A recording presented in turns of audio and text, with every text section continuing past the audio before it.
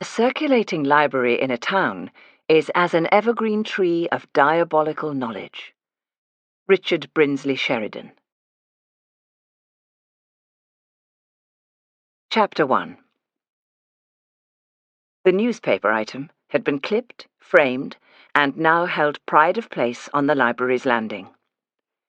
June the 21st, 1923, Leeds Herald. In a momentous discovery, the Leeds Library on Commercial Street has added the finest of jewels to its crown. Founded in 1768, this venerable institution already houses Selby's Ornithology, rare and magnificent coloured plates of birds, the works of St. Thomas Aquinas, an enviable collection of Reformation and Civil War pamphlets, and 201 volumes of the Encyclopédia Méthodique. Scholars and visitors will now flock to our fair city from London, Edinburgh, from across Europe, and beyond for a mere glimpse of its latest treasures. A bequest was made to the library by a local gentleman, recently deceased, and whose family remain anonymous. A tea chest of books was unpacked. Among the volumes lay the rare 1825 reprint of the first edition, 1603, of Hamlet. The astonished and delighted librarian, Mr. Samuel Lennox, reports that he has already dusted off several other much-prized volumes, including Captain William Bligh's Narrative of the Mutiny on the Bounty, 1790, and Richard Sheridan's A Trip to Scarborough, both beautifully bound by Edwards of Halifax. "We are privileged to have such a cherished and priceless collection in our midst," said Mr. Lennox. "Researchers and scholars will be assured of the warmest welcome." Dr. Potter stood at the top of the library stairs. He read the article and scratched his head. What will Lennox do next? Send a personal invitation to every book thief in the country? Chapter 2. The letter came by first delivery, along with the usual bills and charitable requests. The envelope was of good quality, neatly addressed and with a London postmark. I resisted until I'd eaten a slice of toast, and then slit it open with my present from Robin Hood's Bay paper knife. Embossed paper bore the Colton coat of arms. 22nd of October, 1925. Cavendish Square, London. Dear Mrs. Shackleton, on a matter of delicacy, I pray you will meet me on Tuesday next. Knowing you are a member of the Cavendish Square Ladies' Club, I suggest we meet there. Yours sincerely, Jane Colton. Folded inside the note was a cheque drawn on Coote's Bank. 100 guineas. This must be serious. My Aunt Berta once pointed out Lady Colton when we were at some long-ago charity auction, an evening do at Claridge's.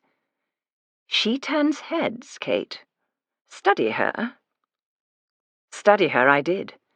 She was beautiful, with an air of dignity and slight reserve. Tall, with a good figure, graceful neck, regular features, and something I described to myself as brilliance, crowned by abundant, coppery golden hair decorated with diamond-studded combs that sparkled under the glow of the chandelier. Cousin James was there that evening. He turned unusually poetic. Her eyes, such a greenish blue as of the sea and sky on a grey day. It was his period for falling in love with figures from paintings. He had waxed lyrical over Elizabeth Siddal as Ophelia, and so I could see why Lady Colton enchanted him. That must have been 13 years ago. I was 21, and nothing bad had ever happened. Lady Colton must be 50 years old now. I pushed away my breakfast plate, reached for the writing case, and replied to her letter, agreeing to meet on the day she suggested. My house is of a modest size, being the old coach house that once formed part of a grand estate in Headingley, North Leeds. The whole dwelling would fit easily into Lady Colton's entrance hall, leaving a ballroom-sized space for dancing. I keep newspapers and magazines for far too long, according to my housekeeper. They're in a pile on the piano. Lifting down back copies of the Times, I turned the pages, looking for a mention of Lord or Lady Colton. He speaking in the House of Lords, she at some social event. Nothing. I would have liked one clue, however tiny. Why is it that useless snippets of information lodge in the brain? It did not help to remember that, when in the country, Lady Colton bred beagles. Did she now prefer the country and her dogs, I wondered? Perhaps some squire or gamekeeper had caught her eye. I could not imagine Lady Colton allowing herself to be blackmailed. Had the staid Lord Colton taken up with a Gaiety girl? They had sons. Perhaps one of them had turned to gambling or espionage for a foreign power. When I bought the railway tickets, deciding to go to London and back in one day made me feel important, adventurous, and superbly discreet. I would lessen the chance of bumping into friends, arousing curiosity, and having to come up with an explanation for my visit. Now the day arrived. I dragged myself out of bed before daylight, recognizing my plan as the worst idea since going to the fancy dress party as Vladimir Lenin, just because I had that false beard. What if Lady Colton's task required me to stay in London? I would need to shop for underwear and arrange to have a trunk sent. I dressed and stumbled downstairs. Fortunately, my trusty housekeeper, Mrs. Sugden, was already up and about. An early riser, she was thoroughly dressed in her dark serge skirt, hand-knitted twinset and tightly laced shoes, her grey hair done up in plaits. Standing at the kitchen table, I drank tea while Mrs. Sugden wrapped slices of bread and butter and a piece of cheese and packed them with an apple in a brown paper bag. Although her hair has turned grey and her bossy fussing would win her a gold medal, she's not yet 40. Ladyship or not, she has a cheek, asking you to rush off to London. If it's so important, why doesn't she come here? Because she is paying, and paying well. And thank you, but I don't need to take a snack. You have it. I'll eat breakfast on the train. I can't imagine a breakfast on the train will be worth eating. How can it be? I'll let you know. I'll put this food in your satchel. I was going to take my black bag. It's elegant, but it holds nought. You don't have to impress them London types. She picked up the strange case of Dr. Jekyll and Mr. Hyde. Is this little book going in? Yes, just for amusement. I'm going to Cavendish Square, and it features in the story. Dr. Lanyon, Dr. Jekyll's former best friend, lives there. Well, let's hope you don't bump into him. She pulled on her coat. Are you going out at this hour? I'm walking up the road with you, Mrs. Shackleton, to see you off safely, and shut the garage door behind you. It was very kind of her. Such thoughtful gestures remind me that I made a fortunate choice when I engaged her all those years ago at the end of the war. Sookie, the cat, looked up from her spot on the hearth, opening a sleepy eye as we left the kitchen. As she closed the door behind us, Mrs. Sugden gave a hearty sigh. Oh, it's a pity I can't drive. You should have asked Mr. Sykes. No need. I can park by the railway station and then drive myself home. In early morning darkness, we walked in silence to my garage. There was a sharp chill in the air. Spectral grey mist curled through hedges, as though some celestial giant had blown ghostly smoke rings. It gave me a strange feeling to witness this gossamer vapour that in another hour would be gone. A small mound of dead leaves had gathered where the cobbles dipped. The leaves scattered when a sudden breeze whooshed them to nooks and crannies new. My sage-green autumn suit, with its warmly lined three-quarter jacket, has deep pockets. I touched my train ticket with gloved fingers to make sure it was still there. I housed my car in a former stable, rented from the owners of the mansion at the top of my road. I opened the double doors and handed the keys to Mrs. Sugden. The motor started without complaint. I edged forward, turning onto the narrow road.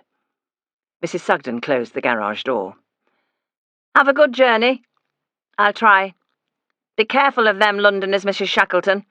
If this business was straightforward, her ladyship wouldn't be sending 200 and more miles for you. I waved goodbye and drove away.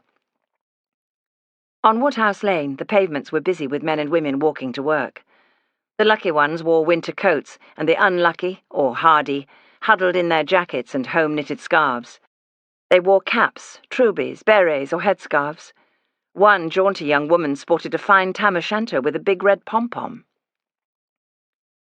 Carefully I waited to proceed as a blinkered horse patiently drew its cart into Cardigan Road. A tram rattled by, both decks packed, standing room only. Cyclists dodged daringly across the tracks. It took me another 15 minutes to reach the station. As I drew into the yard, an elderly porter came to the car. "Luggage, madam?" "No, I'll be returning this evening." He stared. "Is that so, madam?" This would be a tale for the supper table when he arrived home. "You'll never guess what happened to me today. I parked a motor car for a madwoman. Off to London and back in a day." I slipped him a florin. The ladies' waiting room was empty. A small fire gave out very little heat. Sitting on the bench did not melt the ice in my veins. I fetched a chair and placed it almost on the hearth. I was early for the 7:50 a.m. train, which would arrive at King's Cross at 11:30 a.m.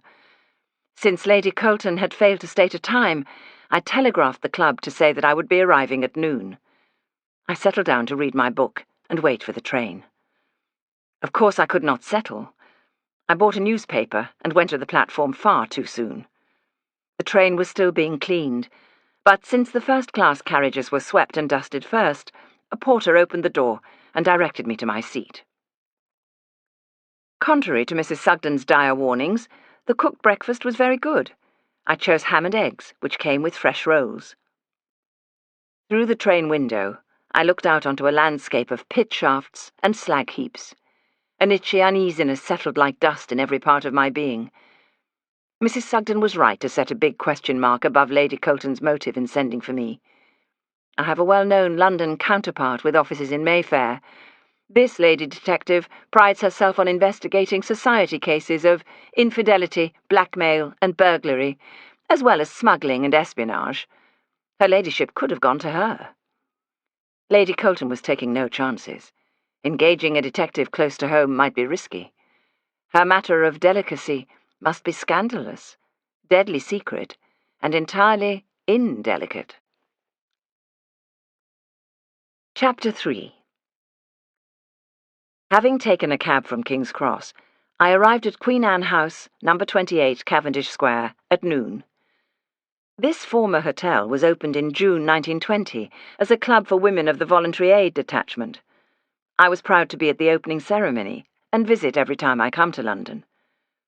Alfred, the porter, has worked here from the very first. He welcomed me, and we exchanged a few words. "I have a telephone message for you, Mrs. Shackleton. Your guest will be here at 2 o'clock and won't be lunching with us." "Thank you, Alfred." I smiled.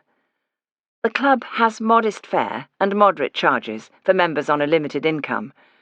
I doubted that the 1 and 3 lunch would suit Lady Colton's tastes. In the dining room, not wishing to be drawn into conversation, I sat as far from the door as possible at a small table. There were 2 choices for mains and pudding. I plumped for meat and potato pie, followed by jelly and custard. By 1:45, I seated myself in one of a pair of wing chairs by the lounge window. I would see Lady Colton crossing the square. As the French clock chimed 2, Jane Colton came into view. A few moments later, a man in a black coat and Homburg hat appeared, dogging her footsteps. He kept a steady distance between them, at one moment pausing when her steps became a little slower. When she reached the club's entrance, he waited, watching her as she stepped inside. Who was he, and why had he followed her? He walked on, out of sight. Perhaps I was mistaken. Jane Colton swept into the room, led by Alfred. I remembered that quality of confidence, and something that I was too naive to have been able to put into words when I saw her all those years ago. Sexual magnetism. Alfred, accustomed to important personages, is not unduly deferential, and so it seemed to me that his awed manner towards her stemmed from something else, an acknowledgment of her beauty and elegance. "Your guest, Mrs. Shackleton," he announced in hushed tones. He glanced sideways at her, hovering as she slipped the mink coat from her shoulders and handed it to him. I greeted her. Before she took a seat in the wing chair opposite mine, her eyes darted about the room, which, apart from us and the fleeing porter, was empty. "You have come up to town today?" She spoke as if for the benefit of any person or persons hiding behind a sofa. "Yes, by the 7:50 train." I resumed my seat. The North was once so very far away.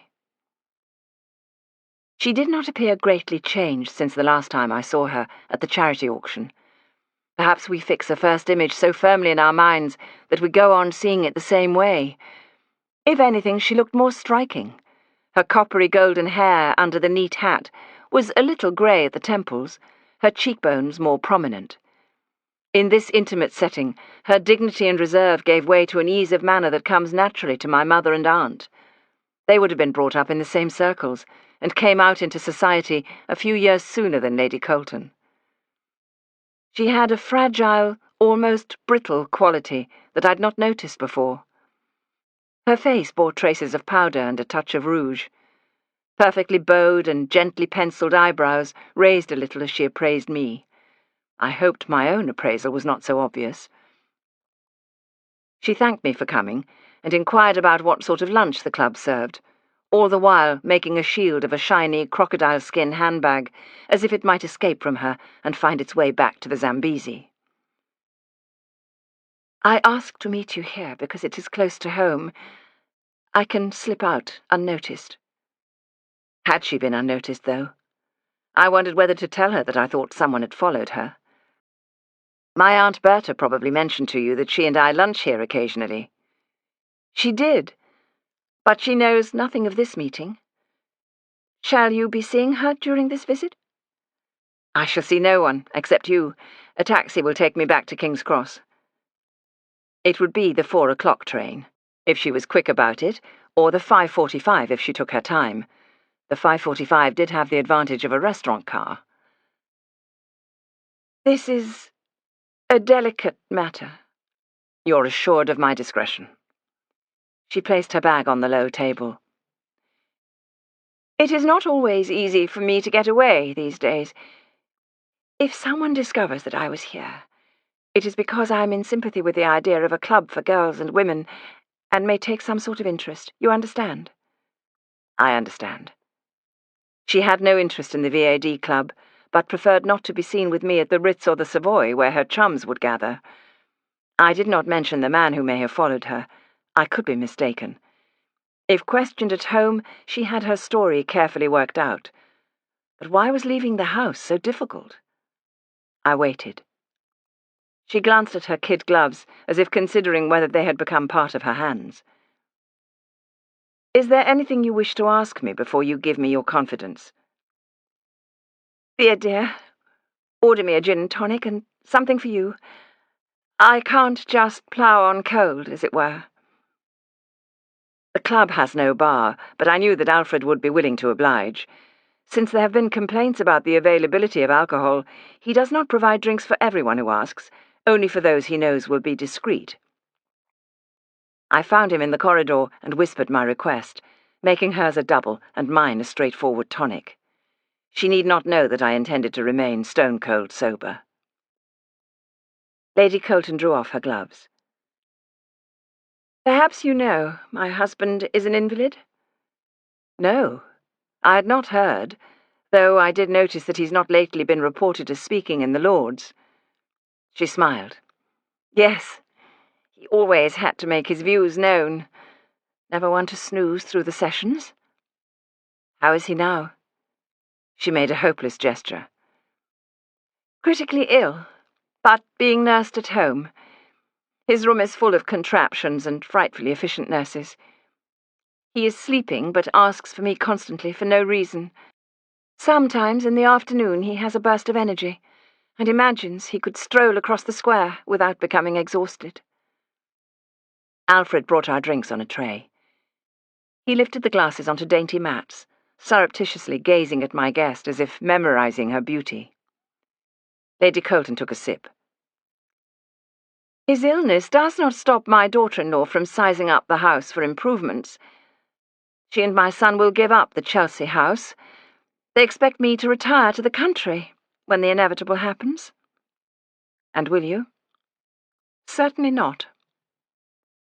Not until she had taken a large snifter of gin did she begin her story, which then came out so straightforwardly that I felt sure she must have been planning to do this for months, if not years. I have a daughter. She held my gaze as if daring me to judge or contradict. You have never spoken those words before, I thought. After a long moment, she continued, My husband is unaware of her existence. Not just he. The world is unaware. Her 24th birthday was the 10th of July. She was born in 1901, when my husband had been serving in South Africa for well over a year. It was quite a worry. An unlucky situation. We had been married 6 years. My sons were then aged 5, 4, and 3. My son Noel is an MP. My youngest, Geoffrey, farms in Rhodesia. And your eldest died on the Somme. I'm sorry. Thank you. He was the best, of course. She shrugged and took another sip of gin. When I knew I was to bear a child, I went to Scarborough on the pretext of taking the boys to the seaside. That is where I gave birth. The boys were too young to understand. Their nanny, who had been my nanny, took care of them during my confinement. The baby was left with my nanny's younger sister, Mrs. Wells, a resident of Scarborough, the reason for my choice. Her name is on the child's birth certificate. I dared not risk a scandal, you see. My husband would have felt obliged to divorce me. It was around the time when he had succeeded to the title. I would have lost my boys, lost everything. And what is it you want me to do, Lady Colton? Of course, I already knew before she spoke. I want you to find her. I can't acknowledge her, even now. But I want to know if she's well, and whether there might be something I could do for her. I never had a daughter, you see. This struck me as an odd thing for her to say, but of course she meant that she had no legitimate daughter. I took out my notebook. What are the full names on the birth certificate? Her fingers touched her throat, as if the gesture might help her say the words. Parents, Jeremy and Jennifer Wells. My daughter's given name is Sophia Mary Ann. She watched me write the names and date of birth. I have always wondered how Sophia turned out, and whether she married. Do you believe she's still in Scarborough? It is possible. I stopped receiving communications long ago in 1911. They came through my nanny, you see, and she died. Well, there you are. That is my sorry tale. You're from the north. I suppose Scarborough is not too far from you. Not far, about 60 miles. Well? Was Sophia told of her true parentage? That I do not know. My name would not have been mentioned to her, but it is possible that the child sensed she was of different stock, and she may have picked up a hint. I would simply, at first, like to know where she is, whether she is well, and in what circumstances. I will do my very best. Thank you. What other details can you give me? She leaned forward to retrieve her handbag. She opened the bag and took out a professionally produced postcard-size photograph. This is Sophia. In the centre of the picture, leaning against a polished wood-frame chair with tapestry-upholstered seat, was a plump, well-cared-for child about 3 years old. She wore a white cotton or linen dress trimmed with broderie anglaise ending just below her knees, frilled white socks and strapped black shoes. Someone had told her to point to the open picture book that lay on the chair. With her right arm, she leaned on the seat. The forefinger of her left hand pointed towards the book, but she looked into the camera. Her fair hair fell in waves almost to her shoulders. It was centre-parted and tied in bunches with 2 white ribbons. She had a pretty heart-shaped face, dark eyes and snub nose above shapely, unsmiling lips. In the background, from left to right, was a curtain, a window seat, the bottom 3 small panes of a window, and a plant standing holding a fern-filled jardiniere. The reverse of the postcard gave the name of the photographic studio. Felton, photographer, Bingley. Why Bingley, I wonder? I don't know. Perhaps Mrs. Wells visited a friend or relative there. This is the only photograph I have of the child. Did Mr. and Mrs. Wells have other children? No. They were childless, and the proprietors of a fishmonger shop. The word fishmonger brought a look of intense sadness to her face. I thought she might burst into tears, but she took another drink. When did you last have word about Sophia? Before Nanny Tarpey died in 1911. Did you attempt to keep in touch? I wrote to Mrs. Wells, expressing condolences at the loss of her sister, and saying that if there was anything I could do for her, she must let me know. I trusted she would understand me, and that if there was something she needed for the child, she would tell me. And was there anything she wanted? Oddly, no. I received a rather sniffy note saying that they were all very well, thank you for asking. She leaned back in her chair. It made my heart sink. She was telling me to keep my distance and not interfere with the child she now thought of as hers. I suppose that would explain the silence. She delved in her bag for a scrap of paper. This is the last address I have for Mrs. Wells. I took out my notebook and slid photograph and address in the back. What will you do? She asked. I will go to Scarborough and call at the address. We may place an advertisement in newspapers, anyone knowing the whereabouts, that sort of thing. A hint of some advantage will bring replies, and then we will sift through them and follow up those that seem genuine. What else can you tell me about Mr. and Mrs. Wells? She looked blank, and then admitted that apart from knowing he was a fishmonger, and she was the nanny's sister, she knew very little. What about Sophia? Did she have any distinguishing birthmarks? No. She was perfect in every way. She took a handkerchief from her bag. As she put it to her nose, I caught a whiff of smelling salts. After a moment, she leaned back in her chair, as though suddenly tired. Did you leave anything with her, some trinket or memento? I couldn't, you see. She was supposed to be Mrs. Wells's child. One thing did occur to me. Yes. Scarborough, the East Coast.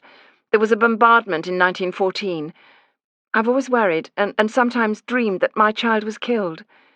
So much news was censored then. That was reported, and there were fatalities. Though Hartlepool took the brunt, I would have remembered had a 13-year-old girl died. Would you? Yes. A baby was killed in a Scarborough park. We were silent for a moment. I could see I'd not convinced her, so I added, I think you can be almost certain that your daughter was unharmed. Oh, I hope you're right, she sighed. I took a risk in writing to Mrs. Wells 6 months ago, under the pretext of asking about the upkeep of Nanny Tarpey's grave. I received no reply.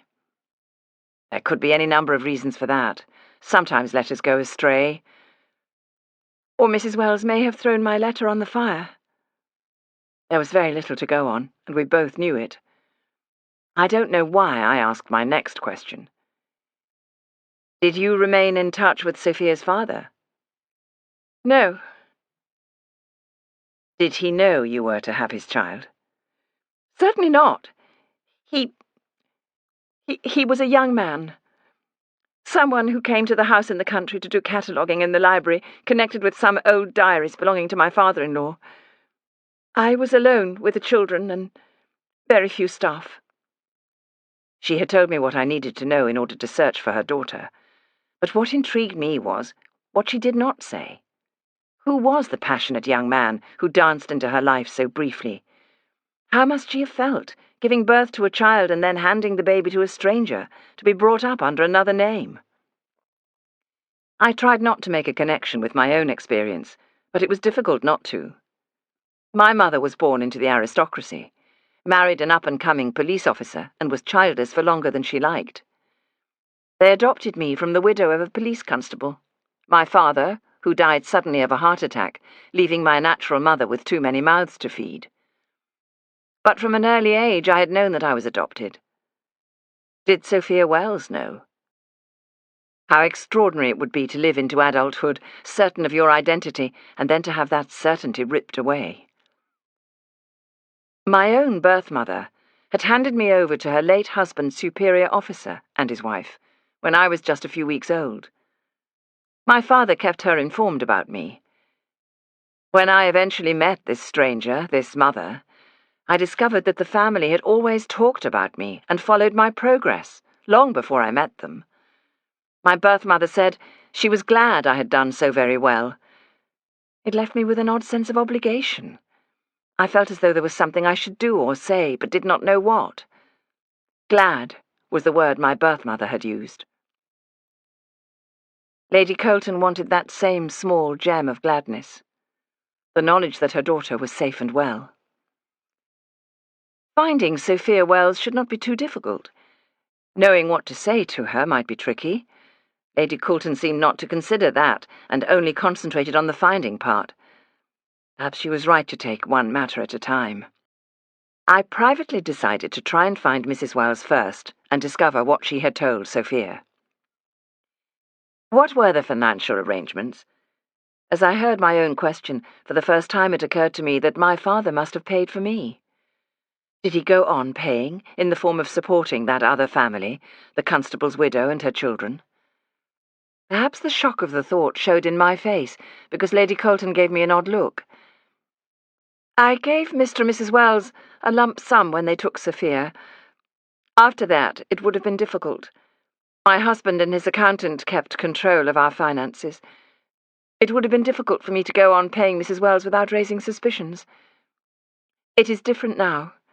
I have more freedom. From what you say, Mrs. Wells may have come to regard Sophia as her child, and as the years passed, that feeling would become stronger. She flexed her fingers. Just so. Sophia was the daughter of a fishmonger and his wife.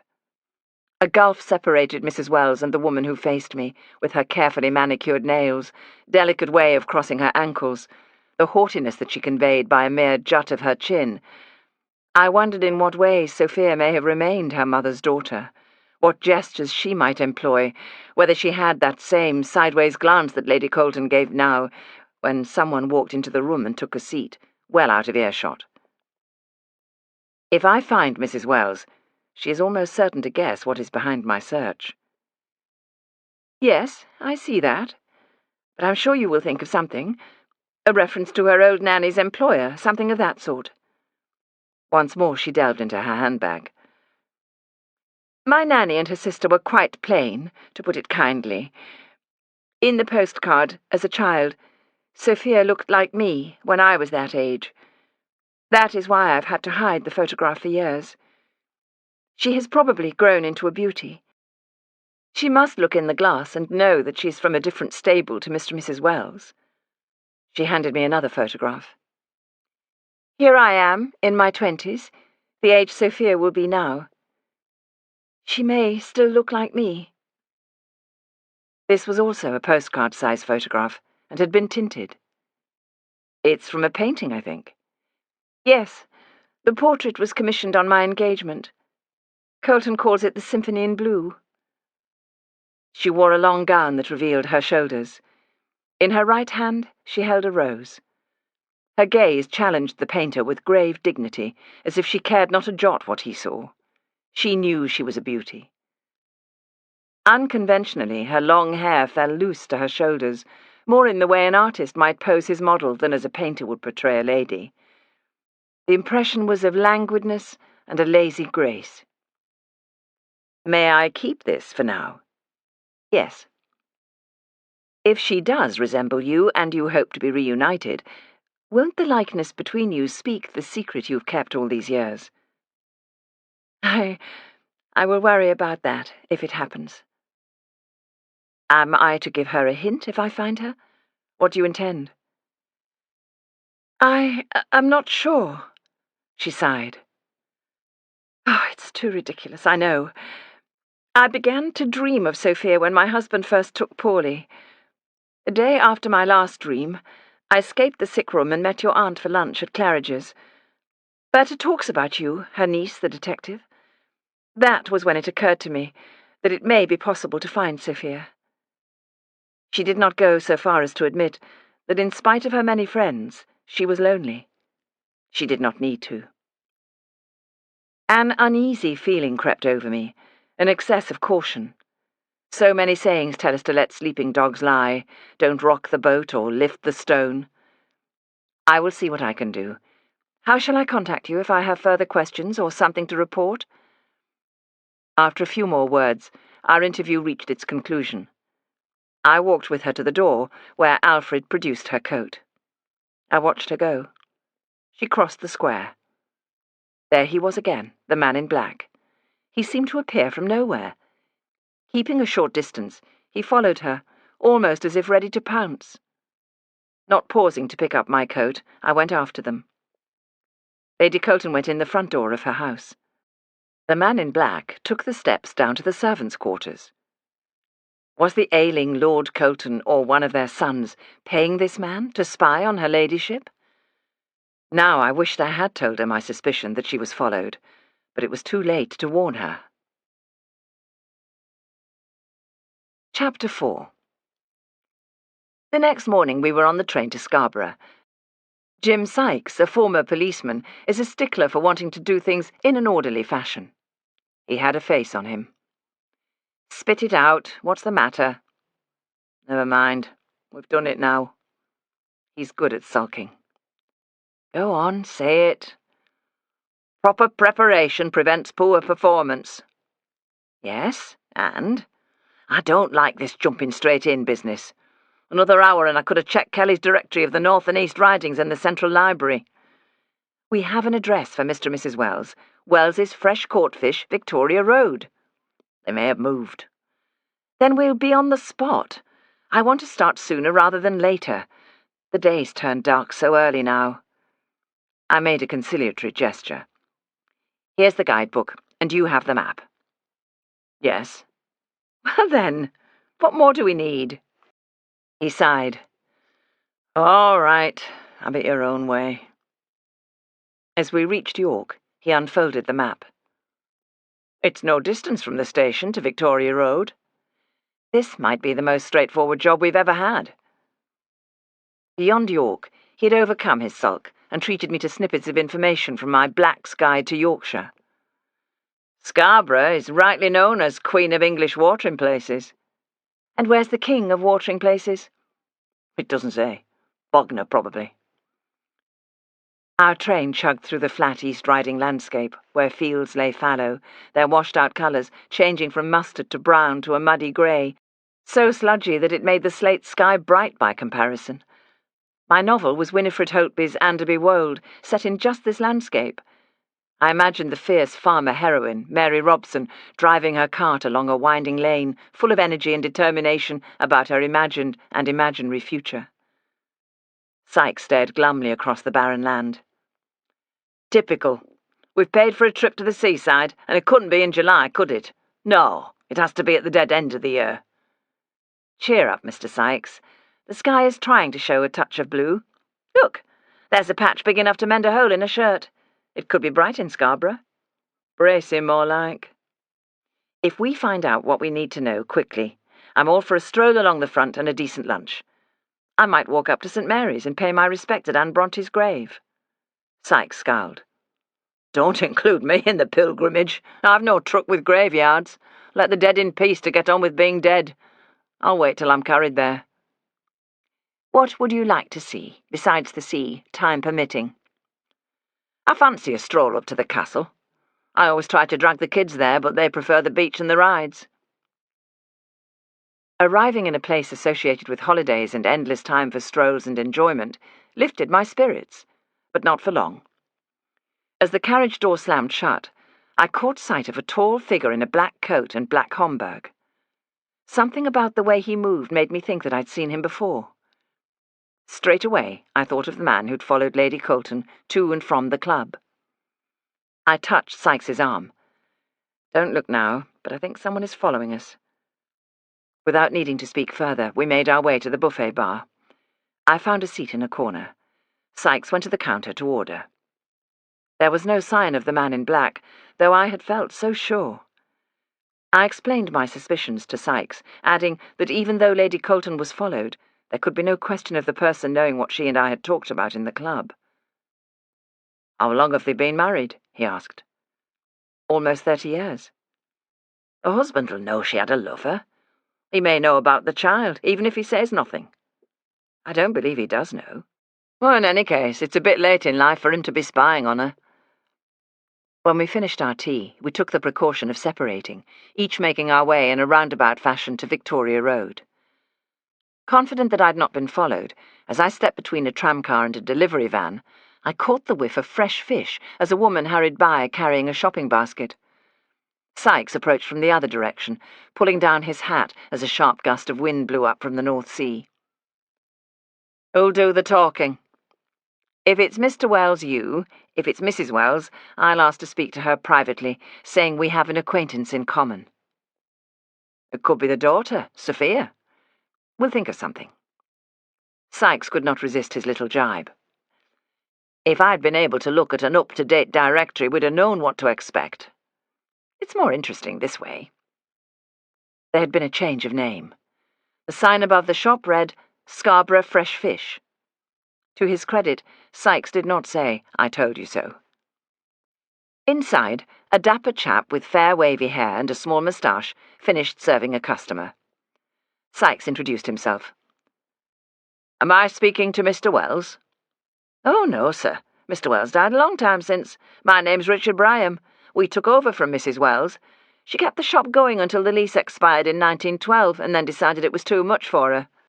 Mind you, if I'd known what was coming, I would have had second thoughts. It was a devil of a job for the fishing once war was declared." "We're trying to trace them for a friend of the family." Sykes handed him our card.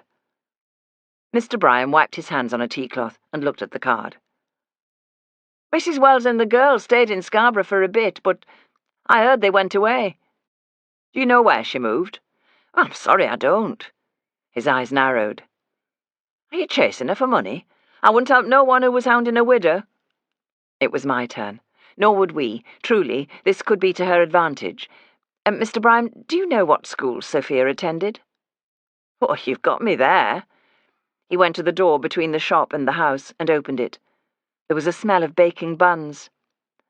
"Madge, lady here has a question." A slender, fair-haired woman appeared.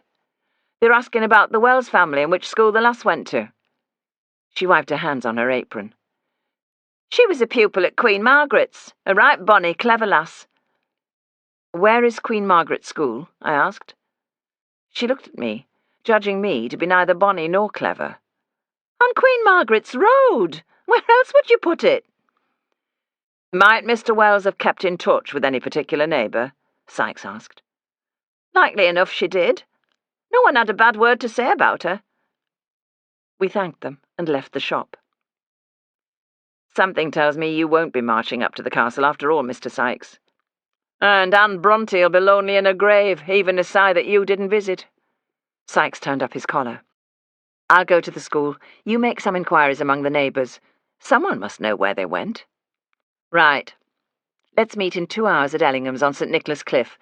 Black's Guide gives it a good recommendation." Sykes tilted his head and raised his eyebrows. "So you did do some preparation, when it comes to food." We sheltered in the entrance to an alley while Sykes unfolded his map. "Queen Margaret's Road. It's not above a mile. Back along the way we've come, then right. It's too cold to be guessing my way. I'll walk back to the station and take a taxi. I think Lady Colton will run to that." Queen Margaret. Walking back the way I'd come, I racked my brains to place her. She married a mad Henry and started the Wars of the Roses single-handed. Is that what one must do to have a school named after one? Queen Margaret's School did appear fit for a queen. The wide entrance led to a tiled hall, its walls adorned with glass cases displaying shields and trophies, tributes to the achievements of former pupils, including Winifred Holtby, who had qualified for Oxford. It must have cost Mr. and Mrs. Wells dear to send Sophia here. Even if she had won a scholarship, there would have been the price of a uniform and the cost of books, rackets and hockey sticks. I'd been adopted out of poverty into a more than comfortable station in life. Had Lord Colton not been out of the country when his wife became pregnant, Sophia Mary Ann would have had a title and leisure. On the other hand, she would have missed her fine education at a grammar school and may have been packed off to Switzerland to be finished. A young teacher came hurrying down the stairs, carrying an armful of papers. "Hello, can I help you?" 20 minutes later, I sat in an airy study opposite a middle-aged woman with a serious face and benevolent, bespectacled eyes.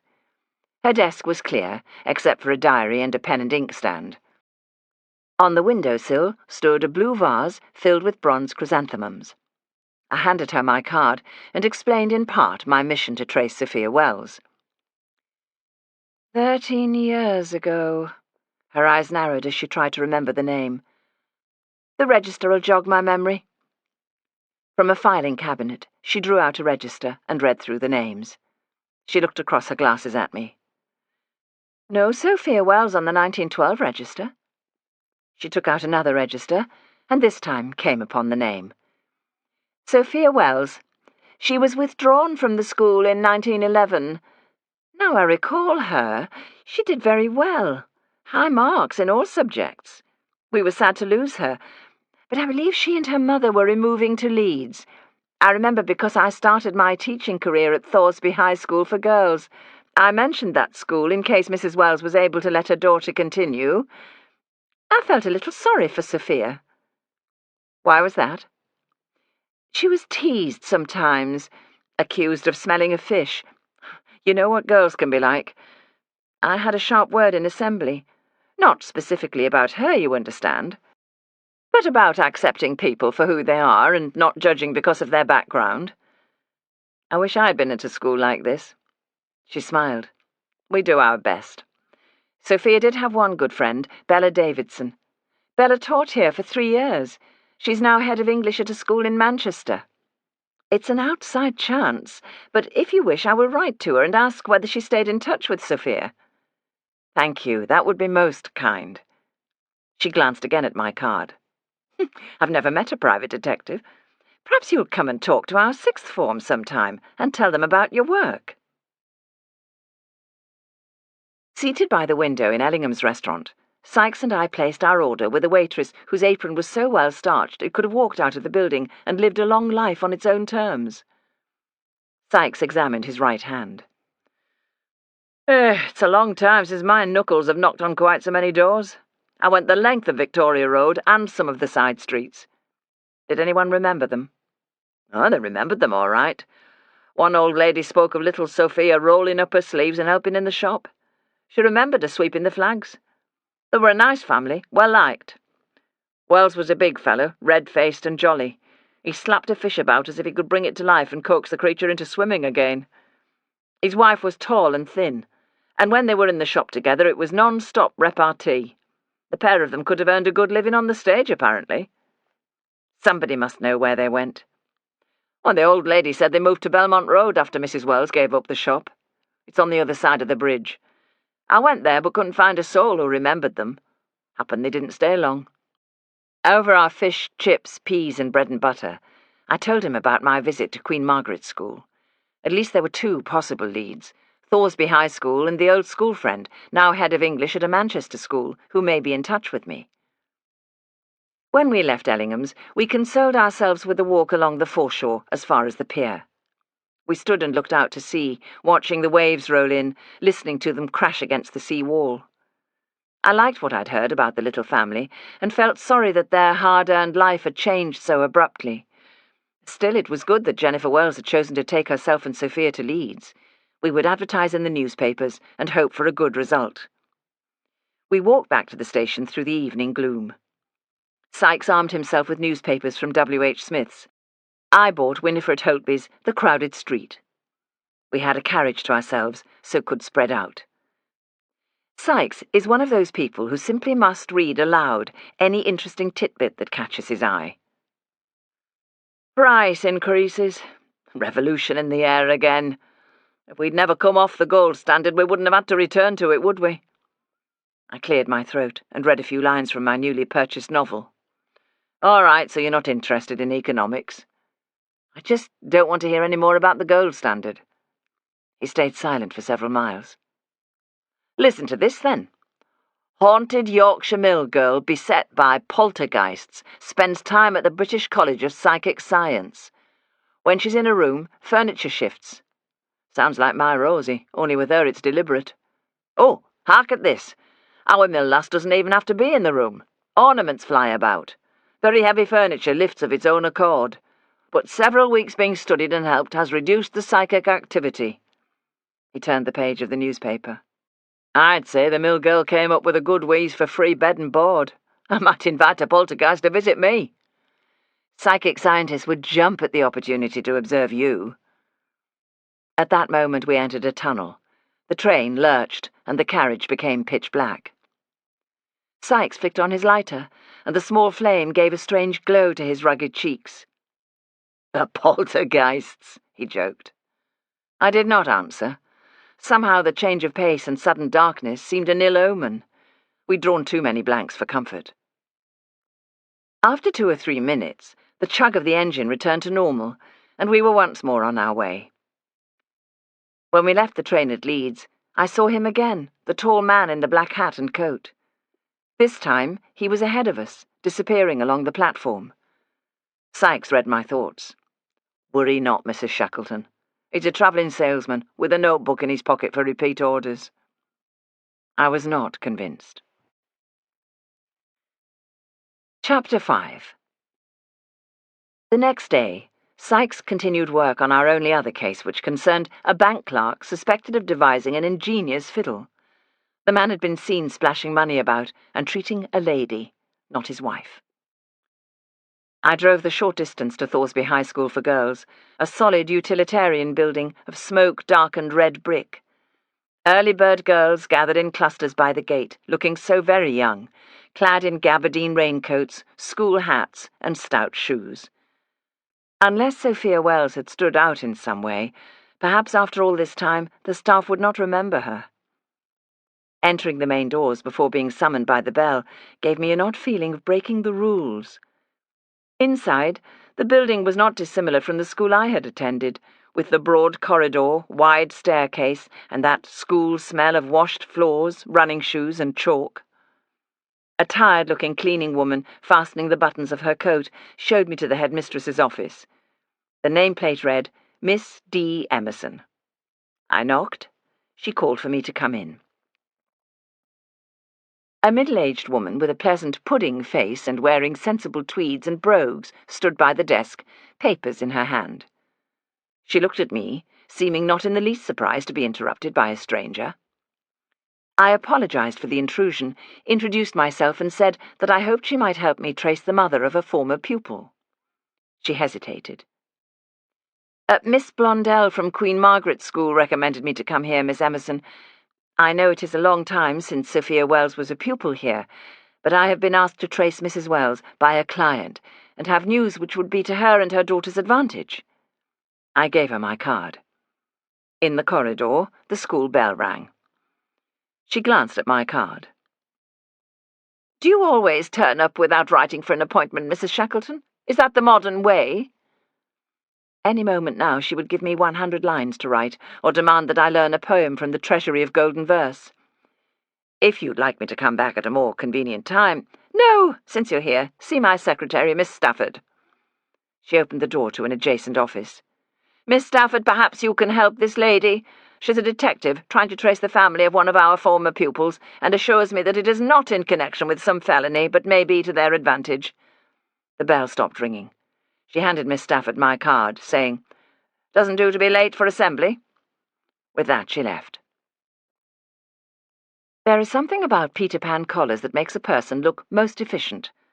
The gaunt Miss Stafford wore one. Her office was small, not much bigger than a cupboard, but a cupboard where there was clearly a place for everything, and everything stacked and packed. "What's the girl's name, and when was she here?"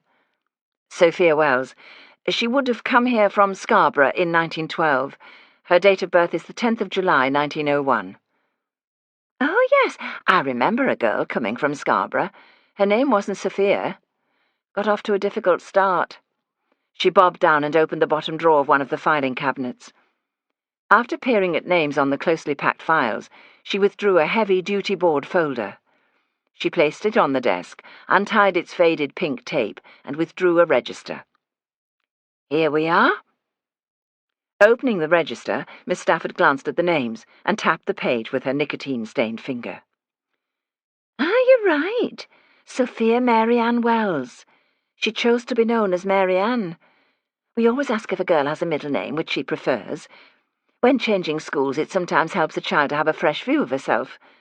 Next of kin, mother, Mrs. Bradshaw." "Mrs. Bradshaw?" "They lived on Compton Road." Being quite good at reading upside down, I'd already made a mental note of the address that Miss Stafford was now writing for me. So Mrs. Wells had remarried. An unwanted complication. She handed me the scrap of paper. "I do hope something beneficial comes to them as a result of your inquiries. After Mrs. Bradshaw's bad luck. Of course they may well have moved. Mary Ann'll be 24 years old now. How time flies." "What bad luck did Mrs. Bradshaw have?" "Oh, it was so unfortunate. Her husband worked in tailoring, making uniforms at Montague Burton's. He came out after his late shift one night to make his way home. He was knocked down by the vehicle that had come to pick up the uniforms." "How awful." "Yeah, twice widowed. Hope she was more fortunate the third time." "The third time?" "I often saw girls with their mothers in town on a Saturday, and I saw Mary Ann and her mother on Boar Lane one day after the war.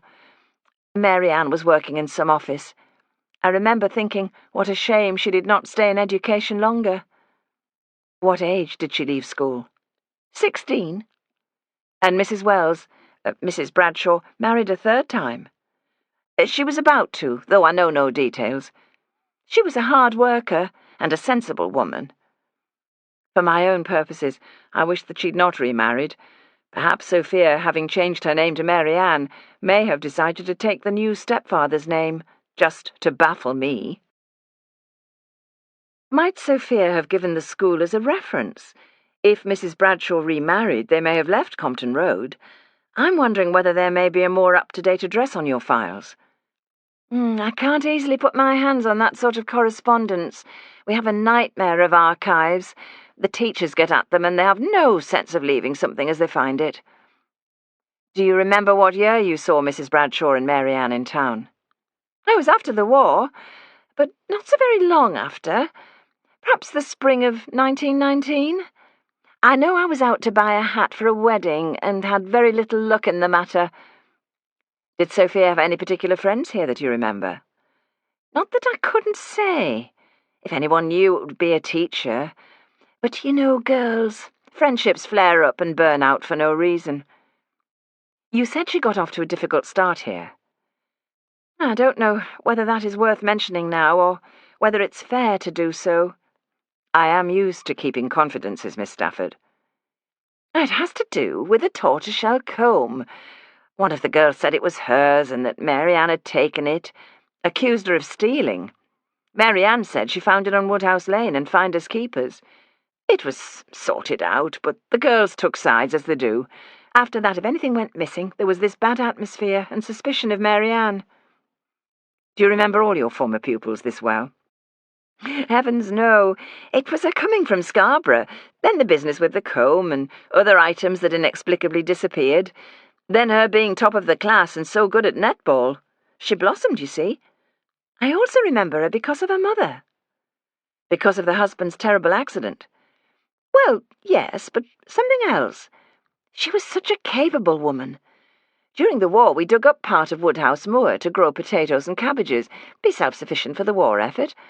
Mary Ann's mother came to help. Only one other mother did so. Mrs. Bradshaw was cheerful, jollied the girls along, you know. She was very good with a spade, and quite an inspiration to the girls, because she worked at Barnbow, the munitions factory, and this particular morning was one of her very rare off-duty times." She touched her cheek. "The poor woman had that yellow tinge, a jaundiced look from working with the gunpowder." I thanked Miss Stafford for her time. My next call would take me even farther back into Sophia Mary Ann's life, to the photographic studio where she was captured on plate at the age of 3. Driving along Bingley High Street brought back memories of my first professional engagement. Over there was the Ram's Head Arms, where Sykes and I had discussed that tangled case. I spotted the familiar cafe with its check curtains, where my erstwhile chum Tabitha had nervously smoked cigarettes while explaining that she wanted me to try to find her father, long after everyone else had failed. Remembering that, I tried not to feel despondent about the present search. After all, I'd only just begun. Having found lost sheep before, I must be able to do it again. The photographic studio was on the same side of the high street as the cafe, between a newsagent's and a draper's shop. I parked outside, feeling a bit of a guy in my motoring coat, a great fleecy swaddler. There were display photographs in the window, including a bride and groom in the doorway of the old church. At least the business was still under the same management. The name Felton Photographic Studios was etched on the window and on the frosted glass of the door. The clapper rang as I entered the premises. The place was beautifully kept, with the wooden floor and surfaces well polished. An ornamental plant stood in the corner, and there were 2 chairs for customers, one of them the same as appeared in the old photograph. Heavy drapes on the right must lead to the studio area. I was about to take a peek when a woman emerged from the rear of the premises. "Hello, can I help you?" She was about 60, gaunt, with pale blue eyes, her hair done up in a bun. I hope so. It's a slightly unusual request." She glanced at me carefully and beyond, through the window to my car.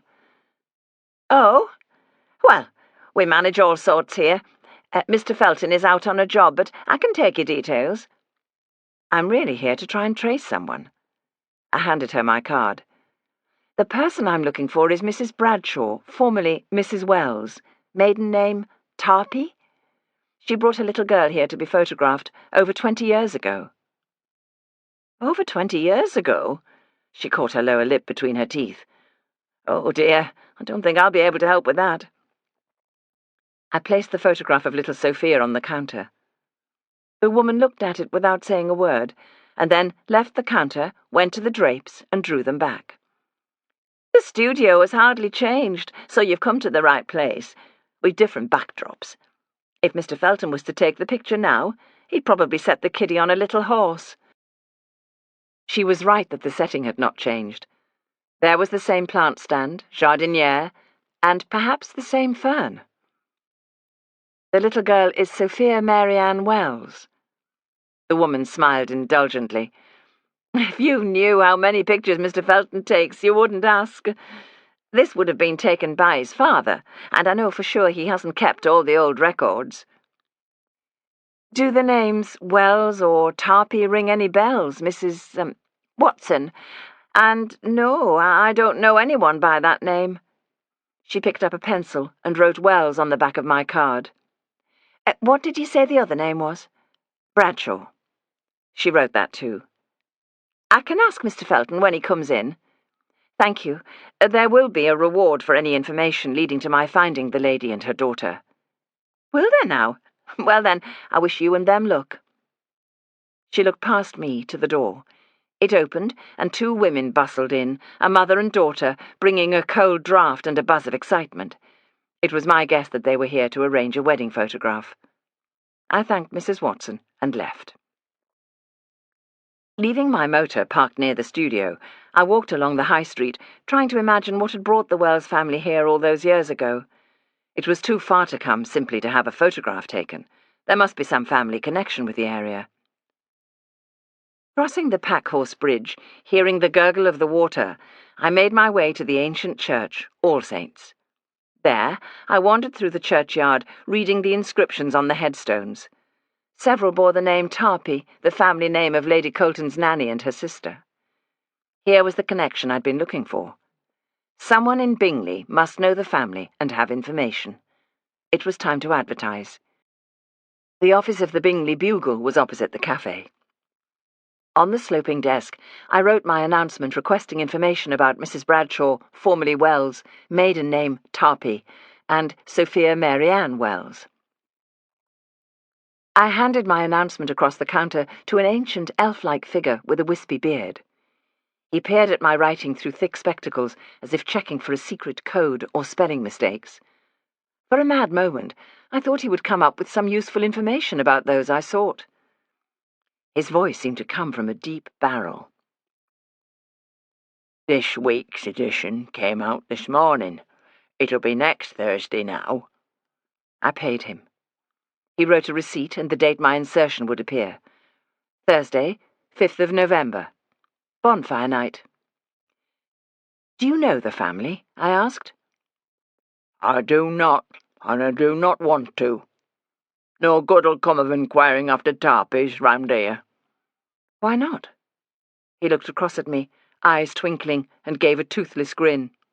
"You'd have to go to the churchyard to find a tarpy." Chapter 6. On Friday morning, I motored to the town centre, parked on Commercial Street, delivered announcements, and paid for insertions and box numbers in 6 newspapers: the Yorkshire Evening Post, the Post, Daily News, Skyrack Express, the Herald, and the Northern edition of the Daily Chronicle. This felt like desperate measures, but I was terribly disappointed that all the personal inquiries had so far come to nothing. Everyone reads a newspaper, even if only when it's wrapped around fish and chips or being scrunched in a ball to light a fire. Someone must know Mrs. Jennifer Bradshaw and Sophia Wells. I had parked by the Leeds Library and needed to pop in and speak to the deputy librarian in the hope that she would relieve me of a rather odd task I'd agreed to and that, given my inquiries, now struck me as irksome. Dr. Potter was bouncing up the stairs at the same time, carrying a Hessian bag of books to be returned. He's a charming man, tall, with a slight stoop, thinning hair, oodles of enthusiasm for life, and a talent for waylaying people he likes to talk to. A renowned mathematician, he looks the part, thoughtful, every inch the learned man. Yet he has a theatrical quality too. Even in winter, when others are muffled, he wears an elegant white silk scarf. When he chats and smiles, he becomes so animated and expressive in speech and gesture that he has occasionally been mistaken for a Frenchman. He tipped his black fedora. We exchanged a few words, pausing on the spacious landing at the top of the stairs. Mid-conversation, he came to an abrupt halt, as something on the wall caught his eye. "What's Lennox up to now?" It was a newspaper article from a couple of years ago that had been cut out and framed. It boasted of the library's valuable stock. Dr. Potter scratched his head. "What will Lennox do next? Send a personal invitation to every book thief in the country?" "He's naturally proud of the library's acquisitions." "So he advertises to the world? A big mistake. The Gazette is hardly the world." "My dear Mrs. Shackleton, there's no need for him to shout from the rooftops. Half of our shareholders are unaware of what books lurk on the shelves. That is one of the library's charms. And not every proprietor is as upright as you and I. The tales I could tell about 1 or 2 individuals would curl your hair." "Really?" "Yes, but not now." He rested his arm on the banister. "I am recruiting supporters for a matter that will come up at a special meeting." "I'm unlikely to come. I'm very busy just now." "Oh, but you must. You see, we have the opportunity to move to more suitable premises, where there would be excellent security for valuable acquisitions. It is not to be missed. I shall circulate a paper." "You sound like a salesman, Dr. Potter." "Oh dear, do I? Don't let my enthusiasm put you off." He moved as if to open the door, and then delayed. "Have you noticed something odd going on lately? Little huddles and whispers." "I haven't been into the library for a week or so. Who was huddling and whispering? Do tell." "Oh, far be it from me to say a word about our dear President, our librarian, and his deputy." Dr. Potter has a waspish sense of humour, and I'm glad he shares his little jokes with me, rather than making me the butt of them, though perhaps he does that too. He lowered his voice to a whisper. "Where is the lovely counter-assistant, Miss Montague? A charming young woman, most obliging." "I can't remember when I last saw her." "Quite so. Our pre-Raphaelite beauty has disappeared. This may be a case for you, our own private detective." He spoke light-heartedly, but something in his eyes belied the tone. "I hope not. Have you asked about her?" "Perhaps that will come better from you. But I miss her. She was the only counter-assistant who would willingly go into that dreadful basement. Skip down there at a moment's notice. He twinkled, taking the merest pause for breath. Talking of which, a little bird tweeted a ghostly tale. I have something that may intrigue you, a personal item of historic interest. The trouble with Dr. Potter's flow of words is that he invariably makes me feel like a music hall straight man, there to give encouragement and prompt the next outpouring. He moved nearer the door. It's a magazine I wrote as an undergraduate when the world was young. I only ever brought out 2 editions, and this copy was my last hurrah as a journalist. You'll find 2 articles of particular interest, or I'll eat this moth-eaten fedora. The door of the library opened. Chuckling, Dr. Potter nodded to the man who was leaving, and we both stepped inside. "Follow me," Dr. Potter whispered. He led the way to the shelves where pamphlets are kept in box files. Bobbing down, he withdrew a box, opened it, and took out several sheets of printed papers, bound together with string. No one speaks in the library. He mouthed, "Read this." I took it from him. With a gallant bow, he waved me to the counter before him. Mr. Lennox himself was there. He entered my item in the alphabetical register and in my personal ticket book. I engaged in a little silent lip-speaking. "Where is Mrs. Carmichael?" He nodded in the direction of the committee room. I tapped on the door, opened it, and popped my head round. Mrs. Carmichael, deputy librarian, raised her eyebrows and smiled a greeting. She is about 50, soberly dressed, and with salt and pepper hair. She radiates efficiency and would be excellent at evacuating a building in the event of a fire. Either she was born that way, or her inner calm is hard won. She wears a wedding ring, but there has never been mention of a Mr. Carmichael. She set down her pen and pushed aside a minute book. "Come and sit down, Mrs. Shackleton. You're here about this evening." She looked pleased, as if something important had been decided in her favour. "Yes, I could have spoken to Mr. Lennox, but he's busy on the counter." Now I felt guilty because I was going to let her down, and I could not even plead a more pressing obligation. Until there was some response to my newspaper announcements, or a lucky find by Sykes in the area of Compton Road, there was nothing more I could do about tracking down Sophia and her mother. It was only that I wanted to keep my concentration on the case and not be caught up in some matter to do with staff discontent at the library. "The thing is, Mrs. Carmichael, I was never sure from our telephone conversation quite what was expected of me this evening. As it happens, I have rather a lot on just now, so I am hoping that whatever it is can proceed without me." Even to myself I sounded wishy-washy. To say no, having once said yes, is such bad form. Yet sometimes I say yes too easily. The weight of disappointment in her face would have launched a ship from its moorings. "Oh, Mrs. Shackleton, please do not retreat from this.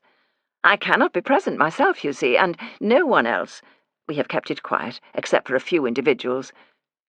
But what am I expected to do? You said on the telephone that staff are uneasy about working in the basement. You want to be able to reassure them. Mustn't their unease be to do with poor lighting or a damp atmosphere? We have proprietors who are expert in that sort of thing." She clasped her hands and leaned forward, staring at the table as if something in the grain of wood might give her inspiration. When she looked up, her words came slowly. "I expect you have heard stories of the haunting, that the library has its ghost." "It was mentioned to me once. I did not pay much attention." She sighed. "Then you are going to think me a very superstitious woman." She played with her wedding ring. "I'm not superstitious. I was brought up in a rational household. My father was a solicitor, though he died when I was very young. My mother, too, studied law and worked as a clerk until her marriage. She was active in the rational dress movement. I married a rather jolly man, fond of jokes, and in the end we did not suit each other.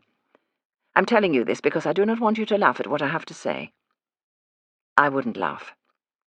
She took a deep breath, placing her palms flat on the table, as if instructing her hands not to fidget. "The stories have always been about a former librarian haunting the place, but that is not all. There is something strange about the basement. Several of us have felt it. A powerful feeling that comes over one suddenly. A cold chill. Creaks and groans. This is a very old building, she continued as if I had not spoken. A rush of cold air. I have experienced it myself. The librarian's wife, Mrs. Lennox, she was a sensitive, as they call such people. Mr. Lennox confided in me that she had second sight. 2 years ago she came to help unpack books. Afterwards, she was white and shaking. She would say nothing, but she looked at me with such... I thought it was pity at having to be here, in this place. A week later, she took to her bed and never recovered. There is something evil at work here. This was upsetting to hear, but it gave me a perfect excuse. Then what you need is a man of the cloth, the vicar from the parish church, or the minister from Mill Hill. We have such a man. He will be here this evening. That's all right, then. It is Father Bolingbroke. He's a Roman Catholic priest, versed in these matters, here on a sabbatical, studying the works of St. Thomas Aquinas. Mr. Lennox has prevailed upon him to bless the building. I waited. Something told me that I was not off the hook. She leaned forward, and this time clasped her hands as if in prayer. He needs 2 acolytes who know the library and who are completely trustworthy. You are one, Mr. Lennox is the other. Could you not take my place? I'm a coward. Something in me revolts against the whole idea. I feel I would be overcome. You have the courage to do it. Afterwards I will be able to tell the counter-assistants that you were here. That will make a difference. This was very flattering, but also absurd. I did not want to ridicule her fears, and while I wondered how to respond, she continued, It was Dr. Potter who suggested you. Was it indeed? I must remember to thank him and find some way to return the favour. He said that as the only lady on the committee, you are the perfect choice as far as discretion. Also, he believes it would be difficult to enlist a staunch Protestant or a strict nonconformist. They wouldn't do it. A Catholic would need permission from a parish priest. A fervent atheist would laugh. Say you will, Mrs. Shackleton. So it's because of my sex and lack of religiosity. Not only that, Dr. Potter thinks highly of you as a detective. He paraphrased Shakespeare. There is more on heaven and earth and in our basement than we dream of. He said that if anyone could discern the more that is in our basement, it would be our lady detective. He would have had his tongue firmly in cheek, but there was little point in saying that. Mrs. Carmichael had me cornered. It was time to recognize defeat. I agreed, as graciously as annoyance would allow. Oh, good. Thank you very much. Leaving Mrs. Carmichael to her work, I took my leave. I treated myself to lunch at Schofield's. I would have preferred this to be a celebration for finding Sophia and her mother. Instead, it was my consolation for having to wait and hope. After that, I looked about the town for an hour or so. When I emerged from Marshall and Snellgrove, I was dismayed to see fog floating through the streets and to breathe in that horrid sulphurous dampness. Time to go home. This would not be the best of evenings to return to the library after hours in order to help lay a ghost, or a legion of ghosts. Having parked near the library, I hurried back in that direction. That was when Miss Merton, my neighbour, hailed me. An avid reader, maker of jams and chutneys, she is housekeeper for her brother, the professor. They live directly opposite me. She bustled towards me, being a person who walks like a crowd, dangerously swinging her string bag full of borrowed books into the thigh of a passing businessman. With her other arm, she held a shopping basket. "Mrs. Shackleton, what a blessing to see you! Are you driving home?" "Yes. Would you like a ride?" "That is most kind." She is a little taller than I, sparsely built, but well insulated in her dark tweed coat and broad-brimmed hat. "It was raining when I left the house. My dratted umbrella let me down. I took it to the man in the market to fix the spoke, which you think he could have done there and then, but no. Come back tomorrow. One can get nothing done these days. And how I hate this fog. It plays havoc with my catarrh. A person like me with narrow nostrils has a hard time of it. You are fortunate to have broad nostrils." We were by a plate-glass window as she said this. I glanced at myself and at her in the pane. Fog prevented a nostril comparison. She stepped out smartly, not needing to avoid a puddle because of her stout galoshes. "I am so glad to have bumped into you for another reason than the fog and your kind offer. I was hoping to have a word." We had reached the car. Once we began our journey, the noise of the engine and my need to concentrate on the road as patches of fog grew dense meant that we did not have that word. We shared some desultory comments, shouted above the noise, random remarks of little consequence. "Look! There's another one!" She was pointing at a group of children on the corner of Woodhouse Moor. "Another what?" "Guy Fawkes! Penny for the guy on every street corner. We're a week off the 5th of November. They do it earlier every year, and all they want is to buy firecrackers." After we arrived back at our road, she stayed with me until I put the car in the garage. A couple of boys were dragging a huge branch out of the wood. "I don't hold with it, and not just because Guy Fawkes was Catholic."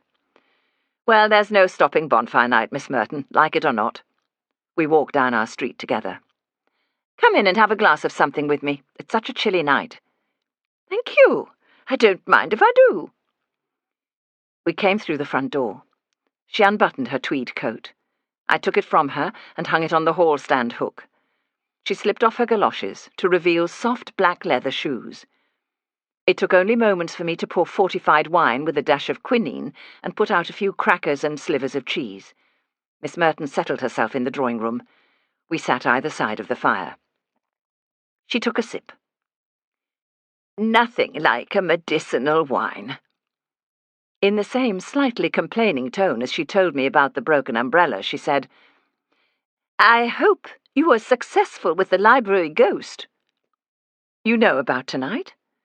So much for Mrs. Carmichael's assertion that the business was being kept quiet.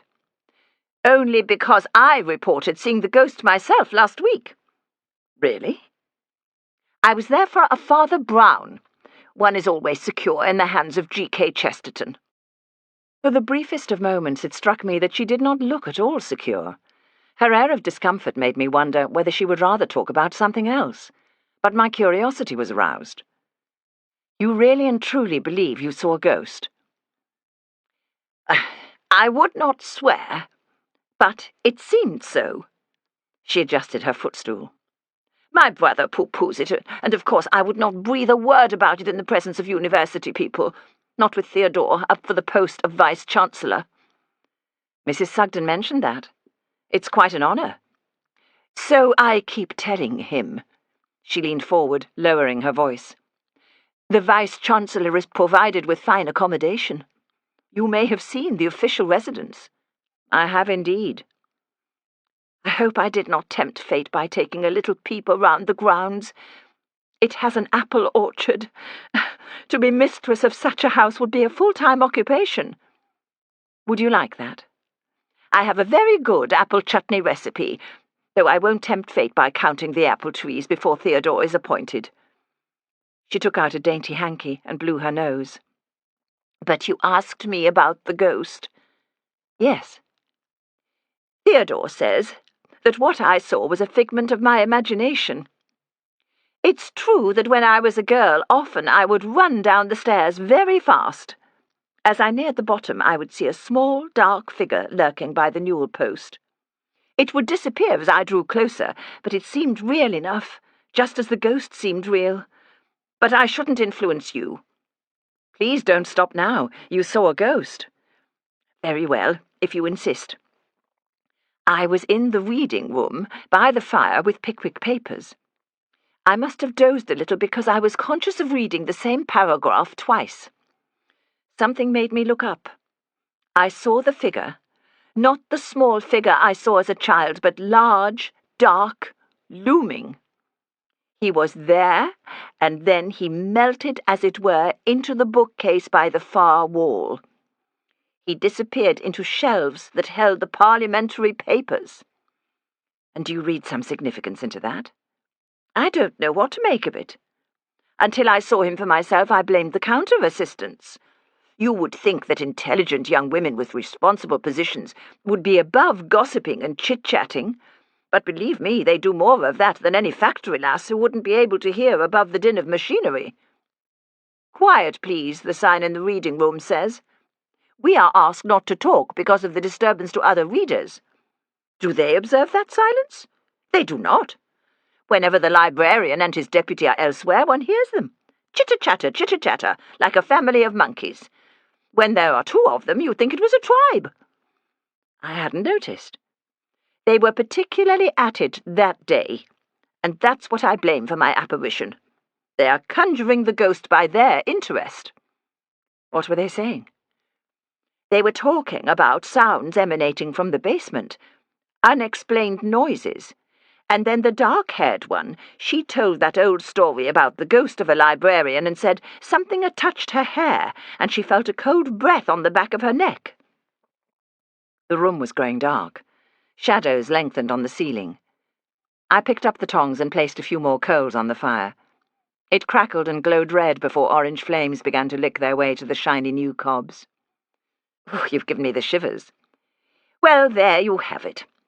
I'm glad that you agreed to take part in the ceremony. Theodore is surprised, although he has a great deal of time for Father Bolingbroke. Miss Merton is a convert to Catholicism, which I believe is genuine.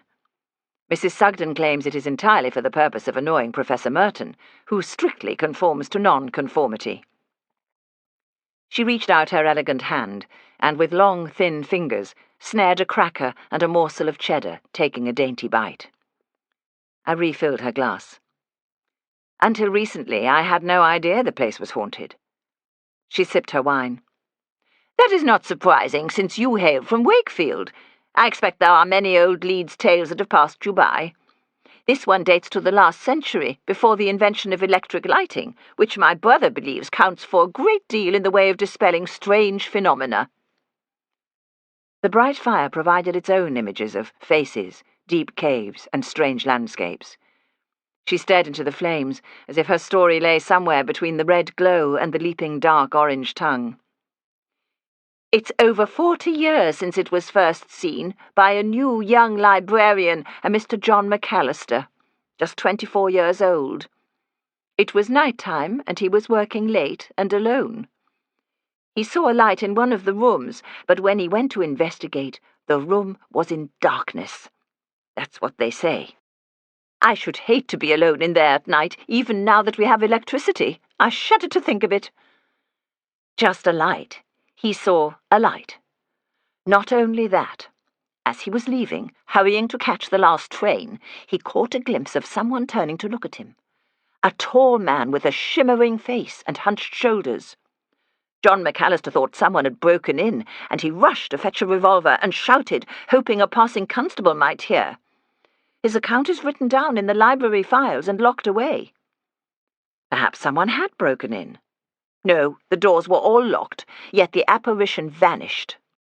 She paused and took another bite of cheese and biscuit. This is very good cheese. Is it Wensleydale? Lancashire. I prefer Wensleydale. What happened next? I've no idea, but the word is passed on through the staff. They all know about it and say nothing. The story is probably embellished as time passes. We sat in silence for a moment. If McAllister had missed his last train, for whatever reason, he would have had much explaining to do when he got home. What had he been drinking as he worked late and alone? Or perhaps he'd not been working at all, or had not been alone. A spectral visitation would provide a most original excuse. Sorry I did not come home last night, dear. I was detained by a ghost. Miss Merton smoothed her skirt, glanced at the fire, and then looked at me, perhaps sensing my disbelief. That is how the story is told. There was a kind of corroboration from a most reliable quarter. Oh. A priest told Mr. McAllister that the description of the ghostly intruder fitted the deceased librarian, Vincent Sternberg, who died in post. I understand now how the staff could be unsettled, especially on these dark nights. The counter-assistants should not be whispering these stories. I saw the ghost. They did not. I wouldn't dream of gossiping about it. Of course not. I left a discreet pause. And was that the end of the matter? Regarding McAllister, I mean. Some of the younger staff kept up the stories, held séances when the library was closed, claimed that they heard groans in the basement, a knocking sound behind a bookcase. Volumes would mysteriously leave their place and be found elsewhere. The bell that Sternberg used to summon staff was said to ring when no one touched it. Lamps would suddenly extinguish themselves when there was no draught. I smiled. Young people working in a library are no different from those working anywhere else. They must have a little amusement. If we'd not been sitting by firelight, I may not have asked my next question. Miss Merton, what does your church teach about ghosts? I will partake of another small glass, Mrs. Shackleton, if I may. I obliged. She took a sip. When a person dies, they are judged and go to heaven, hell, or purgatory. It happens in an instant. No souls hang about waiting to hear. Am I to ascend, descend, or hover somewhere in between? But it may just possibly be that in purgatory, God allows the soul to linger in those places familiar during life, perhaps to inspire prayers for the dead. If that is so, what better time than the approach to All Hallows' Eve? But of course there is another possibility. Such visions as people claim to see in churchyards and old buildings may be demons disguised as the ones living, whose purpose is to draw men and women away from faith. The library staff should be discouraged from dabbling. The way they're going, it would not surprise me in the least if some of the younger people, for a prank, tried another séance. That would be most regrettable. I would feel it necessary never to set foot in there again. G.K. Chesterton on the shelves, or no G.K. Chesterton? A sudden loud knock on the door startled Miss Merton. Excuse me. Reluctant as I was to break off our conversation, I went to the door. Before I reached it, the urgent knocking began again. All right, I'm coming. I opened the door to a small creature with the face of a demon. He looked up at me. There's a racket in your garage, Mrs. Shackleton. This was the time of year when children played tricks on their elders, most usually knocking on doors and running away, or stretching string across a gateway. You don't catch me that easily. It's not mischievous night yet. He took off his mask. It was Thomas Tetley, a sturdy 10-year-old who lived along the lane just below my house. The elastic of the mask had ruffled his brown hair. I'm not kidding. There's a funny noise and all. Did you or Cat run into the garage? There would be a group of children hiding somewhere, waiting to see whether I would fall for their nonsense. Thank you for telling me. Now, don't you have to go home for tea? Miss Merton was behind me, slipping on her coat and galoshes. Oh, my brother will think I lost myself in the fog on the way home. Thank you for the hospitality, Mrs. Shackleton, and the conversation. Thomas stood back to let her pass. I walked her to the gate. The fog had lifted a little. It occurred to me that there was something else she had wanted to say. Only rarely did she or I step into the other's house. She paused, glancing at the waiting Thomas Tetley. She spoke in a low voice. There was something I meant to tell you, warn you about. None of us is safe. Be careful. You and the child. Chapter 7. Thomas scratched behind his ear. I'm not kidding, Mrs. Shackleton, honest. Something is alive in your garage and making a right old racket. My young informant once more assumed his demon mask to trot up to the garage with me.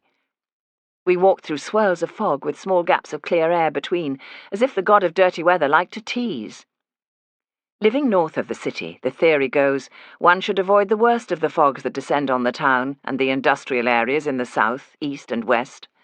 But like disease and good and ill luck, fogs sometimes break boundaries and seep into new territory. My car had been tucked away for an hour or so, since I returned home with Miss Merton. By the garage we stood and listened. No sound emanated from behind the wooden doors. I inserted the key in the padlock and partially opened one of the double doors. Now was not the time to worry about rats. Perhaps an army of them had moved in to occupy an old worn tire that leaned against the back wall. I planned when winter changed to spring to give the tire to the local children to attach to a branch in the wood. If there was a creature lurking, perhaps it would be more scared of us than we of it. Leaving the door ajar would give it the opportunity to run away. Edging the door open, I half expected Thomas to run off and shout the late October equivalent of April Fool. We stepped into the garage. Now was the moment for a horde of giggling children to leap out from behind my car and then rush off telling tales of how they fooled the lady detective. None appeared. "I definitely heard it." Thomas's words through the mask sounded odd and clipped, like a puppet's voice, like Mr. Punch. He produced a torch from his pocket. The silence was absolute. Thomas played the flashlight's beam over the car and into each corner, sweeping light from floor to ceiling. "It must have heard us." "What do you think it was?" "I don't know. It chattered." "Earlier you said it could have been the cat." "Well, it might have been. It made a scratching noise at the door." Bravely, Thomas bobbed down. He shone his torch under the car. "Nothing." The canvas flap by the driver's seat was slightly raised. I pointed. "Here. Direct the light here." He did so, and then shone the beam around the motor's car seats. He gave a sharp intake of breath. "Shut the big door, Mrs. Shackleton, or it'll get away." I did as he said, creaking the door shut. Thomas shone the light on the flagged floor to guide me back. I took the torch from him and directed the beam around the interior of the car. Curled in the dicky seat at the rear was a small, trembling monkey, dressed in a red, yellow, and green horizontally striped knitted coat with pearl buttons.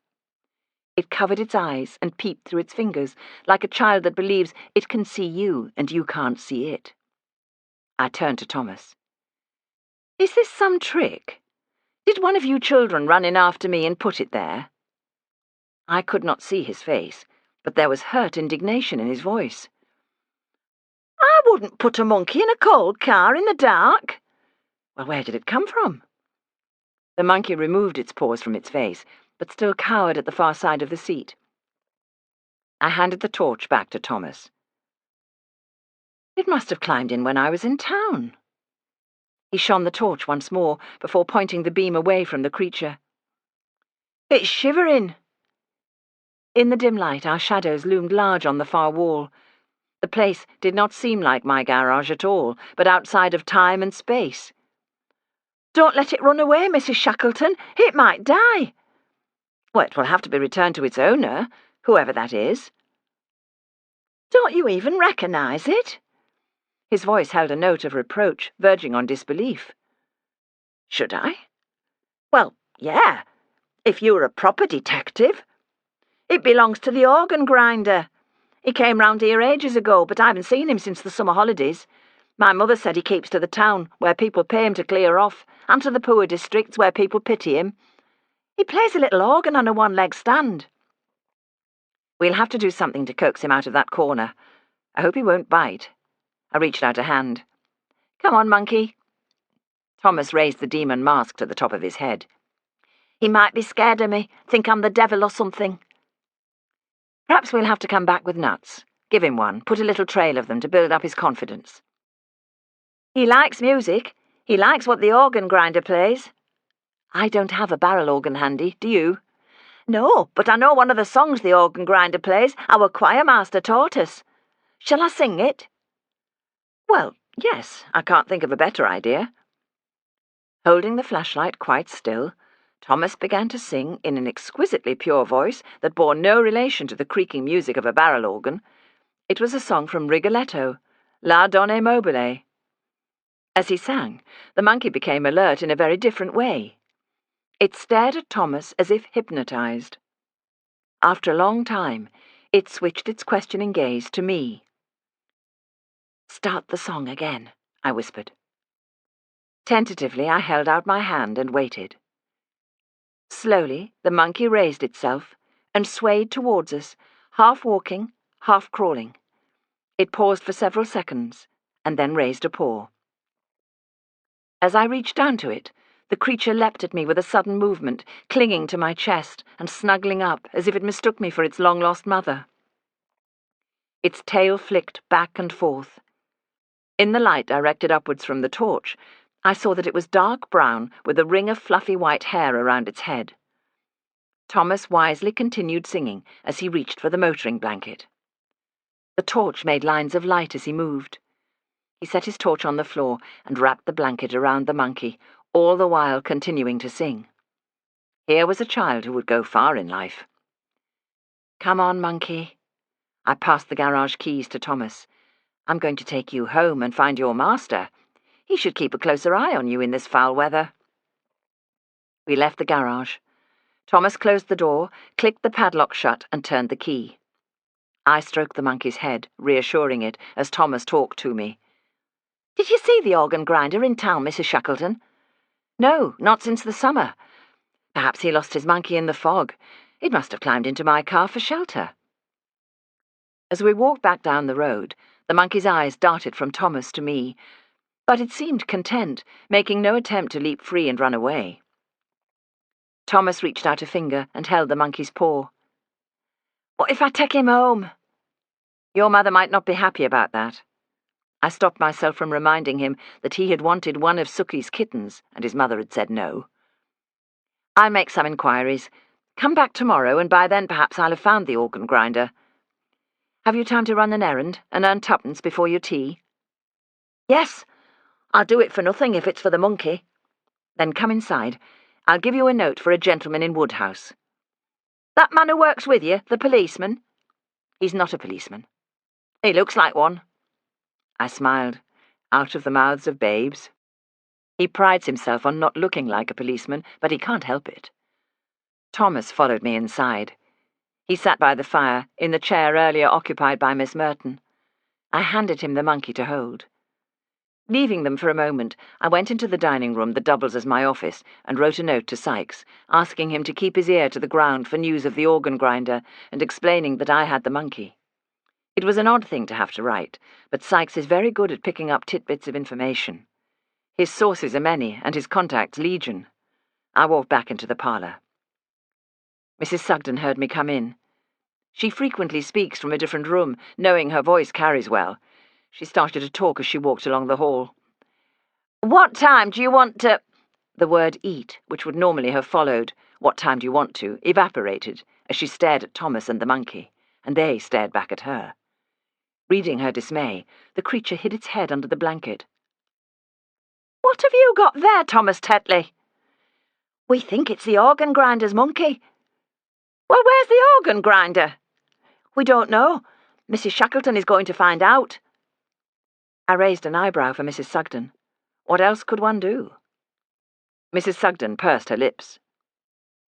"Is this your family whistle?" She gave a short, a long, and a short whistle. Quite tuneful. "Aye." "Then you've been whistled for 6 times. You better get yourself and that creature off home." "What about the note to take to Woodhouse, Mrs. Shackleton? I'll still do it."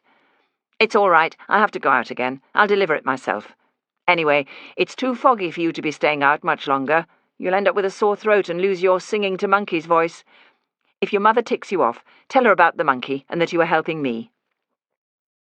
The monkey did not want to be prized from Thomas, but reluctantly, eventually, it let me take its paw and made little cries as Thomas went into the hall. At the front door he turned. "You let me know what happens." "I will." When he'd gone, Mrs. Sugden said, "Are we taking monkeys as clients now?" "Where are those hazelnuts?" I opened the cabinet. "Are they in here?" "They're for Christmas. I've put them somewhere. Don't ask me where." It is very annoying to have groceries I buy and pay for hidden from view. "Then where are the dates?" "They're for Christmas and all." "We'll get some more." I pounced on the box of dates. "It'll have to eat." "How did it find its way here?" "It must have popped into my car when I wasn't looking. I gave Miss Merton a lift up from town, and neither of us noticed it." "Shouldn't the thing be wearing a collar and lead?" It was a good point. I suppose so. I hadn't thought of that. "Has it bitten you yet?" "Not yet." "It will, and its fleas'll eat you up, and me, and the cat." "I don't think fleas would survive in this weather." "Oh, they will, under its armpits, believe you me." "I didn't know you were such an authority on monkeys." "You don't need to be an authority to recognise that a wild animal doesn't belong in a civilised home." I opened the box of dates. She glared. Don't blame me if I can't get any more and we're dateless for Christmas. Do you think it'll swallow the stones? Your tea's ready. Happen you'd like it to have that? I'll be through in a few minutes. The monkey eyed the dates. Wait on. Don't be in such a rush. Taking stones from dates is sticky work, and when an impatient monkey watches every move and makes small grabs, that does not make the task any easier. The poor thing was hungry. When the monkey had eaten all the dates, I gave it the box to play with and went to wash my hands, leaving the monkey to amuse itself. Taking apart a date box can be quite engrossing. I went into the kitchen to eat as we had no fire lit in the dining room. Mrs. Sugden took my food from the oven and put it on the table, lifting the pan lid that had covered it. Don't blame me if it's not piping hot. Sausage, mash and peas, still piping hot. The monkey appeared in the kitchen and sat on the rag rug in front of the range. Having peeled away the fancy paper from the date box, it fiddled with the balsa wood lid, separating the edge from the top. It worked with such delicacy that it was a joy to watch it make a mess, spreading paper and wood across the floor. Mrs. Sugden folded her arms. Is it stopping the night? I don't know where else it'll go. Where will it sleep? We'll think of something. This called for a diversion. Nothing pleases Mrs. Sugden more than to have a little research to carry out. While her housekeeping skills are first class, the work does not satisfy her natural curiosity and retentive mind. It would be a good idea if you could look up what type of monkey this is, then we'll know its habits. If I have to advertise for its owner, I can give a proper description. I should think monkey in a poorly knitted coat would be sufficient. There are lots of kinds, aren't there? It's not a chimpanzee. I'd feel very foolish to just say brown monkey with a whitish circle of hair around its head and a tail as long as itself. I hate long tails. Rats have long tails. I suppose I could look in your Me's children's encyclopedia. What a good idea. She was very slightly placated and slapped a cup of tea on the table while the monkey tactfully kept out of view. It even avoided tearing the bottom of the date box into tiny pieces until she'd left the room. The monkey climbed onto a chair, staring at my cup of tea. Want some? It pursed its lips. I poured tea into a saucer. Sugar? 1 lump or 2. I stirred in a sugar lump. This was the right thing to do. Monkey must have been well trained. It picked up the saucer and slurped the tea. A few moments later, I went back into the drawing room where Mrs. Sugden sat on the piano stool, an encyclopedia open on the piano lid under the glow of the lamp. She tapped at a picture. I stood beside her and looked at a photograph of a monkey that could have been cousin to this one. It's a capuchin, said to be bright and intelligent. They like to swing through the woods and they're not too fussy whether they eat nuts, berries or insects. They come from the Amazon. She glanced at the monkey. It was beside me, holding the hem of my skirt, its head tilted, listening to Mrs. Sugden's every word. She softened a little. Poor little mite. He should have been left to swing through the trees. If he swings through our trees, he'll die of frostbite before you can say bananas. She closed the book and returned it to the shelf. Better shut them curtains. Don't want neighbours looking through, thinking we've started a menagerie. She paused as she closed them and glanced at the house across the way. You gave Miss Merton a lift up from town? Yes. Did she say anything? Well, I was very surprised that she accepted my invitation to step inside and take a glass of wine. She doesn't usually. And what did she have to say, may I ask? I had no hesitation about telling Mrs. Sugden what Miss Merton had to say. The two are thick as thieves on all sorts of matters. Her brother Theodore is in line for the post of Vice-Chancellor. Did she tell you he has a rival? No. Well, he has, and a very popular rival, a clever mathematician, Dr. Potter. Then I hope she won't raise her hopes too much. What else did she say?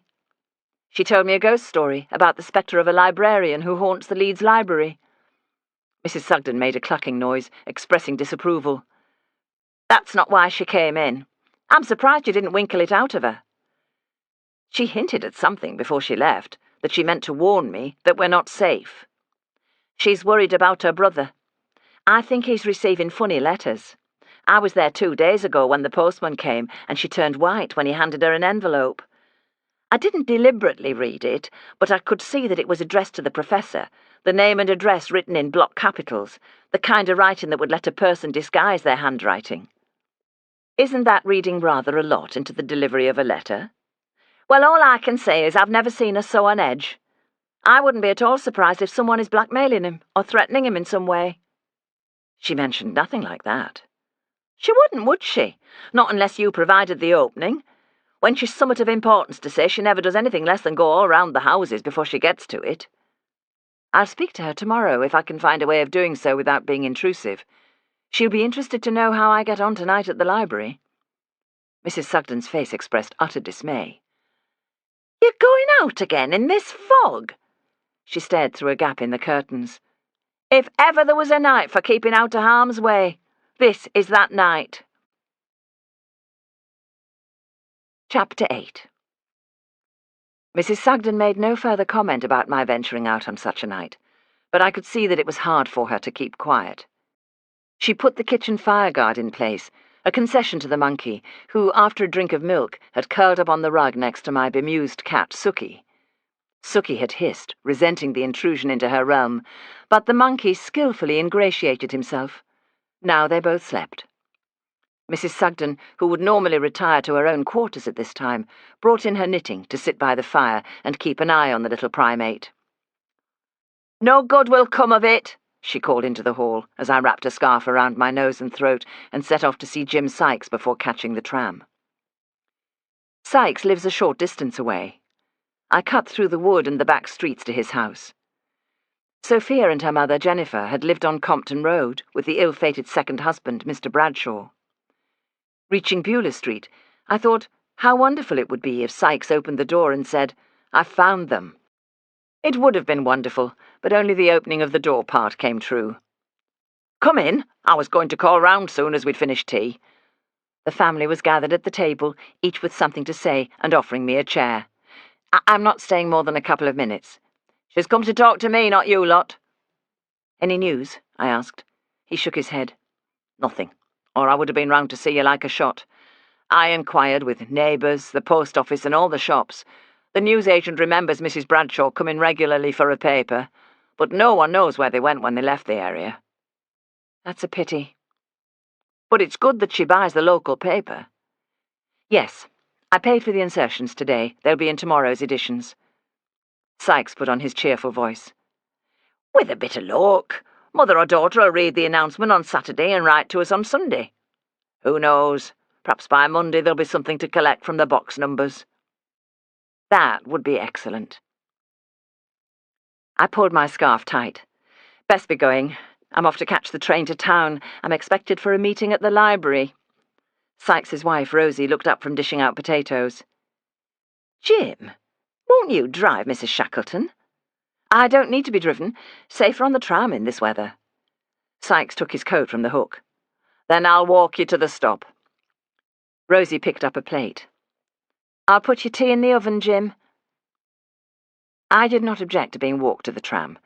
Mentioning the monkey in front of the Sykes' 3 children would have caused far too much interest. He listened as I gave an account of finding the creature, and asked him to keep his ear to the ground for news of the organ grinder. "A monkey like that's a valuable commodity. I wonder what's happened to the man. I'll have a word with the local beat, Bobby. He might know something." Our conversation was cut short as the tram arrived. I settled into my seat. Street lamps shone dimly through the gloom, blobs of dark mustard paste. Here and there I saw the dim outline of a familiar building, transformed into something strangely Gothic. The university, the chapel, and later Beckett's Bank, alerting me to give a nod to the conductor who rang the bell. Perhaps this would be a good night for a departing ghost. Fog would seep into the building, swallow up the spectre, and slide away through gaps in the window frames. I hopped off the tram and walked for a few yards, the weather turning a simple journey into an adventure. When turning the corner, I heard the muffled voice of the newspaper seller. He stood close by the gas lamp, cap pulled down, muffler tightly wound. A short man, he wore a greatcoat that was too large. Its shoulders hung about his upper arms.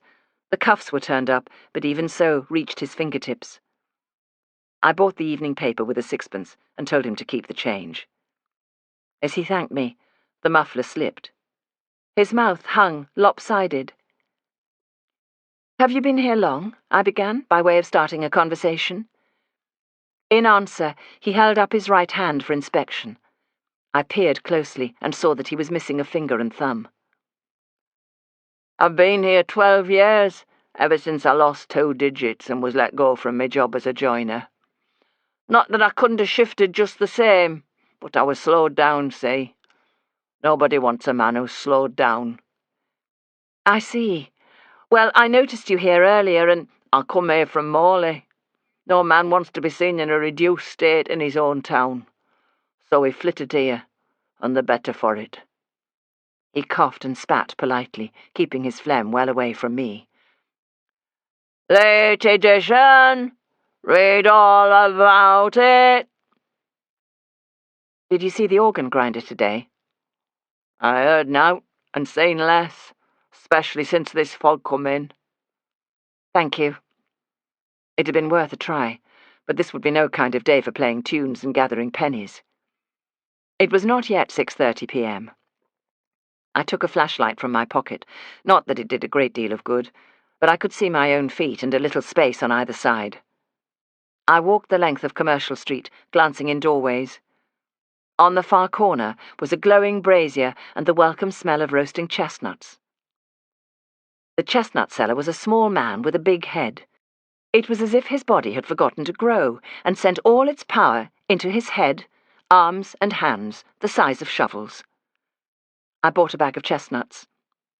"Have you seen the organ grinder today?" He stamped his feet and rubbed his hands. "Holding them over the coals. There'd be nowt doing for him on a day like this." "I've something that belongs to him. Do you know where he lodges?" "No idea, missus." Another customer came for chestnuts. I turned away, warming my hands on the bag. A narrow alley, Change Alley, runs along the back of the library and adjoining shops. I entered the alley with some trepidation, knowing it to be a haunt for ladies of the night. Fortunately, the weather kept such ladies and their gentlemen at bay, and the place was deserted. I walked along the alley from the Land's Lane end, torch in one hand, chestnuts in the other. In 2 places, steps lead down to basement entrances. At the first spot, I flashed the torch, not sure what I was seeking. Was the organ grinder homeless? Or hurt? Near the second set of steps, a back entrance to the library, I spotted something amid the debris of empty cigarette packets, the page of a newspaper, a torn brown paper bag.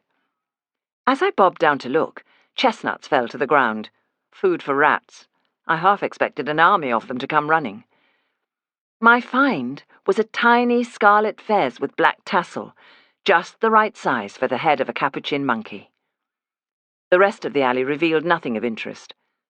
I tucked the fez in my satchel along with the flashlight and walked round to the library's main entrance, which faces south on Commercial Street.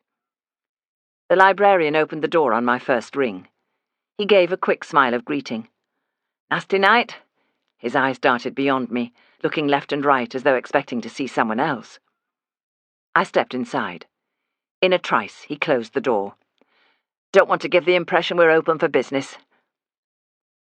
Mr. Lennox is what I suppose people call a rangy kind of man, who swings his arms and takes long strides over short distances. Had there ever been a ponderous bone in his body, he must have had it surgically removed. This excess of physical movement is not matched by decisiveness. He usually waits to see which way the wind blows before making a decision. We mounted the broad staircase. "Father Bolingbroke will be here shortly. He has gone to the cathedral for a supply of blessed candles and holy water." The fog had followed me in and crept up behind us, adding to that already sulphurous smell that had built up during the late afternoon and evening. "Is it thick up your way?" "It is. I came on the tram." "I'm much obliged to you, and sorry to bring you out on such a night." At the top of the stairs, he pushed open the door. I stepped into the deserted main room, where the fire had been allowed to burn low. The electric lights glowed brightly, surely a disincentive to any wandering spirit. A cheerful fire blazed in the committee room. Mr. Lennox shut up a ledger that lay open on the long table. He drew a comfortable chair close to the fire for me and sat down opposite. My throat and nose were dry from the fog. I wondered whether he would offer a drink. He did not. Father Bolingbroke won't be long. He will be praying for the strength to do a thorough exorcism. This sounded alarming. What are we to do? We will walk the building. He will bless each room, paying particular attention to the corners, I understand. Any lingering spectre will be encouraged to continue its unearthly journey and cease to haunt the material world where once it dwelled.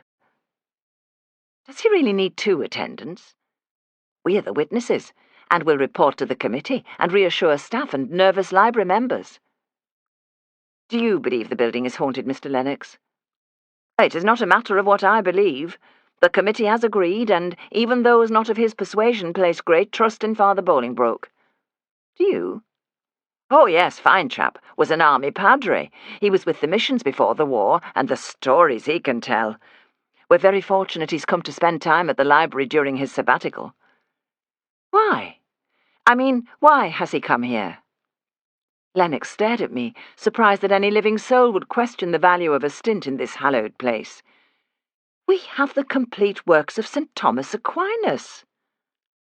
I did not know whether to be pleased or disappointed that Lennox no more believed in a ghost than I did, but I could see that the arrival of the charismatic priest would appeal to members of the committee. They were giving the clergyman access to the library's treasures. As true Yorkshiremen, they might as well avail themselves of his services while he was here to expel the ghost, whether it existed or not. Of course, it could backfire. Lennox and I would be weak links in the armour of righteousness. The ghost would take umbrage at our disbelief and dig itself deeper into the bookcases. A neutral topic was in order. I remembered my conversation with Dr. Potter earlier in the day about the counter-assistant he had taken a liking to. I haven't seen Miss Montague lately. He gazed at a print on the wall. Ah, no, you wouldn't. Why? She left our employment rather suddenly. The interruption when the doorbell rang brought a look of undisguised relief to Lennox's face. He bounced to his feet. Here comes Father Bolingbroke. Alone in the brightly lit room, I felt the weight of silence. It was easy to imagine that panels by the fireplace might slide open to reveal a secret passage, or that behind a bookcase a hidden room concealed ancient bones. Footsteps broke the silence. Father Bolingbroke strode smiling into the room and filled it with his presence. Mrs. Shackleton, so good of you to come. A tall, broad-chested man with gentle eyes. He has a face out of a medieval painting. Pale, prominent forehead, long pointed nose, sucked-in cheeks, and a jutting chin. His appearance should be grotesque, but is somehow attractive. Although he has taken up residence in the library only since September, he has been the victim of much hospitality, which he bears in a kindly, accepting manner. I suspect that all his life, like a popular library book, he has been in demand. He handed his dark felt hat and threadbare coat to Mr. Lennox. He took a large white hanky from the pocket of his cassock and blew his nose loudly enough to alert any ghosts that they'd better watch out. Something to cut the fog, you say, Mr. Lennox? The priest took Mr. Lennox's seat while the librarian disappeared across the corridor for glasses. God bless you, Mrs. Shackleton, for taking part in his work. That you are here will greatly reassure the ladies. May we set this spirit to rest if it is benign, and if it hovers here in order to beseech prayers. If it is a demon, I will cast it out in Jesus' name. The librarian produced glasses and a bottle of stout. He glanced at me with a question. I nodded. Stout is not my first choice of drink, but since nothing else was on offer, it would have to do.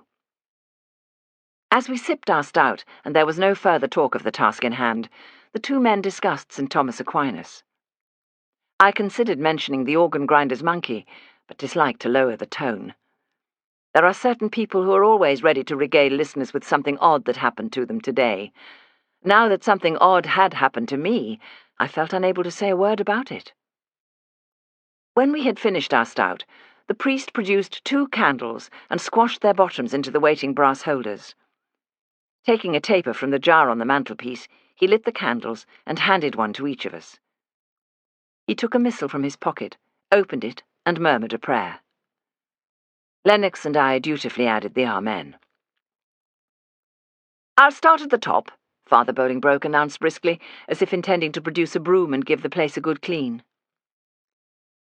From the committee room, he led the way up the staircase to the balcony, followed by Mr. Lennox. I brought up the rear, hoping the ghost was not tagging along behind, laughing, or worse still, ready to grab me. In procession, we walked around the balcony as the priest murmured prayers and incantations. Lennox managed the situation better than I, quick with his amens and good at shielding his candle. Given that 2 out of 3 of us did not believe in ghosts, the procedure had a seriously unreal feeling to it. I detached my thoughts and began to glance at the titles of volumes. I did not usually come up to the balcony. It brought me up short to see the title Dead Souls by Gogol. I snapped myself back to attention. If there really were a ghost and it refused to leave, then I might be to blame for not being sufficiently wholehearted. Father Bolingbroke had certainly familiarized himself with the labyrinthine layout of the library, and missed no small room, no nook or cranny. He led us at a cracking pace. Any watching spirit might feel dismay at being dubbed unclean and summarily cast out. He beseeched any lost soul not to linger in this material world, this vale of tears, clinging on in a place from whence its companions were long fled. Prayers would be said, deliverance would be at hand. When we had walked the entire library, Father Bolingbroke led us to the basement entrance. He opened the door. I did not relish going down there. Lennox's comment did not help. "Father Bolingbroke, this is where my late wife said she felt the cold air of the afterlife. Staff call it the 10th circle, where hell freezes, reserved for souls who deface library books." Father Bolingbroke ignored these comments and cast a careful eye at our candles, which burned steadily. "Is there electric light down there?" "Yes, but it's not well lit." Lennox stepped through the door and flicked a switch. "Wait here until I call, when I have the lights on." He picked up a flashlight. In solemn silence, the priest and I waited. Through the open door to the basement, I watched as the librarian sped down the steep, dimly lit steps with the agility of a ballet dancer. It was a good 3 minutes before he returned, white-faced and trembling. Never have I seen such a total transformation in a person. We both stared at him. He blocked the doorway so we could not see beyond him. The expression on Father Bolingbroke's face changed from serene holiness to panic. He stepped back a little, as if some evil power was at this very moment attempting to throw him off course. I half expected him to hold up a crucifix and denounce the devil and all his pomp and works. Lennox swayed. I feared he would fall. At the same time, Father Bolingbroke and I each took an arm and led him to the nearest chair. "Oh, there has been a most terrible... an accident." "What kind of accident?" I asked. "Bookcase. Toppled. There's someone under it." "Stay here, dear lady." Bolingbroke thrust his missal and candle at me. "Are you up to showing me where, my dear Lennox?" Lennox did not answer. Hoisting his cassock, Bolingbroke headed for the basement door. Mr. Lennox looked deeply shocked. I had left my satchel by the counter. I fetched it and took out the flask of brandy. "Here, take a drink. Give yourself a moment to recover, and then telephone for an ambulance and the police. I will go downstairs and help Father Bolingbroke." Feeling a sudden horror of becoming trapped in the bowels of the building and the lights going out, I propped open the basement door with a chair. Chapter 9. Hurrying down the worn stone steps, I touched the wall, more for reassurance than for balance. The steps dipped in the middle from generations of use. Gripped by an irrational fear, I forced myself to continue. What if more people trod their way down these stairs than ever stepped back up? Spiritualists believe that just on the other side of some part of our everyday world is a portal into the beyond. Would this basement provide the entrance to hell? Lennox may have panicked and only imagined that there was a body under the books. The atmosphere changed. Breathing in rank air with the faint whiff of a distant sewer, I stepped across the cold flagged floor, shivers tickling the soles of my feet and shooting ice into my veins. In the stillness, I thought I heard the rush of the river under the ground. I wanted to call out to Father Bolingbroke, but felt a choking sensation in my throat. Hearing a faint noise, I moved through the narrow space between two high shelves of musty volumes. At the end of that passageway, I saw that a freestanding bookshelf had toppled. It leaned precariously against a bookshelf that was attached to the wall on the left. The sound came from there. In the dim light, I made out the figure of Father Bolingbroke, on his knees with his back to me. He was moving books. That had been the sound I heard. A mountain of volumes lay on the floor, having fallen from the tipped shelf. Startled by my footsteps, he turned suddenly. "Stay back!" There was no choice but to stay back. The space was too narrow for more than one person.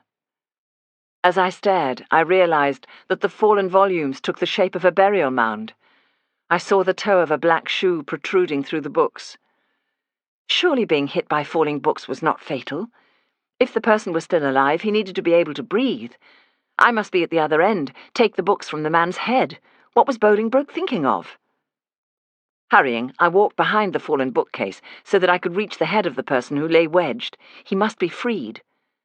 I knelt as close as I could and began to move books, hurling them aside. Dust and the mouldy smell of old print caught my throat. How tall you are, I thought. And then I saw the battered black fedora. Time stopped as I picked it up by the brim and set it carefully to one side. I knew, but did not want to know. The hat was as familiar to me as the man. It belonged to Dr. Potter. My job now was to be quick about it. Don't let your hands shake. Look what you're doing. His grey hair had kept its careful parting. His head lay to one side, at an awkward angle. Blood congealed at the back of his head, where he'd taken a bump or been hit. I stared into unseeing eyes, once grey, now shot through with blood. Dr. Potter's face was red and distorted, his dark tongue protruding. The elegant white silk scarf tightly encircled his throat. In some futile hope that I was wrong and he might breathe again, I loosened it. The skin on his neck was red where the scarf had choked him. This could not be accidental. Dr. Potter had been strangled. Knowing he was dead, I still felt for a pulse. Father Bolingbroke was suddenly by my side. "Who is it?" There was no pulse. I could not move or speak, but knelt there, staring, willing this not to be true. The priest helped me up. "There's nothing more to be done for him in this life." "Who is it?" "Dr. Potter." "Give me a moment with him." I stood rooted to the spot. Gently, Bolingbroke put his hands on my shoulders and led me back to the space beyond the fallen bookshelf. "Go back upstairs, Mrs. Shackleton. I will pray for him." He turned back. Stumbling, I retraced my steps. Looking back, I glanced at Dr. Potter's highly polished black boots, lightly coated with dust. So strange and unreal. A small volume caught my eye. It rested near his heel. I recognized it as one of the library's treasures, sometimes on display in a glass cabinet. I bent to pick it up, which seemed an absurd action, but also somehow fitting. When I reached the stairs, Lennox was calling, "Where are you?" There was fear in his voice. We met halfway. There was a long, awkward moment when he froze and I could have squeezed past him. "There is no point in going down there, Mr. Lennox." He let out his breath and turned. I followed him back up. At the top of the stairs, when he was seated once more, I broke the dreadful news. "Dr. Potter is dead." "Dr. Potter?" He looked so pale, so shaken. There was something odd about his response, as if he was not surprised about the death, but about the identity of the deceased. "Did you telephone the police, Mr. Lennox?" He shook his head. I didn't. I hoped I was mistaken." He stared at me. "Dr. Potter? What was he doing there?" "I don't know. Father Bolingbroke is with him, giving him a blessing." I was still holding Gothic ornament. He stared at it, his mouth dropping open. What? We'd better telephone. As we climbed the stairs to the balcony, my legs felt heavy as lead. If the ghost I did not believe in had appeared at that moment, I would have not been surprised. I pushed open the door marked private. Inside, I placed the valuable book on the table. Lennox stared at it, as though it might offer an explanation. Gothic ornament? Why was Gothic ornament in the basement? I picked up the telephone receiver and handed it to him. He shook his head and took a step back. You say he is dead? Could you be mistaken? No. Then you tell them. Within moments, I was connected to Leeds City Police. When I reported the death of Dr. Potter under suspicious circumstances, it was as if someone else was speaking. After I replaced the receiver, Lennox said, Suspicious? He sat down in his chair. How could this happen? Does he have a family? I asked. I don't think so. The police will need his address, his next of kin. It's in the share register. He stood as if suddenly glad that he could do something. He opened a drawer of the filing cabinet. In the silence of the room, it made a grating clatter. He took out a folder and placed it on the desk. He opened the folder and took out a list of names, neatly typed in alphabetical order. Dr. Potter had 2 addresses, one the Department of Mathematics at the university, and the other the big bothy Wheatwood. Mr. Lennox is a man of methodical habits. He placed a ruler under the name and address. Once more, Gothic ornament caught his eye. He picked it up, walked to a cupboard, opened it, and placed the book inside. As if this action had broken a spell, he came back to the desk, picked up the telephone, and dialed a number. The Leeds Club, he said to me, putting his hand over the mouthpiece. After a moment he said, I need to speak to Mr. Castle. Don't say anything over the telephone, Mr. Lennox. We must wait for the police. He must be told. We cannot keep this from the President. The police will tell him. Lennox cleared his throat. It's me, Lennox. A pause. Yes, I'm still at the library, and something has occurred. I wish you would come. I did not want to listen any more. I went downstairs to do what one must in these situations, find the kettle. Only when I was alone in the tiny room not much bigger than a cubbyhole, lighting the gas ring to heat water and staring at the blue flame, did it fully hit me how appalling this was. Dr. Potter is such a brilliant man, so charming, so full of life. Just a few short hours had passed since we met on the stairs, and he joked about Mr. Lennox having framed that old cutting about the library's acquisitions. Had Dr. Potter intended to play a practical joke by taking a valuable book into the basement and then saying, I told you to be more careful with our treasures, Mr. Lennox? Everything about our encounter took on a new significance. The recommendation that I read his undergraduate magazine articles from 40 years ago, about the ghost and about a disappearance. What was it he'd said? Where is the lovely counter-assistant? She was the only one who would go willingly into the dreadful basement. I wish I'd known him better. Dr. Potter was a bright light in a dull world, always slightly comical in committee meetings, yet with an underlying seriousness, as if about to immerse himself in the most important business of... what? Mathematics, I supposed. What were his personal circumstances? I had no idea. The question never arose. But he was always alone. What else might he have said to me had we spoken longer? Inspector Wallace arrived with Sergeant Ashworth and P.C. Hodge, the beat bobby. That was only the start of the comings and goings. They were followed by a medical man, the coroner's officer, and a photographer. Finally, stretcher-bearers, accompanied by Sergeant Ashworth, took away Dr. Potter's body. Father Bolingbroke had left after giving his address to P.C. Hodge. I could have left too, but was anxious to give an account of my chat with Dr. Potter earlier in the day, while it was still fresh in my mind, just in case there was some clue as to why this terrible thing had happened. I'd heard Mr. Castle arrive from the Leeds Club that is in the adjacent street a few yards away. Mr. Lennox greeted him with great relief. I was once more tucked away in the little room with the kettle, but overheard Mr. Castle and Mr. Lennox. I caught snippets as they talked. Lennox reliving his experience. "Dreadful. Knew straight away. Saw his pale fingers. Dead. Gothic ornament. A mistake. Wrong." Mr. Castle spoke in low, measured tones of reassurance. "Not wrong. Poor Potter. Such a brain. Where is—" I heard my name, and Lennox saying he thought I had left with Father Bolingbroke. Reluctant to be drawn into conversation, I slipped away to the ladies' room, where I washed my face, looked at my blotchy skin in the mirror, and tried to keep from crying. When I emerged, I heard footsteps, followed by the click of the door closing. I went to look out of the window into the foggy night.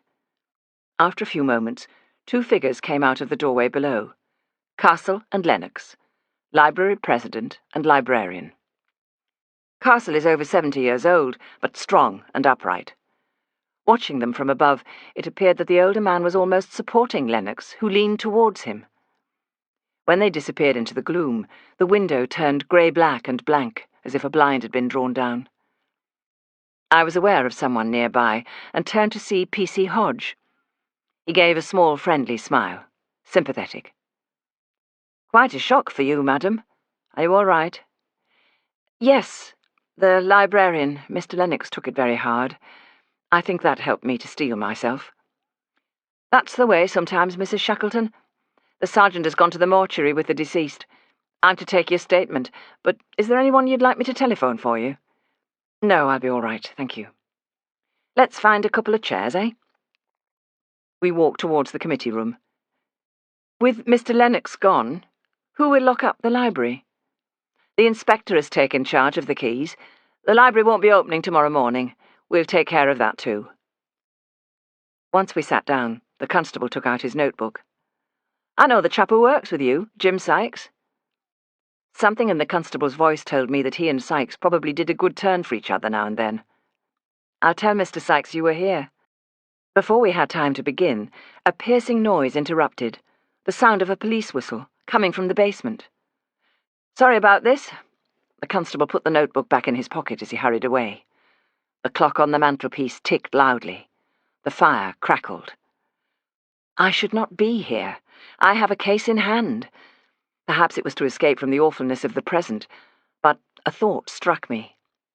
There was another way we might trace Sophia Wells and her mother. Mrs. Bradshaw, having experience of work in a fishmonger's, may have returned to that work. I must remember to tell Sykes. He could make inquiries along the wet fish row in Kirkgate Market. One of the stallholders may know of the family from Scarborough. Not much more than 5 minutes had passed when the constable returned, a little out of breath. "You are a nurse, Mrs. Shackleton?" Sykes must have told him. "Yes, I served with the voluntary aid detachment during the war. You better come. There's another one, in a bad way." Following P.C. Hodge, once more I took the steps to the lower floor. I'd begun to realize how large an area the basement covered, extending the width and length of the entire building, which includes adjacent shops. P.C. Hodge thankfully made a wide detour, avoiding the area where the bookshelves had tumbled, or been toppled onto the unfortunate Dr. Potter. At the far side, in a corner, a few yards from the steps that must lead to the alley where I found the Fez, I saw the inspector. He was standing over someone who lay very still. I caught the smell from the poor creature before properly seeing him. Inspector Wallace shone his torch on the man who was curled in a fetal position. "I'd be obliged if you'd take a look at him. No broken bones that I can see, but he's in a bad way." As I bobbed down, I realized why the inspector had not wanted to come too close to the man. I knelt beside him. His breath came in short, rasping gasps. He shivered. His forehead burned with fever. Looking into the man's mouth, I saw that his tongue was coated. There was a strong smell of diarrhea and urine. A sudden coughing fit racked his body. Congested lungs. As the inspector said, no bones were broken. "He has bronchopneumonia. The sooner you get him out of here into the warmth, the better." Burly Constable Hodge needed no other prompt from me. He took up his position, waiting a second or two for the nod from his boss, then handed me his torch and picked up the man in his arms. As he moved him, the stench became stronger. God knows how long the poor man had lain there. "I'll follow you up," the inspector said. "Hodge, telephone for an ambulance." "Sir."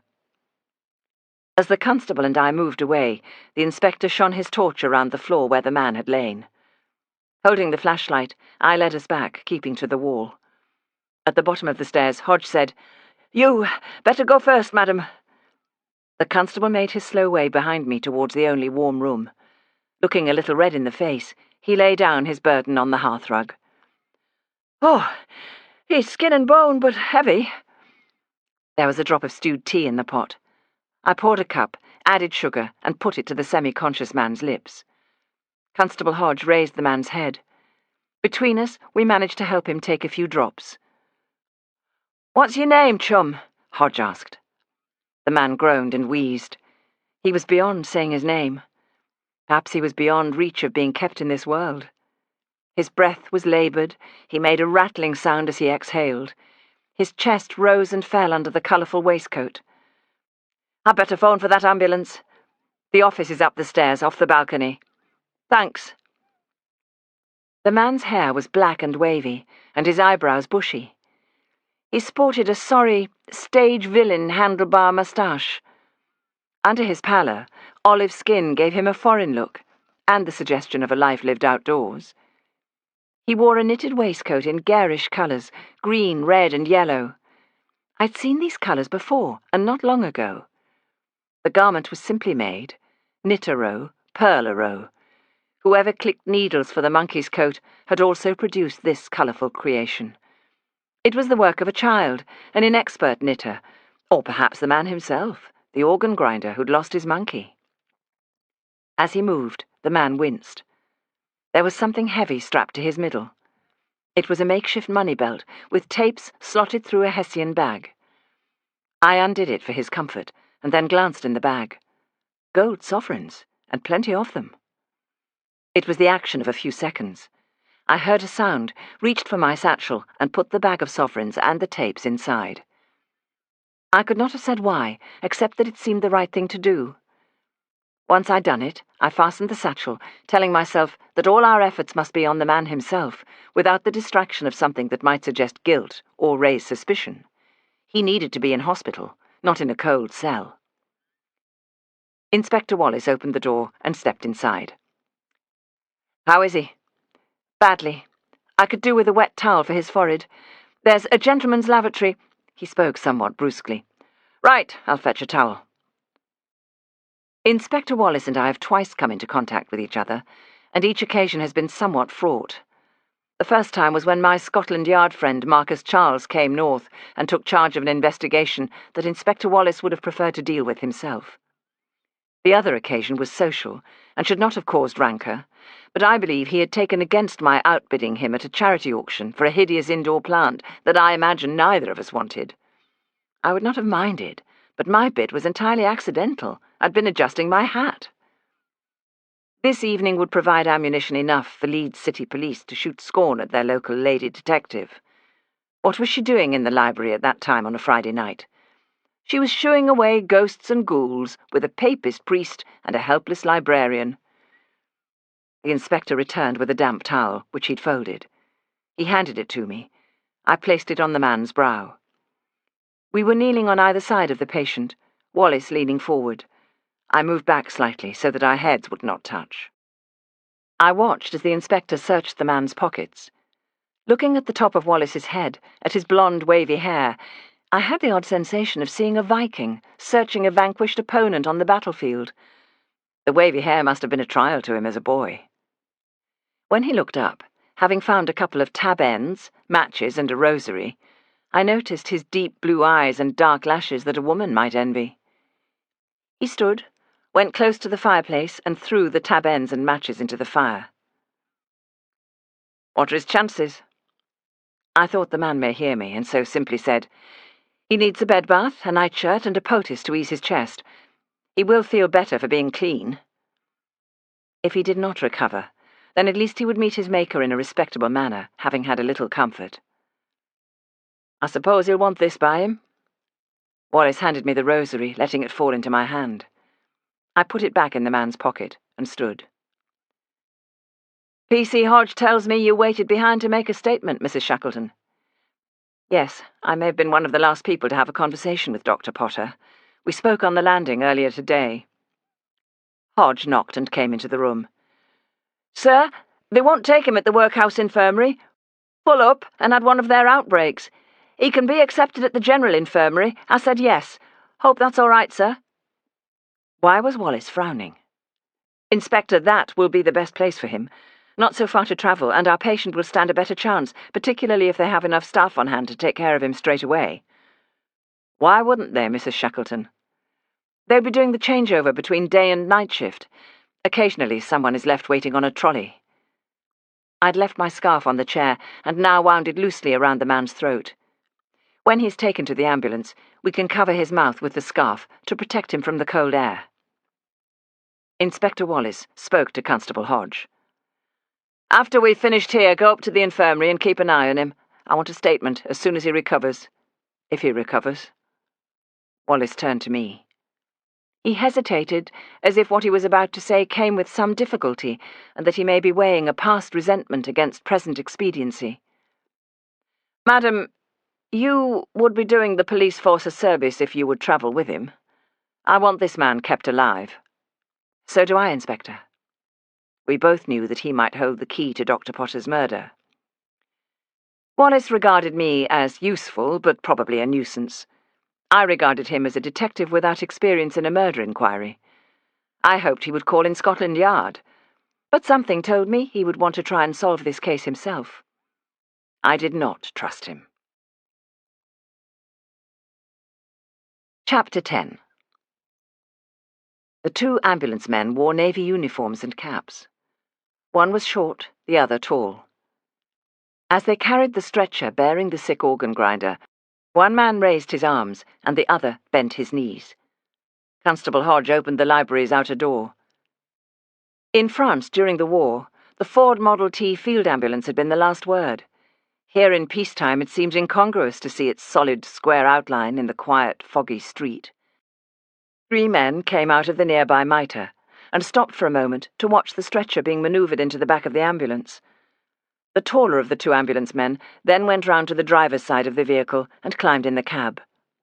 The other man stayed in the back of the ambulance for another moment or two, fastening belts to keep the stretcher in place. He then reached out to me. Up you come. He jumped out, shutting the doors behind him. Constable Hodge opened the door a fraction, long enough to say, All right, Mrs. Shackleton. Yes, thank you. I'm to come along later, so I'll see you there. He closed the rear door as the engine cranked into life. My semi-conscious patient wheezed. His chest rattled. I pushed at the flat pillow to try and give him more support, and would have liked to raise him up, but he was so exhausted that I merely rolled him onto his side and hoped that he would survive the short journey that lay ahead. He still had my soft scarf around his throat and mouth, which might give him a little protection against the icy chill. When the damp towel I'd brought to soothe his brow became warm from his burning forehead, I took off a glove and laid my hand on his brow. He burned with fever, yet he shivered too. I tapped lightly on his back, hoping it might give some slight relief to the congestion in his lungs. In the darkness of the ambulance's interior, I listened to the sounds of our journey, the rasp of the wheels as the vehicle crossed tram lines, the regular thumpety-thump on the cobblestones, and the drone of the engine. He coughed again. I held him steady when we turned a corner, stilling his arms when he began to flail and throw off his blanket. During the first part of the journey, I had my bearings. After 5 minutes of attending to my patient in darkness, I could not guess our position. Finally, the ambulance came to a halt. Won't be long now. You're at the hospital. You'll be taken care of. In the cab, driver and stretcher-bearer were talking quietly. The door opened. The driver held out his hand to help me down. As the pair lifted the stretcher, the shorter of the two spoke to the sick man. Did we rattle you, pal? We're taking you in now. I closed the vehicle's doors. The infirmary building loomed darkly in the fog, huge, forbidding as the castle of Otranto. Nothing about this day, this evening, felt real. This building should be familiar to me, since I'd been shown all around it, and was last here when the plaque was unveiled, commemorating the staff who'd fallen in the Great War. At the time, I'd not wanted to see Gerald's name there, still hoping that my husband could be missing, and that he may return. In the lobby, a porter came to meet us, wheeling a trolley. Expertly, the ambulance men rolled the patient from stretcher to trolley. The driver spoke to the porter in a hushed voice. "This lady's from the police. She's a nurse and will be in attendance. A constable will be here later." They took their leave.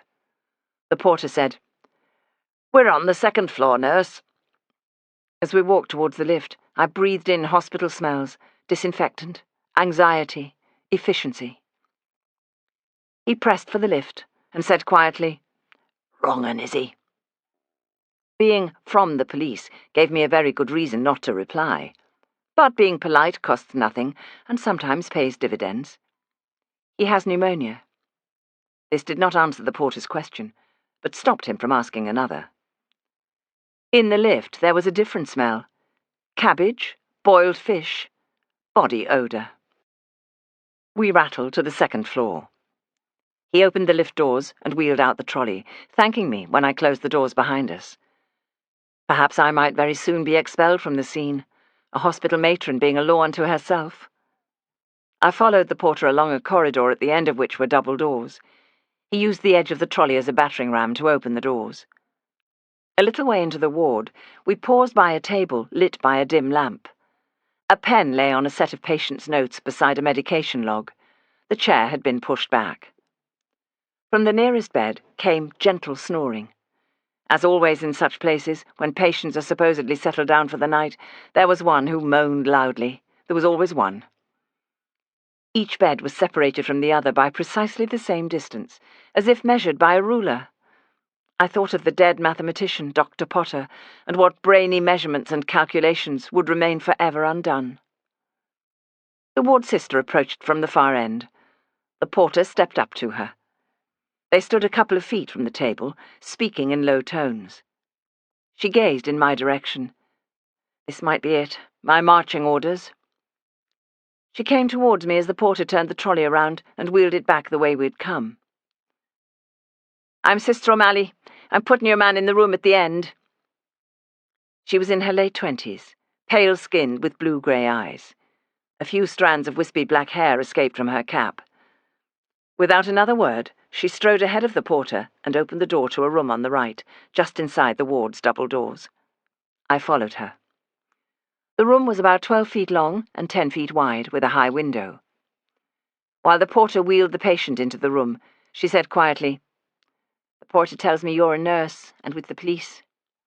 "Catherine Shackleton's sister. I'm a former VAD nurse with connections to the West Riding Constabulary, and I'm called to help the Leeds police from time to time." This was true in part, although it may have given a slightly false impression. My only connection to the West Riding Constabulary is my father, who is chief superintendent in Wakefield, and I once took a lost child to Millgarth Police Station. Among many fully trained nurses, there was disdain for us voluntary aid detachment types, so it was best to have this out in the open. Fortunately, Sister O'Malley showed no signs of being about to snub me. She examined the patient without speaking. Suddenly he began to cough, to choke. She glanced quickly at me. I went round the other side of the stretcher. Between us, we lifted him and sat him up. I slapped his back so that he might bring up the plug of phlegm that had threatened to choke him.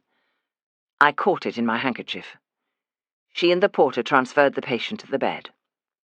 "Do the police want you to stay with him?" she asked. When I hesitated, she continued, "Only I'm on my own tonight. One of my nurses is sick, and the other on an emergency in the women's ward." "I want him kept alive," the inspector had said. So did I want the organ grinder to recover, not only for his own sake, but because he may be able to shed light on Dr. Potter's death. "I can stay, sister. I could start by giving him a bed bath." "Thank you, that would be a great help." I took off my coat. "I'm not dressed for the occasion." She smiled. "You'll find everything you need, including an apron, in the room on your left, in the corridor. Very bad congestion. You'll apply poultices. Of course. The porter tells me there's to be a constable on duty. So I understand. I dislike the idea of having a policeman on my ward. It seems quite unnecessary in the circumstances. Make sure the officer stays in the corridor." She turned to the porter. "Wait with the patient for a moment, please." She touched my arm ever so lightly, but it was a friendly touch. "Come on, I'll show you where to find what you need." I followed her through the double doors and into the corridor. She opened a door on the left. It was the nurse's room. "Here you are. I suppose this'll be quite familiar." The room was shelved on two sides. Below counter level were cupboards, and on the counter to the left, a kettle on a gas ring. The upper shelves held sheets, towels, and flannels. By the window were 3 separate sinks. She pointed to them from left to right. "That one for my tea things, middle one for patients' crocks, and the one on the right for dressing bowls. That has the hot tap with sterilised water. You'll find an apron and cap in the far cupboard." "Thank you, sister. I'll manage now." "I'll have a chair put in the corridor for the constable." When she left, I hung up my coat. Donning the starched apron and pinning the cap in place created the oddest sensation. It was as if I were leaving myself behind and becoming young again, Kate the nurse. The events of the evening had unsettled me. I washed my hands, filled a basin, picked up towels and nightshirt. These actions reminded me of my younger self, eager, energetic, speeding through the first aid and home nursing examinations, being told what to do and when to do it, and never flinching. With effort, I banished the memories and concentrated on the here and now. Back in the room, the porter helped me take off the patient's overcoat. It was thick and too big for him, but could be cleaned and would see him through a few more years, if God granted him more years.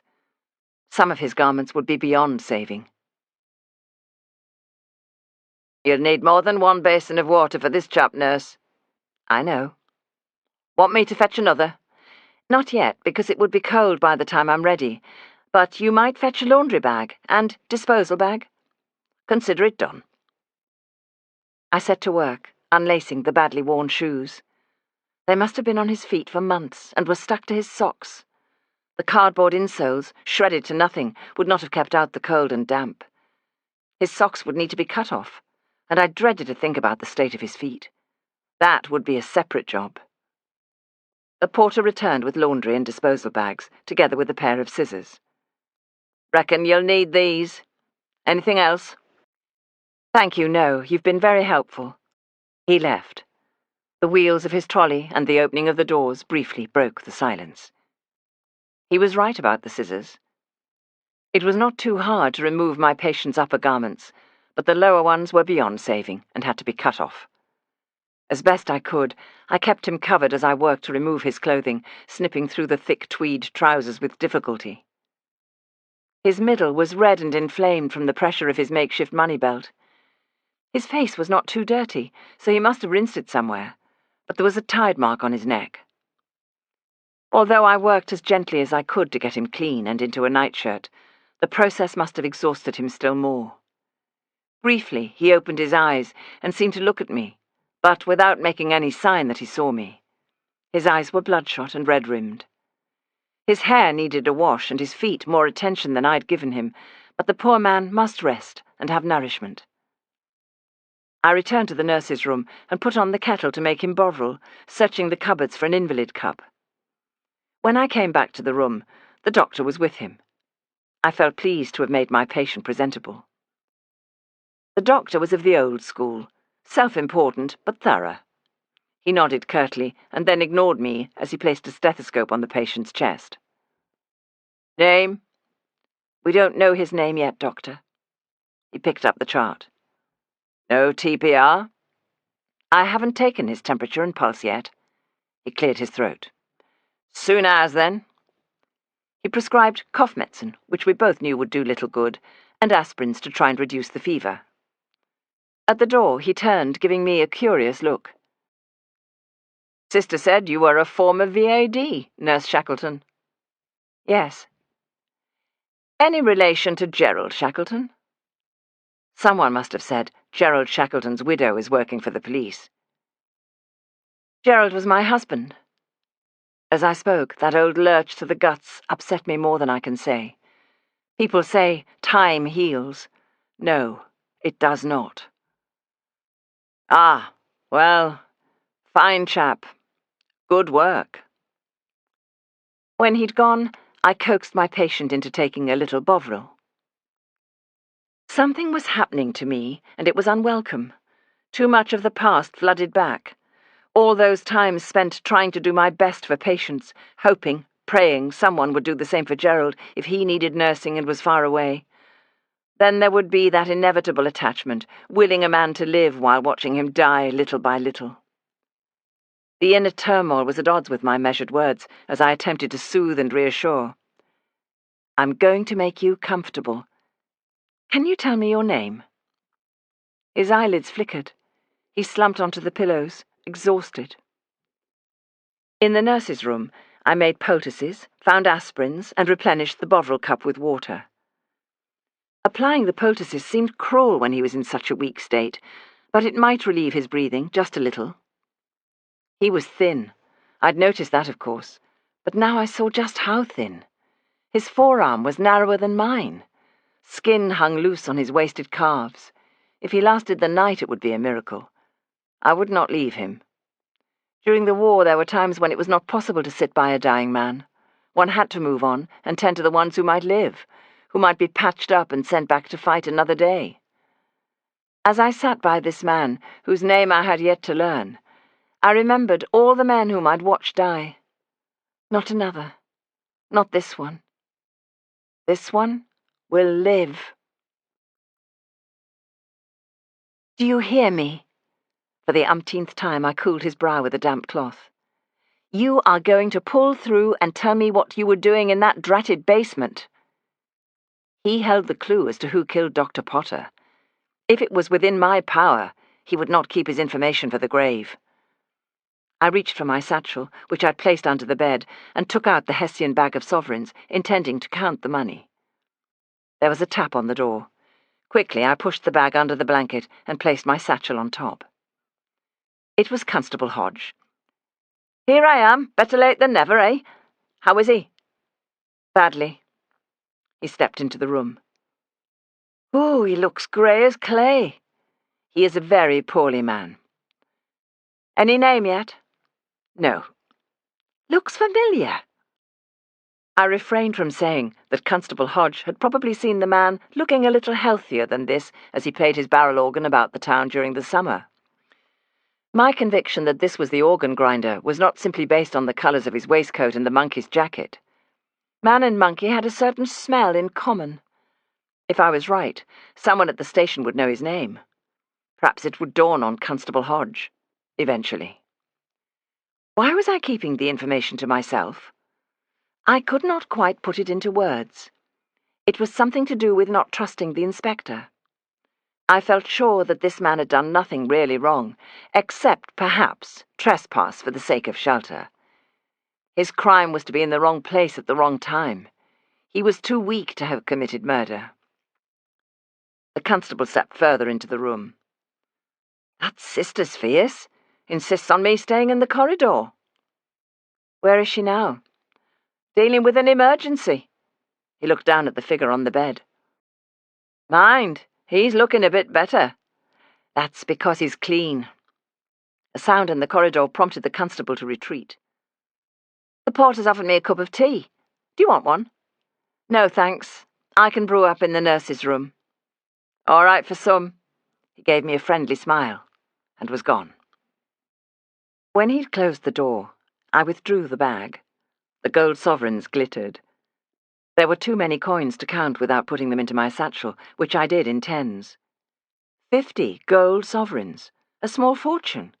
This was an astonishing amount of money for a monkey to have collected for his master. Stashing my satchel under the bed, I sat down in the straight-back chair.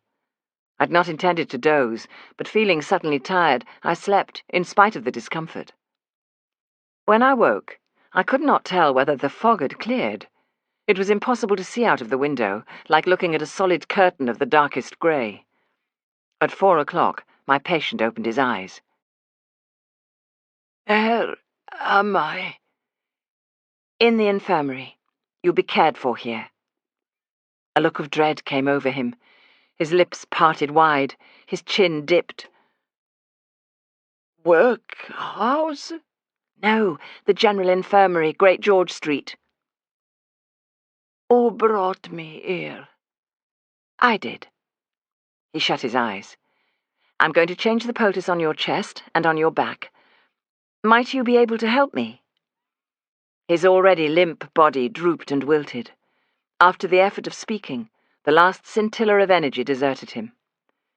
While he slept, I went back to the storage room and boiled water, poured it into a basin, and added Friar's balsam. I placed this by his bed, hoping that the pungent steam might bring some relief. Sweat poured off him, soaking the sheets. At 6 o'clock, I changed his nightshirt and bedding. He groaned as I renewed the poultices. A little before 7, I set about making tea, including a cup for Constable Hodge. As I stood in the doorway of the nurse's room while waiting for the kettle to boil, P.C. Hodge finally took my statement about the events last night at the library. He closed his notebook. The counter-assistant Dr. Potter was concerned about. Has she left the library? Mr. Lennox said she left suddenly. What is she like?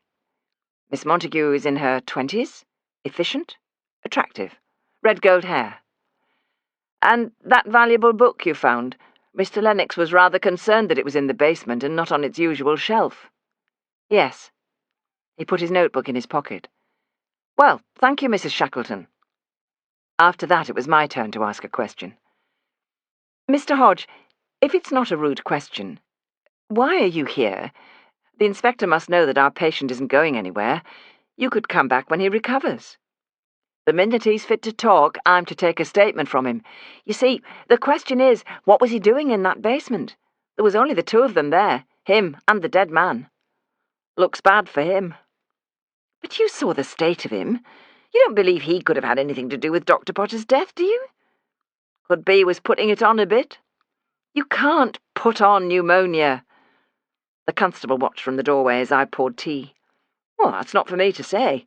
But I'm here should he come round and turn peculiar. So that was why he'd come into the sick room earlier. Perhaps the inspector had said that my patient might be dangerous. I handed the constable his teacup. He is a very sick man, and far too weak to cause trouble. P.C. Hodge held the doors for me as I returned to the room. The organ grinder was breathing heavily. It felt like a small triumph when I managed to help him drink, putting the spout to his lips and watching him sip sweet tea. Sister came in just as I finished noting his temperature, pulse, and respiration on the chart. You can add a name, Mrs. Shackleton. The constable has remembered who he is. Umberto Bruno, an organ grinder. In the corridor there was a clattering of teacups on a trolley and nurses talking. Someone dropped a bedpan. Sister said, "That girl is so clumsy." She moved to go, turned at the door and said, "Oh, I spoke to Matron. She remembers you from a stint at St. Mary's during the war. She's agreeable to your returning this evening, if that is convenient to you." This took me by surprise, but I was not sorry. If Umberto recovered during my shift, I'd be able to hear his account of why he was in the basement and whether he saw Dr. Potter's assailant. Yes, I'll be glad to come back. The shifts are 7 till 7. You should go home now and get some rest. When she had left the room, I picked up my satchel, heavy with coins.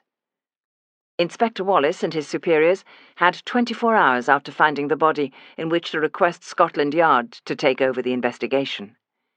If the Yard was called in after that time, Leeds City Police would have to foot the bill, something they would be most reluctant to do. By the time I returned this evening, I would know who was leading the investigation. I hoped for the sake of Dr. Potter and Umberto Bruno that it would not be the inexperienced Inspector Wallace. Chapter 11. Walking out of the infirmary, I wanted to stretch my legs, which felt as leaden as the grey sky looked. But my legs didn't want to be stretched. They claimed to be tired, and so did my feet, which cried out for a tram ride. Decision: should I catch a tram and rest, or walk and have a stretch? The choice was made for me because the tram came into view as I reached the stop. The heavy satchel dug into my shoulder. This was hardly surprising given the amount of coins it contained. Like Silas Marner, I felt the urge to recount them. A law-abiding citizen would have handed the money to Constable Hodge. The good constable would have passed it to Sergeant Ashworth. The sergeant would in turn have tended it to Inspector Wallace. There were too many opportunities for something to go wrong. I am a deeply trusting person, too trusting according to Jim Sykes, but the person I trust most is me. Umberto Bruno's sovereigns would be safe in my hands, even if they should not have been in his hands in the first place.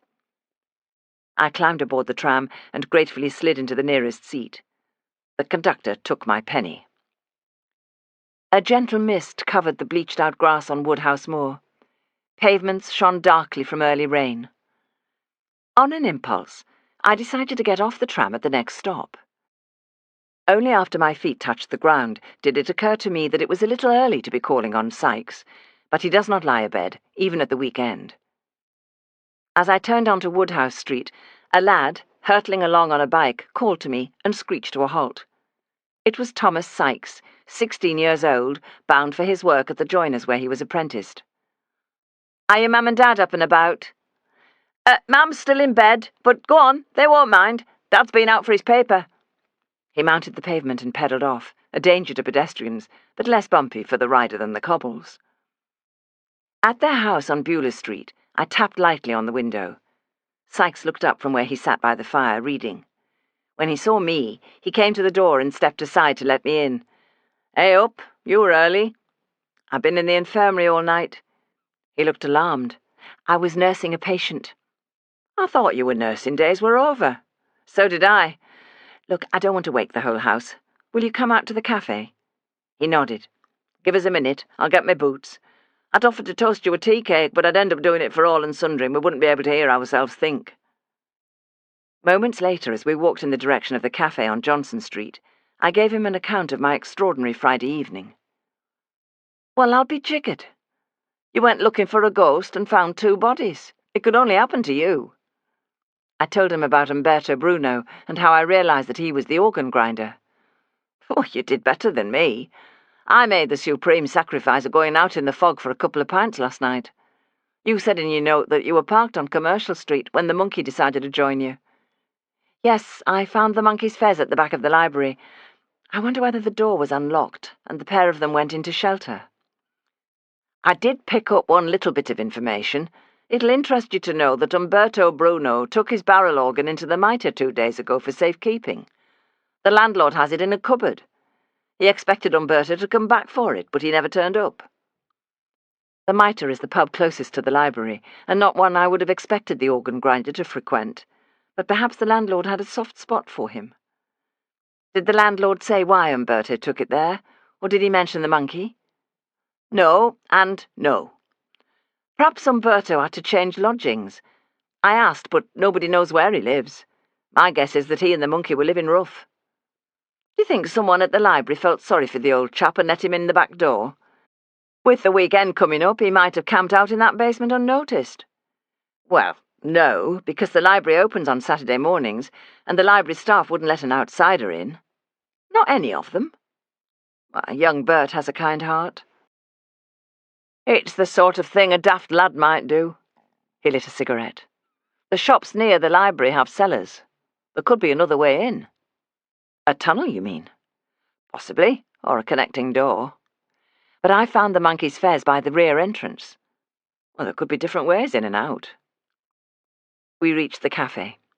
It is opposite the chemical works and serves strong red tea in big white mugs, always with sugar, and that everlasting milk that comes with a metal top. I ordered sausage and fried bread.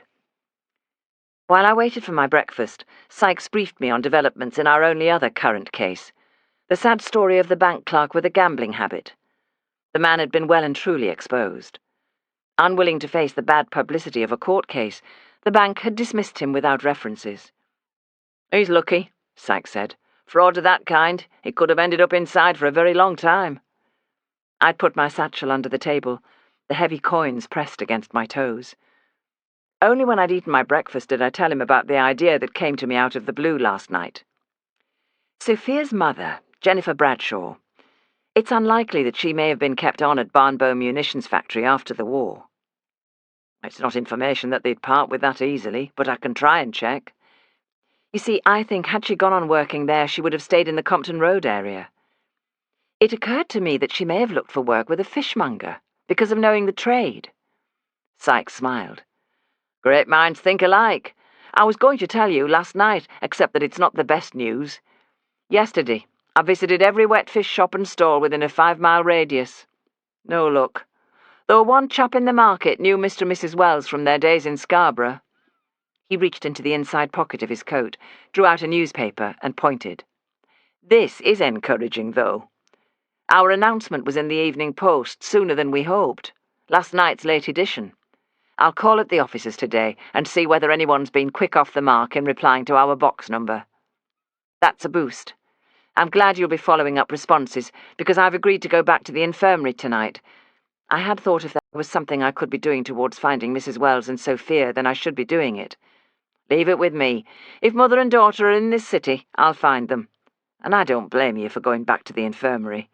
There's probably more satisfaction in nursing than detection, especially given how many blanks we've drawn so far. Nursing doesn't rule out detection. I want to know who killed Dr. Potter.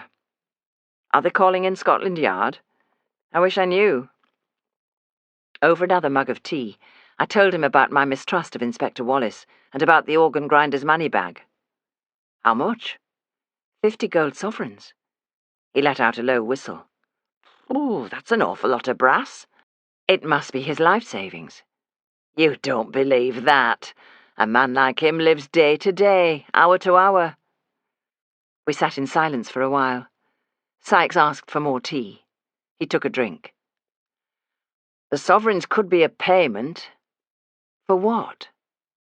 For murder? Murder of a mathematician? Umberto is too weak and ill, and too small. Dr. Potter was a big man. It's not to do with size. If he caught him in the right position, he could have whacked the back of his knees, bopped him on the head, and then finished the job. Do they know how long the body was in the basement? Not yet. I took a drink of tea. I thought you'd be jumping up and down because I didn't hand over the money. He shrugged. In the unlikely event the money does lawfully belong to Umberto, and stranger things have happened, he would be hard-pressed to prove it once Leeds City Police have it in their coffers.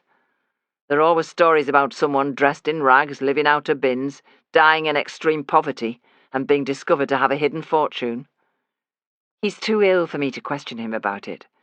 Of course, it could be awkward if he comes to consciousness while I'm not there and asks for his sovereigns.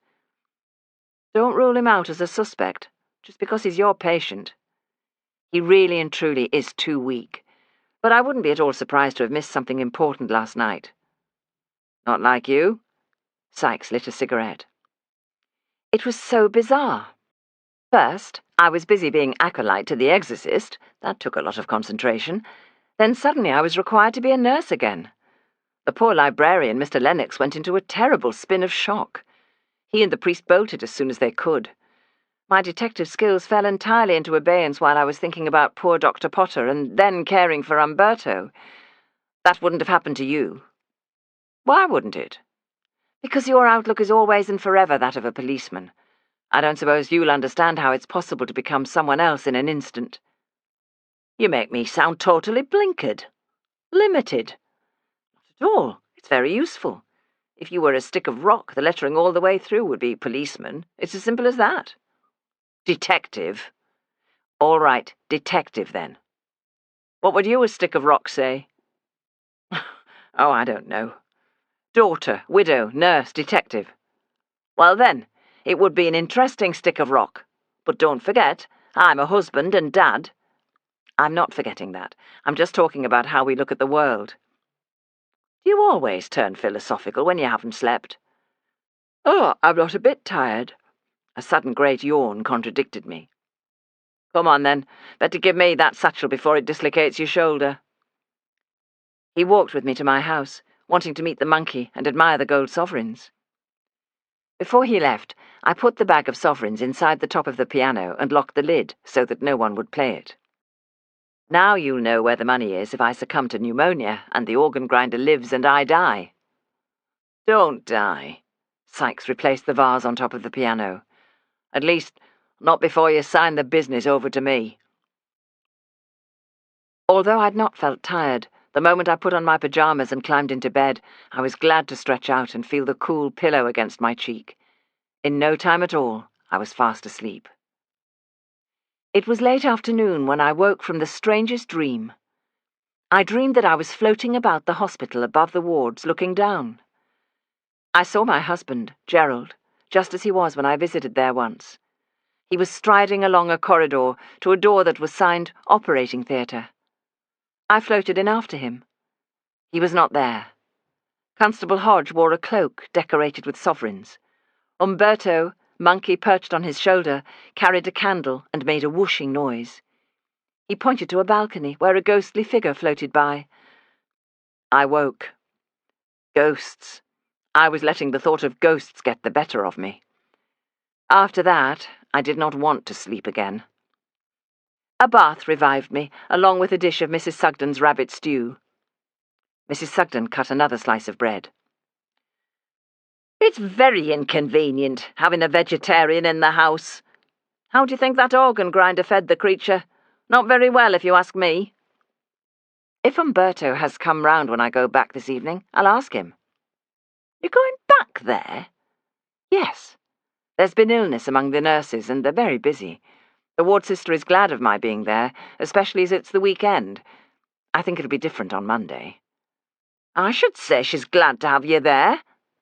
Are you being paid?" "No."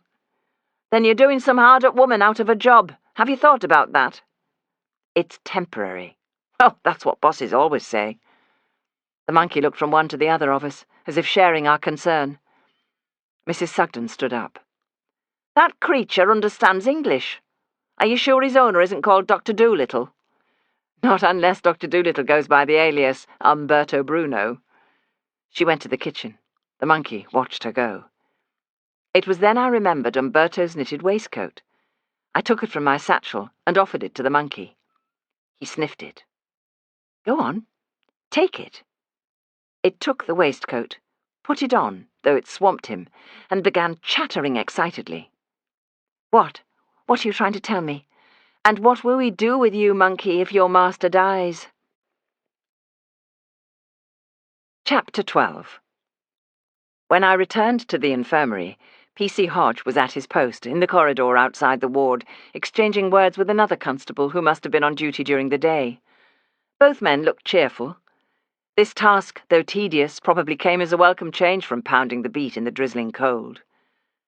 Constable Hodge gave me a friendly nod as I passed through the doors and into the nurse's room, where I hung up my coat and put on the apron that Mrs. Sugden had obligingly washed and ironed. Sister O'Malley appeared, carrying her teacup. We exchanged a good evening, and I asked about my patient. "Not much change. He's poorly, but comfortable. He managed a mouthful of oxtail soup." She rinsed her cup and saucer under the tap.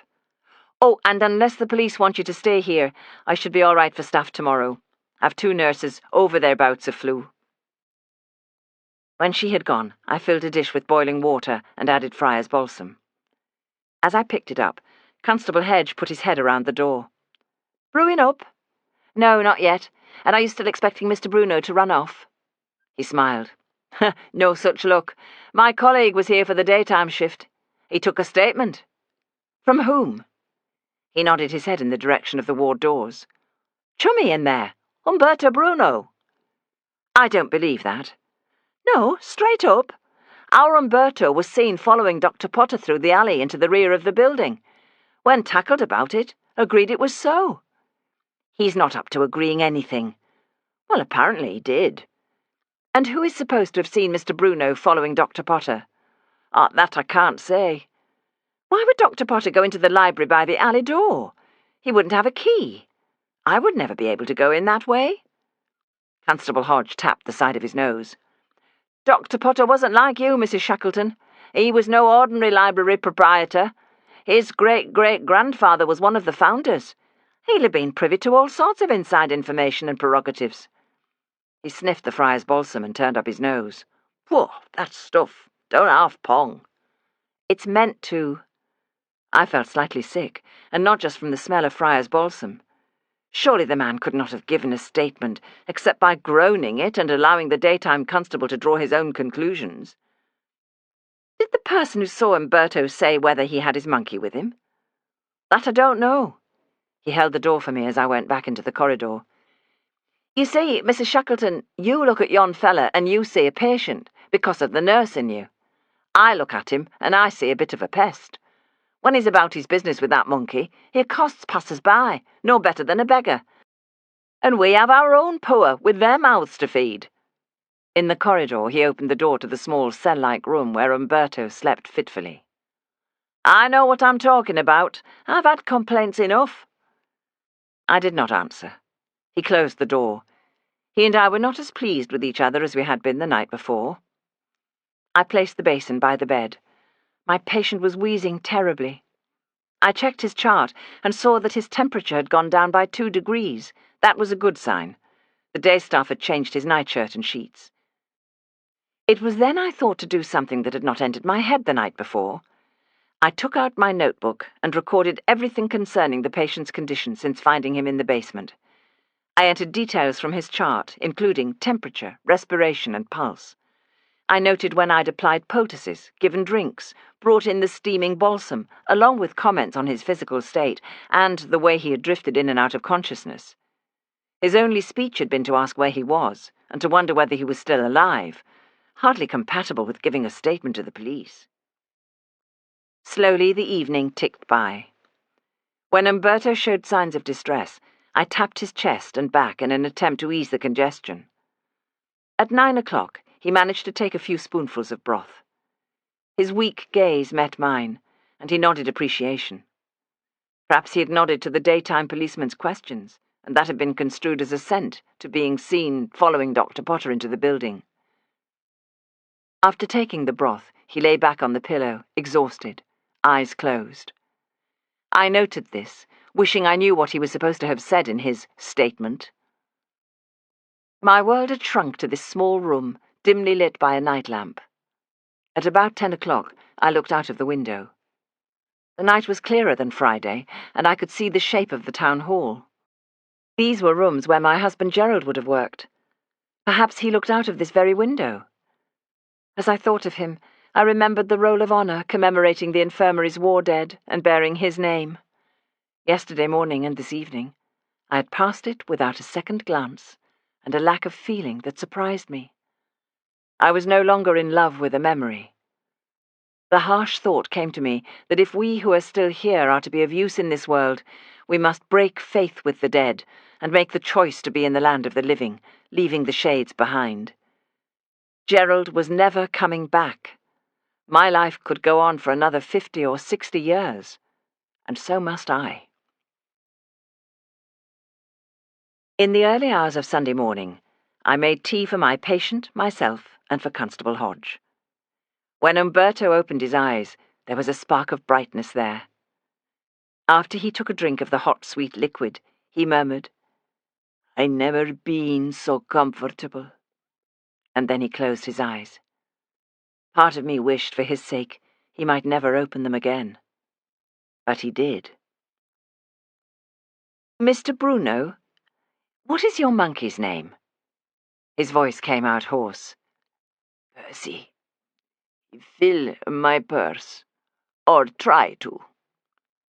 After that he dozed, and when he came to again, he asked, "Where is he?" "Percy? He's safe. He's well, and so are your sovereigns. I have them at my house for you." He frowned as though my words made no sense. Now that he was capable of a little speech, I would have liked him to say more, but he dozed again. At 6 o'clock, I took the teacups back into the nurse's room and washed them, leaving everything tidy, ready for the day shift. When I went back into the corridor, P.C. Hodge was not at his post. He must have been taking a short break himself, or perhaps the inspector had realized the nonsense of guarding a very sick man and to put his constable back on the beat. I opened the sick-room door and saw Constable Hodge holding Umberto's arm, shaking him. "What are you doing?" "Waking him." "Why?" "Because he needs to hear what I have to say. You might be better to wait outside. I'm going nowhere. I'm nursing this man. You should leave." Constable Hodge cleared his throat. "I've had my orders." Umberto looked up at him, confused. fearful. "Right, so you're awake, and we have a witness that you're awake." The constable straightened his shoulders. "Umberto Bruno, you are charged with the murder of Horatio Erasmus Potter. You do not have to say anything, but anything you do say may be taken down in evidence and used against you. Do you understand?" He brought out a pair of handcuffs. I snatched them from him. "Are you mad? The man is very poorly. Are you trying to kill him?" "Madam, you are impeding a police officer in the course of his duty. Then charge me. I am instructed to secure the prisoner." He softened his tone, trying to sound reasonable. "He won't be removed yet, Mrs. Shackleton. Not until the order comes through." Reluctantly, I returned the handcuffs. But if the constabulary thought they would pin Dr. Potter's death on a sickly organ grinder, they could think again. Having retrieved the handcuffs, the constable could not quite decide what to do. He tried handcuffing Umberto to the bedpost, but it was such a stretch on the man's arm that he gave up, and instead handcuffed his wrists together. "How can he be cared for like that? What happens when his nightshirt must be changed?" "I will remove the handcuffs." He sighed. "I'm sorry, Mrs. Shackleton, but you see, he was in the basement, and so was Dr. Potter, and there was no one else. And you think that rather than be evicted from his warm and cosy spot on a freezing flagged floor, this man would first stun Dr. Potter, and then, taking no chances, strangle him with his own silk scarf? You saw how sick he was. You carried him. How can you think such a thing?" He hesitated. "Constable, you see the state of him. Does he look like a man capable of leaping from the bed and making his escape? Take off the handcuffs." "It isn't up to me, madam. Orders come through the sergeant from the inspector. If I don't follow them, my head'll be on the block." "Then I'll speak to the inspector." "I know just what he'll say." "And what's that?" "That you can't take chances in a case like this." "Where will I find him?" "Sergeant Ashworth? Inspector Wallace." "In his office, in the town hall. But what?" Whatever the constable had intended to say, he thought better of it. He left, closing the door gently behind him. What logic! The prisoner was in the basement, and so was the corpse. Ipso facto, Umberto must be the murderer. Perhaps I had done no service by seeing Umberto through 2 long nights. To slip away in the throes of pneumonia would be preferable to swinging on the end of a rope. In the corridor, a trolley announced the arrival of the early morning tea and of the day shift. Bringing the chair close to the side of the bed, I sat down and took Umberto's hands in mine. "What happened in the library basement?" "He took my monkey." "Who did?" Umberto closed his eyes. One question had been answered. Leeds City Police had not seen fit to call in Scotland Yard. It would now be up to me to find Dr. Potter's killer. Chapter 13. A light drizzle fell steadily as I walked the short distance to the town hall. The sound of church bells broke the early morning stillness as the Catholic cathedral pealed out a summons to its parishioners. Leeds CID, in the person of Inspector Wallace, had taken the most direct route to solving the crime of murder. Find a possible witness, Umberto Bruno, and pin the crime on him. How should I approach the inspector this time and attempt to make him treat Umberto Bruno with some semblance of humanity? There are several reliable ways of dealing with a man who is not a relative and not a lover. Some women play the dragon queen, so imperious as to make a man quake. The femme fatale will at least temporarily take a man's breath away. An old nursing friend successfully played nanny, chidingly putting officers on their best behaviour as if they were in the nursery rather than on a ward. My preferred way is to be the chum, encouraging, playing up and playing the game. That seems usually the best choice, but not easy with a man as taciturn as Wallace. I reached the side door of the town hall, which is the only way in on a Sunday. Dragon Queen-like, I announced to the commissionaire my name and business and claimed to have an appointment with the inspector. When the commissionaire did not see me on his list, I told him that was because the appointment was arranged by telephone 10 minutes ago. Without waiting for further comment, I climbed the wide staircase that led to CID headquarters. In spite of the past 4 years spent investigating, I'd never met any of the senior officers of the Leeds City Police in a professional capacity. It would have been so much better if my father had been superintendent here in Leeds rather than in Wakefield. The two forces kept their distance from each other, and my father rarely visited Leeds. The rivalry was unacknowledged, but real. No one came between me and the inspector's door. By clever deduction, I knew it was his room. The nameplate etched on the glass read, Inspector G.T. Wallace. I tapped. A voice called, "Come in." I pushed open the door to a square office with a high window. The room smelled of ash and stale tobacco. Behind a heavy old oak desk sat Mr. Wallace in his crumpled worsted suit, white shirt and navy blue tie. He stood, pushing back his chair. I crossed the worn rug. "Excuse my coming unannounced, Inspector." I hoped I'd struck a note between confident and friendly, but suddenly felt I'd struck no note at all. Feeling a mess, rumpled, bleary-eyed, glad of the hat hiding my hair, and wishing I'd washed my face. By now I was close enough to see his blue eyes. It is surprising how many people have odd eyes. Not odd in colour, but in shape. The right eye was bright, penetrating and round. The left eye, a little smaller, less intense, and tending towards oval.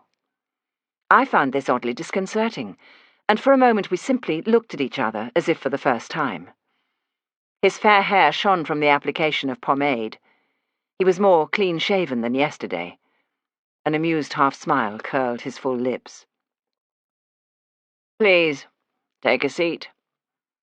I sat down. So did he. "What can I do for you, Mrs. Shackleton?" "It's about Mr. Bruno, Umberto Bruno." "Thank you for going with him to the infirmary." I was glad to help. "Yes, I suppose you were. Though it must have been a bit of a shock for you to first find the body of one of your fellow readers, and then some smelly fellow curled in a ball, especially when you were expecting to see something more insubstantial. A ghost, I understand." I let the jibe pass. He took a sheet of paper from his desk drawer. "You must be reimbursed for your time and trouble. If you complete this form—" I took the form. "Thank you, but that is not why I'm here. I have just come from the infirmary where I spent the last 2 nights watching over Umberto Bruno." "It was an imposition, and the force is grateful to you." "Mr. Bruno has pneumonia. It was touch and go whether he would live. It still is." "Oh, I think he will live. His sort do, you know, surprising as it may seem." "I'm not sure what you mean." He smiled. "You served as a nurse in the VAD." "Yes." "Then you may know that many nurses have a reputation for being soft on malingerers, being easily taken in by a man capable of putting it on." "You speak from experience of VAD nurses?" There was an ever-so-slight change of manner, annoyance at being challenged, and perhaps a discomfort that told me he had not fought in the war. Well, there was nothing surprising in that. He would have been exempt from military service. "I know enough of the gentle sex to understand that judgment may be clouded when a lady takes to nursing." I could have put him right, giving a host of examples of hard choices made under the most distressing conditions, but that would not have taken me an inch nearer changing his mind about Umberto Bruno. My hopes of playing the chum faded fast. "The man is critically ill and incapable of committing the crime he is accused of." I expected him to correct me. Umberto was arrested on suspicion. He'd not yet been charged. Wallace did not trouble himself to set me right. "Bruno thought he'd found a place to shelter and to hide. He was wrong. Luck was on our side when he was unable to leave the scene of the crime. Handcuffs are unnecessary and will make it impossible for him to be nursed satisfactorily. The man is a vagrant, an intruder, with enough circumstantial evidence for him to be charged with murder. I recommend that you reserve your compassion for a more worthy recipient." "He is not well enough to have given a statement. The man is hard-pressed to utter 6 words." "Sometimes 6 words are enough." He pushed back his chair. "Your comments are noted. Now, if you'll excuse me, I've much to attend to." It would have been a waste of my breath to argue. I stood. So did he. "One point, Mrs. Shackleton, that you may be able to clarify." "Yes." "The valuable library item you picked up after you uncovered the unfortunate Dr. Potter." He looked down at his notes. Gothic ornament. Where precisely was it, if you can recall? Not far from Dr. Potter's feet. And it was you who telephoned for the police? Yes. And to the Leeds Club for Mr. Castle? No, that was Mr. Lennox. He rightly thought that as library president, Mr. Castle should be informed. Also, Mr. Castle gave Mr. Lennox some support. You see, Mr. Lennox's wife died a year ago, and he's still easily upset. So I understand. He nodded briefly. Thank you for coming, and if you'll fill in the form. Did he think that Umberto had attempted to steal the book, and Dr. Potter had intervened? May I ask a question, Inspector? Of course. I believe Dr. Potter was hit before he was strangled. Was the only wound to his head, or was there some other blow? That is not something that needs to be known. Not yet, anyway. You see, Dr. Potter was tall as a top shelf. Mr. Bruno would struggle to reach a taper on a mantelpiece and is as weak as a fallen sparrow. It is not height that matters, Mrs. Shackleton, but posture, the position of those concerned. Inspector Wallace stroked his chin. You said in your statement that when you and Dr. Potter spoke, he seemed to believe something may have gone missing. What did he say precisely? It was less in his words than his attitude. He was put out by the article about the library's valuable stock being on display. He was enthusiastic about the possibility of the library removing to new premises where the stock may be more secure. Anything else? Nothing that I didn't tell Constable Hodge. Dr. Potter wanted me to read an article in a magazine he had written as an undergraduate because it concerned the ghost and a different disappearance. Different to... He thought a library assistant had disappeared, but I don't believe there is a mystery. I'm sure Mr. Lennox can explain her departure. And did you read the magazine? No, I took it home and there's not been time since. I'd like to see it, please. Our talk was at an end. I'd given him a better account of what had happened in the library than anyone else, of that I felt sure. Why did he not budge? What about Umberto Bruno? Nothing changes. He is our main suspect. He walked me to the door. Outside in the corridor, I leaned against the wall, attempting to regain my composure. I felt like smashing the glass in his office door. As I stood there, thinking what to do next, I heard him speak into the telephone. Have Umberto Bruno brought in and put in a cell? There was a pause. The person at the other end must have had the temerity to question the order. In an impatient voice, Wallace said, I am aware of that. Have our own doctor examine him. Oh, no, you don't. I would not let him do it, but how was I to stop him? Who could I turn to? I hurried down the broad stairway. My father is a superintendent of the West Riding Force. He would be able to talk to his Leeds counterpart. In theory, that is. In practice, he would not do it. He would say that it was not his concern. It would be undue interference, and the man on the spot must make the decisions. Then it struck me. Having given house room to the man's monkey, why not do the same for his master? I could smuggle Umberto from the infirmary, abduct him, and take him home. But how, without being seen? Slowly, I retraced my footsteps down the town hall stairs and out into the dismal street. Why did this matter so much to me? Because I felt pity for the man. Because I believed him to be innocent. Because during my wartime nursing there were so many men for whom I could do nothing. Because I felt devastated by the death of Dr. Potter. I was unable to save them. I would save Umberto Bruno. I had left my car at the entrance to the infirmary.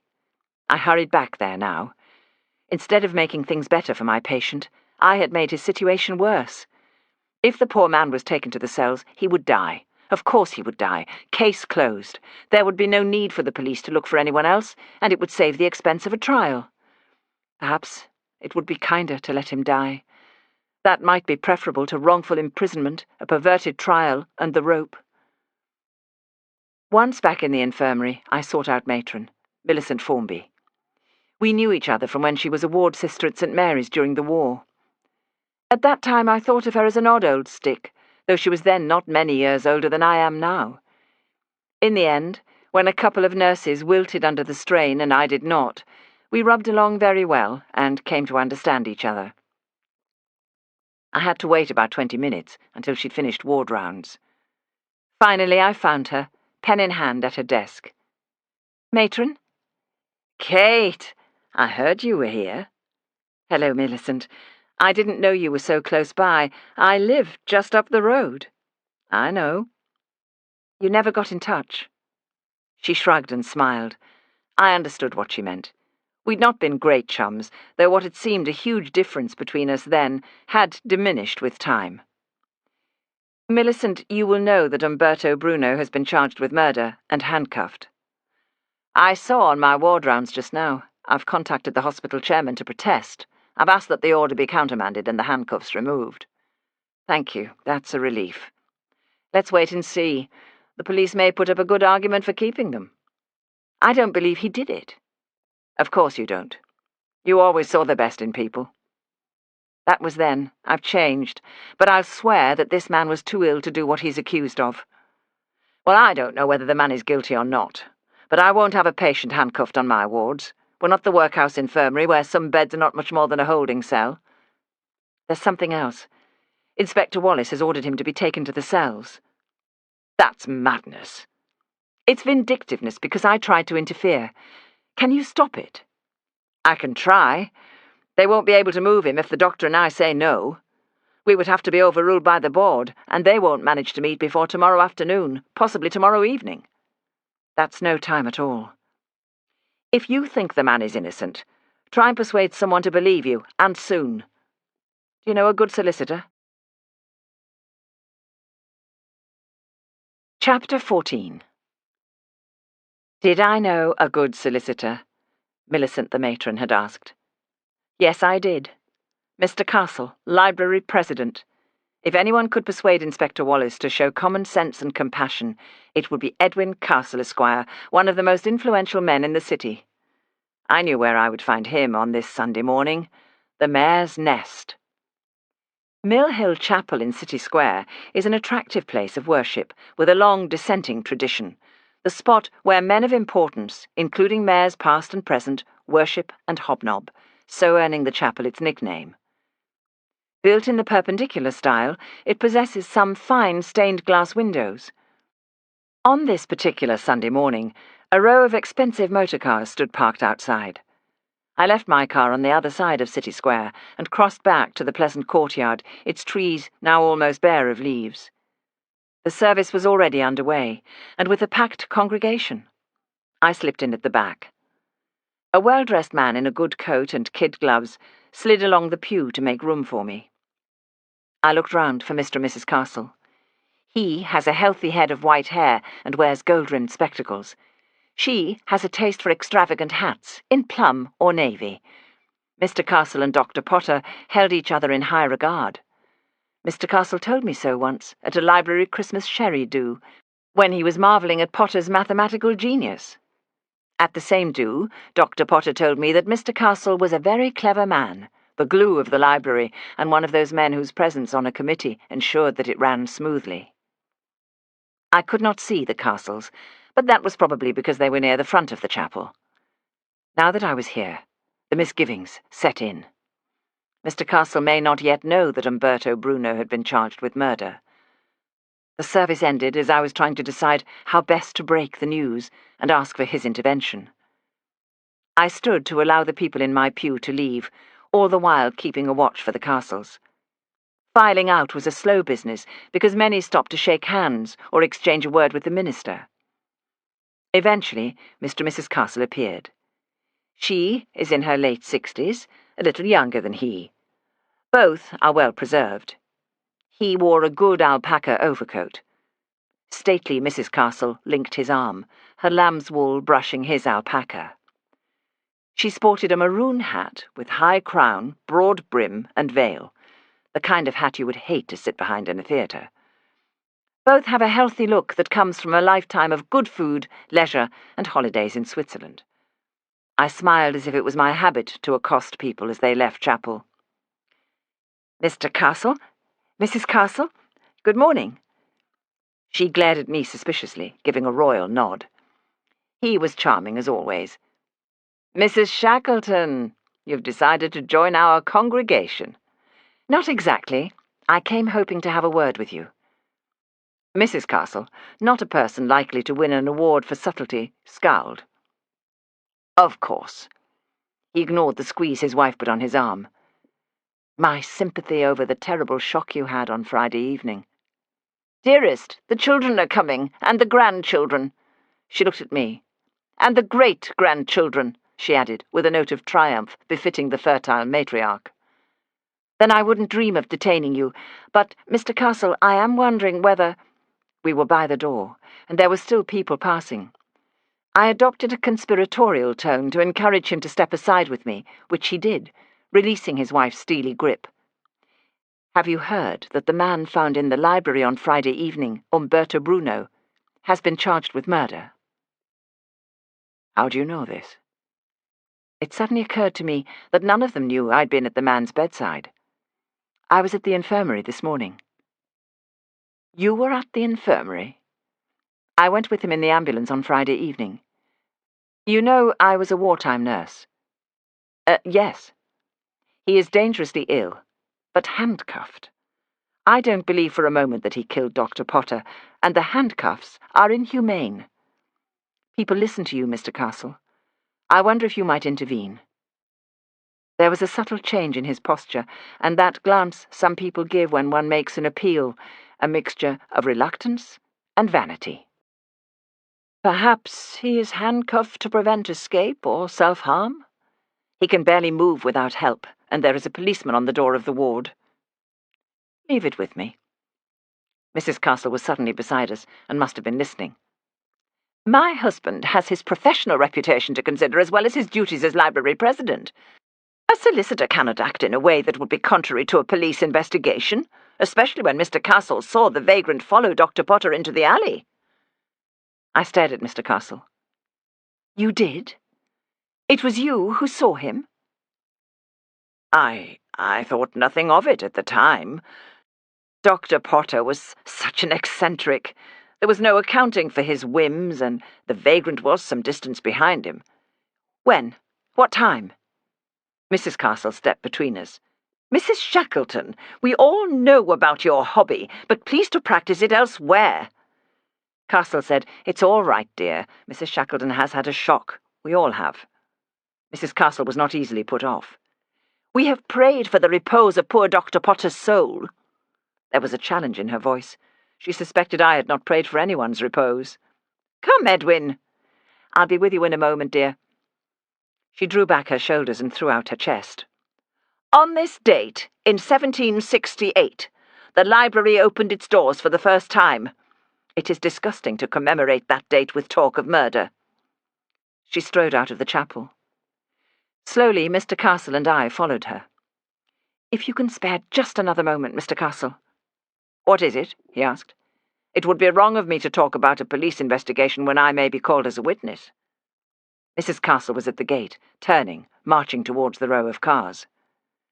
Mr. Castle exchanged greetings with several important-looking men as we moved away towards the farthest tree. A sharp wind brought down a leaf that landed on his hat. "I'm most grateful for everything you did on Friday, Mrs. Shackleton. Lennox was very sorry afterwards that he lost his nerve a little, and of course Father Bolingbroke apparently had another engagement, visiting the sick, I believe. I thought you had left, or I would have made sure you reached home safely." "Thank you, there was no need." "As a matter of fact, I did know about Bruno. Inspector Wallace telephoned to me. It has not been made public yet." "I believe the police are wrong." "Why so?" "There are too many unanswered questions, Mr. Castle. What motive could Bruno have had for such a deed?" "That is for the police to find out." "Bruno did not do it. He needs legal representation." "My practice does not handle criminal matters." "But you could look into it. Someone else must have been there. Do you know of any enemies that Dr. Potter may have had, or of any possible connection between his death and thefts from the library?" "Thefts?" Dr. Potter suspected books had been stolen. I was exaggerating a little, but something in Castle's manner told me I'd touched a nerve. "I can't imagine the organ grinder would have been a book thief. There must be something the police are missing." Mr. Castle's face was a picture of surprise. "It never occurred to me that the police could have made a mistake." It seems such an open and shut case. But if you believe there is cause for concern—" "I do. Apart from lack of motive, Dr. Potter was well built and fit. Umberto Bruno is skin and bone. And besides, I have this feeling—" "Ah, a woman's intuition. If you want to call it that, but really to do with physical disparity between the men. I should like to take another look around the basement." "The police are not allowing us down there just yet. If it will set your mind at rest, I will ask them when we're allowed access." We walked out of the grounds together. Most of the cars had gone. Castle stood and stared. "Oh, dear. My wife misunderstood me, I think." There was only my car left, on the other side of City Square. Mrs. Castle had deserted her husband. "Let me offer you a lift. Mine's that blue Jowett over there." It would give me an opportunity to ask him a few questions on the journey. I began with the most innocuous. "Have you historic connections with the library?" "Oh, no, not like Potter. I purchased a share in the library as a young man when I qualified as a solicitor. A professional man has a duty to become part of the life of the city." Mr. Castle made no attempt to staunch my queries, but in his calm lawyer's manner carefully deflected every question. He was cautious, unwilling to commit himself, and reluctant to believe that Inspector Wallace could be mistaken. "We must remember, Mrs. Shackleton, that this is a police matter." Of course he was right. This was not my case, but I had one more idea. The person who may know whether Dr. Potter's suspicion about thefts was correct was the librarian, Mr. Lennox. There is no great distance between Meanwood and Chapeltown. Mr. Lennox lived at Grange Villas, Chapeltown. I knew this because he and his late wife once held a sherry party for committee members. It was possible that Lennox would visit his wife's grave in the afternoon, and that if I called now, I may find him at home. Within a quarter of an hour of dropping off Mr. Castle, I drew up outside Grange Villas, a fine stone-built mansion that sometime in the previous century had been turned into flats. I do not always look through windows before ringing a doorbell, but on this particular day I did, and a good thing too.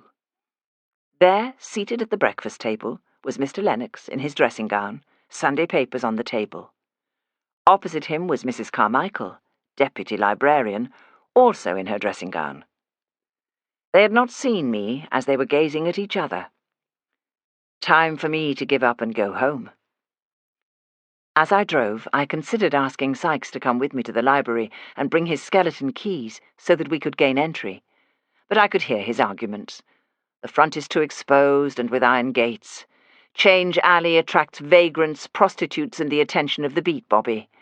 Sykes would question my judgment, remind me that I've not slept, tell me that although it is Sunday, people will be out walking to and from church and window shopping. He would tell me that police are keeping an eye on the place. Besides, I'd already interfered with Mr. Castle's Sunday morning. Sykes must be allowed his day off. Feeling in low spirits, and the tiredness of a sleepless night beginning to creep up, I set off for home. As I drove, words popped into my head. The Big Bothy, Wheatwood. Dr. Potter's address. As if it had developed a mind of its own, my motor sped on beyond Headingley, in the direction of Wheatwood. Chapter 15. Big Bothy, Dr. Potter's dwelling, was in one of those out-of-the-way nooks. If I had not happened upon a couple of girls exercising their ponies, I might be looking still. Leaving the car in a narrow lane, I walked along a track. On the curve of a bend, I saw the dwelling, a single-story octagonal house with 2 chimneys, a rough-cast finish, and latticed windows. It stood in a meadow that in spring and summer must be glorious, but now looked a sorry sight. Close by were 2 outhouses, presumably one of them housing the earth closet and the other a shed. A little way beyond was a paddock and stable. Close up, I saw that the rough-cast finish on the walls of the house had been decorated with tiny pebbles and fragments of coloured glass, giving the building an idiosyncratic appearance. When no one answered my knock on the firmly shut oak front door, I peered through the nearest of the latticed windows into a library. Under the window, a sturdy desk held an oil lamp and cut-glass pen and inkstand. The surface was strewn with notebooks and sheets of foolscap paper. An exceedingly large tabby cat leapt onto the desk and stared at me. Through the next window, I looked into a kitchen-cum-dining room. The window after that revealed a bedroom furnished with a walnut bedroom suite. Beside that was a parlour or sitting room where a low fire burned. This room was comfortably furnished with large Persian rug and well-worn chintz-covered chairs and sofa. Alcoves on either side of the fireplace housed bookshelves. In front of one set of bookshelves, to the right of the fireplace, an ornate cage on a stand held a handsome parrot. Through the last window, I saw a small bedroom with cast-iron single bed, chest of drawers with jug and bowl, shaving kit, hairbrush and clothes-brush. On a wicker chair lay an open book. Every room had at least one oil lamp.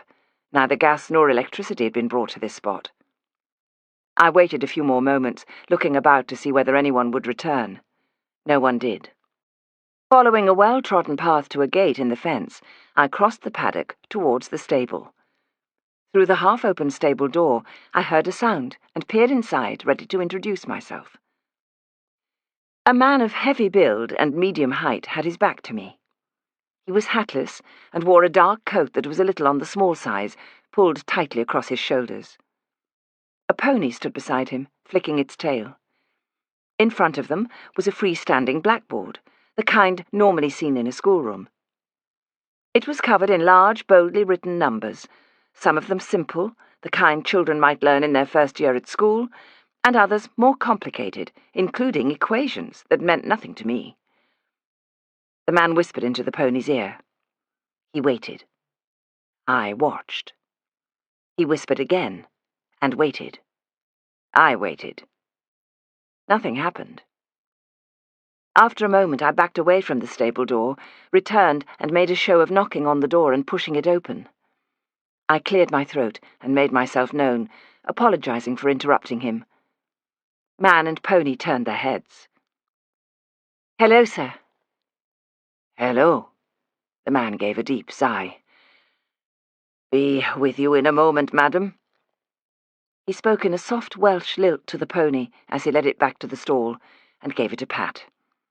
The pony nudged his pocket. "Right you are, Archie, though you don't deserve it, mind." He produced an apple and held it towards the creature, who took it from his hand. As the man walked towards me, I saw that he was smartly dressed, his coat well brushed, brown boots polished to a high sheen, his trousers a little too short. Ample grey wavy hair, centre-parted, and one of those melancholy drooping moustaches gave him the appearance of an inventor of improbable machinery. He could have been any age, between 35 and 50. "I'm Mrs. Shackleton from the library. We were all shocked and sorry about Dr. Potter's death." "That is kind. Thank you. I wondered if someone would come." "And you are—" I beg your pardon. I forget my manners." "I am Richard Morgan, Dr. Potter's manservant, man and boy, my service interrupted only by the business that interrupted us all." He closed the stable door, and we fell into step together on the path that led towards the house. "Is there anyone else here with you? I'm sorry that I don't know Dr. Potter's circumstances. We were acquainted through the library, but I realize now how little I know about him. Just the two of us here, it was, and powerful well we were suited. It's very peaceful here.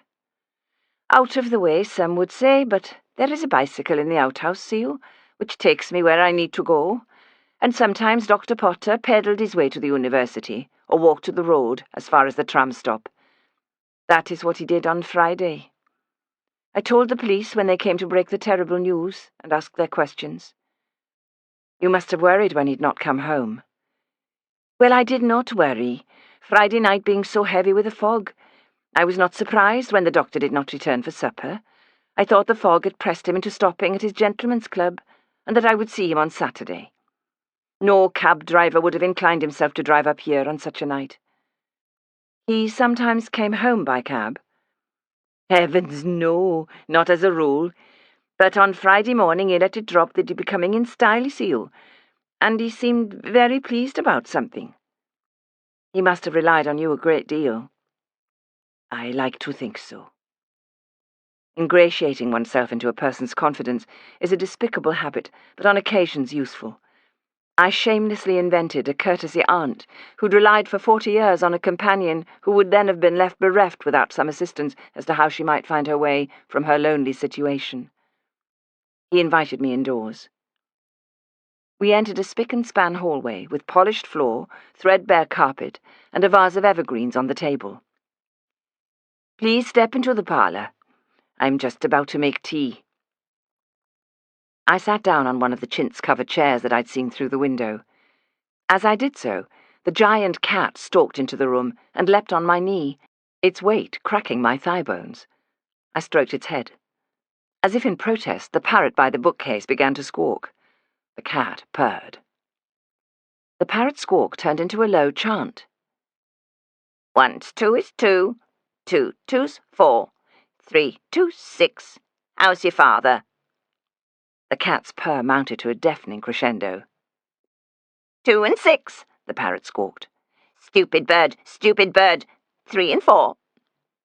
It then lapsed into silence, broken only by the rattle of the cage as it pecked seed. The volume of the cat's purring increased so much that I found it disconcerting. I stopped stroking its head. It butted my hand and continued its high-volume signals of contentment. Never in my life have I heard even a baritone reach such a pitch. It was the kind of unearthly sound that might make one believe in reincarnation, the reincarnation in a single creature of a Welsh male-voice choir. 11 12, the parrot said, just as Mr. Morgan arrived with the tea tray. He set it down, picked up a damask cover from the back of a chair, and placed it over the cage. He then turned to the cat. Down, Dunce! Dunce ignored him. I lifted the cat gently to the floor. It weighed as much as a trunk packed for a month's voyage. Why do you call him Dunce? His name is Toby. We call him Dunce because he pays no heed. He doesn't try. Oh, he sits on the desk as though pretending great interest, but there's nothing behind it. I see. I did not see. Not one little bit did I see. Mr. Morgan drew up a low table, set it with a china cup and a plate of homemade biscuits. How do you like your tea, Mrs. Shackleton? As it comes, Mr. Morgan. 1 lump or 2? None, thank you. Having become used to going without sugar when it was in such short supply, I'd lost the taste for it. He poured the milk, and tea of a goodly colour and hot. Thank you. I took a biscuit. You have a cook? Oh, no, madam. It is all my own work. Wouldn't do to have women about the place, begging your pardon. Not with the professor concentrating so hard on his subject. What was his subject, precisely? Well, mathematics, of course. A difficult subject. Indeed, it is a subject chill and severe, with the beauty and truth of an ancient carving. But my master turned mathematics into poetry, and his interests spread much wider and warmer. In what way? We did not say much about it, not yet. It is a great pity that so much of his work is left undone. Did the police ask you about his work, the work that was left undone? No, madam. They wanted to know about his acquaintances, what took him to the library that day, why he may have been in the basement. I'm afraid I was not much help. I should think you were in a state of shock. Indeed I was, and most upset by their insinuations. What did they insinuate? One can never be sure with insinuations, as they are exactly that, and lacking in precision, as you might say. It would shame me to repeat what I think they were implying. Tut-tut, how awful for you. As if he would. As if Dr. Potter would take as much as a match that did not belong to him.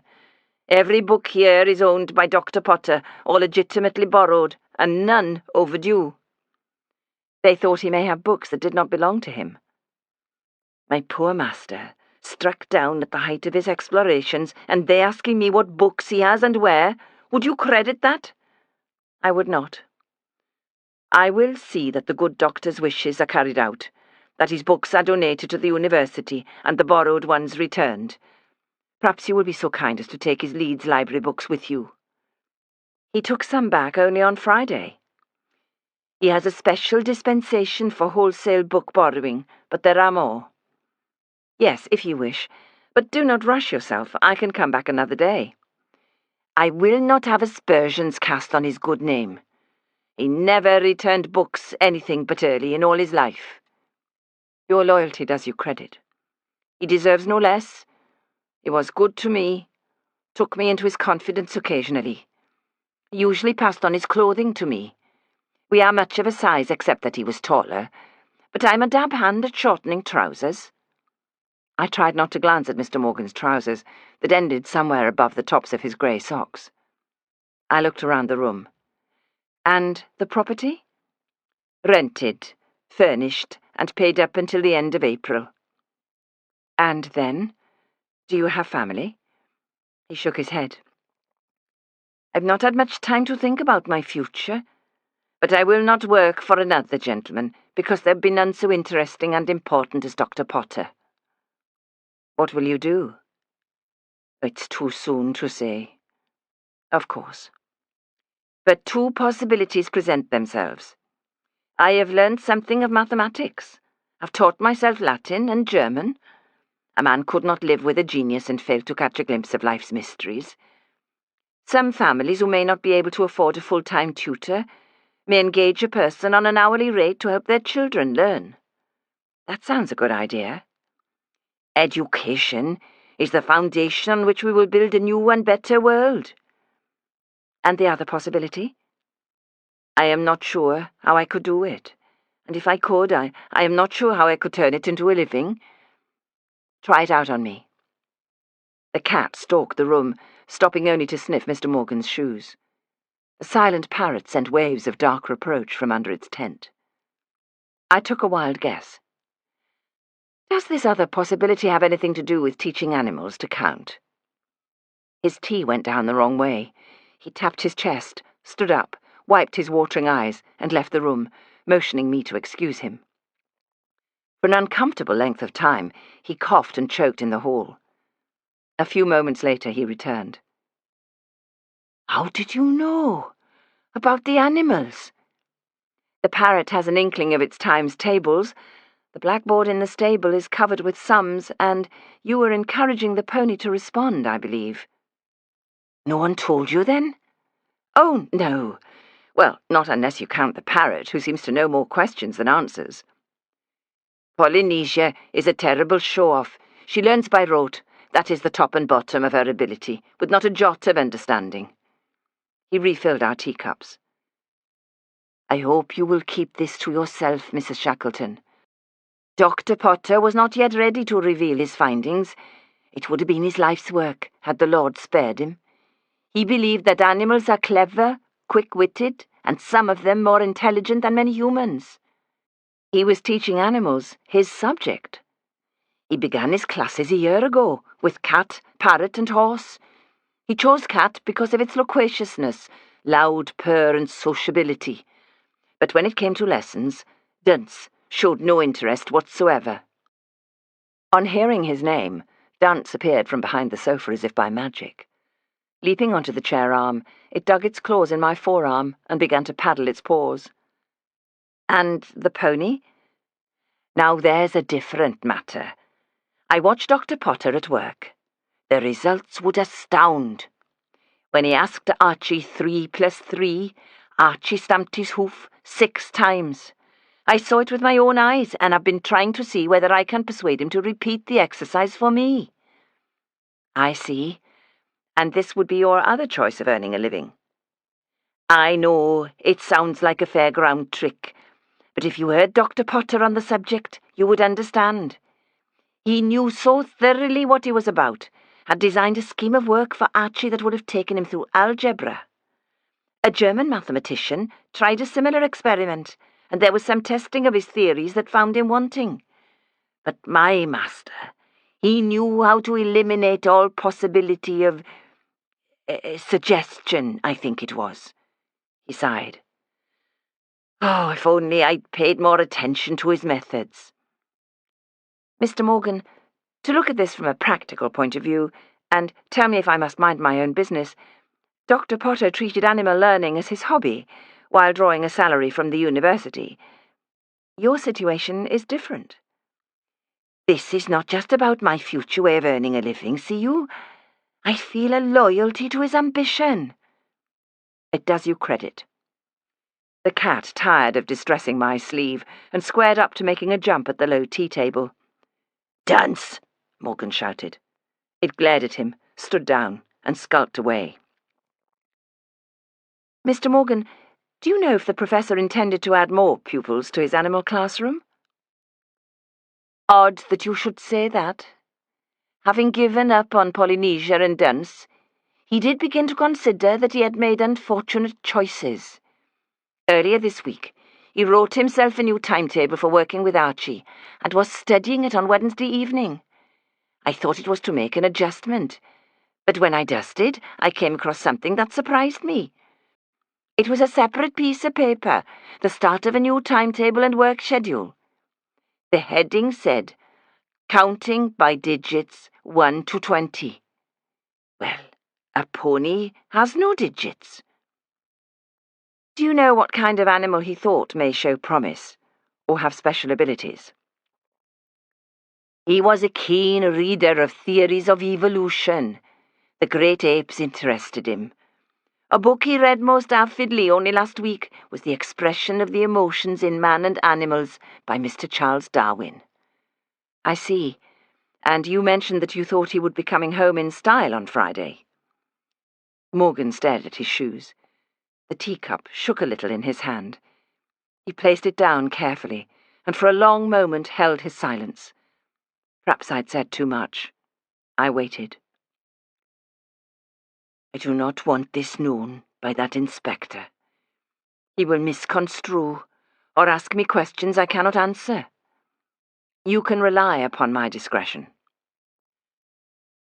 Dr. Potter asked me to dust down the camp bed, giving me the impression that we were to have a guest. His voice suddenly came close to breaking. Your only guest was Death himself. I am so very sorry for your loss. If it is any consolation, Dr. Potter was in the highest of spirits when I saw him on Friday morning. Morgan gave a sad smile that broke my heart. I don't suppose he said what made him so glad that day. No, but I do have an inkling. If it is confirmed, I will come and tell you, just between the two of us, though it won't be today. I am much obliged. The only way to confirm my surmise would be to speak to Umberto Bruno, but it seemed a good guess that Dr. Potter had seen Percy the Capuchin monkey at work and been impressed by its abilities. I wondered whether Dr. Potter had intended to bring both Umberto and Percy to the house. If so, the monkey had narrowly missed an opportunity to become a mathematical genius. At this very moment, it was probably following Mrs. Sugden around the house or shredding back copies of the Times. Mr. Morgan rose to his feet. I will fetch the books for you. He sighed. Oh, you will never now finish the thought and speech of animals. Borrowing from the Leeds Library prevented his university colleagues latching on to his true interests, which he knew some would roundly mock. A few moments later, he returned carrying 2 enormous bags of books. There are too many for you to carry, Mrs. Shackleton. It's all right. You might walk me to my car. Yes, indeed. It is most kind of you to do this. I rose to go. One more question, if I may, Mr. Morgan. I am at your service. Dr. Potter mentioned a plan for the library to move premises. Unfortunately, I missed the committee meeting where that was discussed. Oh, that. The Stayers or Removers Jolly Subterranean Subcommittee. That was his nickname for the matter. It had yet to be thrashed out. He and Professor Merton were particularly looking deeply into the question, but my master was very much in favour. There was an ever-so-slight narrowing of the eyes, indicating distrust, perhaps. I should hate to speak out of turn. Whatever you say will stay within these walls. It was the University Vice-Chancellorship, see you, that was the bugbear between Dr. Potter and Professor Merton. It became difficult for them to discuss anything in a civil manner. Not that I breathed a word of this to the police, because I do not believe a man of learning like Professor Merton. He rested the bags of books on the chair seat. They were rivals for the post, I understand. Indeed they were. Not that I'm a betting man, you understand, but they were joint favourites. In spite of her cage cover, Polynesia, the learn-by-rote parrot, began to squawk. We left the house, escorted by Dunce the cat, and walked back along the lane towards my car. I opened the car door. Was there much rancour between Dr. Potter and Professor Merton about the post of Vice-Chancellor? Morgan placed the bags of books carefully in the car. Oh, indeed there was. It kept Dr. Potter awake at night, worrying about it. Suddenly, here was a motive. I wondered whether my neighbour, Professor Merton, had an alibi for the time of Dr. Potter's death. Chapter 16. As I drove back along Wheatwood Lane, the mental picture fixed itself firmly in my mind. Dr. Potter and Umberto Bruno in the basement, Percy watching as money changed hands, gold sovereigns counted into a Hessian bag. Umberto had found time to strap the money bag to his belly. How had the creature escaped from the basement when his new owner and his previous owner had become entombed there? It was Mrs. Sugden who'd pointed out that the monkey had no harness, collar, or lead.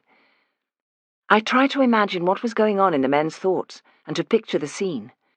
After 2 failures in his attempt to teach arithmetic to animals, Dr. Potter believed himself to be on the road to success with clever Archie.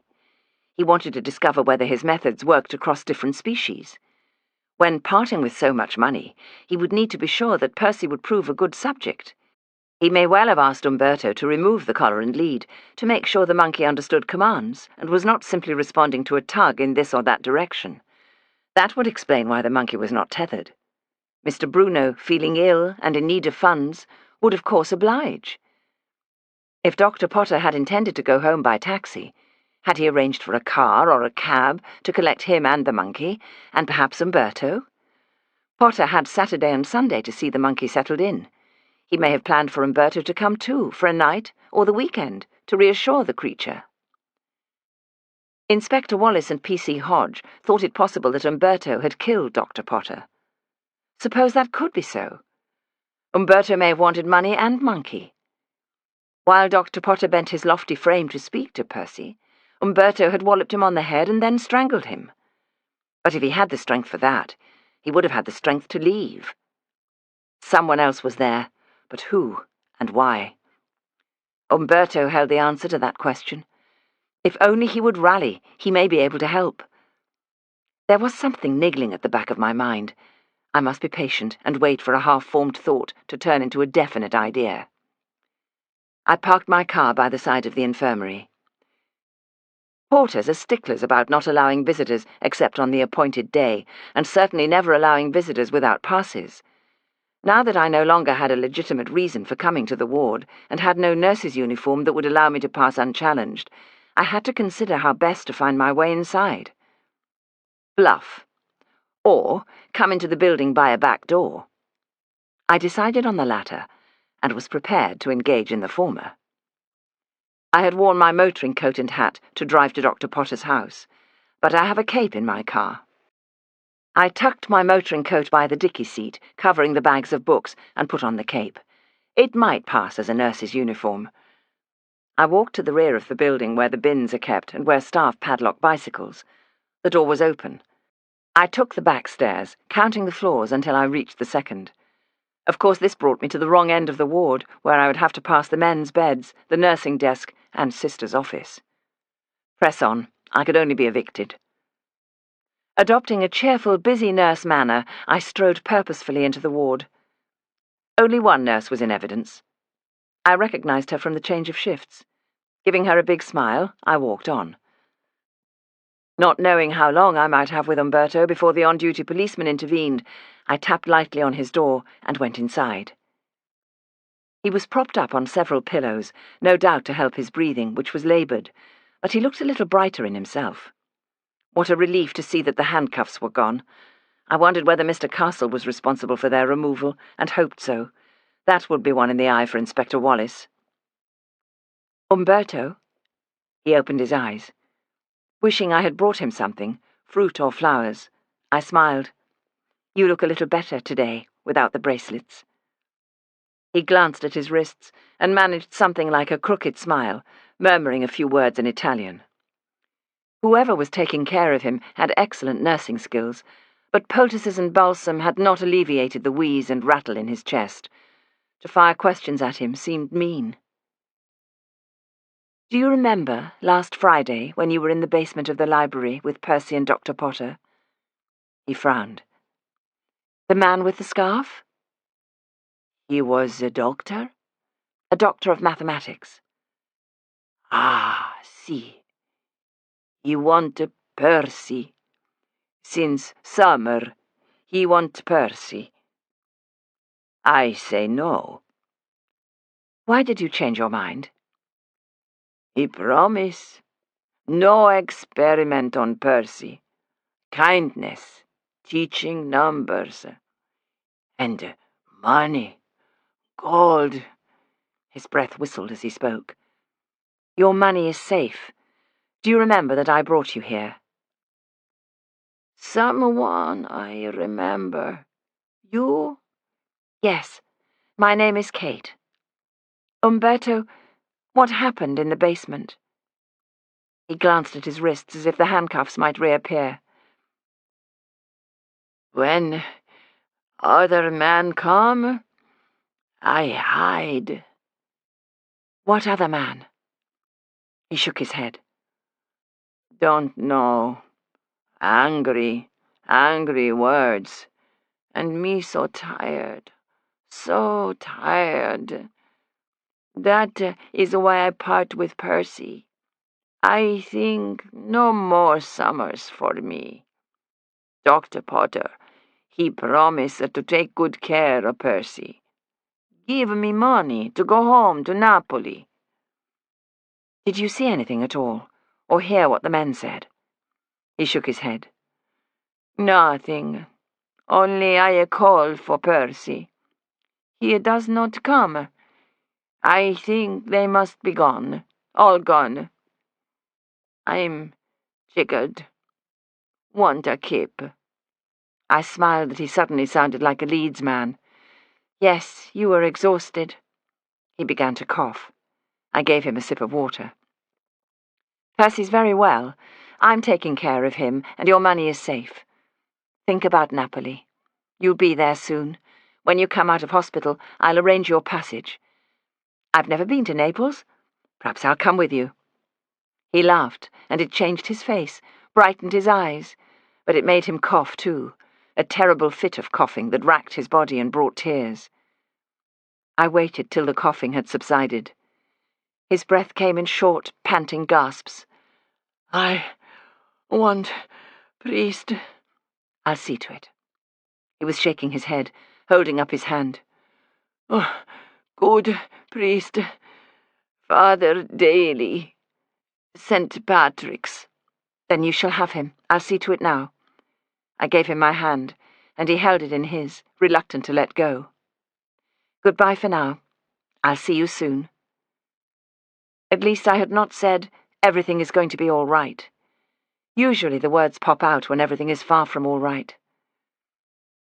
Leaving the infirmary building was easy.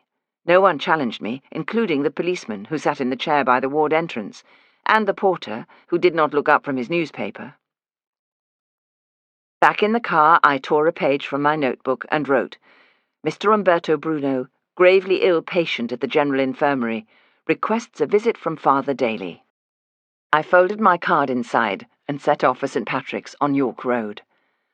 I brushed away the thought that Umberto would never come to trial. Inspector Wallace's mistake would go unchallenged. Not if I could help it. Chapter 17. Having put in 2 night shifts at the infirmary and had very little sleep on the 3rd night, I still expected to wake at the usual time on Monday, but slept late and stared bleary-eyed at the clock.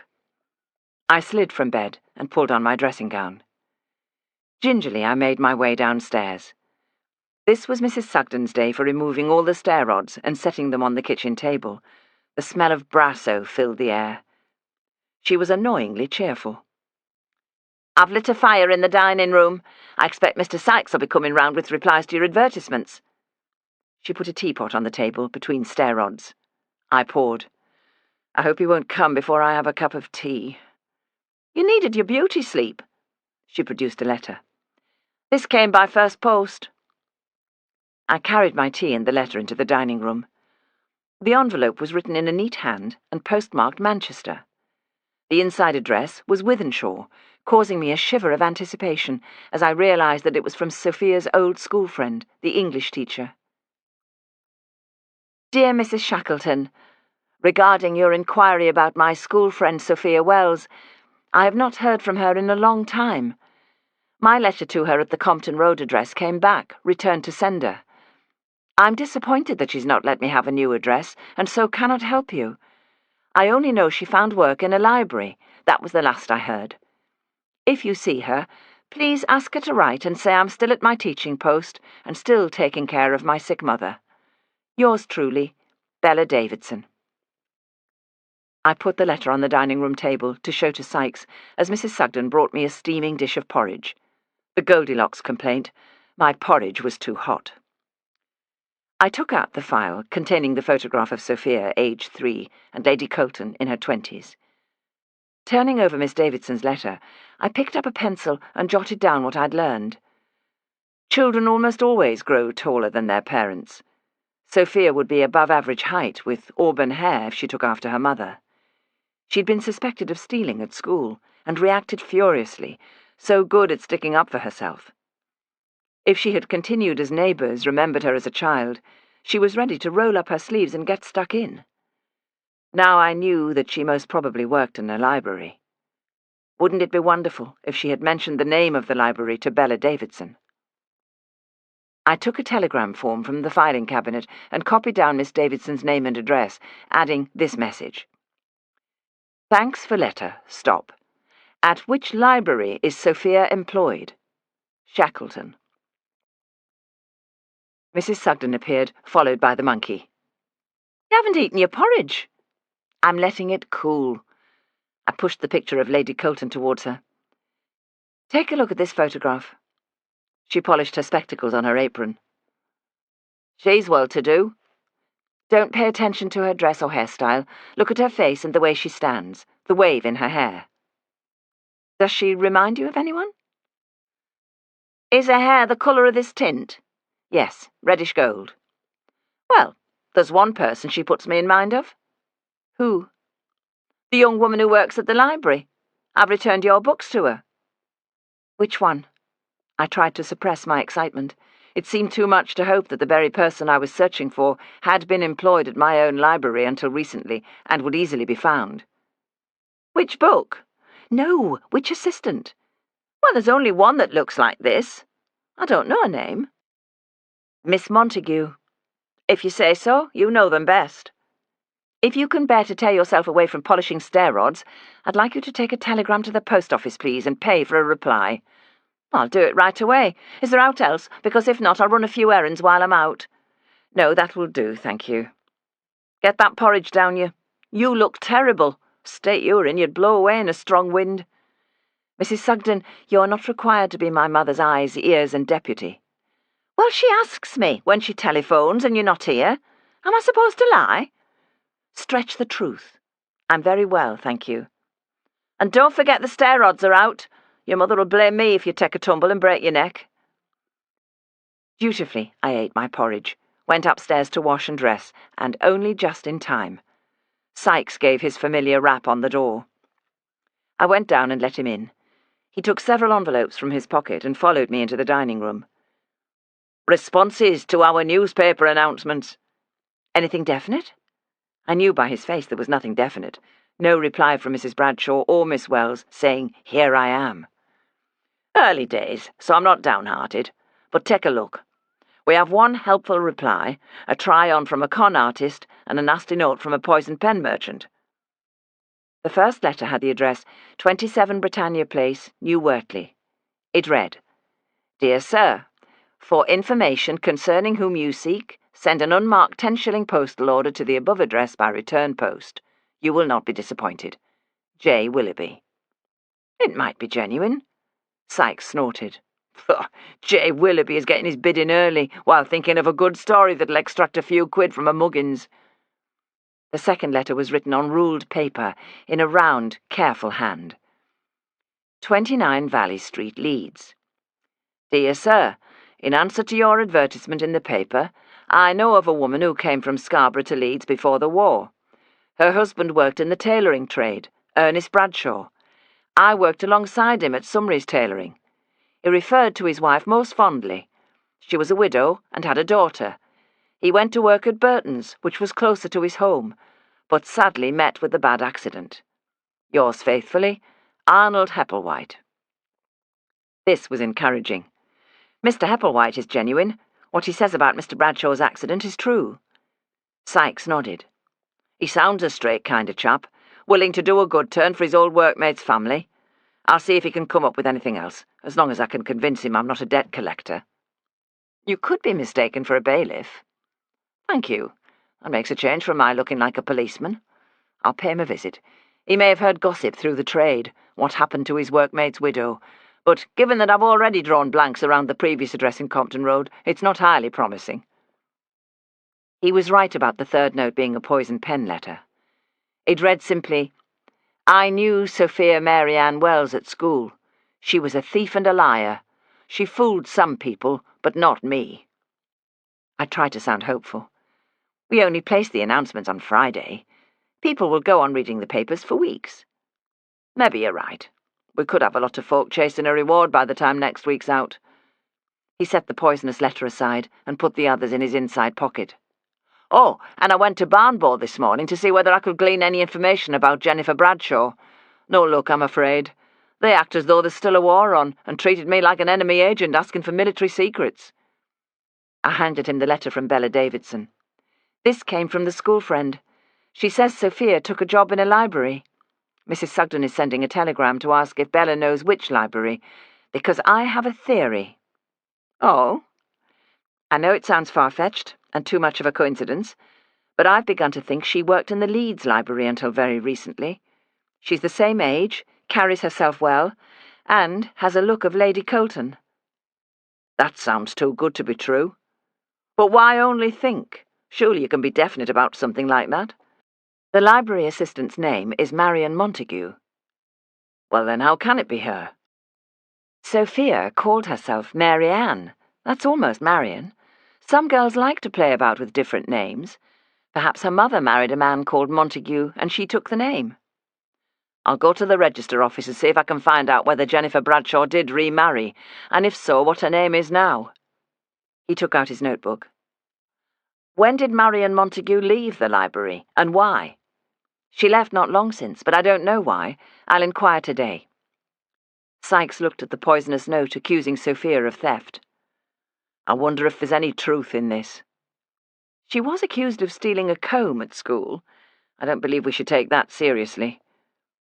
If I were deciding to follow a life of crime, I'd apply for work in a bank, not a library. There have been rumours about books going missing from the library. Some of them are valuable. Our conversation was cut short by the ringing of the telephone. I went to answer. Kate Shackleton speaking? Mrs. Shackleton, this is Jane Colton. Lady Colton? I had a sudden feeling of guilt, as though I'd not been trying hard enough. Any developments? Not yet, but we have excellent leads. Good. There was a long pause. I know it is less than a week since we spoke. It would be a week tomorrow. I waited. Perhaps she had some other idea that might speed up our search. When we met, I told you that a certain person was very ill. Yes. She had said Lord Colton was seriously ill. Had he died? That was not entirely true. That person is in reasonable health. The one who is ill is his wife. Oh, I'm sorry. Yes. Her voice was rueful, slightly good-humoured. "So am I, of course. And what I did not want to say, but must, is that the doctors hold out no hope." She waited, but I could not think what to say except, "Oh.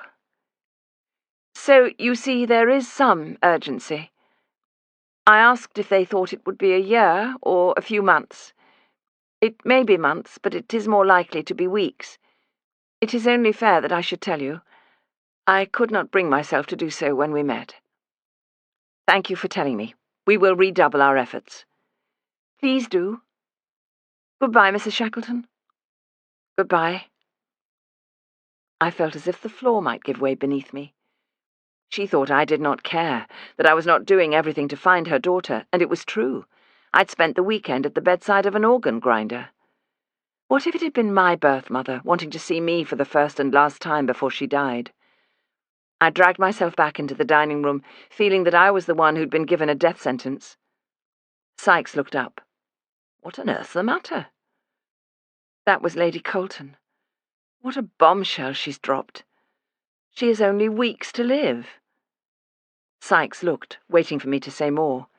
When I did not, he said, "What's the matter? And when did she find out?" "I don't know, but she knew when we met that she was ill, and concealed it." I dropped into the chair. "We need to find her daughter." "Why didn't she tell you when you met?" Perhaps confiding about Sophia took all her energy and determination. Oh, I feel dreadful and stupid for not realizing she was ill. Poor woman. I mentioned someone followed her to and from the club. Yes. I thought it must be one of the staff spying for her husband. Now I suspect the man was looking out for her, probably fearing she may collapse on the short walk. Then she's brave. What a performance! It must have been a terrible strain to hide her condition. I can't bear the thought that we may fail her. Chapter 18. The Hessian bags filled with Dr. Potter's library books hung heavily on my arms as I climbed the library stairs. I hoped Mrs. Carmichael would be at the counter, because I did not want to upset one of the younger members of staff. Of course, who was at the counter but Miss Sturgeon, a slightly nervous, old-fashioned young woman who has worked here for a couple of months.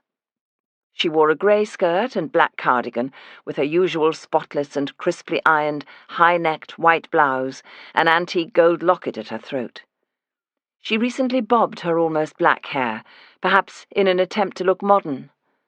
Miss Sturgeon is one of the assistants accused by Miss Merton of revelling in stories about the ghosts. Fortunately, someone came in behind me, so I simply put the bags of books behind the counter and said, "I'll speak to Mrs. Carmichael about these." "All right, Mrs. Shackleton. I'll tell her." I walked through to the adjoining room. More seats than usual were occupied. News of Friday night's events had spread. Readers remained quiet, yet watchful, alert to the slightest sound. A clearing of the throat, the rustle of a newspaper. Usually people in this room are lost in words. Now they were lost for words, waiting for an explanation of the untimely death of one of their number. I glanced at a newspaper, and then became aware of Miss Sturgeon hovering nearby. She whispered, "You were here on Friday, Mrs. Shackleton." I nodded and led us into the corridor. She gulped. "Mr. Lennox won't say much. I feel so nervous when I'm here alone on these dark days. Poor Dr. Potter. To think I was up here on Friday, and he down there in the basement. What happened?" If Mr. Lennox had thought it wise to be sparse with information, I'd better not say too much. "It will all come out in time. So you saw Dr. Potter on Friday?" "Yes, when you and he came in at the same time, just before 10. No one saw him after that. I was on the counter all day. We had hardly any readers in the afternoon because of the bad weather." She closed her eyes and lowered her head. "It's so horrible. First we're haunted by the ghost, and then a death." "Miss Sturgeon, we are not haunted. This is an old building. Sometimes there are unexplained noises."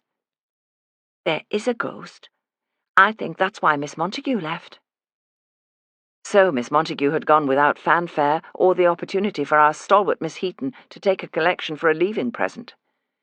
You need no longer worry about the ghost. Father Bolingbroke saw to that. Well, I suppose we should all be reassured, even though... Even though what? Her whisper became a mere movement of the lips.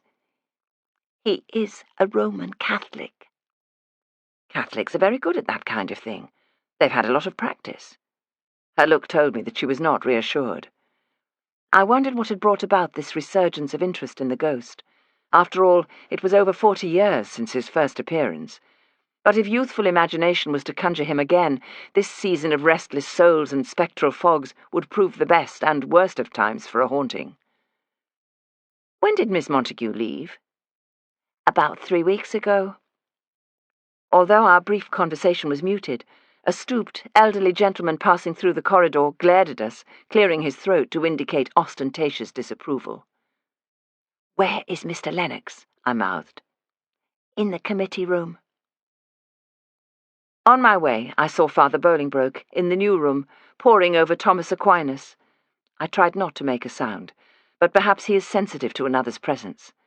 He turned and gave me a look of great concern before glancing about to ensure we were alone, and no one would shush him. "Mrs. Shackleton, tell me, have you recovered from your ordeal?" "Fully, thank you." "Thank the Lord." I could not resist, because to tell the truth, I was a little annoyed by the way he rushed off with no thought for Lennox or for me. "Do you think we accomplished our task of sending the ghost on his travels, Father Bolingbroke, in spite of our dreadful discovery?" "We must trust in God. I did everything I could.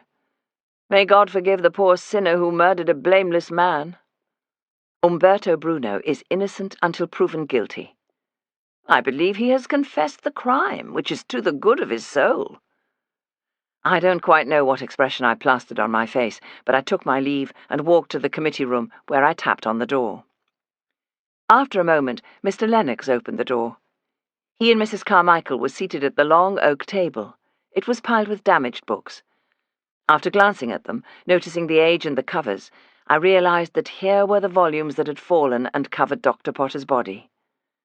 In the centre of the table was Pugin's Gothic ornament. "Good morning." My manner was a little breezy because I wanted to be sure that no look of mine betrayed that I'd seen them together, in their dressing gowns, over the Sunday morning breakfast table at Mr. Lennox's flat. "Sorry to interrupt." Mrs. Carmichael gave a small smile. "Some tasks warrant the occasional interruption." "That's quite all right." Mr. Lennox pulled out a chair for me. "I am glad you're here. I worried about you over the weekend. I felt I let you down on Friday." His manner was as usual, warm and friendly. She was calm and confident as ever, if a little detached. Given that she had insisted I take part in Friday evening's venture, I was surprised that she seemed more concerned about the books than anything else.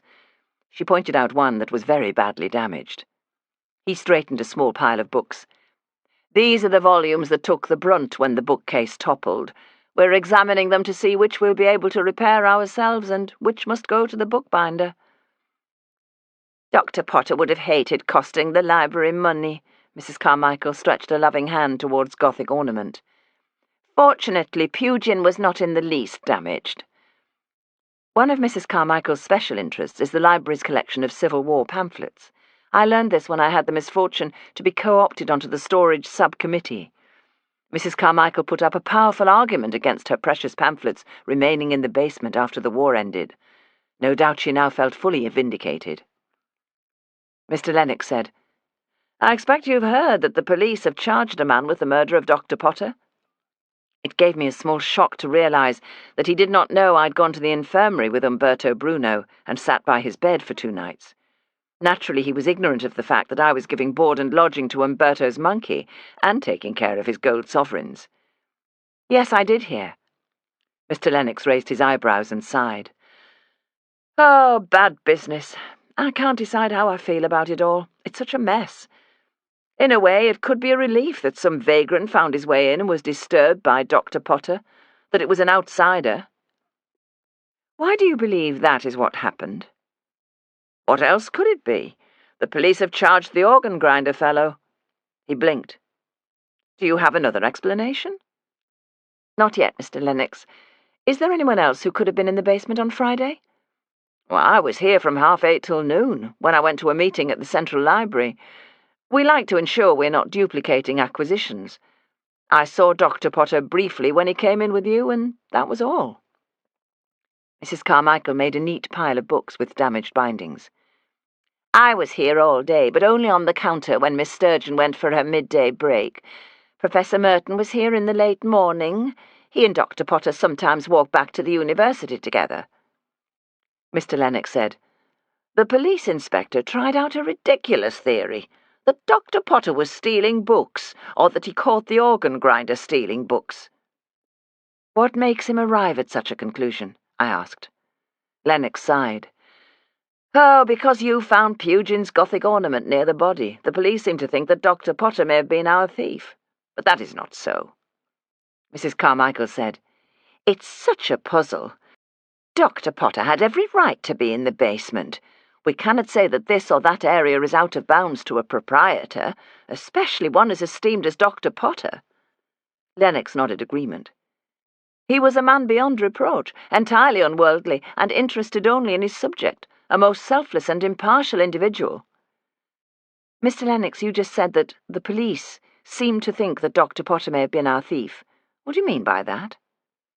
My question upset both Mr. Lennox and Mrs. Carmichael. They exchanged a look. Mrs. Carmichael said, Shouldn't we tell Mrs. Shackleton? Mr. Lennox made chewing motions, as if tackling a tough cut of mutton. We kept it quiet. He swallowed the mutton. Well, not to put too fine a point on it, valuable books have been stolen. So that was what Dr. Potter had meant when he asked me about stolen books in the same breath as he mentioned the lovely and obliging counter-assistant. You have your own suspect, I believe. Mrs. Carmichael's nostrils quivered with distaste. We certainly do. Will you tell Mrs. Shackleton, or shall I? We can no longer be sure, Lennox said. Don't you see that? I am sure. Mrs. Carmichael picked up a damaged book and moved it across the table. The thief was a member of staff. That is how we know it was not Dr. Potter, and certainly not the organ grinder, who would not have known which books are valuable. Lennox barely moved his lips. Perhaps we were wrong? We were not wrong.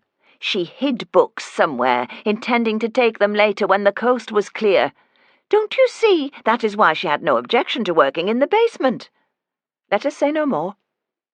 For a moment, neither spoke. Mr. Lennox, Mrs. Carmichael, you can't leave it like that. Mrs. Carmichael lowered her eyes and left the talking to Mr. Lennox. She is no longer here. We dismissed her. Who was it? One of the counter-assistants. What did she steal? William Bligh's narrative of the mutiny on the Bounty. Mrs. Carmichael suspected her when the cleaner found the index card in her waste bin and asked, was this card meant to be thrown away? She stole more than one book. Mrs. Carmichael sighed, but took her cue. She denied it, of course. She went almost hysterical with rage. I thought she was going to strike me. Mr. Lennox had to restrain her. Mr. Lennox nodded grimly. He lowered his eyes, as if the memory pained him. Mrs. Carmichael continued, She thought that by disposing of the index cards, anyone searching through the drawer for titles would not know the books were meant to be in stock, or would assume they'd been withdrawn or disposed of. How stupid of her not to take the cards home, I thought. Now Mrs. Carmichael warmed to her tale. She did not take into account that I have a shelf list, and checked most carefully, cross-referencing with loans. The episode still rankled, and it incensed her to speak of it. She made the slightest gesture towards Lennox, as if to comfort him, but made no contact. The person in question said I could search her locker and her bag if I did not believe her. She'd never stolen anything in her life, and anyone who said different was a blatant liar. That was her bluff. But I did search her bag, and found Joseph Priestley's History and Present State of Electricity. We know she took other books, including the Bligh, but unfortunately did not have the proof. Why were they being so exasperating? I wanted them to speak her name. Who was it? She has gone. Mr. Lennox looked distinctly uncomfortable, almost as if he'd been the thief's accomplice. Mrs. Carmichael pointed out that she would have had to remove the library's nameplate, a task of some skill. No doubt that is why she volunteered for the bookbinding course. Naturally, Mr. Castle has been informed. I don't know why you're being so protective of her if you're sure of your facts. It is clearly Miss Montague. I saw her name in the minutes as having taken part in a bookbinding course, and she left 3 weeks ago. Yes, Lennox said. You would have learned of her departure at the next committee meeting, under staff matters. What else went missing? I did not yet want them to know that my interest was in the person rather than the books. Walker's Costumes of Yorkshire and Dugdale's Monasticon. Were charges laid against Miss Montague? No. Did you tell the police? No, we discussed the matter with Mr. Castle and decided to keep it quiet for the sake of the library's reputation. We dismissed her without a reference. It could have been a most unwelcome scandal. Just like the bank clerk Sykes had been investigating. An organization must hold on to its reputation, take the blow and say nothing. I wish I'd known. My assistant, Mr. Sykes, is very good at instituting security into establishments. Mrs. Carmichael glanced at a book for damage and deftly set it aside. Indeed, one does not expect to have to make random searches of staff leaving a library as if they were factory workers who might wrap a length of cloth around themselves and cover it with a bulky coat. I'm sure we could come up with some discreet measures to minimize the risk of theft. Let us talk about it when things are a little more settled. How should I approach finding out more? By pretending to know less than I did. Remind me, what was Miss Montague's Christian name? Mr. Lennox answered straight away, and softly, as though her name waited to fall from his tongue. Marian. Marianne? No, Marian. Ah, I thought you said Marianne. She may well have been a Marianne, Mrs. Carmichael said. Perhaps she lied about her name as about everything else. A pity you weren't on the appointments committee when she came, Mrs. Shackleton. I expect you must be adept at spotting individuals with criminal tendencies. I'm afraid not. In my experience, appearances can deceive. Keep her on the subject, I told myself. I'm trying to remember Miss Montague. Didn't she have auburn hair? Mrs. Carmichael said. Yes, she wore her hair long, not very well done up in a chignon with fancy combs. She was quite striking. Hastily, Mr. Lennox stood and clumsily pushed back his chair. If you'll excuse me, I'll telephone to the bookbinder from my office. Looking most uncomfortable, and without another glance at either of us, he left the room. Mrs. Carmichael waited until he had closed the door. Oh, yes, Miss Montague was striking. She turned heads. It gave me a shiver to hear Mrs. Carmichael use the same words about the library assistant as my Aunt Berta had used to describe Lady Colton all those years ago. She turned heads. Mrs. Carmichael continued. At first I thought her a decent person, but she had a coarse habit of rolling up her sleeves to just above the elbow, as if about to sink her arms into a tub of washing. Just as young Sophia Wells had rolled up her sleeves and swept the pavement outside the wet fish shop in Scarborough. Mrs. Carmichael wrinkled her nose. Her demeanour gave a bad impression to gentlemen proprietors. It would not have surprised me in the least if she'd come to work wearing earrings. A dozen thoughts dizzied my brain. Mrs. Carmichael's sleeves ended just above her scrawny wrists. Her hands were veined and spotted. It would not suit her to have a young, attractive woman drawing the eye of her lover. It must have been convenient for Mrs. Carmichael to have Marian Montague caught stealing. Did she live with her family? No, and there's another thing that is not to her credit. She was in lodgings, up Bayswater Road way, said that her mother had remarried and she did not get on with her stepfather. Did she take the stepfather's name? Who knows? One would not know what to believe about a girl like that. Mrs. Carmichael looked at her watch. Oh dear, look at the time. I take an early break and must be back for my hour on the counter. I weighed my choices. Stay here and grill the reluctant Lennox, or see what information I could garner from Mrs. Carmichael, who was revealing an unexpected streak of malicious jealousy. Do you mind if I join you, Mrs. Carmichael? I'm feeling a little peckish myself. She hesitated. I take a turn about town and then eat a sandwich at my desk. Then, please break your habit. Let me treat you to a bite at the Corn Exchange. She blushed, whether from embarrassment or pleasure I did not know, but agreed. We left the building, walked along Commercial Street, and took a right turn onto Briggate. Tell me, she was making an effort not to sound ghoulish, did Dr. Potter look like himself when you found him? I gave her a sanitized version, which lasted as far as the cafe, where we were shown to a table near the centre of the room. The menu was chalked on a board. What are you having, Mrs. Shackleton? Sardines on toast, but choose whatever you want. When the waitress came, she hesitated and then said, Welsh rarebit. When we were alone again, Mrs. Carmichael said, You don't fool me, Mrs. Shackleton. Oh? You cannot help being a private investigator, can you? I expect you want to know who else was at the library on Friday morning after you left. Yes, I suppose I do. You know how poor the weather was. Some of our Friday regulars stayed away. Miss Merton changed her library book. Miss Heaton placed a collecting tin on the counter for the widow of the retired commissionaire who needs medicines. Father Bolingbroke read Thomas Aquinas. Mr. Castle looked at the cartoons in Punch. He never borrows books, you know, not in all his years as a proprietor. A gentleman from the university spent an hour poring over the London Gazette. Mr. Lennox and Mr. Castle discussed library business with Professor Merton. So Professor Merton, Dr. Potter's rival, had been at the library. Much as I would have liked to pursue an inquiry as to who did kill Dr. Potter, my first obligation was to find Lady Colton's daughter. I'm afraid this dreadful business has me flummoxed, Mrs. Carmichael. Slowly I returned to the subject of Marian Montague. A person who does intrigue me is the dismissed library assistant. Intrigue you? She is a brazen hussy and a thief. Just the kind of person who's interesting to a detective.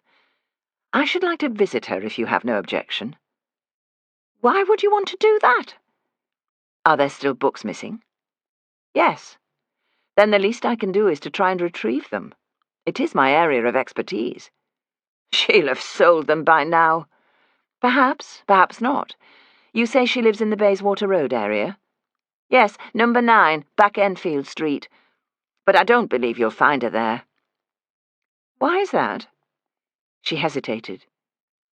In confidence. Of course. I saw her shortly after she left. I believe she's now living in the kind of slum where she belongs. A den of thieves, probably. I've not told Mr. Lennox. He had a soft spot for her. Many gentlemen did, and she took full advantage. Dr. Potter liked her. Mrs. Carmichael pulled a face which was meant to express contempt, but merely made her look unpleasant. She fooled everyone. Where did you see her? In one of the courtyards, not far from here. I was in the market to buy an apple and came out onto Back New York Street to walk along and eat it where no one would see me. It's so unladylike to eat an apple in the street. I saw her coming out of an alley. Well, isn't that just the kind of place one would expect to see her? She saw me, and we ignored each other. I almost choked on my apple, seeing the thief at liberty, giving me a bold stare. She looked at the clock. Oh, goodness, is that the time? I must rush. I left with her and said, Which was the courtyard where you saw Miss Montague? She smiled. I'm glad I'm not a detective. I expect you like to know things about the criminal classes and where they meet each other, their dens of iniquity. It's just round the corner. We left the Corn Exchange and walked a few yards. That's the place. I don't know what it's called. I hope you won't go in there. If entering this dismal alley might lead me to Sophia Wells, a troop of dragoons would not stop me. Chapter 19. One might pass the entrance to Danby Court on the way to or from the market without noticing it, except for the stench from the middens. 12 paces through a narrow passageway of red brick took me across uneven cobblestones. My feet alternately squelched and crunched over cinders, spread by some enterprising soul across filthy puddles. The overwhelming feeling was of gloom. Outside, the day was grey, and in here, several shades darker. Ahead and on either side loomed tall brick houses. Outside landings hinted at a multitude of occupants. Aware of being stared at from every side, I trod lightly, taking in everything while appearing to look at nothing and no one.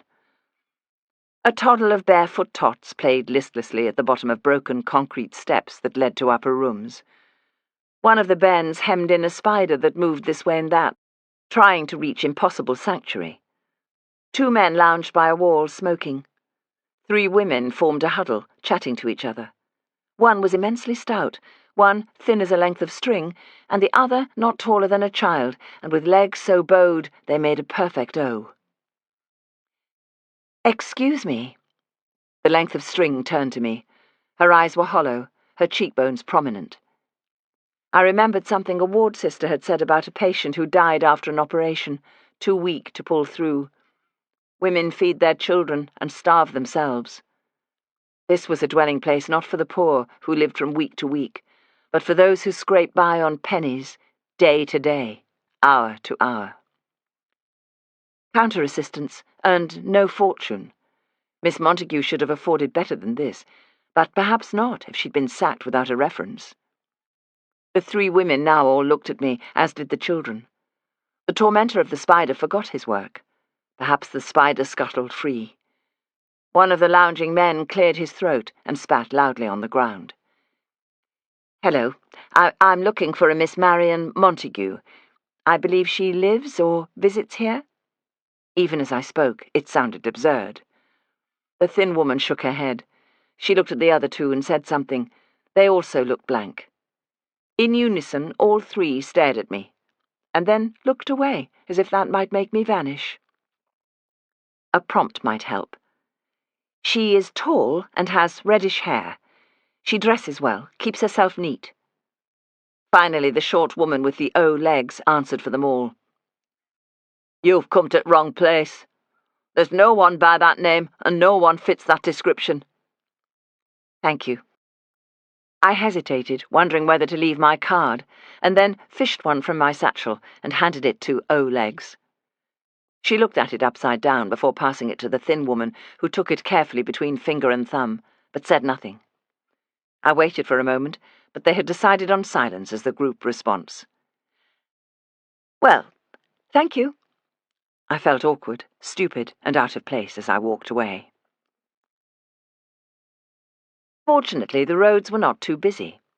I drove along Briggate to North Street, passing the dispensary that is shaped like a battleship. This is where the poor took themselves with their broken limbs and damaged eyes. I passed the park they called the Jews' Park, and the tailoring shops, butchers, greengrocers, pawnbrokers, and engineering works. It was my guess that if you worked on North Street, it must feel like the centre of the universe. The blundering tram made its straight way before curving onto Roundhay Road. I followed it. There is something both reassuring and stifling about tram routes and timetables. They will take you only in the allowed directions, no going off the rails. What I found dispiriting about whole swathes of Leeds was the sameness of the brick-built back-to-back houses, the cobbled streets, and the dismal greyness that hung over lives. There was a feeling that this was it. Once locked in the greyness, there would be no escape to a greener place, to a broader life, to possibilities. Perhaps Marian Montague had wanted more. Had she really stolen valuable books? "No one ever looks at them," she'd told herself. "I'm clever. I can earn a little money." Lady Colton's daughter might well have an inborn sense of entitlement, and the acquisitiveness of the English aristocracy coursing through her veins. Someone who'd aspired to be a counter-assistant in a library must have a rich inner life, an imagination, a thread of consciousness that took her out of time and space to wilder or more romantic places. It was hard to make up my mind who or what I was searching for. The truth about a murder, a missing daughter, a thief, a wronged young woman. The stench of Sheepscar Dye Works almost choked me. Now I must make a right turn onto Holroyd Street. Once upon a time I hardly knew how to find my way around Headingley. Now I knew the streets of Leeds so well that I could run a taxicab service if required. Back Enfield Street was far more salubrious than Danby Court.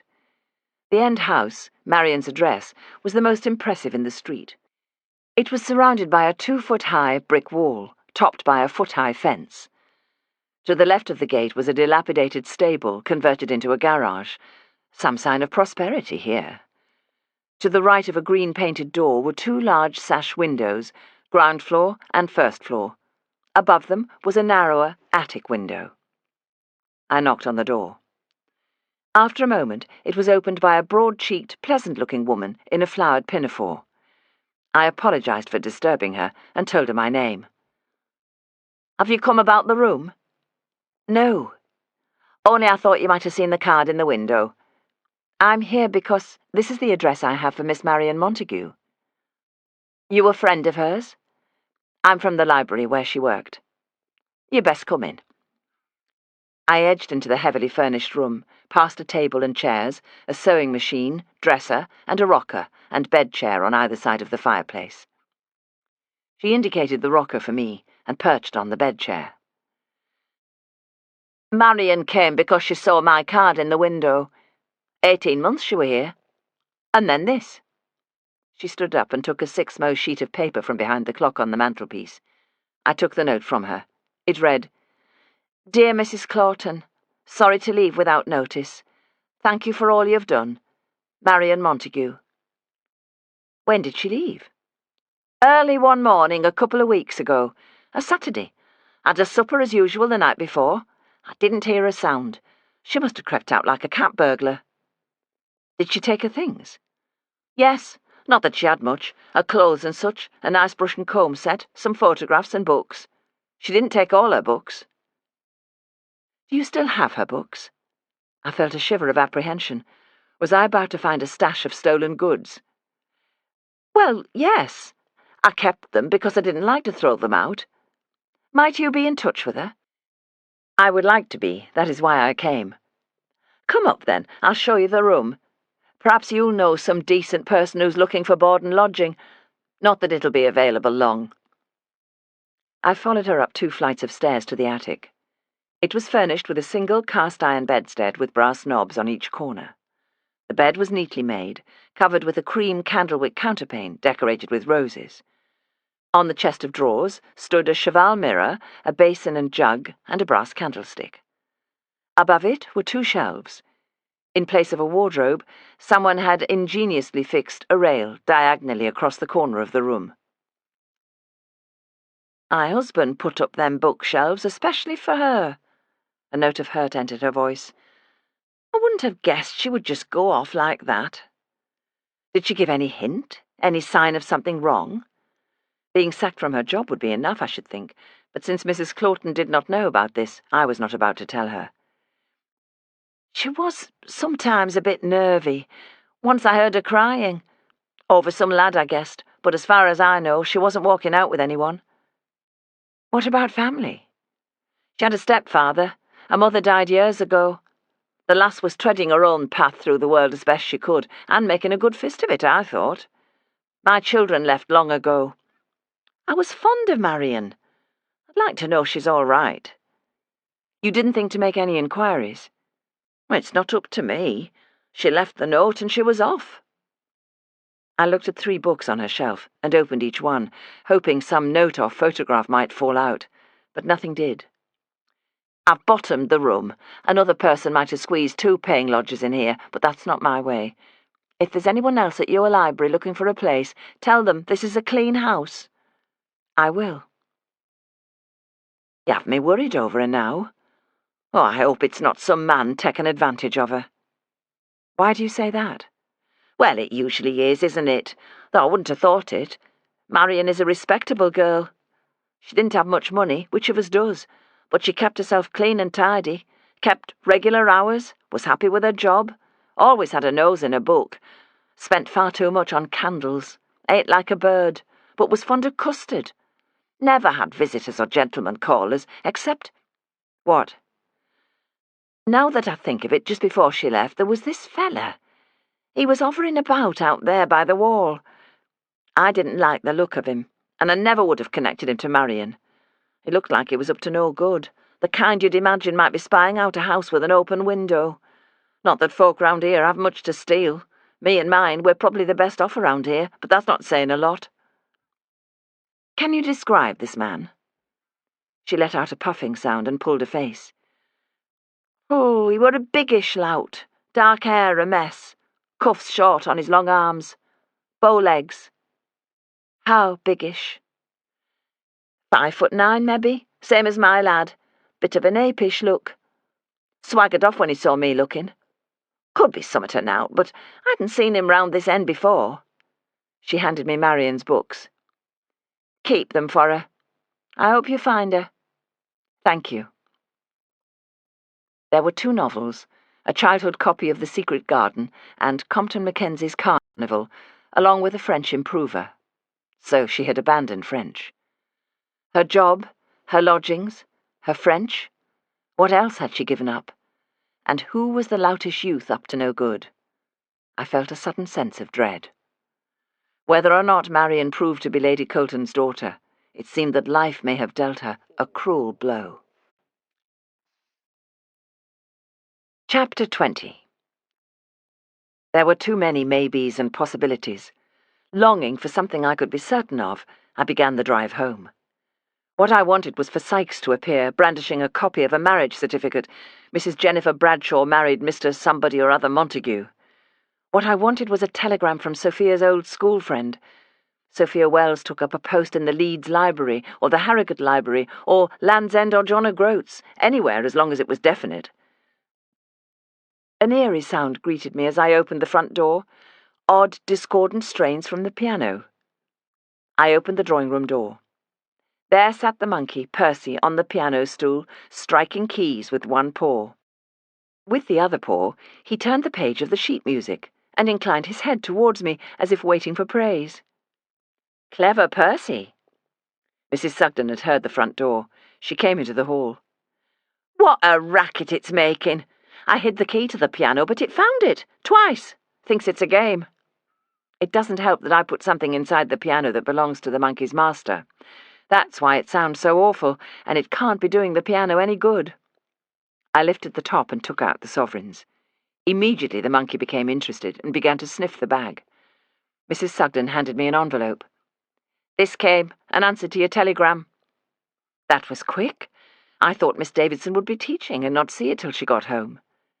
I ripped open the envelope, hardly daring to hope for some proper information at last. The message read, Do not know what library employs Sophia. Stop. Telegrams frighten mother. Stop. Send no more. Bella Davidson. With a deep sigh, I handed the telegram to Mrs. Sugden. Put that in the Colton file folder, please. Mrs. Sugden glanced at it. Oh, dear. You know what's happened, don't you? Bella was busy at her teaching. The old mother hurried all the way to school carrying your telegram. Yes, and she's sickly. I've probably finished her off. I flopped down in the chair. Oh, I'm completely at a loss. I don't know what to do. If you're stopping in here, I'll fetch a shovelful of the kitchen fire through. No, I'll keep my coat on while I think. I'll put the kettle on. The monkey had lost interest in the bag of coins and was rifling through papers on top of the piano. He brought me Dr. Potter's student magazine. Thank you, Percy. He nodded acknowledgement. The magazine contained a couple of poems by other students, an account of a rag day, and charity collection. There was a plea for contributions on topical interest, short fiction, and poetry. I could see why editor Potter made this appeal. Almost all the articles were by Horatio Erasmus Potter himself. His account of the library ghost bore a close resemblance to Miss Merton's version, though with a little more detail. In the year 1884, on a dark night, gaslights having been extinguished, Mr. McAllister the librarian was alone. He saw ghostly lights in the topography room. He caught sight of a pale face and a tall, dark figure. Thinking this an intruder, he fetched a revolver and made a challenge, but the ghost vanished. In one crucial aspect, young Potter's account differed from Miss Merton's. Before the librarian saw the ghostly lights and the spirit, he'd heard a noise that disturbed him, a sound emanating from the bowels of the building. There was a hint that the ghostly intrusion was a student prank. The article ended with the words, "Play up and own up. Who perpetrated this jolly jape on a serious and conscientious librarian? Read the next issue." But according to Dr. Potter, there had not been another issue, and he should know. Perhaps Dr. Potter's livelihood had been more secure as a mathematician, but he would have made a good writer. I flicked through his pieces. Then, as later, he had a tendency towards the scurrilous. There was an article about an absconding solicitor, Mr. Nelson of Nelson, Castle and Nelson. An executor in several wills, Nelson had disappeared with clients' funds. A young secretary had mysteriously gone absent at the same time. Had they run off together, Potter asked in his article, to live a life of luxury on stolen money? The comment about the secretary must have been what Dr. Potter was referring to when he said there was a disappearance. Perhaps he thought that Marian Montague had also eloped, carrying valuable books with her. I wondered whether the Mr. Castle in the law firm was a relation of our Mr. Castle, library president. The pages included a roundup of local news, the arrival of the fairground at Holbeck, the success of local brewers, and a bicycle club outing. I took the magazine into the dining room and placed it in my filing cabinet, out of the way of Percy. It was no use. I had to do something more about finding Marian Montague, if only to eliminate her from inquiries, as the police would say. Picking up the telephone, I braced myself to speak to Mrs. Carmichael. It would appall her to know that I'd gone in search of Marian, but that could not be helped. She answered on the third ring. "Hello. I'm sorry to interrupt your afternoon. After we spoke at lunch, I became concerned about Marian Montague. I wanted to see her for myself, but she seems to have vanished. She's not at her lodgings. No one in the yard you pointed out knew anything about her." "I don't understand. Why are you concerned?" "It's not something I can explain, especially over the telephone, but believe me, I have my reasons. I wonder if you might check her records and see whether there is a home address for the stepfather, or a referee who might know her whereabouts." She gave a great sigh, letting me know what a waste of time this was. "I'll look, if that's what you want, but I shall have to ask Mr. Lennox if I'm allowed to divulge the information." "Are you at home?" "Yes. I will telephone back to you." I could not settle to anything else, but picked up a pencil and waited by the telephone. It was just possible that Mrs. Carmichael would shortly tell me that the school certificate presented by Miss Montague was in a different name, Wells. It was a good 10 minutes before the telephone rang. "Mrs. Shackleton speaking." "Hello, it's me. A most extraordinary thing. Her records have gone. I have the most particular filing system, and there is nowhere else they could be. It would not surprise me if she found her way in here and destroyed them so as not to be traced and charged with theft." "I see. Well, thank you for looking."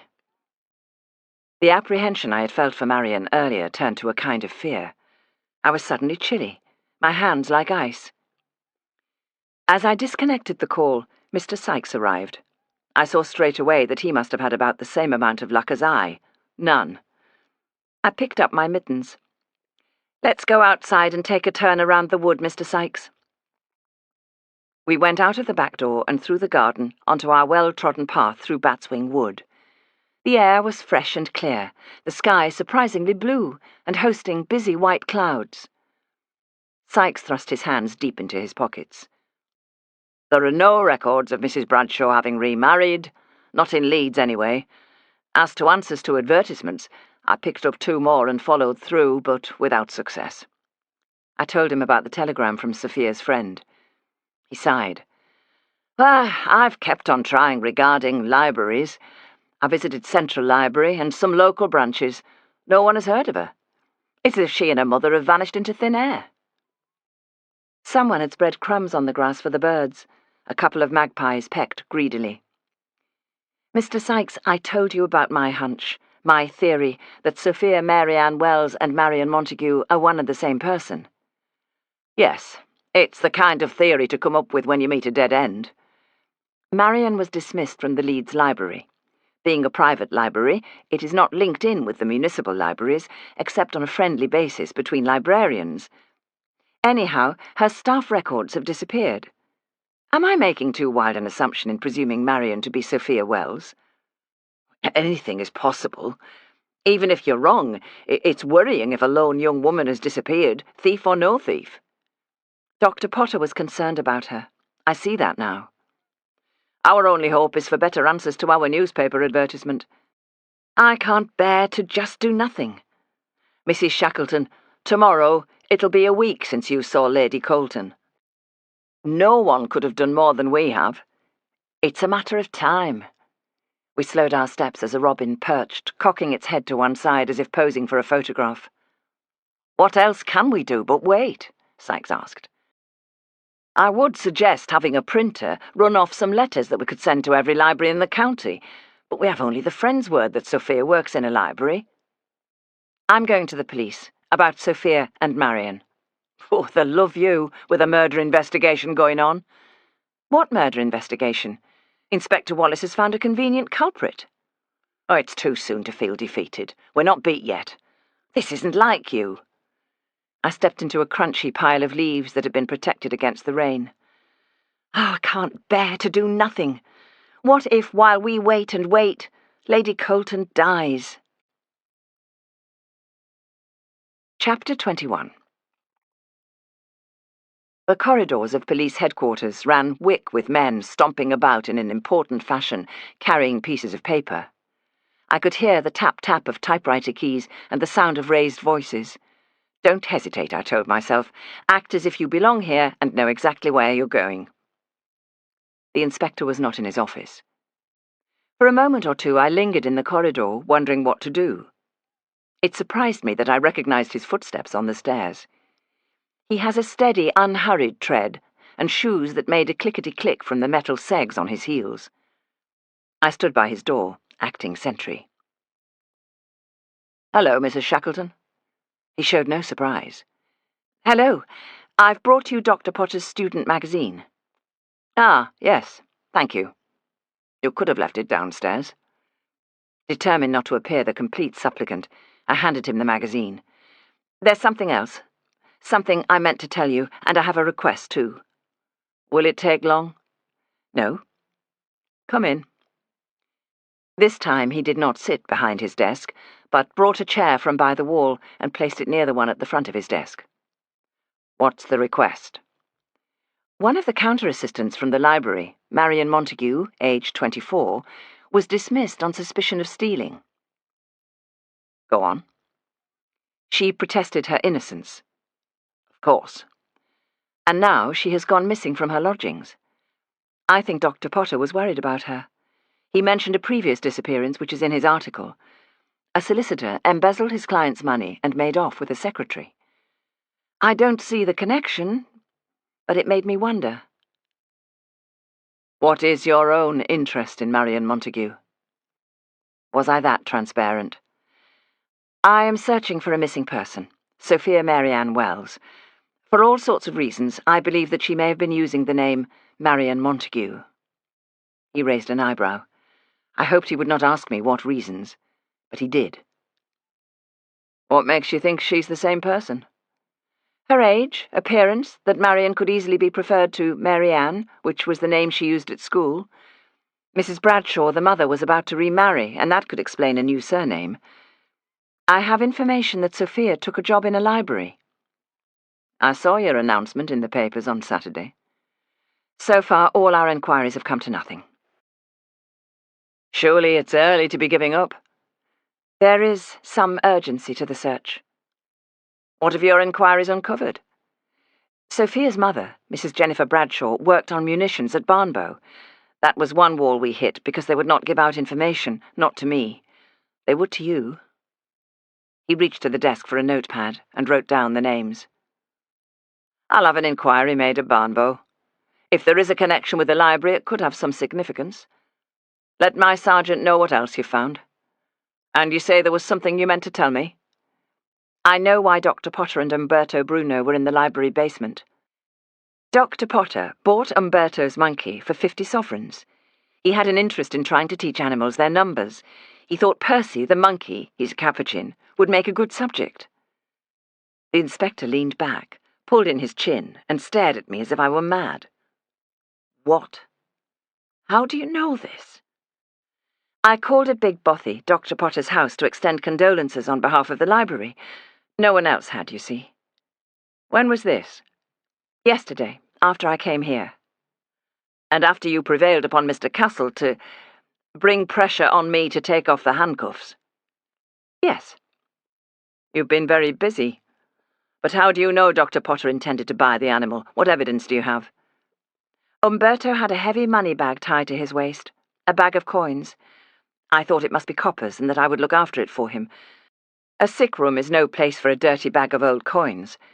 When I saw it was sovereigns, I thought it must be his life savings, and I'd better take care of them. You did not think to hand the money over to the police. I knew he was innocent. You'd not charged him. I thought you were protecting him as a witness. I'd better have the bag of money. I'll send someone for it later. I'll tell my housekeeper. And the monkey? He's at my house. Inspector Wallace leaned forward and put his head in his hands. I didn't take him, Inspector. He found his way into my car on Friday afternoon. Are you sure he cadged a ride? You didn't abduct him? My car was parked outside the library. I gave Miss Merton a lift, and neither of us saw or heard the creature. Later, a neighbour's child came to tell me that he heard sounds in my garage. I won't take the monkey into custody just yet. The inspector gave himself a little shake and sat up straight again. Is there anything else you've found out? Nothing important. Tell me.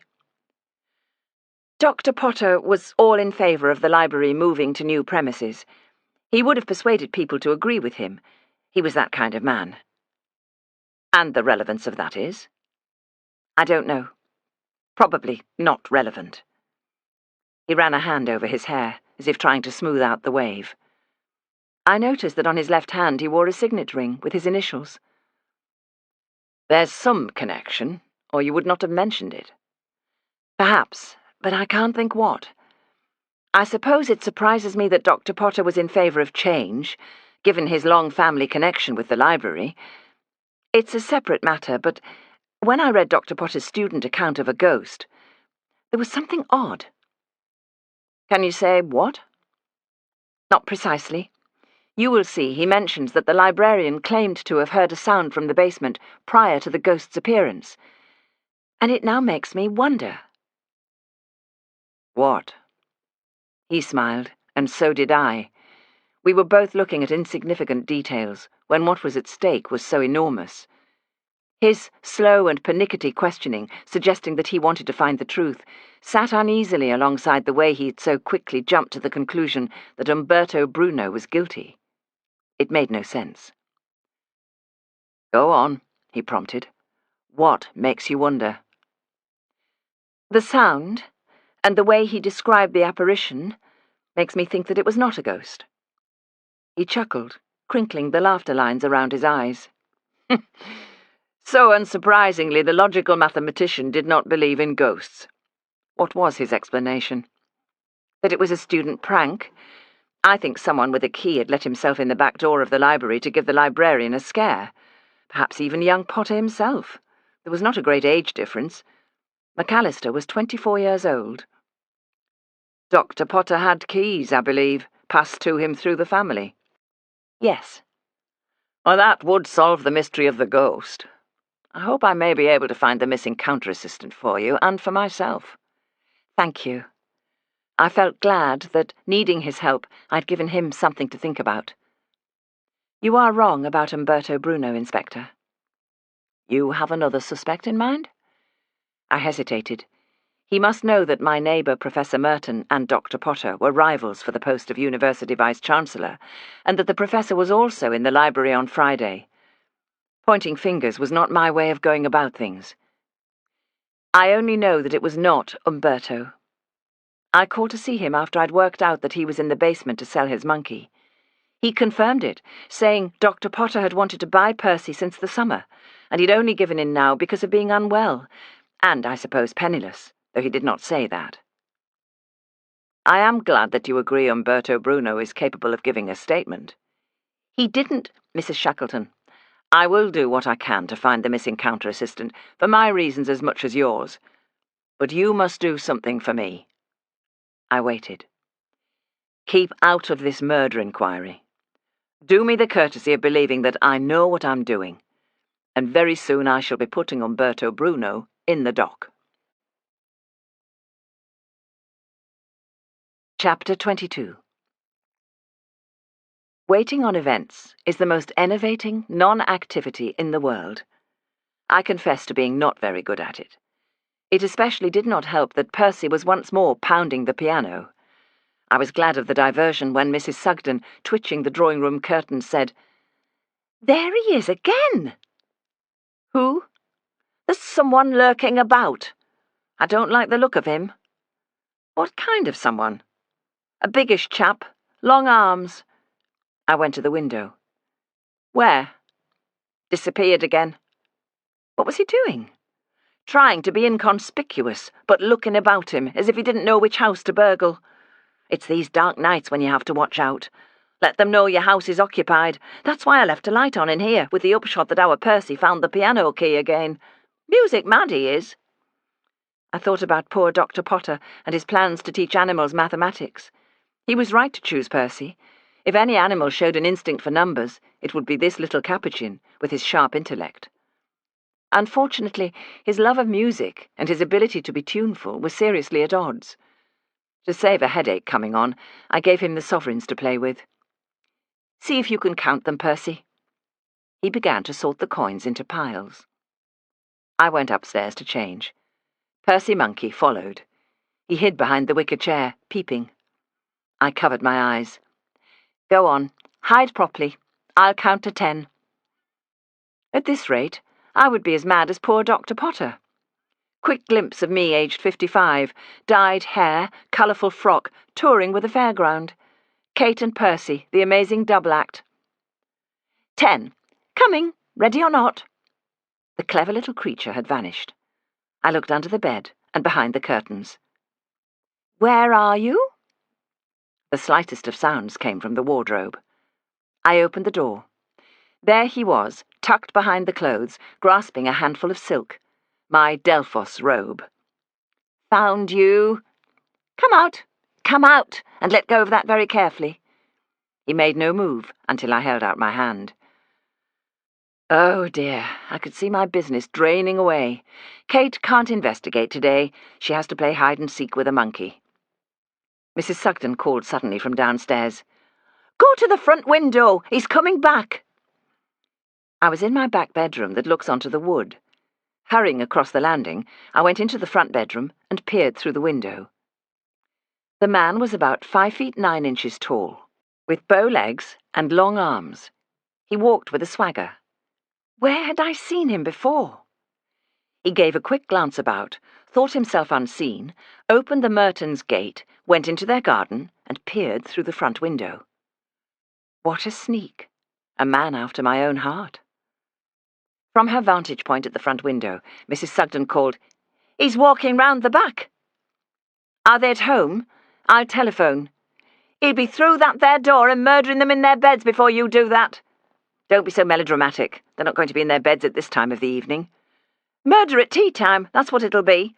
She has a strand of pearls that belonged to her great-aunt Harriet. I'm going over there." "Are you mad? She's my friend. I'll swear that sneaky blighter has a weapon." Before I could stop her, the valiant Mrs. Sugden left the drawing-room, hurried into the hall, and opened the front door. Percy showed no sign of following, but bounded towards the drawing-room window to watch, no doubt having had enough of the open air and damp, dark nights. "That's it. You stay here, Percy. Practice your scales and count your money." I slipped on my shoes and picked up a coat from the hall stand. By the time I went through the front door, Mrs. Sugden, moving like a greyhound out of a trap, was across the street. As I reached the gate, she was disappearing round the back of the Mertons' house. I hurried after her, across the cobbles, through the creaking front gate, and up the path. A loud bang cut the air. It was unmistakably a gunshot. A strangled cry followed. "Mrs. Sugden!" I practically tripped over my own feet in the rush to reach her. She was standing by the Mertons' back door, holding a pistol. Swaying as he moved, a figure disappeared into the bushes that separated this garden from the one next door. Mrs. Sugden burst into life, hurrying to the hedge. "Stop!" I grabbed her arm. "What are you trying to do? Kill the man?" "I got the blighter in the leg. He had a rifle." "Stop waving that gun about." "I'm not waving it. I know how to use a pistol." "Put it away, for God's sake. Now, stay here." I followed the direction the man had taken. The thing he had dropped was not a rifle, but a big stick. I waved it at Mrs. Sugden. "This is it, then? This is his deadly weapon?" "He was up to no good." "Go home." Miss Merton opened the kitchen door. Mrs. Sugden hovered. Miss Merton looked about. "Is it someone letting off bangers?" "Yes, but they've gone now." Miss Merton stepped into the yard. "It beats me why they can't wait till bonfire night to let off their firecrackers." "He was in the garden. You go back in, Miss Merton. You'll catch cold. I'll see if I can spot him." Before she had time to protest that there was no need to chase someone who'd let off a banger, I pushed my way through the hedge. Twigs scratched my face. A bramble caught my sleeve. Mrs. Sugden tagged along behind, the smoking gun out of sight now. "Go home. I'll deal with this." She ignored my order. "I'm not leaving you." There was a gap in the hedge in the next garden. Unhindered, we walked through 3 more back gardens, almost as far as Headingley Lane, emerging through a front gate only when we reached a dense, impassable hedge. There was no sign of the man, not on our street or on the main thoroughfare. Slowly, we made our way back up the street. "You go home. I'll talk to Miss Merton. And if there are still bullets in that pistol, get rid of them." I have never been in the Mertons' kitchen before. Everything appeared entirely up to date, including the shiny gas stove. Someone had been ironing. 2 piles of neatly folded handkerchiefs stood on the corner of the dresser. "The coast is clear, Miss Merton. Whoever it was has gone. We should all keep our doors locked on these dark nights." "Well, thank you for being so vigilant. I'll be glad when bonfire night is over and done." "Are you alone?" "Yes, but don't worry about me. I'm quite capable of hitting an intruder over the head with a frying pan." "Where is your brother?" "Working late, some tutorial with his prize student. There aren't many students he regards highly, but this one brought him a particularly fine fossil, so he tells me. Have a seat. I was hoping to talk to you." I sat down at the kitchen table. "Will you have a cup of tea or something stronger?" "No, thank you. What was it you wanted to talk to me about?" "You first, Mrs. Shackleton. Why do you want to see Theodore?" "He and Dr. Potter had a lot to do with each other, didn't they? I wanted to say how sorry I am about the death." "Oh, I see. I thought you were going to ask me had Theodore received death threats. Has he?" "Wait here." Moments later she returned with 2 envelopes. Holding them carefully, using only finger and thumb, she took from each envelope an octavo-size sheet of paper and placed them side by side on the kitchen table. The first one included a neatly sketched dagger that dripped red ink blood. Block capitals read, "Stay put." The second featured a pistol and was equally simply worded, "Don't do it." "Has he shown these to anyone?" "No, and if he knew I had seen them or was showing them to you, he would be furious." "What do you make of them? And what do you think he makes of them?" "I wish I knew. He is not popular like Dr. Potter. Perhaps he took it to mean that he should stay in his present situation and not let himself be considered for the post of Vice-Chancellor." "These notes are so amateurish, like a student prank." "I am glad to hear you say that. I would hate to think someone intended to kill him. Do you think Dr. Potter received similar threats?" "I don't know." Of course, Theodore pretends he does not want the vice-chancellorship. He was most annoyed when I talked about the possibility of moving, and what a difference it would make, how we would need to entertain and so on. He quite blew up on me." "What did he say?" She threw out her chest and pulled back her shoulders, pursing her mouth to ape pomposity. "This is what he said. I am a geographer. My study is the Earth's crust, and the glory of the crust distilled. Such an appointment would interfere with scholarship," or words to that effect. Then why did he not withdraw from consideration? "Because he would love to be Vice-Chancellor. He would kill for the opportunity." Her hand flew to her mouth. "Oh, I didn't mean that, of course. He and Dr. Potter never saw eye to eye on any matter, except evolution, and even then they took different views, though don't ask me to explain beyond saying that Theodore allowed for God. Underneath it all, I believe they held each other in high regard. It made Theodore despair. He knew that Dr. Potter would win any argument, not on logic or reason, but because he was witty and charming. There can't be any connection between these threatening messages and Dr. Potter's death, not if the two of them were on different sides on just about every question. Why would someone want to kill both of them?" "I don't know, unless it's someone who dislikes university men." Once Miss Merton begins, she keeps up the momentum. "My brother is a dear man, but difficult. He thinks too much.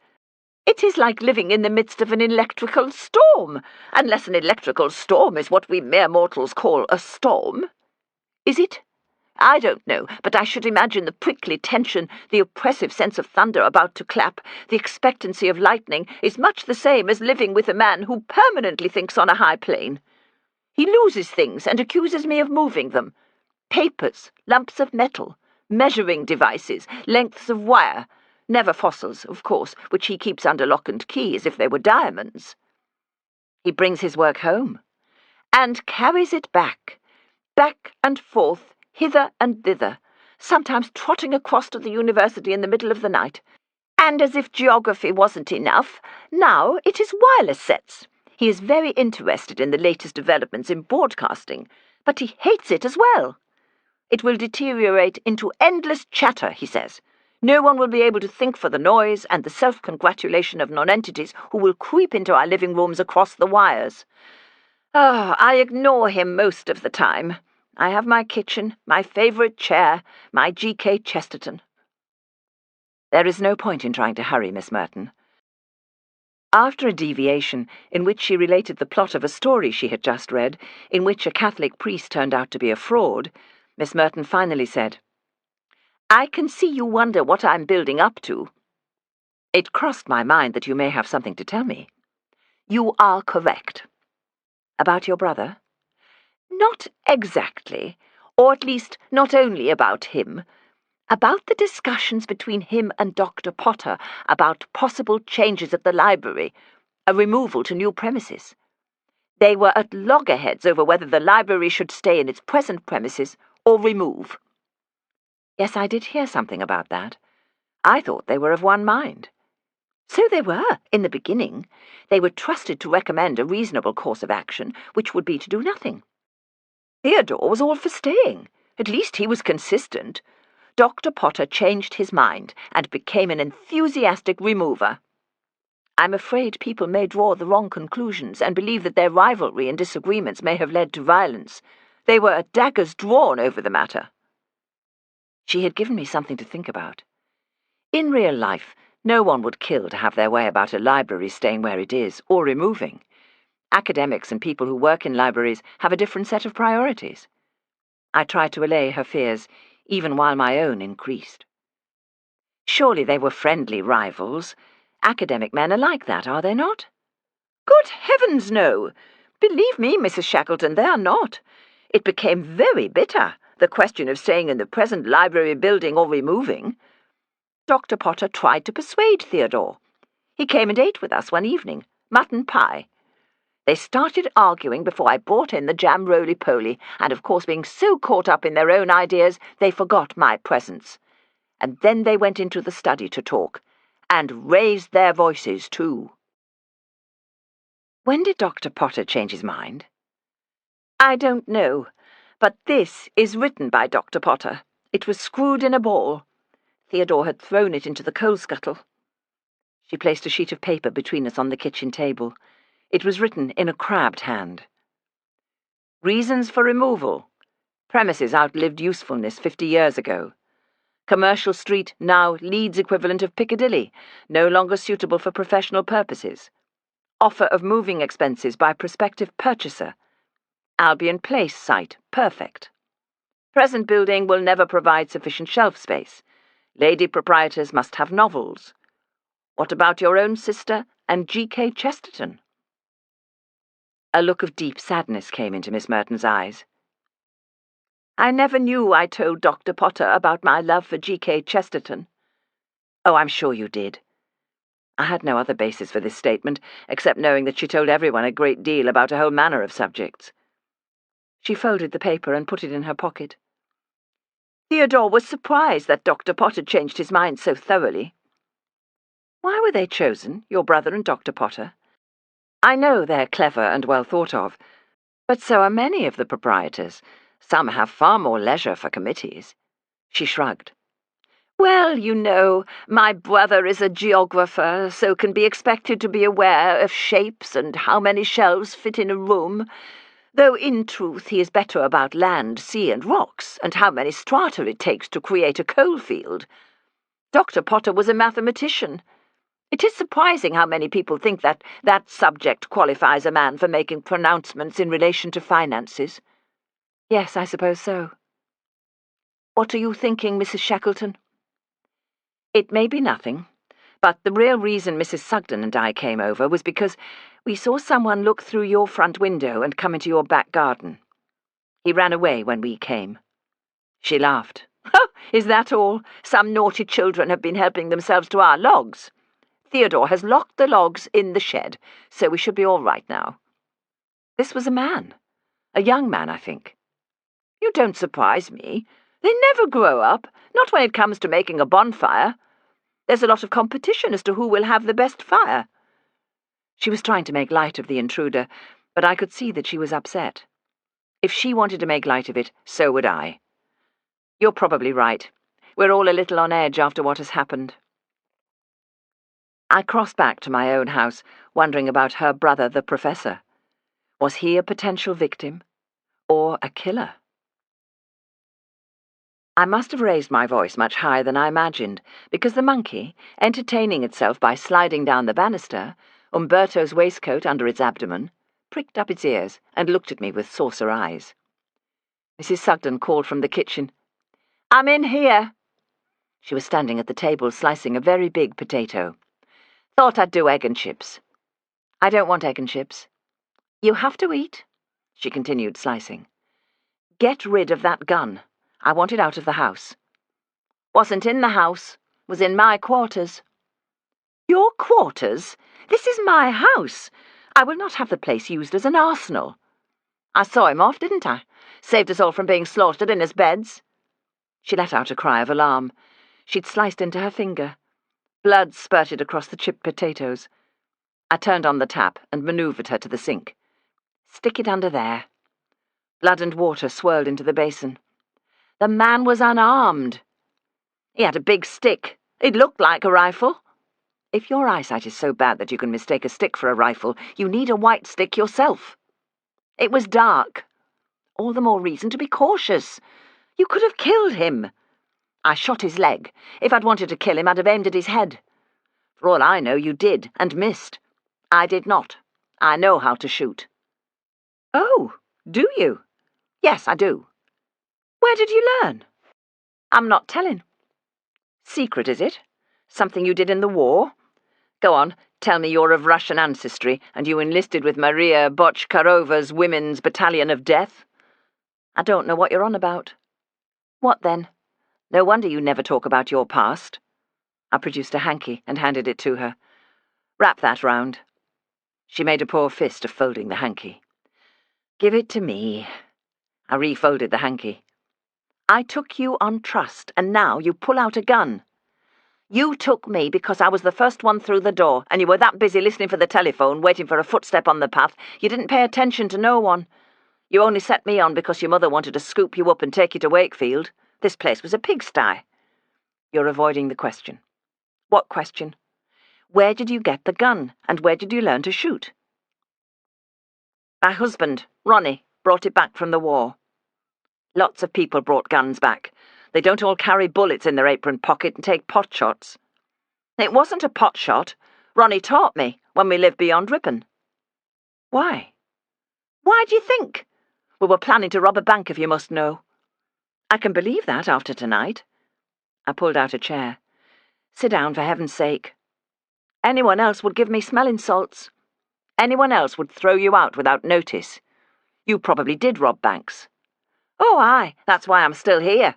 I'm waiting for people to calm down over the gold bullion I took from the Bank of England. Once they stop looking, I'll be off. She stared at her finger. If I was a destitute organ grinder, you'd apply lint and a bandage. And if your victim bleeds to death, the hangman will apply a rope to your neck. I know what I'm doing with a gun. Ronnie taught me to shoot rabbits. You don't shoot rabbits with a pistol. Never said you did. The pistol were an additional skill to come in handy if we were waylaid by outlaws. In the North Riding. We had it in mind to emigrate and have some land of our own. I was saving for our passage. That's why I went to work in munitions. I didn't know you worked in munitions. I was at Barnbow, No. 2 filling station. That was where Mrs. Bradshaw worked, Sophia's mother. Well, before you ask, I didn't know her. That place was bigger than a small town. Is that where you got your supply of bullets? No, Ronnie and his pal Fred brought them back. She looked so pale that I went into the dining room and brought a bottle of brandy from the cabinet. I poured her a glass. When did Ronnie die? 2 weeks before I came to see you about this job. Influenza. I had no idea it was so recent. I thought it best not to say, to give the impression it was in the past. That explained why, for that first year, I sometimes thought I'd employed a silent ghost. Taking a taper from the mantelpiece, she held it to the flame of the fire, crossed the kitchen, and lit the gas ring. It popped into blue life. She put the chip pan on the ring. I went across and switched off the gas. Sit down. Tell me how you found your way to somewhere beyond Ripon after you'd worked at Barnbow. She wound the white hanky tighter round her finger. It was turning red with blood. By the time Ronnie was demobbed, I'd been given notice at Barnbow. Neither of us could find work. His pal said why not do some potato picking for this farmer he knew, and that there was a caravan he had use of, a battered old thing on the edge of a field. He'd let in the rain, but we enjoyed it, being out in the open, picking spuds. It's a big jump from picking potatoes to robbing a bank. I went to the sink, turned on the tap. Give your finger another rinse. She let the water run over her finger, leaving swirls of red in the sink. He lost money on a horse. We were on our uppers, again. After a fine week or so, it did naught but rain, chucking it down day after day. Fields turned to mud. Summat in Ronnie snapped, as if it had been waiting to snap, and then it did. I think it was Fred. To jolly him along, said, "What about robbing a bank?" One of them things a person might say. The water was running clear. I turned off the tap and took the iodine from the cupboard. As I dabbed the iodine on her cut, she winced. Fred had meant it half in jest about the bank, but Ronnie took it to heart. So Fred started to plan. Picked his bank, this bank in Ripon. He picked his day, the morning after market day. He and Ronnie would be there when the manager opened the door. They'd put on balaclavas and be right behind him, gun in his back, not to hurt him, but to make him open the safe. I told them it was stupid, but they wouldn't stop talking about it, drawing diagrams. It was all that kept Ronnie going. He said my part was to be nearby with a shopping basket and take the money. No one would suspect a woman with a shopping basket. At first I wasn't sorry when he took Pooley, thinking it would shut him up, thinking at least he won't end up in prison. The farmer sent for a doctor to come to the caravan. But it was no use. She lifted a hand to her hair. It turned me grey. I was pure dark brown before that. Afterwards, a week after he was buried, I came back to Leeds, spruced myself up and went to see about a job. I had no idea. Well, none of us does know another story, not really. You told me nowt. I worked it out. What happened to Ronnie's friend Fred? Stayed on as a farm labourer, patched up the caravan. He kept the rifle and gave me the pistol, said it might come in handy. It was my memento of Ronnie and his big plans. There was a loud knock at the front door. It was a policeman's knock, forceful enough to put the panel through. Mrs. Sugden stood up, almost knocking over her chair. "Oh, my God, they've found him. He's bled to death in someone's back garden. You stay here." I walked along the hall. The knock had startled Percy. He hid behind the hall stand. I held out a hand. "Come on." He let me push him into the safety of the drawing room. I opened the door. It was P.C. Hodge, the beat bobby who'd come to the infirmary to stand guard over the hapless organ grinder. "Mrs. Shackleton, if I might have a word." The night was too dark and cold to speak on the doorstep. "Of course, Constable, come in." He stepped across the threshold. In the hall, he took off his helmet, clutching it to his chest, looking a little sheepish. "I've something to collect, I believe." For a moment I could not think what he meant, and then I remembered. Inspector Wallace had asked for Umberto's sovereigns. "I'll get the bag." "Right you are." He waited in the hall for the moment it took me to fetch the Hessian bag. I handed it to him. "Thank you. There's something else, Mrs. Shackleton. Can we sit down a minute?" "Yes, come through." I led him into the kitchen. Mrs. Sugden might as well hear if an injured man had blamed some crazy woman for shooting him in the leg. She was standing by the gas stove, having relit the jet. The constable nodded to her. We sat down. He placed his helmet on the kitchen table. "It's about Umberto Bruno. He's took a turn for the worse. He's not long for this world." "Poor man. Oh, I'm sorry to hear that." "The thing is, I thought you'd want to know. I'm right sorry, Mrs. Shackleton. You did your best for him. It was too late. Something should have been done for him much sooner. That's true of a lot of people. It's a sad fact of life, of the world, as it is." He stared at his helmet, waiting for me to stand, to thank him, to let him go. "Is anyone sitting with him?" "No, I've been stood down. I'm off duty, but said I'd call for this bag." I glanced at Mrs. Sugden. "Oh, dear, poor fellow." Showing the makings of a good character actress, she hid her relief that the constable was not here to arrest her for unlawful shooting. "Stay and have a cup of tea, Mr. Hodge. Mrs. Sugden was just making one." "The kettle's on." Mrs. Sugden rewound the handkerchief around her bloody finger. "I'm going to the infirmary to see Mr. Bruno." The constable nodded. "I told the sister you might come. The priest has been." "Mrs. Sugden, I won't eat, but you should. Perhaps the constable would like egg and chips." "Oh, I couldn't," he said, but his eyes lit up. "I'm sure Mrs. Sugden will rinse her blood off the potato." "Well, as it happens, me stomach thinks me throat's cut." Mrs. Sugden and I exchanged a look. If the constable was here in the kitchen, he would not be bumping into a man with a bullet in his leg.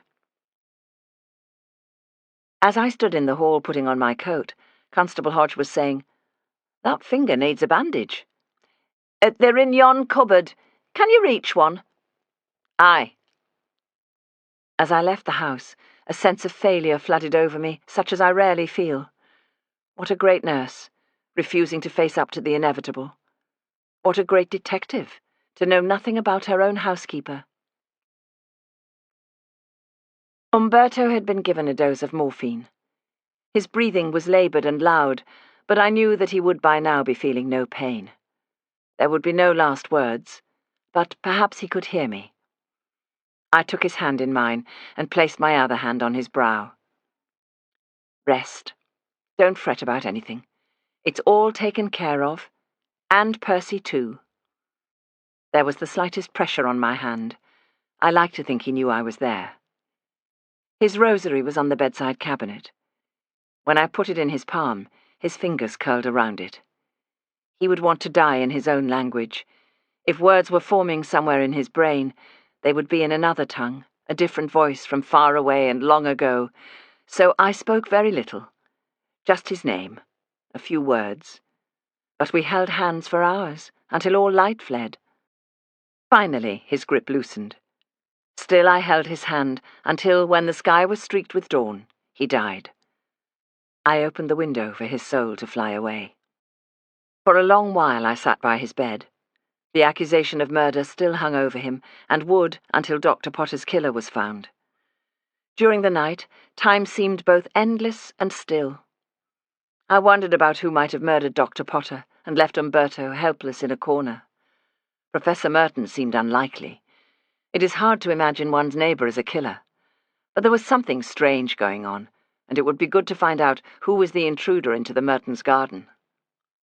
I left the room before Umberto's body was taken away. It surprised me to see Sykes waiting downstairs. We looked at each other, and I suppose he did not have to ask about Umberto. Mrs. Sugden came to tell me. The desk porter let me sit in his room. I thought I'd drive you home. Saw your car outside. We walked to the door. Although the sun had risen so promisingly, it was now hidden. We climbed into the car. For no particular reason, I remembered when Sykes first came to work with me. He was mortified that he had never driven. Now he did so at every opportunity, occasionally far too fast. I swear he sometimes divines what I'm thinking. He speeded up in the direction of Headingley. Go on. Say it. Say what? Home, James, and don't spare the horses. Slow down. We're not in a race. You can't get the help these days. I drive too fast. Mrs. Sugden pulls a gun. She told you. She did. I could hardly credit it. I'd like to know who her victim was and what he was up to. I wonder whether he went somewhere to have his wound dressed. Don't know about that. He'd be asked awkward questions if he went to the dispensary. But it's possible. Worth a try, I suppose. One of the dispensary orderlies owes me a bit of a favour. Then call in the favour. I'll try. We drew close to the end of my street. Keep going, Mr. Sykes. Where to? I want to see Dr. Potter's manservant again. Why's that? They were close. Given that Dr. Potter mentioned Marion Montague to me, I wonder if he said anything about her to Morgan. That's the manservant. It's too early to see anyone yet. Normal people are sleeping. I suppose you're right. Come round for me in a couple of hours and we'll go together. Chapter 23. We drove north from Headingley, along a back lane deserted by all but a milk cart. I gave Sykes impressively good directions to Big Bothy. He parked in the lane where I'd stopped on my previous visit. We walked the path to the strange octagonal house that Dr. Potter had called home. Perhaps it was because of knowing its occupant's fate, but it looked strangely forlorn. A bicycle rested by the wall next to the door. Morgan had mentioned that he used it for shopping and that occasionally Dr. Potter cycled to work. Mr. Morgan must have seen us walking along the path because he was waiting in the doorway. The poor man looked so lonely, framed in a halo of isolation. "Good morning, Mr. Morgan. Excuse the disturbance." "Oh, 'tis no disturbance, Mrs. Shackleton." "This is Mr. Sykes, who works with me. I wondered whether we might come in and have a word." "Of course." The men shook hands. "Come you through." It seemed heartless to come questioning him. Not only did I want to know about Marion Montague, whom I desperately hoped was Sophia Wells. If I were to clear Umberto's name, I needed to find out what enemies Dr. Potter may have made. Morgan led us into the parlour. I sat down on one of the chintz chairs. Sykes made as if to sit in the opposite chair, but stopped mid-air. Morgan produced a newspaper. "Excuse the cat hairs. Dents will sleep there, and there's nothing to be done about it." He placed the paper on the chair seat. "Where is Dunce now?" I asked. "Out for a stroll." Polynesia Parrot tilted her head to one side and began to recite her 2 times table. The cage door stood open. She flew out and onto Morgan's shoulder. Sykes stared. I have never before seen him mesmerized. "And what can I do for you?" Morgan asked. When we spoke last, you said you thought that Dr. Potter had a surprise in store last Friday. He looked at me with interest, but did not muster a reply. I want to tell you what was in Dr. Potter's mind. He intended to bring home a clever monkey for enrollment in his arithmetic class. Morgan's troubled face lit with sudden understanding. Ah, so that was it. I should have guessed he was planning something along those lines. What kind of monkey? A capuchin. I see. I knew he was excited about something. That explains the scheme of work for counting by digits. Where is the creature? I am taking care of him. Thank you for telling me. I always would have wondered. He sighed. Did the purchase of the monkey in any way, shape or form have a connection with my master's death, think you? I do not think so, except that both men were in the wrong place at the wrong time. I am trying to form a clear picture of what may have happened. Would you mind if I ask you 1 or 2 questions? Fire away. The parrot pecked at Morgan's ear and then began to count. Morgan said, That is enough of your showing off, Polynesia. Thank you and good night. He turned his shoulder to the cage. She hopped inside and he closed the door. Now what was that you were saying, Mrs. Shackleton? Did Dr. Potter ever mention a helpful young library assistant, Miss Montague? I can't say that he spoke much of his colleagues, except that rascally Professor Merton. Why is he a rascal? Oh, he caused my master no end of grief. If the 2 of them had agreed to the removal of the library to new premises, they would have swung all the proprietors behind them. But the professor dug in his heels and was all for staying. I saw some of Dr. Potter's arguments for removal. They seemed to me sound. What arguments? Oh, Commercial Street being no longer a suitable location, now more appropriate for business and shopping. He mentioned the lack of space in the building and the prospective purchaser being prepared to pay removal costs. Morgan gave a small chuckle that changed his whole appearance. For a brief time, something shone in him, a glimmer of admiration for his master. I knew he would come up with something sound. You mean that was not the real reason? Heavens, no. None of that mattered to him. Then what did? He was all for staying until he knew the full details of the scheme. The building was to be turned into a department store, see you, a grand emporium. In the basement there would be a menagerie with every kind of exotic creature that graces the face of the earth. There would be an aquarium, a miniature jungle, a tropical world with its own boiler. Yes, now I do see. I suppose he did not want to tell the professor the real reason. Certainly not, because that may have given an inkling of the nature of our secret work, teaching the animals. Besides, he and Professor Merton were at each other's throats over the vice-chancellorship. They were rivals, I believe.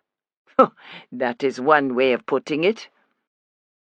Was there much rancour between Dr. Potter and Professor Merton about the post of vice-chancellor? Oh, indeed there was. Dr. Potter needed all his wits about him to ensure that Professor Merton would not wriggle out of the contest and leave Dr. Potter to sup the poisoned chalice of success and swallow the degradation of drumming up funds for university expansion. Neither of them wanted the job. Bless us and save us, no, they did not. But I thought from what Miss Merton said— He chuckled again. My master knew how to play a cunning game. He especially went to eat mutton pie with the Mertons, and cleverly drew the sociable sister on his side. A cob of coal crackled and split, creating an orange and blue flame. My barely hatched theory that taciturn Professor Merton had murdered his rival for the post of University Vice-Chancellor curled up the chimney with the rising smoke. I glanced at Sykes to see whether he had any questions. He stared blithely at the gigantic cat as it strolled into the room. Morgan rose. I'm being a poor host. Will you take coffee? We have a bottle of camp. He spoke with such pride that it would have been difficult to refuse. I agreed to coffee, and so did Sykes. I will ask the Reverend Jones whether he'll also take refreshment. He has come from the university, the chaplain, you know, hear about the memorial service and the books. He left the room. Sykes, fascinated by the talking parrot, crossed over to the cage. Hello, Polly. "Hello, hello," said the parrot. "2 2s." "4," Sykes said. I followed Mr. Morgan into the hall, intending to ask whether he needed help. It could be that some coffee or other than camp was hidden in a cupboard, and I may be able to suggest a change. The sound of voices from the study brought me to a full stop. The man speaking to Morgan sounded strangely familiar. I drew closer to the study door. The voice belonged to Father Bolingbroke. "Oh, yes, I will take these with me now, the Bible and this commentary." "That Bible, it is the one book my master said should come to me." "Then so it will, but I believe it will give me inspiration for the memorial service. I know that if I read from this, I will experience a powerful connection to Dr. Potter, being that he held the same good book in such reverence." Without waiting to hear Mr. Morgan's reply, I hurried back into the parlour. The parrot said, "What's your name? Your name?" "Jim Sykes." "Jim. Jim. Jim." I shut the door behind me. "Mr. Sykes, the Reverend in the study is a fraud. He is not University Chaplain Jones, he is Father Bolingbroke, the one I told you about." "The exorcist?" "The same. He is trying to steal a Bible. It must be valuable. It's him. He's the book thief. Now I know why Gothic ornament was in the basement. I'd lay a pound to a penny it fell from his cassock pocket. That must be why he stayed in the basement so long." 3 2s? 2 6s? "Oh, shut up," Sykes said to Polynesia. "Let a man think." "If he sees me, he'll know he's rumbled." The parrot tried to regain Sykes' attention. 1 and 1 makes 2. 2 and 2. Sykes scratched his head. "Leave it to me. He has to go out of the house with a book, or he hasn't stolen anything." "I'll stay here. If he sees me, he'll backtrack." Sykes left the room. In the hall, he called to Mr. Morgan. As he did, it struck me that the bike we had seen outside may not belong to Dr. Potter and Mr. Morgan, but could have been used by Father Bolingbroke, alias Reverend Jones. He had chosen a Welsh name to ingratiate himself with Morgan. Knowing I should stay put, on an impulse, I left the house, seized the bike, and wheeled it out of sight. Sykes must have drawn Morgan from the study, because a moment after I moved the bicycle, Father Bolingbroke came out of the front door, carrying 2 books. He spotted me as I spotted him. I should not have peered round the side of the wall. "Mrs. Shackleton." "Father Bolingbroke, or should I say Reverend Jones?" He laughed. "Poor man. One has to be kind to the Welsh.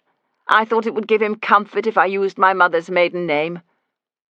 Now, my bicycle." There was only one way to keep him from having the bicycle, and that was to leap on and cycle away, which I did, but awkwardly, because it was a big bone shaker. Dunce chose that moment to saunter out onto the path, refusing to give way. I swerved. The bike wobbled. Bolingbroke came after me. "What do you think you're playing at?" "Stay where you are," Sykes called. "That is my Bible, hear you?" I feared that Bolingbroke would outstrip the pair of them, and so rode the bicycle in a clockwise circle, heading straight for him. He dodged. This allowed Sykes to seize him from behind, and as he did so, Morgan rescued the precious volumes. I came to an awkward stop, steadying the handlebars, leaning sideways to reach the ground. By the time I dismounted, Bolingbroke was in handcuffs. I knew this was what Sykes had always longed to do, put the cuffs on someone. Finally, he had his wish. "Consider yourself under citizen's arrest, sir, for the crime of theft. It'll be best if you come quietly." Surveying our transport, I wondered how to manage the situation with 1 car and a bicycle or 2 between us. Then I came up with the answer. "Mr. Morgan, if you will harness the pony and trap, you and Mr. Sykes could escort Father Bolingbroke to his home, where I suspect there may be a cache of stolen books. I will drive back to town and alert the librarian and the police that we've apprehended a felon." "Yes," Sykes said. "It would be an uncomfortable squeeze for 4 of us in the car, and undignified for a man of the cloth." "Not the police." Bolingbroke stared at his handcuffs and looked at each of us in turn, as if trying to bore a hole into our souls. "This is not a criminal matter. I'm trying to do my best for the library." Morgan nursed the precious books in his hands. I will find some suitable wrapping, and then see to the pony and trap. Archie will be glad of an outing." Bolingbroke stared in disbelief at his wrists. "Let us go to the police station. See what they say about the illegal use of handcuffs." Sykes smiled. I could hear what he would say if the question of handcuffs arose. "Handcuffs? What handcuffs? The man came voluntarily, as he should when caught red-handed by 3 upright subjects of His Majesty." You don't know where I live," Bolingbroke spluttered, "and don't think I'll tell you." Fortunately, thanks to Miss Merton, I did know where Bolingbroke lived. On Street Lane, where he paid little or nothing for bed and board with a kindly proprietress of the library. I gave Sykes the address, and then set off for the library. Chapter 24. "Come in." Mr. Lennox, poring over a ledger, pencil in hand, looked up. "Mrs. Shackleton." "Mr. Lennox?" I stepped inside and closed the door. "I need you to come with me to Father Bolingbroke's lodgings. There has been an unusual development." "Oh, dear. Is he ill?" "No. I can explain as we go, but it would be helpful if you bring a note of the books that have gone missing." Mrs. Carmichael came in, carrying a file. "Mrs. Shackleton, I saw you come in. Is there anything I can do? Mr. Lennox has an appointment with the auditors shortly." A sharp frostiness in her manner made me realize that she thought I had designs on her lover. "It's Mr. Lennox I need to speak to, but you may as well hear what I have to say. I believe we will find that your book thief is Father Bolingbroke. I and my assistant, along with Dr. Potter's manservant, apprehended him at Dr. Potter's house. He was helping himself to a valuable Bible and commentary." Lennox's eyes widened. "Potter's Geneva Bible? You mean to say he just kept it on the shelf?" "Come and see for yourself. You're the expert." Mrs. Carmichael smiled with evident relief. "Heavens, no, you're much mistaken. Father Bolingbroke is a true scholar. The thief was, well, she was dismissed, as we told you." "And no books have gone missing since? And it was a pure fluke that Gothic ornament was found where Bolingbroke had knelt to attend to Dr. Potter? And you imagine that your sacked library assistant was fully aware of the value of the volumes that were taken?" Her mouth opened ever so slightly, and a flicker of doubt came into her pale blue eyes. "Everyone knows which books are valuable." "What did any of us know about Father Bolingbroke before he came here? You were deceived. We all allowed ourselves to be deceived by him." Mrs. Carmichael's hand went to her lips. "It can't be true. Bolingbroke was caught red-handed this morning, impersonating a university chaplain and calling himself the Reverend Jones." Lennox stared at Mrs. Carmichael. "You were so sure?" "Yes, very sure. The book was in Marion Montague's bag, the index cards in her waste bin. We both saw them." Lennox's voice dropped to a whisper. "She swore she was honest. I wanted to believe her, but you convinced me." "You're too gullible." Mrs. Carmichael thumped her fist on the desk, which must have hurt. His mouth tightened. "And you are too quick to rush to judgment. You wanted rid of her, don't deny it. She'd become a nuisance." He took a step towards her. "No, you wanted rid of her, out of jealousy." I've never been sure of why anyone would want to pour oil on waters, troubled or untroubled, but I attempted to do so. "This is no time for recriminations." I stepped between them. "Come with me, Mr. Lennox, to Roundhay. Let us see what treasures Father Bolingbroke has in his room." A sudden misgiving crawled up my spine. What if Bolingbroke had already dispatched the stolen books to whoever would buy them from him? Without another glance at Mrs. Carmichael, Lennox reached for his coat. "Mrs. Carmichael," I spoke as kindly as I could in spite of her barely concealed hostility towards me for having brought such news, "would you be so kind as to telephone the police and ask them to come to Father Bolingbroke's lodgings as soon as possible?" She nodded, gave a long, anguished look at Lennox, and then picked up the telephone receiver. I felt a sudden pity for her.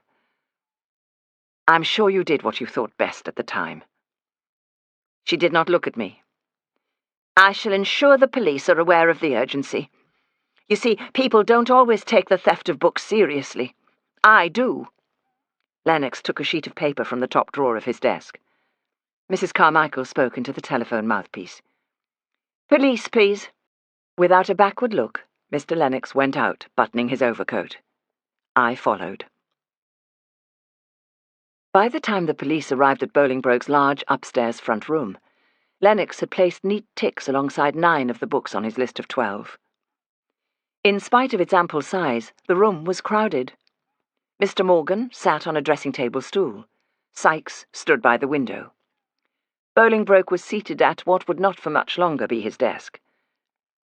"This is all an unfortunate mistake. I borrowed the books. Not being a library member, I had to do so unofficially." Inspector Wallace spoke softly. "You can explain all that at the station, sir, when we take your statement." Sergeant Ashworth took charge of the books. "I'll give you a receipt for these, Mr. Lennox. We'll take good care of them." Morgan hugged the good book to his heart. "I cannot be parted from this Bible. It is part of my master's effects seal. His last will and testament will proclaim it mine." Wallace considered. "Mr. Morgan, come to the station with Mr. Sykes. You can make your statements as the arresting citizens. I will release your property to you." The lady of the house was not at home, but Inspector Wallace took the liberty of making use of the kitchen and dining room so that the constable and sergeant could do what was necessary by way of taking preliminary accounts of the day's events. Bolingbroke was whisked away to the Bridewell in the company of Sergeant Ashworth. There was a moment when Wallace and I met on the landing, and I managed a brief word. "Inspector, that copy of Gothic ornament found near Dr. Potter's body. Do you think there might be just a possibility that Dr. Potter suspected Father Bolingbroke?" Wallace said, "What makes you think Bolingbroke is a father of any kind? I've had my eye on him. Prison pallor is a very particular shade. His real name is Aidan Parrott. He spent 3 years in a seminary before the war, training for the priesthood, until some altarpieces caught his fancy. The inmates at Armley Jail preferred him to the real thing. That's probably where he stole the cassock." "So that's why he was in such a hurry to be away on Friday. He thought that one of you may recognize him." "It was enough for me to know where he was, for now." Wallace surprised me by answering what was really in my thoughts. "If I'd not arrested the organ grinder, and with reason, we would have released him onto the street to die a little sooner and in less comfort. You would not have liked that either, I suppose." This is how we all departed the Roundhay lodgings of Father Bolingbroke. Inspector Wallace, now in charge of Bolingbroke's house key, left a constable on duty outside to await the owner's return. Sykes, Morgan, and I hovered at one side of the front porch. The constable and Lennox, who'd engaged him in conversation, were at the other. "To think I gave that rogue free run of my master's study! It is beside myself with annoyance I am. Mr. Morgan, he deceived everyone." Sykes said, "Put it down to your good nature that you were taken in. The man is a confidence trickster, but you had the wit to catch him out." "That bicycle he rode, was that stolen too?" The constable took a sudden interest, being one of those people who can listen to 2 conversations at once. "What bicycle is that, sir?" "A bone shaker, painted green it was." This cheered the constable no end. "If you will all stay here while I make an inquiry of the neighbours, I may find out about the bicycle." It was only then that I realised Mr. Lennox and Mr. Morgan had not been introduced, and so I undertook the formalities. The 2 men fell into conversation about Dr. Potter. Sykes and I drew apart and discussed what to do next. Sykes glanced at Morgan. "I must stay with him until we've given our statements. The poor chap looks desolate." "How will you get home?"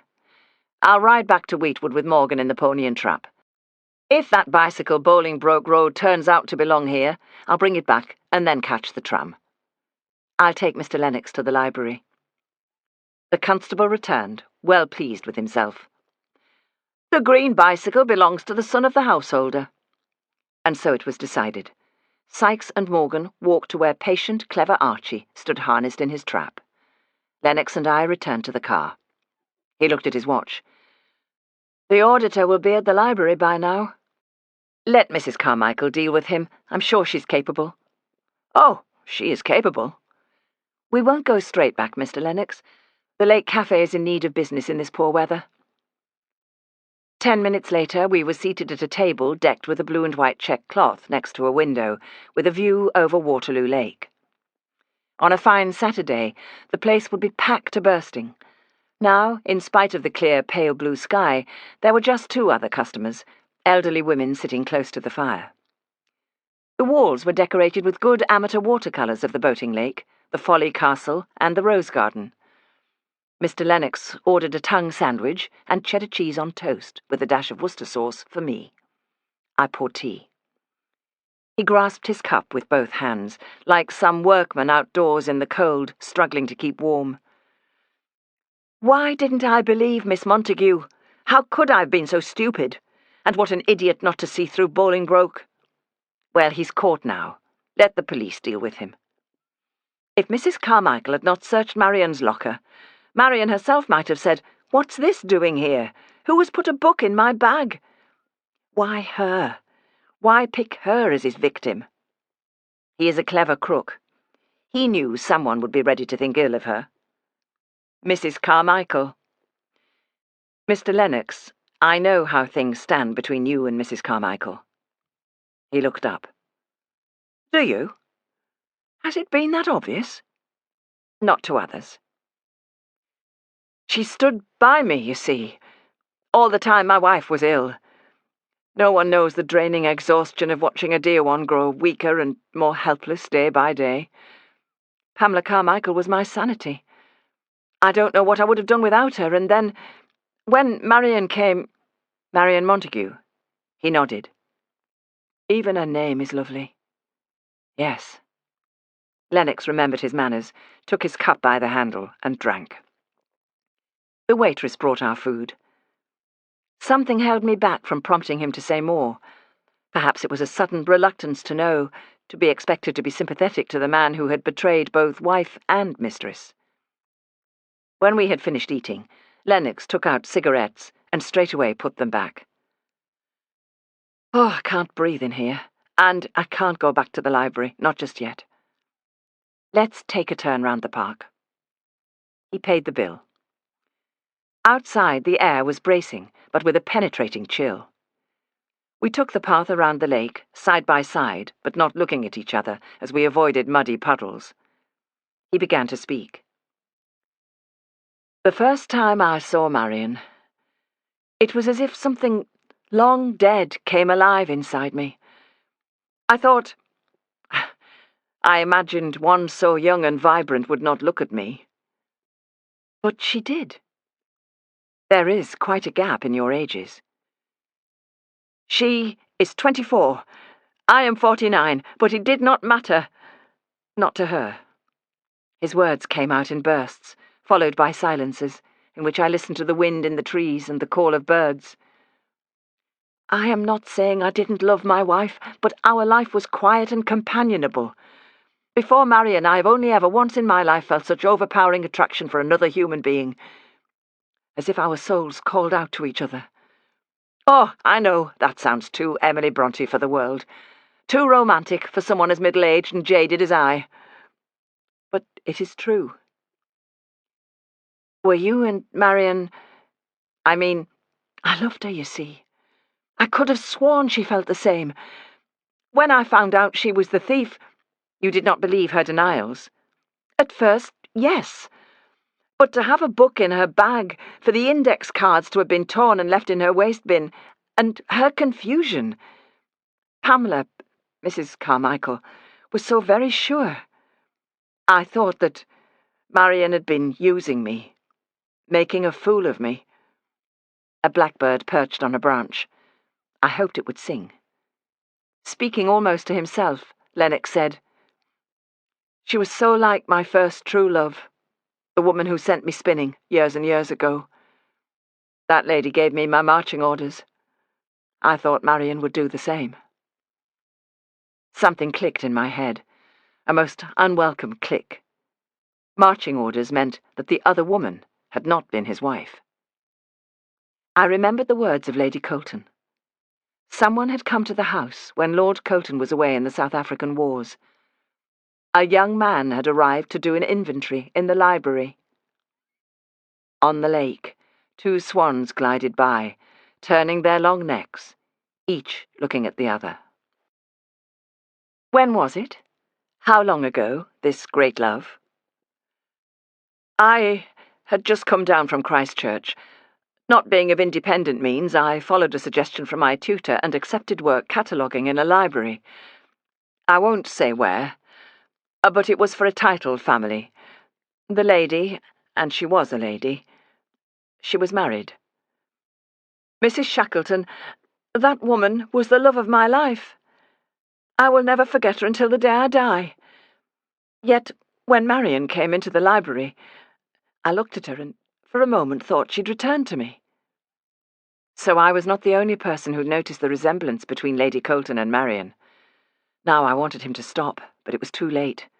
I willed him to stop, but he did not. I expected Marion to rebuff me because of my age, but she was so charming, approachable, and she had a way of letting me know that she liked me.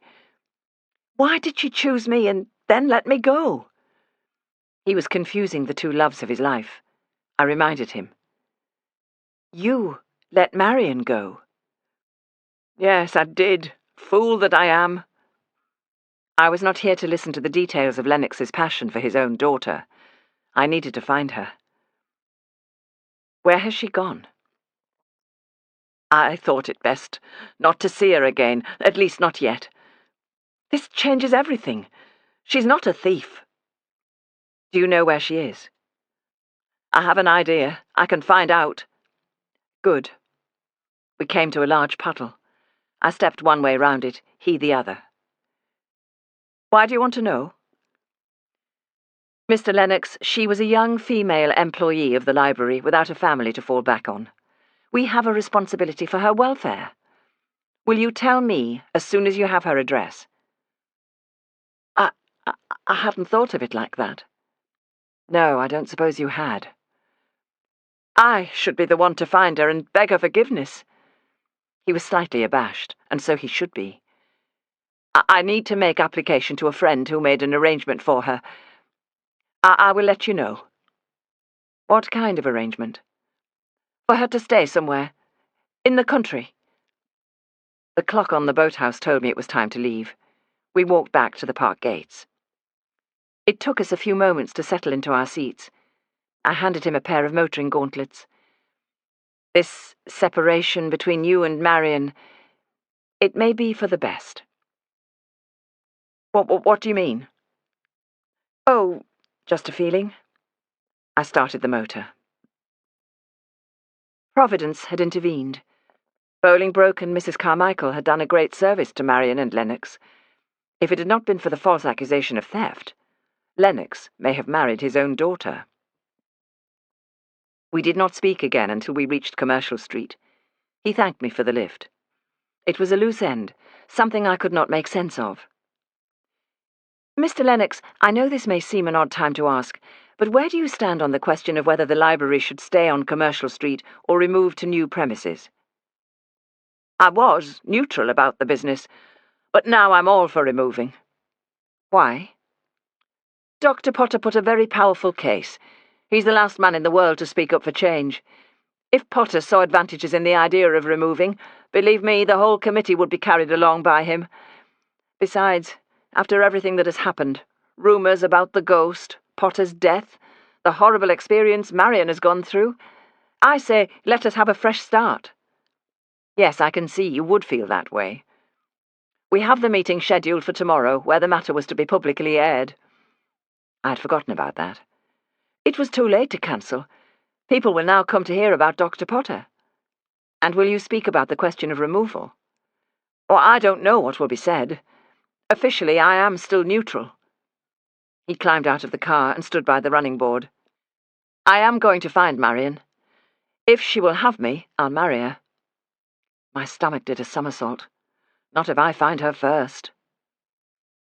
It was exactly a week since I had seen Lady Colton. Surely something must break soon. This was it. Lennox would lead me to her. I caught his sleeve to delay him. How soon might you be in touch with her? I hope very soon. Let me know the instant you have her address. It was very wrong of you to take up with a young counter-assistant and then to cast her out. I sounded like one of the characters from a Sunday school prize novel, but he must be stopped from seeing her. Lennox's face was full of remorse. Do you think I don't know that? I must speak to her first. To put her off me? I have another reason for wanting to find her, something that is extremely urgent. He nodded, though whether he had taken in my words, I could not be sure. Chapter 25. I arrived for the meeting at 2:50. Rows of chairs had been set out, and already nearly all seats were taken. At the top end of the room stood a long table set with a water jug and 4 glasses. About halfway down the room, I spotted an aisle seat to my right. People on the row behind me chatted in low, confidential tones, waiting to hear what would be said about the events of last Friday. A couple of minutes before 3 o'clock, Mr. Castle strode in, followed by Professor Merton, Mr. Lennox, and Mrs. Carmichael. They took their seats, not looking at us or at each other. Mrs. Carmichael placed a notebook and pencil on the table. Mr. Castle, who is a stickler for punctuality, took out his fob watch and held it in his right hand for what seemed a long time. He then placed it on the table. Mrs. Carmichael picked up her pencil, ready to make notes. Mr. Castle looked up, his eyes searching the room as if taking a mental register of attendance. He cleared his throat before speaking. Good afternoon, ladies and gentlemen. Thank you for coming. This meeting was scheduled some time ago for a particular purpose. Sadly, we have been overtaken by sudden and tragic events. You have all heard by now of the distressing death of our highly esteemed friend and library proprietor, Dr. Potter. It grieves me greatly that this loss occurred here in the library, the worst event of our long history. There will be services of remembrance in churches and chapels across the city this coming Sunday. This is neither the time nor place to say more. In due course, announcements will be made. Inspector Wallace and Sergeant Ashworth are here. If you wish to speak to them, or to me, please do so after the meeting. He paused. Heads turned, including mine. Inspector Wallace was standing at the back of the room, Sergeant Ashworth beside him. Castle continued. I now ask you to stand and observe a minute's silence to pay our respects to Dr. Potter. We all stood. During the 60 seconds of silence, my mind raced around Dr. Potter, charming and witty, until Friday still brimming with the enthusiasm and impish humour of his undergraduate magazine days. He had recommended his article about the ghost, being tickled about my participation in the exorcism. A jolly good jape, he had written.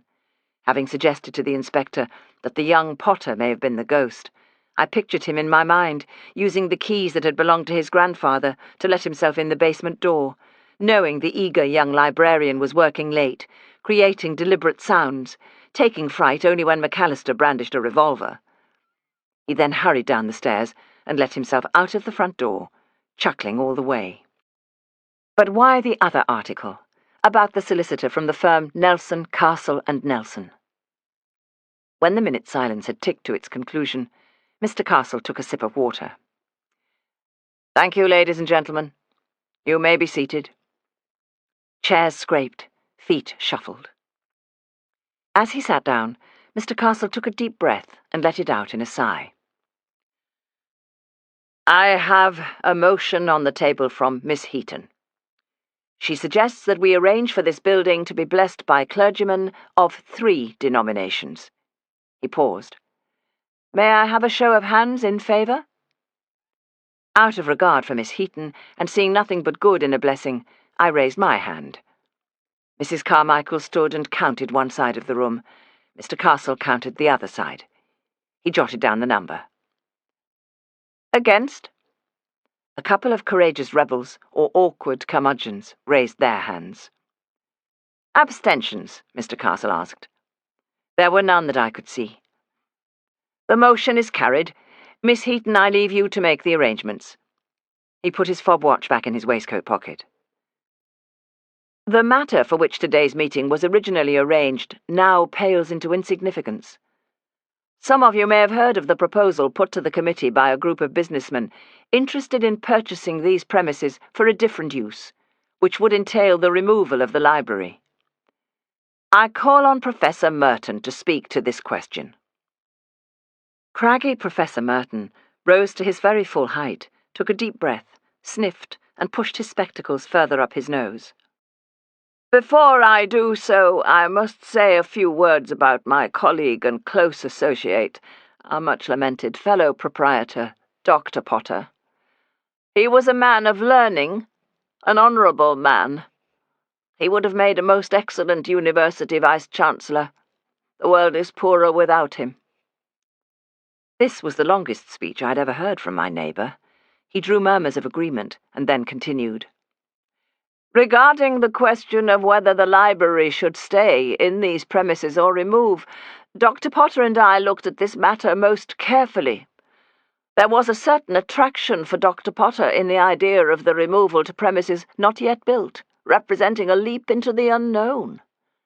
After much consideration, it is the considered judgment that we should drop this question altogether and move forward." Mr. Castle glanced at his notes. "Thank you, Professor Merton." He paused. "This venerable library must not be treated as a sinking ship. She is afloat. She has proprietors, a captain and crew who are devoted to her. She will sail on through this century and into the next, without altering course or seeking harbours new." Murmurs greeted his words, mostly of approval, but with a single "shame" and a "too bad." Mr. Castle looked at Mr. Lennox and Mrs. Carmichael. "Mr. Lennox, would you inform the meeting of the staff view on this matter?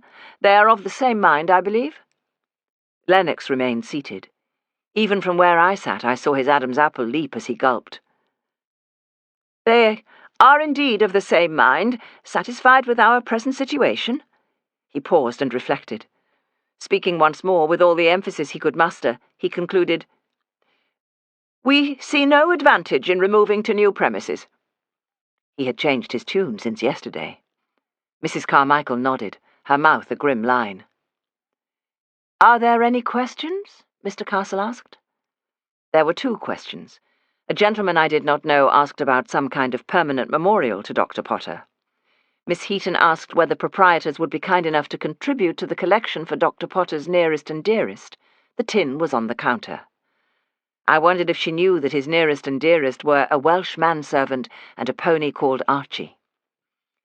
Mr. Castle picked up his pen in a drawing the matter to a close gesture. I stood and raised my hand. "Mr. Chairman." "You have a comment, Mrs. Shackleton." Dr. Potter was highly enthusiastic about moving to new premises. It is too soon to dismiss the possibility. In honour of his memory, we should have a discussion in committee and a vote, just as we have voted on a blessing for the building. I suggest we postpone the question. I sat down to a couple of murmurs of agreement. Mr. Castle frowned. Professor Merton glared at me. The two men put their heads together and exchanged a few quiet words. Finally, Mr. Castle said, "Very well, Mrs. Shackleton.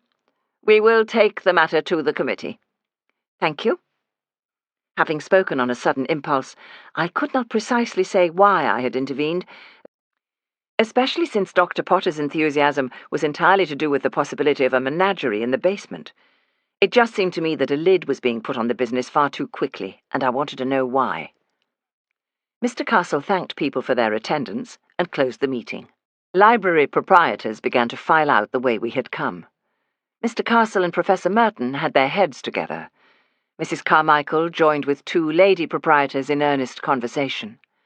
Mr. Lennox slipped away into the passage. Without appearing to hurry, I moved after him. I caught up with him at the foot of the staircase.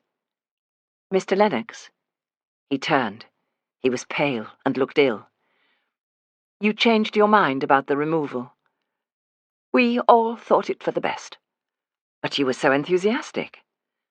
"An answer is demanded by the business group concerned. We were in a corner." Something about the way he phrased his answer made it seem personal, as though he were the one in the corner. "Do you have Miss Montague's address for me?" Without replying, he hurried up the stairs, entered his room, and closed the door firmly. I joined the short queue at the counter to register attendance and took money from my satchel to contribute towards Miss Heaton's collection. An elderly couple had buttonholed Inspector Wallace and Sergeant Ashworth. I watched Inspector Wallace carefully extricate himself, leaving Sergeant Ashworth to deal with queries or offers of information. The inspector came to speak to me. "I don't believe I congratulated you on delivering the book thief, Mrs. Shackleton." Sometimes modesty is the best policy. "It was pure fluke. I called to see whether I could do anything to help Dr. Potter's manservant. Fortunately, my assistant, Mr. Sykes, was with me, and Mr. Morgan caught Father Bolingbroke red-handed." "Excuse me, Inspector." Wallace turned to see who had spoken, and was immediately engaged in conversation. As I signed the register of attendance, I fastened my coat and adjusted my satchel. Then I noticed that the basement door was open just a fraction. Marion was the one who did not mind working in the basement. I remembered noticing a desk there, just by the small pulley lift used for transporting books between ground floor and basement.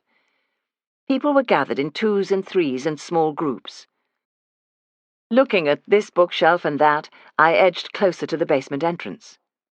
Once at the door, it was a matter of a second to slip through and to flick the electric switch. The shiver I felt as I went down the stairs was not simply due to the change in temperature.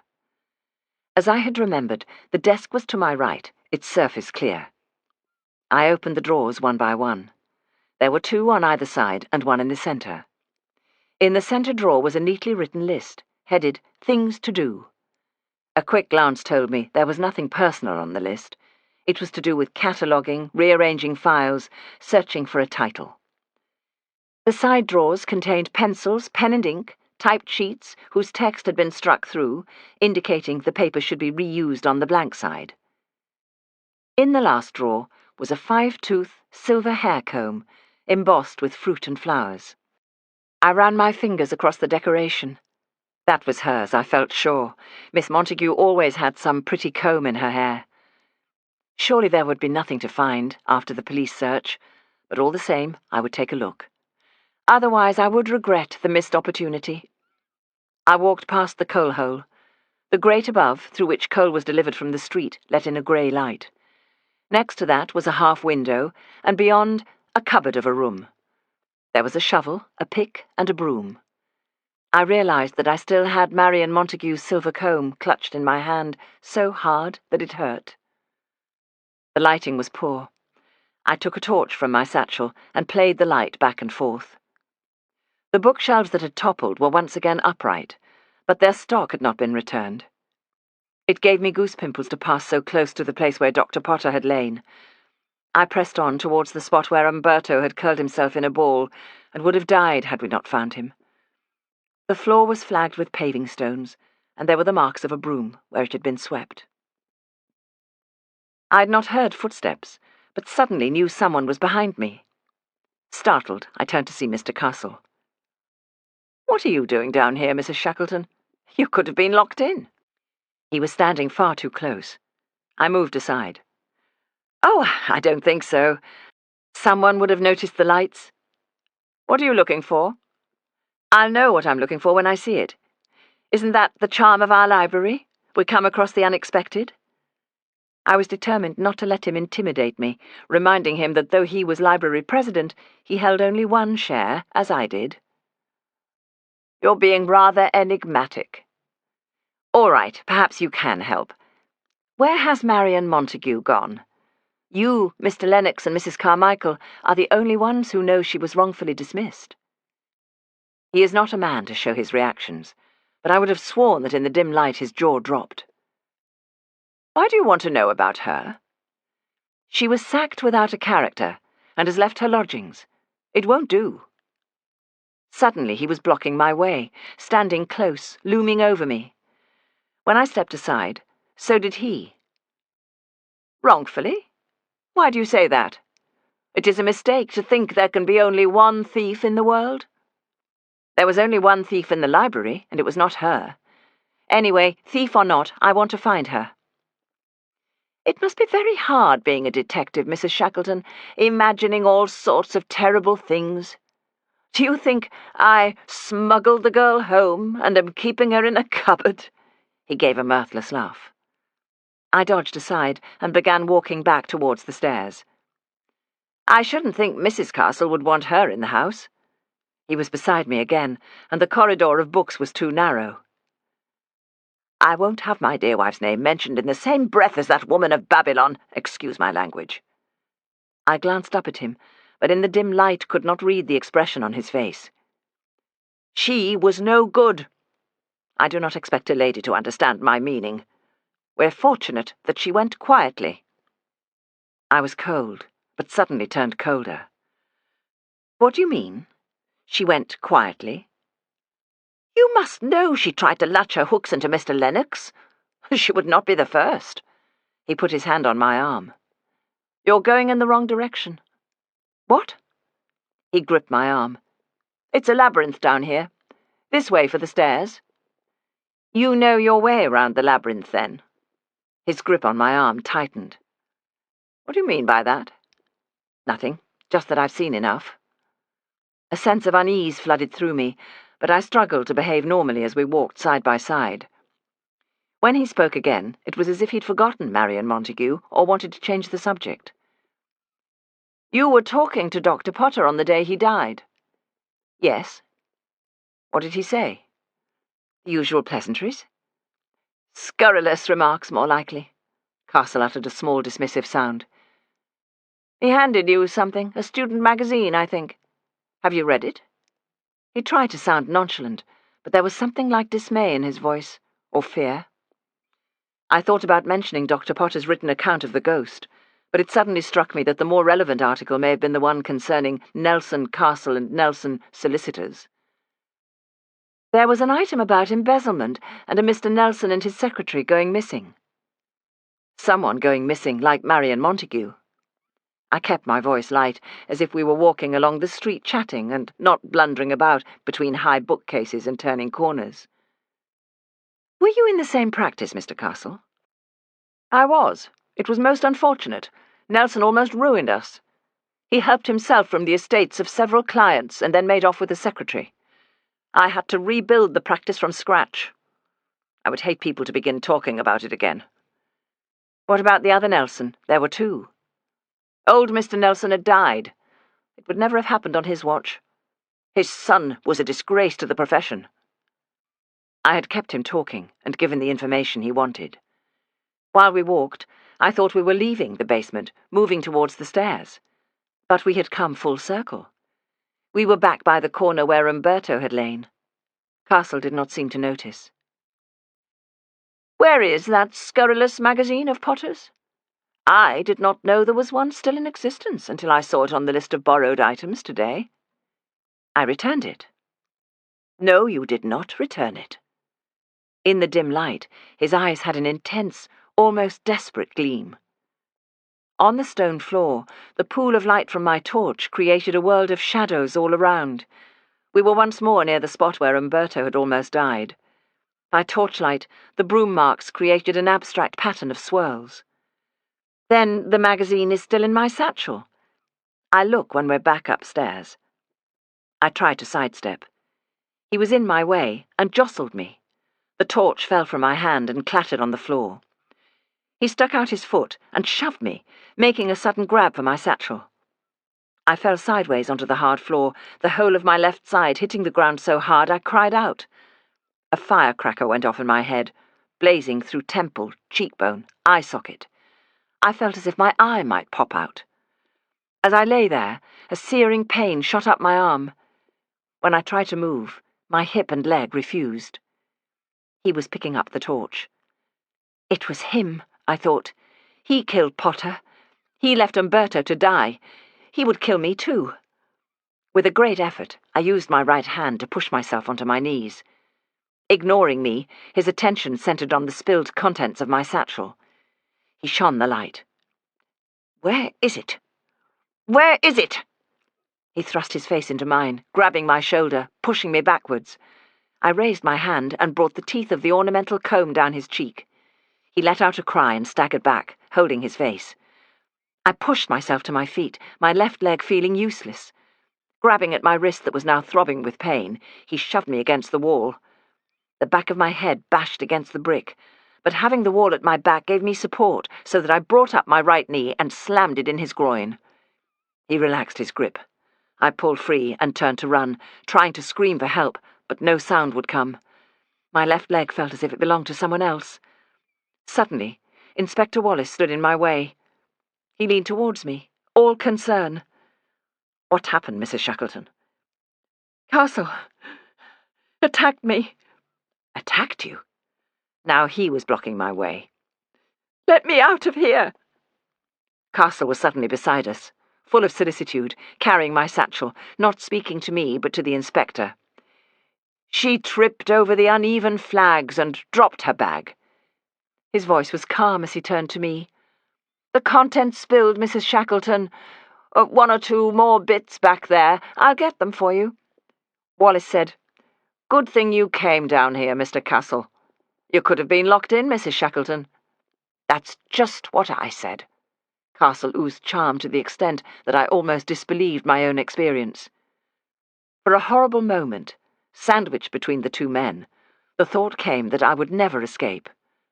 Then suddenly the inspector was guiding me back to the stairs. "You're safe. Trust me. He won't harm you." Did he believe me, or was he protecting Castle? I ran my tongue around my teeth, feeling sure one had come loose. My cheek burned. It must be bruised. I touched my finger to the sore place and felt blood. When we were at the top of the stairs, the inspector whispered, "I heard Mr. Castle say, 'Where is it?' What did he want?" "Dr. Potter's magazine." "Give it to him." "You have it." "I'll put it on the counter." "Didn't you hear me? He attacked me." "I heard you. It would be your word against his." Back in the main room, the inspector spoke to his sergeant, who went to the counter. Mrs. Carmichael stared at me with a look of horror. "What happened?" Now was not the time to say, and she not the person to tell. I simply shook my head, not ready to tell the truth and cause consternation. I picked up the magazine that the sergeant had placed on the counter. "I'm returning this. I believe Mr. Castle wants it." At that moment, he emerged from the basement door, carrying my satchel, moving towards me like someone on roller skates, gliding at speed, someone for whom the Earth's atmosphere would part as he approached. Mrs. Carmichael looked at me, about to say something else, and then thought better of it. Castle handed me my satchel. I raised the magazine in the air. "It's here. I told you I'd returned it." He smiled, as though nothing untoward had happened. "Thank you. I'll borrow this, please, Mrs. Carmichael." She looked surprised.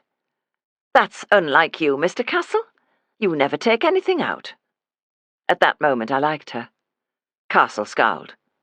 "Nonsense." "Ah, there you're wrong," Mrs. Carmichael said. "I know I should have other diversions, but it amuses me to check on borrowings. Dr. Potter was the most avid reader, and you were far too busy with your legal tomes ever to make use of your personal ticket book." Leaving Mrs. Carmichael and Mr. Castle at the counter, I went to the ladies' room, where I splashed my face and then ran cold water over my painful wrist. When the door opened, I gave a start, but it was only Mrs. Carmichael.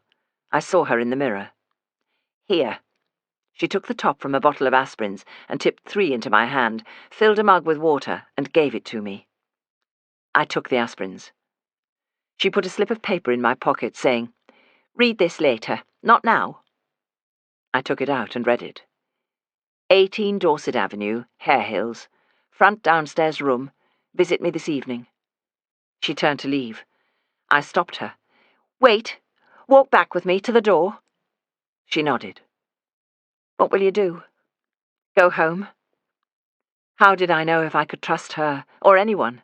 She may be in Castle's pocket and have slipped me knockout pills. We left the ladies' room. I waited. She went ahead, through the reading room and towards the counter. I walked to the exit door. Inspector Wallace was waiting at the top of the stairs. "My driver is at the entrance. He will take you to the dispensary. You need treatment." I opened my mouth to explain that I just wanted to go home. In a quiet voice he said, You'll be safe in a public place. We walked down the stairs. I felt like an old woman, taking one careful step at a time. He attacked me, and you are protecting him. As I said, it'd be your word against his. Why would I lie? Why would he? He's important. Next you'll tell me that he plays golf with the chief constable. As it happens, I believe he does. He walked me to the door and opened it for me. I don't suppose there's any point in asking you to leave this investigation to me. I ignored him. Approaching the doors of the dispensary, I glanced up. A pair of carved stone cherubs gazed down, one tearful and anxious, the other smiling, presumably after the careful attention of dispensary staff. Benches were set against the wall and across the centre of the waiting room, row upon row of people waiting to see a doctor. Just my luck that I'd be here for the rest of the day. I gave my name and details at the reception desk. It's only a sprained wrist. Now I wished I'd gone home and asked Mrs. Sugden to bandage it for me. The receptionist glared at me over her horn-rimmed spectacles. The doctor will decide what is the matter and what is to be done. And you have a bruise on your face. The cause? I tripped. She gave me a look that told me she'd heard that tale before. Take a seat. You will be called. There was a little shuffling up to make room for me. I cursed my bad luck and settled in to wait. It was now 8 days since I had seen Lady Colton. I was so near to finding her daughter, yet so far. As I looked at the number of people ahead of me in the queue, I calculated that I'd be here for at least another 3 or 4 hours. The thought of Castle kept me sitting still, budging along every 10 or 15 minutes as some of those before me were seen. I knew where Castle lived. He knew where I lived. What was he afraid of? That Dr. Potter had told me something, divulged a piece of dangerous information? But what? A solicitor missing from Castle's legal firm 40-odd years ago. A ghost appearing about the same time. If my head did not throb so much, I'd be able to think more clearly. I had reached the far end of the third bench when a rheumy-eyed porter with a red nose glanced about and then spoke to me out of the corner of his mouth. Are you the Mrs. Shackleton that works with Jim Sykes? Yes. He took the torn top of a cigarette packet from his pocket and handed it to me. I waited a moment until he'd sidled away, and then read what he had written. Peter Donahue, 9 Danby Court, wound to his leg. This must be my day for having addresses thrust at me. There were still 2 3/4 benches of people waiting to be seen. I hesitated only for a moment, and then left. The porter caught up with me in the vestibule. Aren't you going to see the doctor? No. Wait on. A moment later he returned and handed me bandages and pushed them into my coat pocket. Thanks. You should have your wrist and that bruise seen to. I will. It's all right, I'm a nurse. Aye, they're the worst. Tell me about Mr. Donahue. What was the treatment? He was patched up. Said he'd caught his leg on a nail. Nasty wound to his calf. His mam dragged him in, fearful it would turn septic. So he'd removed the bullet himself and kept quiet about being shot. What did Peter Donahue have to hide? Chapter 26. The porter had called me a taxi. It was raining when I arrived at Danby Court. The heavy overnight downpour had flooded the drains, and a sickening, sour stench filled the air. I stepped carefully through the flooded courtyard, but it was impossible to keep my feet dry. I was conscious of being watched. My outfit marked me out as not belonging in this place where the inhabitants had little enough to shield them from the elements and the vagaries of ill fortune. Short of tearing my garments to shreds, there was little I could do but press on and find number 9. It was at the far end of the courtyard on the ground floor. Pity the people who lived in the cellar. Rain and filthy water teemed down the steps. Rain had also seeped under the ill-fitting ground floor door. I knocked. The door was opened by a gaunt, skull-faced man with prominent cheekbones and ears that gave his old face a pixie quality. He stood a few feet from the door, on a pallet that for now at least protected his feet against the inch-deep ingress of water. I'm looking for Peter Donahue. Oh, aye. I know you when you're at home. I'm a nurse. I have fresh bandages for his leg. I tapped my satchel, indicating that there was more in there than he could dream of. "You best go up, then." He nodded at a staircase. Glancing behind him, I noticed how crowded this room was, including an old and a younger woman, another man, and several children. Perhaps people had come up here from the flooded cellar. I thanked him and climbed the stairs. Unfortunately, the woman who answered my knock was one of the people who'd been in the courtyard when I was inquiring after Marion Montague, the thin woman who'd taken my card from her companion. Thanks to my occasional visits to Scotland, I do a passable Edinburgh accent, though it is a touch on the posh side for a Leeds courtyard. Keeping my head down, as though my face was still lashed with rain, I watched raindrops from the brim of my hat fall onto the toes of my goloshes. "Is Mr. Peter Donahue at home?" "He is not. Who wants to know?" "I'm a nurse. I brought him dressings for his leg." I took the blue-wrapped packet from my pocket. When will he be home? I'd like to take a look at his wound, see that it has not turned bad." "He's on the mend." "All the same." Someone was staring at me from the corner of the room. I risked a glance. She was lying on a narrow bed, covered by an army blanket. At first we did not recognize each other in these strange surroundings, and me with my faux Edinburgh accent. The person who was quickest on the uptake was the woman who faced me. Peter Donahue's mother, I guessed. "It's you! You was here a few days ago, asking after—" She stopped and tried to place herself between me and Marion Montague, but now I saw it was she, propped up on a thick pillow, the blanket up to her chin. She looked pale. Her beautiful long hair had been roughly shorn, giving her the look of an urchin. Were things so bad for her that she had sold her hair? Or perhaps this place ran wick with lice. "Miss Montague." I let my accent drop. "Mrs. Shackleton." Since the start of her employment, apart from a long chat at the Christmas social, our encounters had largely consisted of exchanging books across the counter. How had she come to this place after her respectable lodgings? The bump under the blanket gave the answer. She was pregnant. "You are not a nurse at all, are you?" the woman said. "Oh, yes, I'm a nurse, all right. I served throughout the war in the voluntary aid detachment."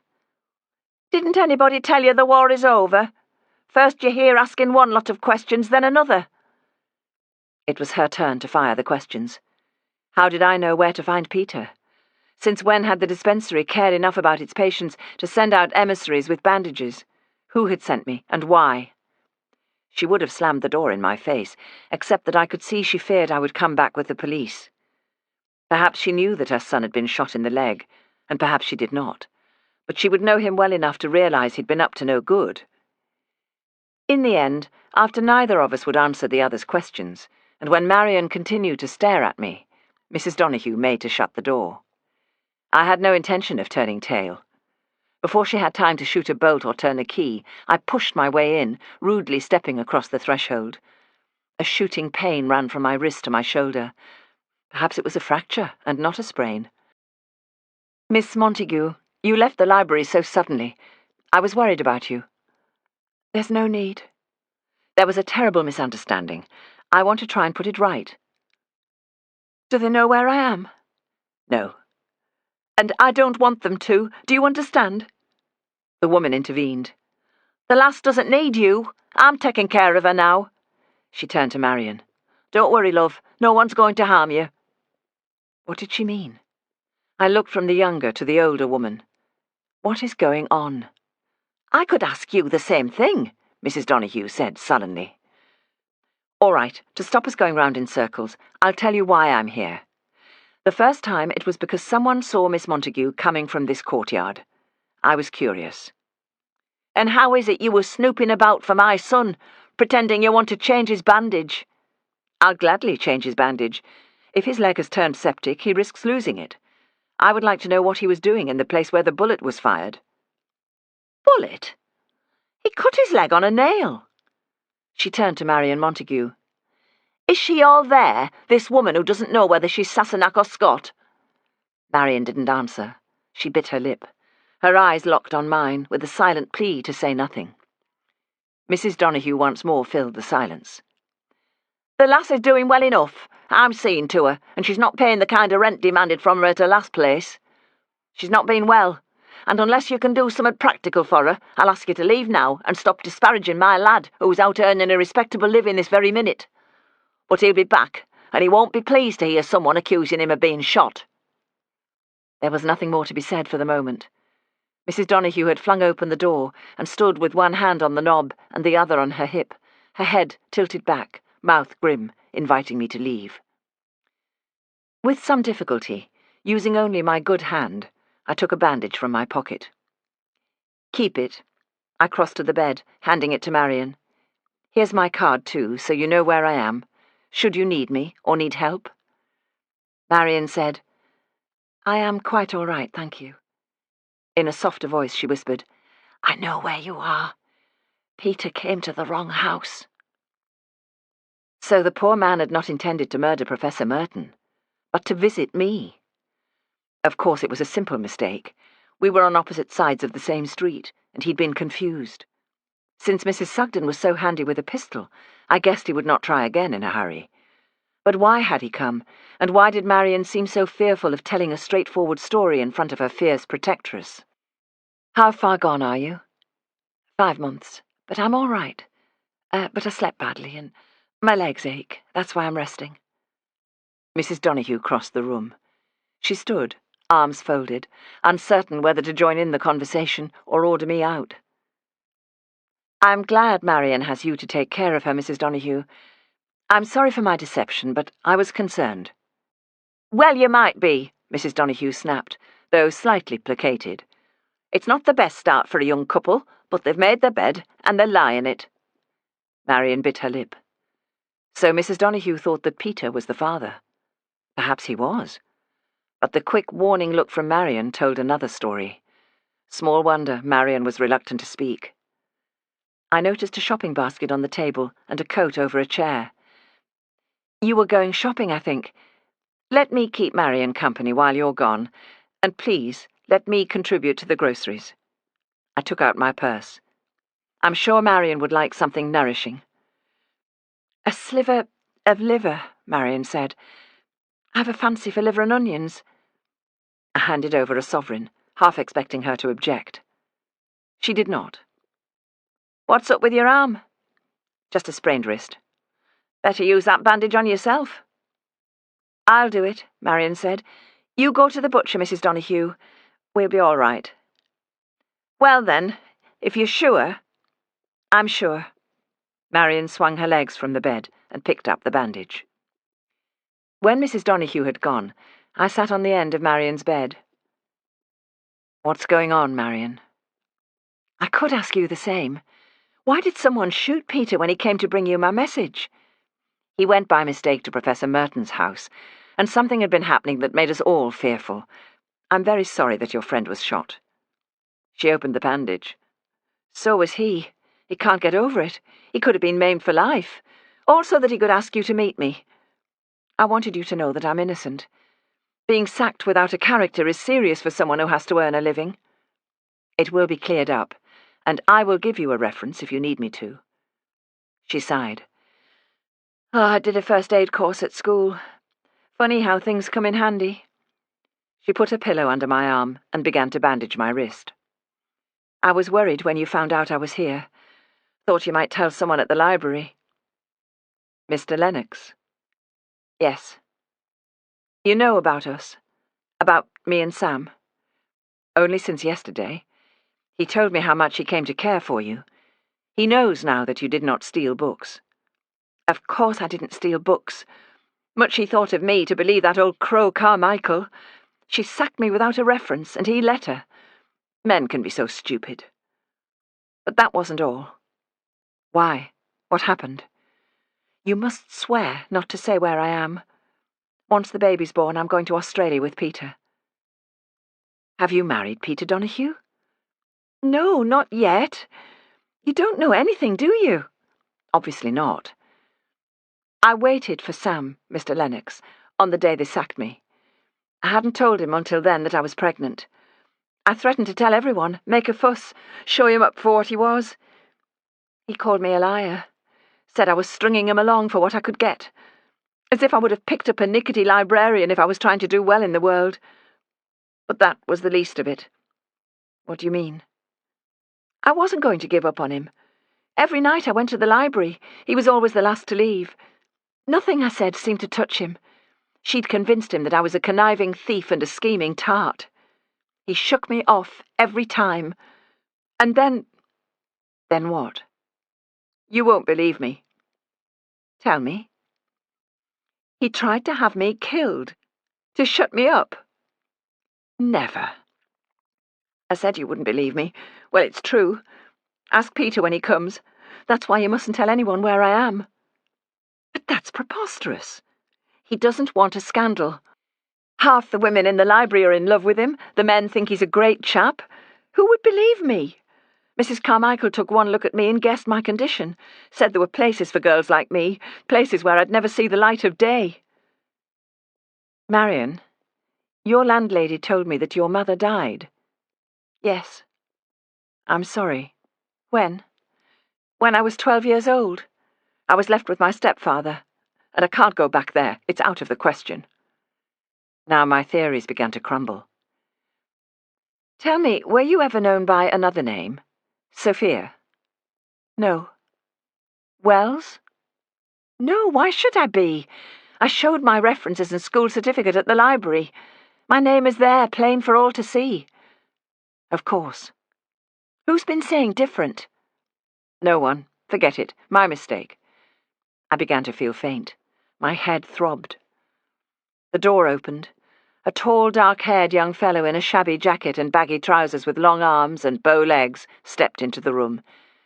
Marion said, "Peter, this is Mrs. Shackleton, the person you were going to take my message to." He took off his cap. "Oh." I was telling her what happened, but she won't believe me. Who would? "Aye," he said. "You tell her." "Me? Go on." "Marion wanted me to tell you she ain't the thief." He twisted his cap, wringing raindrops from it. There must be more to be said, but an awkward silence hung over the three of us. Out of desperation, I'd convinced myself Marion and Sophia were the same person. Having discovered my mistake, I should go now, go home and lick my wounds. But I could not. The injustice could not be allowed to stand. Besides, my now arch-enemy Castle had reacted so strangely at the mention of her name. One sure way to encourage lovers to speak is to say, "How did you two meet?" They both smiled. Good start. "I drew Marion's likeness." He went to the mantelpiece above the empty fire grate, took down a piece of cardboard and handed it to me. It was a meticulously drawn portrait, so lifelike and carefully tinted that it could have been a photograph. "That's very good. You're an artist." "He is," Marion said. "I knew that as soon as I saw his work. I used to like drawing myself, so I know how good he is. His work should be hanging in a gallery, not chalked on the ground to be washed away by the rain." I wouldn't take her sixpence, so she give me a box of chalks. That's how we got to know each other. One day we went to the museum together in my dinner hour to sketch the animals. Some right funny looks we got there. Peter returned the drawing to the shelf. "Is that how you earn your living? As an artist?" "I do what I can. Odd jobs in market. I was skinning skate yesterday. I shift bags of spuds, help some older ones set out stalls. There's nought doing in the drawing line when the weather's bad. No one stops to have their portrait done." Marion rose from the bed and went to a small brown suitcase in the corner of the room, opened it, and took out a square silk scarf. "You could do with a sling for that arm." She tied the scarf into a sling and helped me put it on. "What happened to you, anyway?" I realized I'd been holding my arm. The bruise on my cheek was probably turning a fine shade. I did not want to talk about my misadventure in the library, but their eyes were on me with that "now it's your turn to talk" look. "I was in the basement of the library looking for something that might bring me to you, Marion, since you'd left your lodgings. I tripped." I could have told her the truth, but I did not want to go into long explanations. I was here to find out information, not to give it. "You've come here from the library?" Marion asked. "Yes." She looked suddenly worried. Peter gulped. Might someone have followed you? No, I'm sure not. I was sitting in the dispensary for long enough before I came here. You should leave. Don't tell anyone where we are. I won't, promise. And if you want to go to Australia, well, I have brothers there.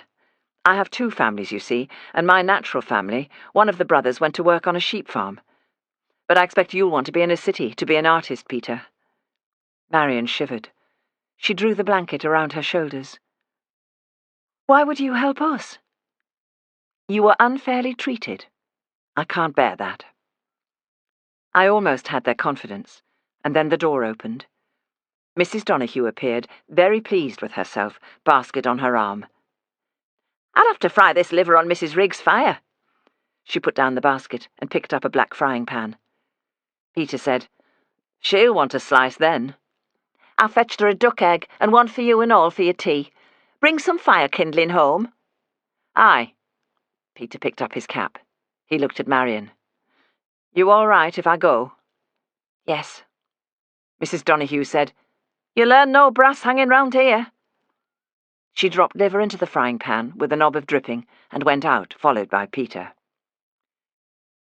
Marion, how did you find yourself here? Peter brought me, and neither of us feels safe. Whatever happened, I know Mr. Lennox is full of regrets. I don't care what he's full of. Tell me, what happened between you? She patted her belly. Doesn't take a genius. When did it start? You began work at the library a little over a year ago. Yes, and I saw straight away that he liked me, and I liked him, even though he was so much older. When his wife died before Christmas time, everyone was so sad for him. There was talk about not having a Christmas do. But he said we should have the usual fuddle at Pavolny's, even though he was in mourning. He said life must go on. He sat beside me and paid a lot of attention.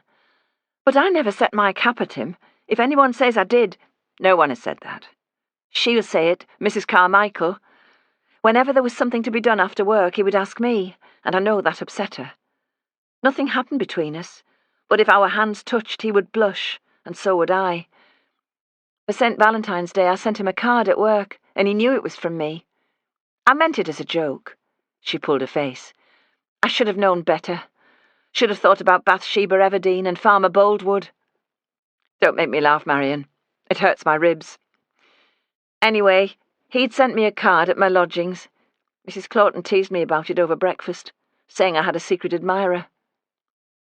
I was in work that morning, a Saturday, and had cause to go in the basement for something.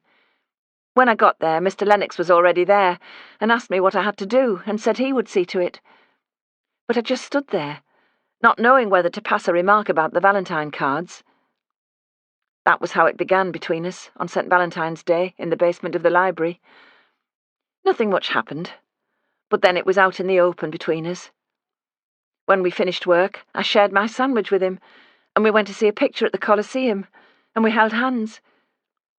It was very hard to be at work after that, knowing we loved each other, but could do nothing about it. At Easter he bought me chocolates. He said he could not ask me to marry him, it being so soon after his wife's death. In May, he asked me would I go with him to Whitby, and I did. He bought me a locket and a ring, which I wore in the hotel, and then afterwards on my locket chain. By then, Mrs. Carmichael knew something was going on and was very jealous. She started to pick on me and to say things about me, such as I was seen talking to a sailor, and then another time that I'd picked up a man in the City Varieties bar, and it wasn't true. When she said she'd seen me talking and laughing with a pavement artist, I said yes, and what was so wrong with that? That was when he first lost trust in me, thinking I was anxious to find a proper sweetheart that I could walk out with in a regular way. I told him that wasn't true, but the damage was done, and things were not the same. He believed her about the sailor and some man in the Varieties. My condition was practically showing. She must have guessed, but he'd not, and I'd not told him. I was waiting for the right moment when he would stop believing Mrs. Carmichael's stupid lies about me and see what she was up to. It was out of the blue when she accused me of stealing and produced a book that I was supposed to have put in my bag. That was the 9th of October, a Friday. He took Mrs. Carmichael's part against me, saying, why else would I have a book in my bag? Why else would the index cards be in the bin where I'd been working? I went a bit mad because it was so wrong. All that weekend I stayed in my room and cried, and then I thought, why should he treat me this way? I must tell him that I'm carrying his baby, and then he will see sense. I waited for him after work, every night, telling him, but losing my temper, and he said I was acting the madwoman, the complete madwoman, and I said that was better than being half mad like him. I watched for him. Monday, Tuesday, and Wednesday. He had to lock up, you see, so he could not avoid me. Each time, he either tried to draw me away where no one would see us, or he simply marched off. On Thursday, he wasn't there.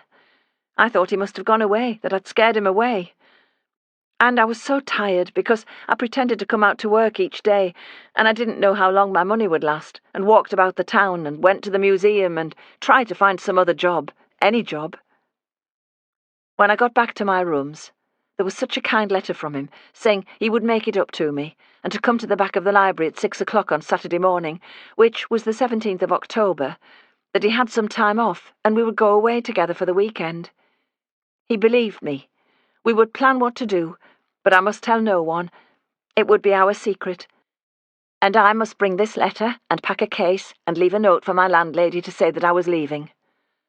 The smell of liver drifted into the room.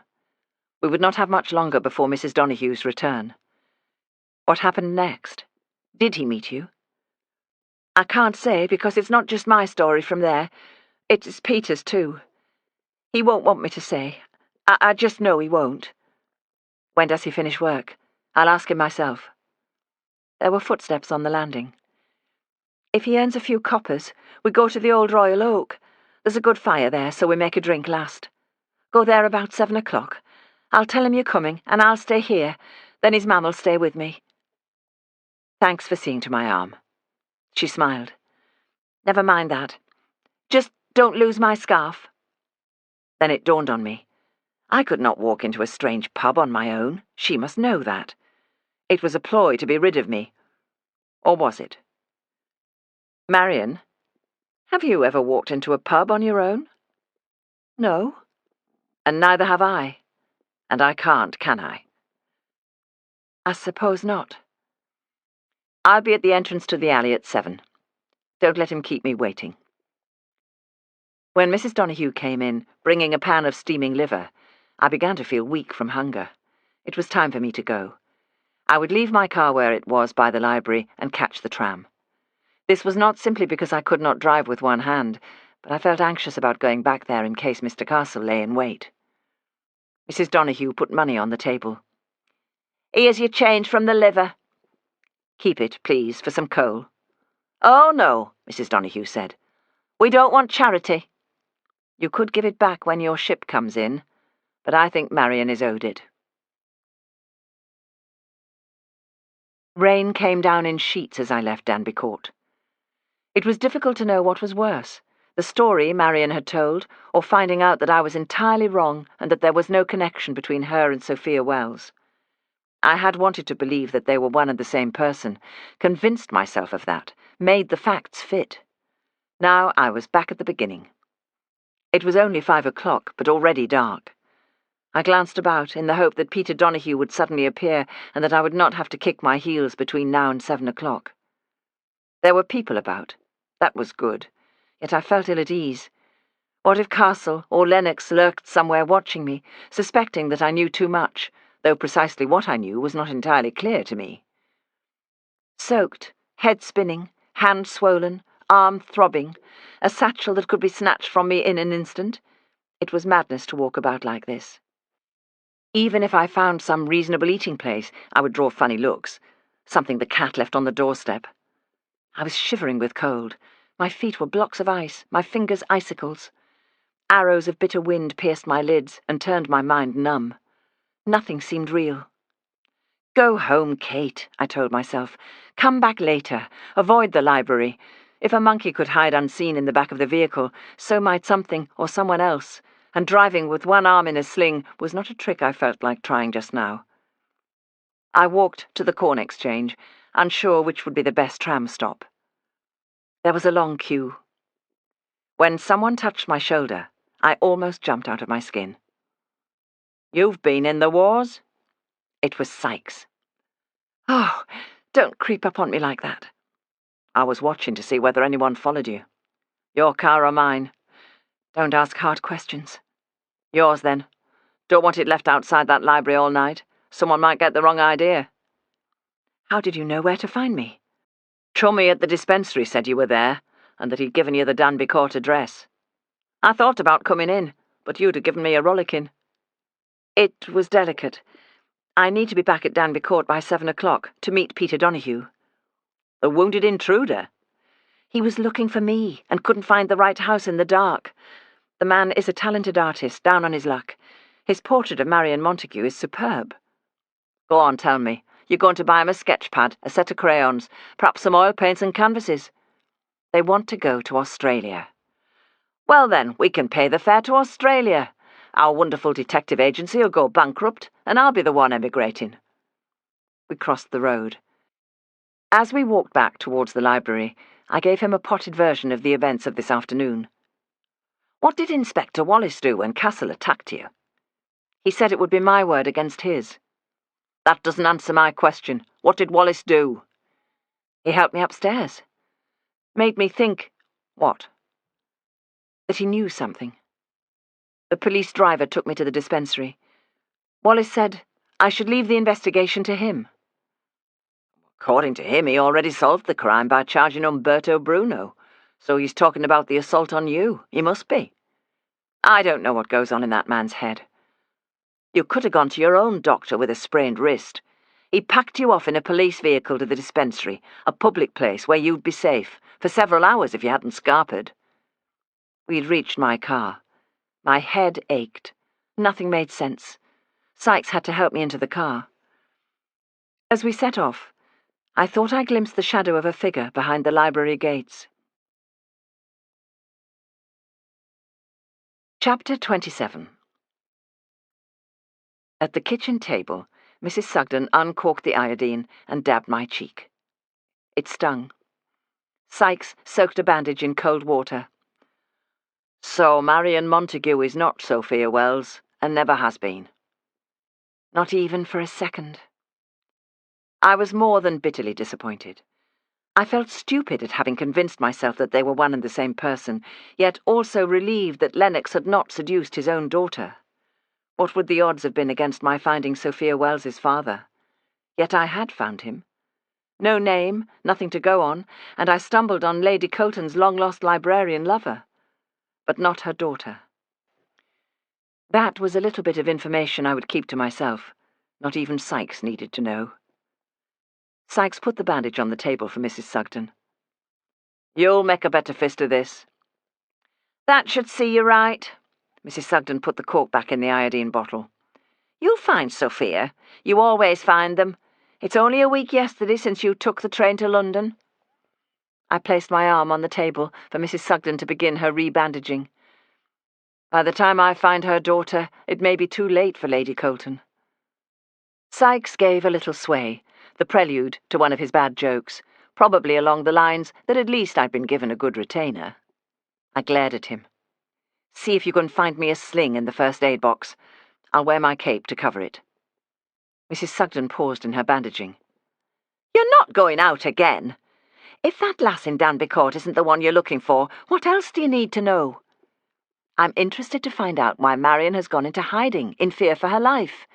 Oh, and by the way, the chap you shot the other evening, he was her fiancé." "You want me to give you my notice over that pistol, don't you?"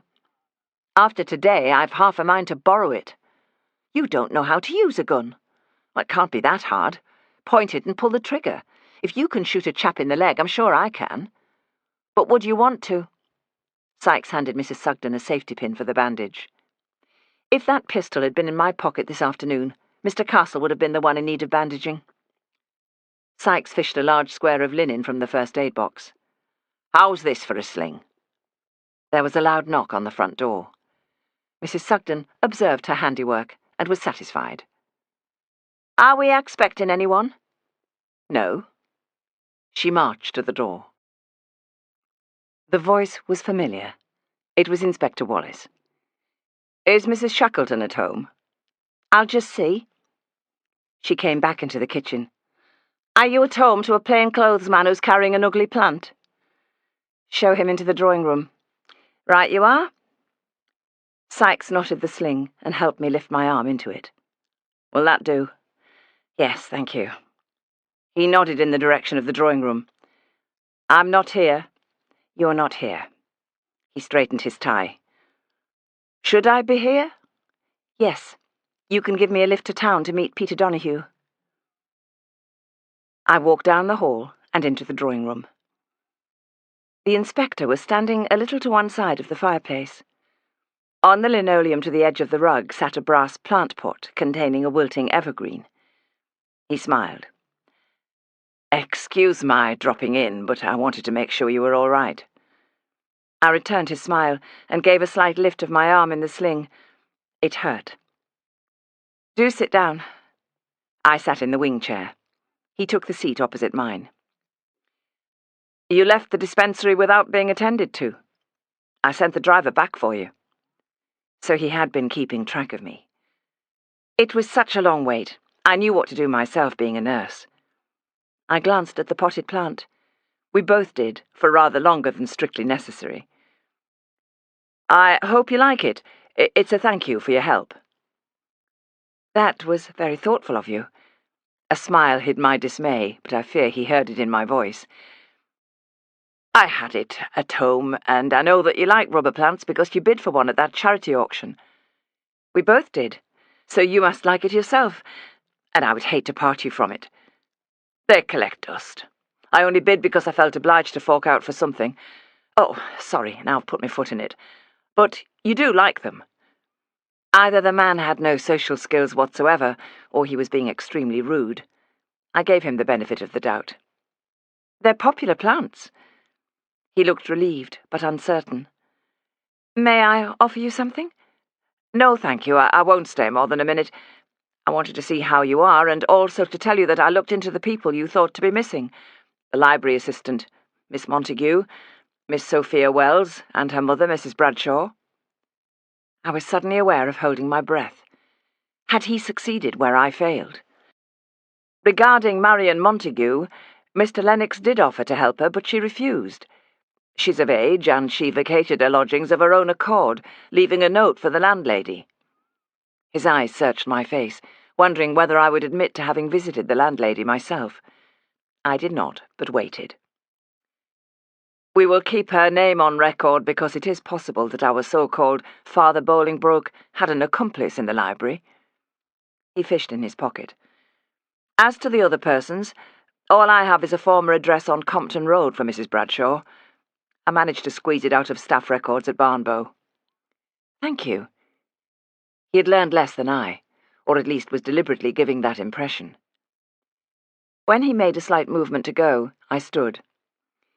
Inspector, what did you mean earlier when you said I should leave the investigation to you? Is the murder investigation still open? Well, I assume you were in the basement because you thought there may be some other clue. I was looking for any trace of Marion Montague. I found her comb, that's all. Where? In the desk drawer. She did work down there. He'd not answered my first question. I doubted he would answer another, but asked anyway. Why was Mr. Castle so concerned about finding me in the basement, and about his magazine? His story is that he felt bad about your having gone through such an ordeal on Friday, and that he came to look for you. You don't believe that, do you? If you want to press charges for assault, I will take the matter to my superiors, but I would have to take Mr. Castle's version also. I don't know why he was so sensitive about the magazine. So that's it. Look, Mrs. Shackleton, I admired you when we first met during that tragic Hotel Metropole business, when I stood aside for Scotland Yard, but to be honest, I did not like you. I was mistaken. Now I like you. You were very plucky. I admire the way you stood up for the late Mr. Bruno. I would hate to see you pursue an unpleasant court case. You must decide. He smiled thinly. I have to go. Sorry. I walked him to the hall. He played with the brim of his hat. "Let me know if there's anything I can do for you in the future." "I will, when hell froze over." He glanced at my arm and opened the door. "I see that you have your car back from outside the library." "Yes, a neighbour kindly came with me and we brought it back." "Good. I would hate to think of you driving with your arm in a sling." When he'd gone, I went back into the drawing room and looked through the window as his driver pulled away. Something tugged at my skirt. It was Percy. The monkey had been hiding behind the piano. He looked up, and with a forlorn gaze, shook his head. "So you don't trust him, Percy? You're probably right." We were sitting in a corner of the snug at the palace. Peter Donahue held tight to a pint of bitter. "I picked this pub because I'm not a regular. If we keep us heads down, no one'll bother us." I sipped at a brandy to thaw my blood. Sykes would be nearby, in the tap room or the lounge bar, keeping his eye on the door of the snug. The snug was soporifically warm from a blazing fire. In the corner to our left, 3 old women in turbans leaned forward in the comfortably upholstered seats and chatted companionably, laughing every few minutes. Opposite them, a couple of old men played dominoes at a table, contemplating the game with the seriousness of generals forming a battle plan. I understood now why people left their cold, damp rooms for a spot like this. I had slipped Peter 5 bob to pay for drinks and cigarettes. The Donahues and Marion would probably talk about me. Think she can buy us, Mrs. Moneybags. He seemed reluctant to talk, glancing about, nervously failing to light his cigarette, and then trying again. I told him tales of the Australian outback, mainly drawn from my reading of magazine articles, although it was true that I had a brother in Australia we'd never met. He was already there when my birth sister sought me out to help in an investigation. But I had helped, and she would tell him to do the same for me, of that I felt sure. He blew a smoke ring. "You think emigrating to Australia is a good plan, then?" "I do. That or Canada, which isn't so far away. My twin brothers from my adoptive family are in Canada, Eric and Dennis. I know they'd help you to a good start if I gave you a letter for them. I thought it best not to mention that Eric works with the Canadian Mounted Police. I've a bit of brass tucked away. Things have never been as right in some ways, but it could all go wrong. I understand how you and Marion became friends, but what I don't grasp is why she's so anxious and in hiding. Her tale of Lennox wanting her dead seemed preposterous." "Something bad happened." "Peter, you have to tell me everything. If you don't, what happened to Marion could happen to someone else." "I could get done for what I didn't do. Who would believe me?" "I believe you. That's enough for now." "You could tell just one other person, and that'd be that." "Trust me. I know it's connected with a letter sent to her by Sam Lennox, the librarian." "I know nothing about him. He's just a miserable streak of whitewash who took advantage of Marion. It's his black shadow that scares me." Something in his words made me think back to the evening we found Dr. Potter's body. Lennox's first thought was that he must contact Mr. Castle. The image came back to me of the two of them. I had watched through the window as they left the library together on Friday night, leaning towards each other, disappearing into the fog. I touched my sling, and my iodine-daubed cheek, which had come out in a bruise. "Shall I tell you who did this?" "Somebody knocked you about?" "Not in a way I could prove. He said it was an accident, that I tripped in the library, in the basement." His face, which until then had been mobile and expressive, turned to stone. He nodded slowly. "I know who it was." "Peter, talk to me." I'll get us another drink." "All right." I was reluctant to let him go, in case he disappeared, but he gave a nod to the waiter who had brought drinks to the domino players. The waiter came over and took the order. Still he did not speak. Taking a single cigarette from a packet, he put it behind his ear and then slit the packet open and began to draw with a stubby pencil. The lines came swiftly, the shape of the face, the dark hair, the moustache. It was Edwin Castle to the life, but with an evil cast that must have been in his face all along. I'd never observed it until now. He pushed the picture towards me. Is that him? That's him. But how do you come to know him? He put the picture back in his pocket, as if it might prove dangerous. He was a school visitor when I was in infants class at Rugged School, and all the way through to top form. Every now and then he'd come in to tell us how we could do well in life. In the yard at playtime, he'd throw spice up in the air for us to catch.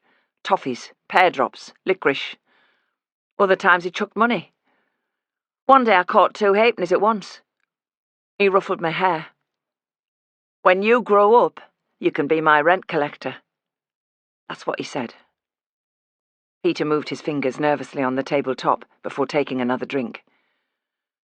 I'd see him about the town. He'd give me summat for running an errand to the cigar shop on Ball Lane. When I started boxing, he'd come to see me fight.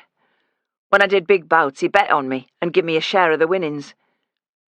Until he paused, I kept my eyes on Peter, and then glanced beyond him in the direction of the old women in the corner, in case my gaze made him feel uncomfortable. There was nowt doing, no jobs, so I nearly signed on for army. Castle said, "Don't do that, you won't like it." He sent me to see a man in thrift warehouse who'd give me a job. One day he called in to see how I was doing, asked did I want to earn a bit extra cash. Well, who would say no to that? What did he want you to do? Someone owed him money. I had to scare that person. Make an example. The waiter brought our drinks. Peter paid him and must have given a bit extra because he received a hearty, "Thanks, pal." And did you? I asked. Did you scare someone for him? I wished I hadn't. I didn't like doing it, but he made me know that I could wave goodbye to my job at thrift if I didn't do it. Counting all together, I did that kind of job for him a few times. 5, I think. Next time he asked me to do summat, I refused. He stared into the beer, picked up the glass and took a drink, leaving a froth of foam on his top lip. He wiped his lips with the back of his hand. I was laid off early this year. Mr. Castle said there would be summat for me, and when he saw me, allus give me a few bob, sometimes 10 bob for doing nowt. Funny thing is, I think he forgot about me unless he saw me, so I'd want to be in his way, so he'd give me a few bob. But I wouldn't want to be in his way because, well, you see why. Yes. One day when he saw me, things was right bad. We owed rent, couldn't get out on tick. We'd have to flit, but where to? How? Mam had slipped and hurt her ankle. It swelled, and she was slow and let go from her cleaning job. Told to come back when she was better. When she went back, job was filled. Mr. Castle spotted me picking tab ends from gutter. Funny thing is, that time, I think he'd come looking for me. He said, come and see him, and told me where to meet him, in back alley behind Mitre that night. He was taking a long time to reach the point of his story. The Mitre was the closest pub to the library. The alley must be Change Alley. I met him. He told me he had one last job for me, and then would fix up for me and Mam to go to London where he knew someone would provide living, accommodation and work. I felt right glad. Asked what was there to do. Peter's leg was moving now, up and down quickly, as though he had no control over it. He said there was a bad lot, a whore trying to destroy a good man. All I had to do was put an end to trouble she caused. I knew what he wanted, but played daft, saying how was I to do that? He said, put an end to her. I knew I wouldn't do it. Whore or not, I wasn't going to do nothing to a woman, never mind murder. But we needed money, so I egged him on, said I would. I asked for summat now to be going on with, meaning to get clear. He give me 50 quid. I knew then that I'd have to go careful, because he might have someone onto me if I let him down. He reckoned no one would miss her, no one would know, that I'd see her in that back alley on Saturday morning at 6 o'clock. The door below the steps would be unlocked. He took me down there, showed me where I was to bury the body and where the pick and shovel was. Promised another 50 quid when job was done. I had meant to stay quiet, but I couldn't help the words of shock. Now I understood why Marion was so scared, and Peter too. He told me to cut off her hair as proof that I'd done her in, and to take the locket and ring from her throat. When I'd given him her lovely hair, the locket and the ring and the letter she would have about her person, then he would pay me. I asked how would I know who she was. He said how many whores did I think would be in the alley on Saturday morning, and she would be there, and that would be the one. But once I duffed up the wrong man for him, so I insisted I wanted to know, kidding on that I was right serious about it. I told him, I said, there's whores in every alley. Who's to say there won't be one at each end? He said, she looks respectable and pretty, but don't let that fool you. She has reddish hair and is on the tall side. If you walk along Commercial Street tonight at 6 o'clock, you'll likely see her standing in the library doorway, making a nuisance of herself, wearing a bottle green coat. I stared at him. Marion? He wanted you to kill Marion? He nodded. I knew then that he was talking about Marion. He didn't know that her and me was kind of friends on account of the drawing, that I liked her, that she'd been decent to me. At just before 6, I walked along that street. I saw her in library doorway. When I got to top of street, I turned round and watched her walk across to shops and look up. I suppose she saw there was no lights on, and then she went home, walked back to her digs. I followed her. I telled her. She must have been horrified. Not at first. She didn't believe me at first, said it was impossible. Look at this, then. I showed her the money, and I described him. She still didn't believe me, and went inside and slammed door. I hung about on the street. She came out a bit later with a letter in her hand saying, Sam Lennox has asked me to meet him in the alley at 6 o'clock on Saturday morning. And she was crying. I said I would come for her at 4 o'clock that morning, and I did, and took her to be with my mam where she would be safe. And it was my mam who helped cut her hair, and cried as she did it because her hair was beautiful. We told Mam that somebody would pay for it and I would deliver. That's all Mam knows, and now you know the truth. His story seemed impossible to believe. All the more reason it would not have been invented. How did you know Castle wouldn't be watching you? Are you kidding? He keeps his distance. But I took summat to bury just in case. What? A Guy Fawkes in a sack. I was right worried that some copper would see me carrying a sack through town. But I know the coppers beat times, and so did he. That cellar door back of library was unlocked, just like he told me. He lives in Meanwood, that's miles away. He sometimes stays in that club on the street behind. The Leeds Club, on Albion Place. That's it. He lit another cigarette. Next time I seen the evil one, I give him Marion's hair, that he'd wanted as proof I'd done the dirty deed, and her locket, and her ring, and the letter that she had in her pocket. He asked about a suitcase. I told him that I put bricks in it and slung it in river. And he said, good man, and give me 50 quid. We should go to the police. No! That 100 quid'll take us far from here. I wanted to go straight away, but Marion was sick and me mam wasn't well. You haven't done anything wrong. I think we might get a fair hearing from the police. They wouldn't collar him. It'd be me. I told you 'cause Marion trusts you. How can we stop Castle if you won't speak out? Let someone else speak out. I told you 'cause you said you'd help us. If I type up what you've told me, will you sign it? No! Are you safe where you are? Oh, I'm safe. Nobody comes in Danby Court that doesn't belong there. I did. And everyone knew it. The money Castle gave you, was it in coins or notes? Some of each. Were they new notes? Some. They could be traced. Don't get me in bother. Don't do nowt till we've left country. If I could get us into the library, would you show me exactly where you buried the Guy Fawkes? Oh, I'm not off in there again. He took the cigarette packet from his pocket and began to sketch. There's alley door. Them steps. At bottom of steps, 3 paces along. A big bookshelf. Behind that, flagstones, in shadow. The evil one put a cross on the flag with chalk, so I'd know. How close had I been to that flagstone today, I wondered. There were brush marks where someone had swept, perhaps to erase the telltale chalk mark. We said nothing else. He downed his pint, I finished my brandy. When we left the pub, fog had begun to roll in from south of the river. I'll walk your poem, Mrs. Shackleton. I know where it is now. No, just see me onto the tram. You sure? Yes, and thank you. You were brave to tell me. I won't let you down. As we waited in the cold for the tram to rumble into view, a Jowett pulled in across the road. Good old Sykes. He would follow the tram. I rode for just one stop, and then rose from my seat. The conductor rang the bell. You been in the wars, love? Just a skirmish. Gingerly holding onto the rail like an old lady, I stepped carefully from the tram. Sykes was waiting. He climbed out of the car to help me and my sling into the passenger seat. Home to rest your arm? Not yet. There's someone I want to see first. Chapter 28. Sykes stopped the motor in Sheepscar and listened as I gave Peter's account of being paid to murder Marion. It beggars belief. I know. For what possible reason? It's out of all proportion.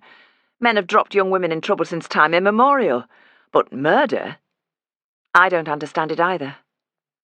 Will you go to Inspector Wallace? Absolutely not. Peter and Marion trust me. There must be another way. I can't think what. Lennox is the weak link. The librarian? Yes, he can't have known what Castle planned.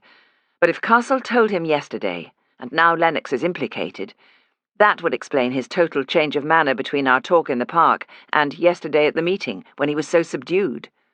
Subdued? The man should be flattened. If he knows what Castle planned, and what he thinks he has done, let Lennox be the one to go to the police. What do you intend to do? Confront him.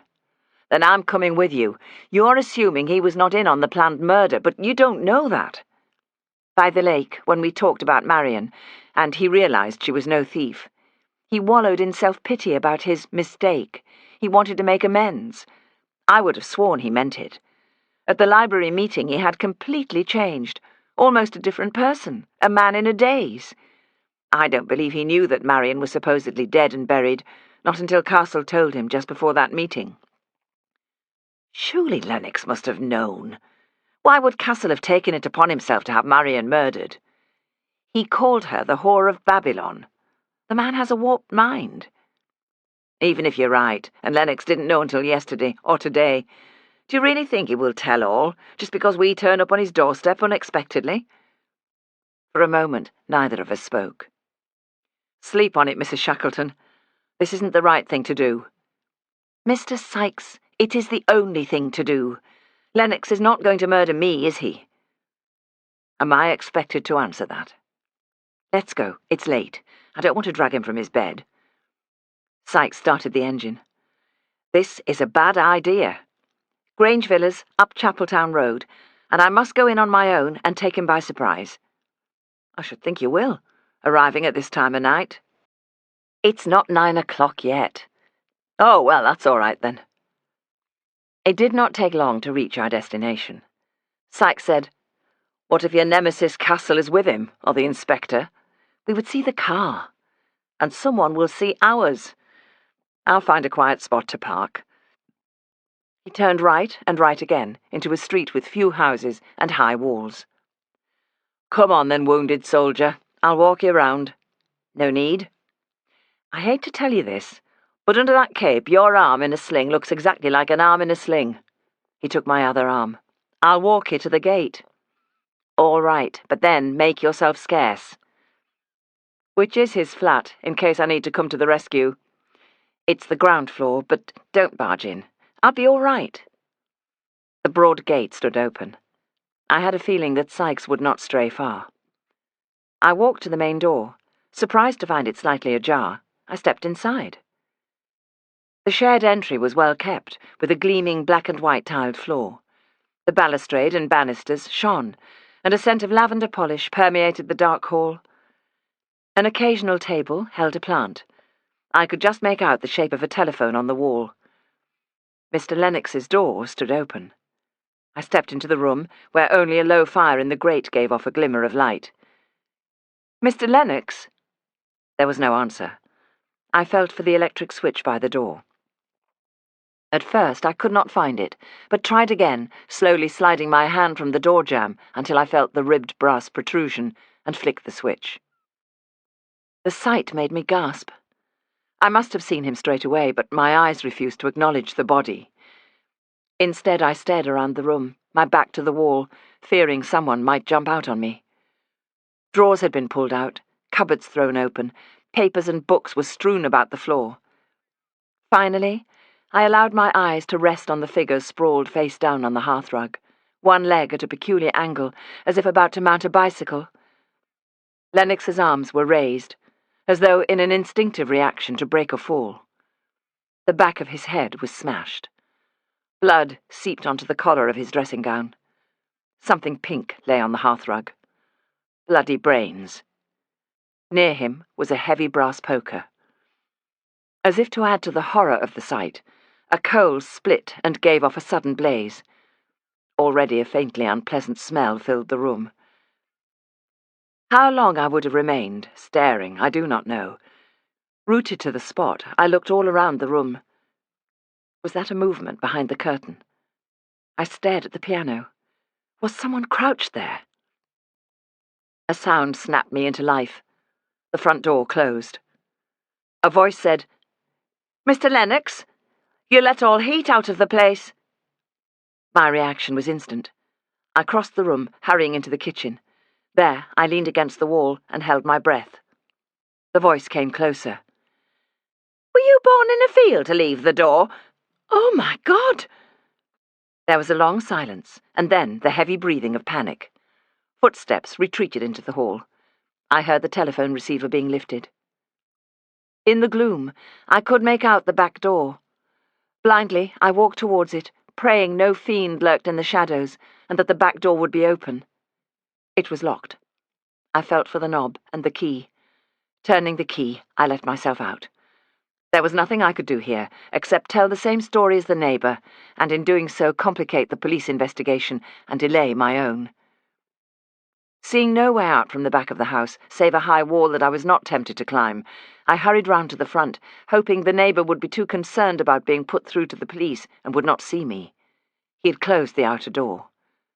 There was no sign of Sykes.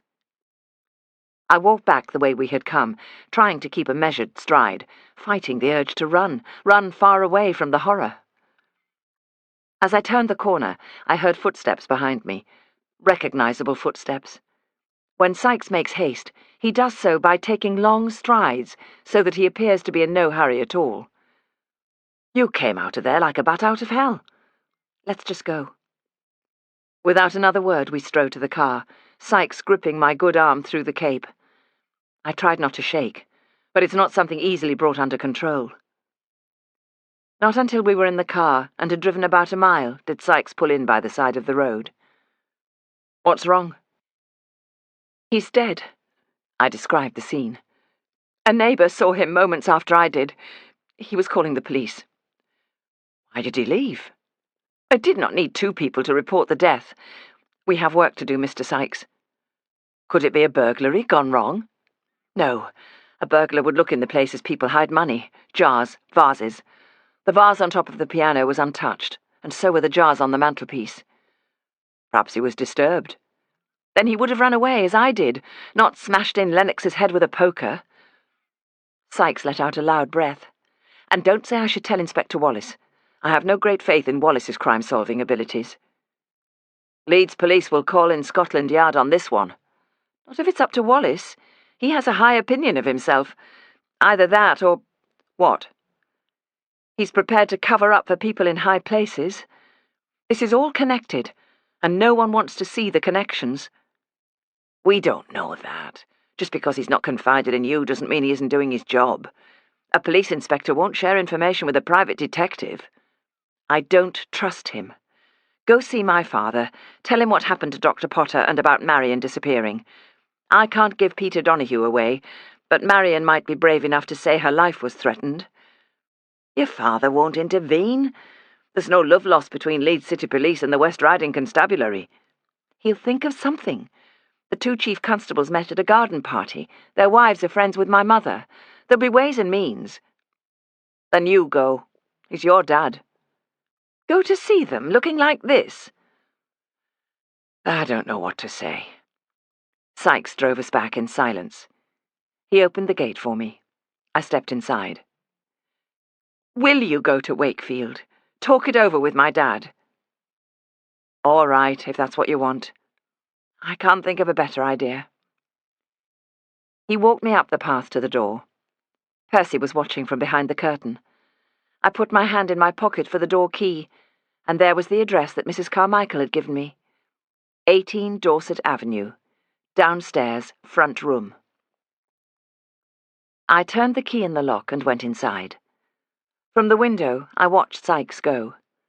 Mrs. Sugden had not heard me come in, so my only explanation was to Percy. I'm going out again, Percy. Amuse yourself on the banister, or go back to sleep. The monkey most disconcertingly gave me a look, teeming with reproach. Doing a little manoeuvre with my left arm, I realized that I should easily be able to hold the steering wheel steady with that hand and steer the car with the other.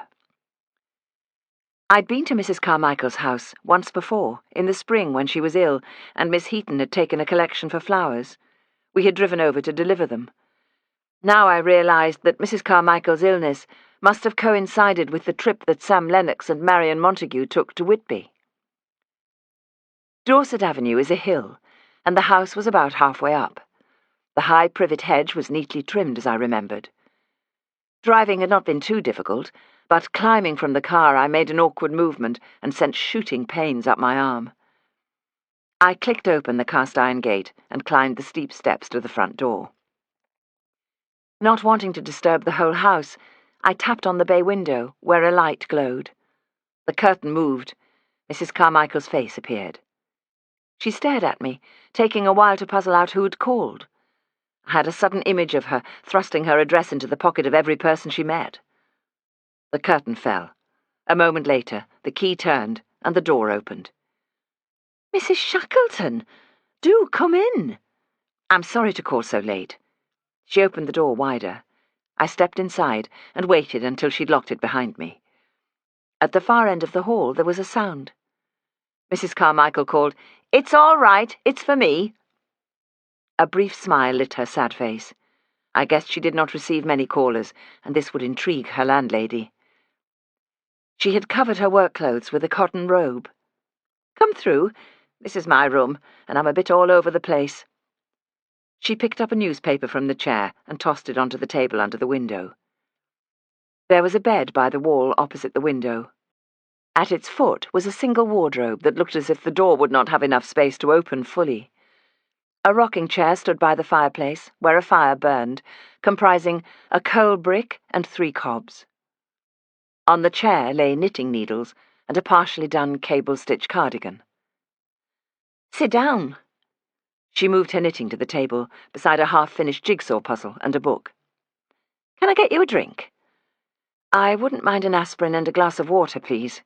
"Of course." She disappeared from the room. I stared into the fire. The image of Lennox came back to me, his head so close to the fender, the smell, and the mess in the room. Now here I was with a woman who'd loved him, still did for all I knew, and I could not tell her what had happened. Lennox's death was the kind of deed Peter might be blamed for. Castle was behind it, I felt sure, but that would not be up to me. None of this should concern me. But it did. Dr. Potter, Umberto Bruno, and now Lennox. Who would be next? Mrs. Carmichael returned with a bottle of aspirin and a glass of water. It was a pretty glass, delicately engraved with flowers and leaves. A best glass. I took a couple of aspirin. "Thank you." "It's no trouble. My landlady's very obliging. We keep up the pretence that I'm a cousin on her mother's side. This is a very respectable area. She does not want to be regarded by her neighbours as a person who takes in a lodger."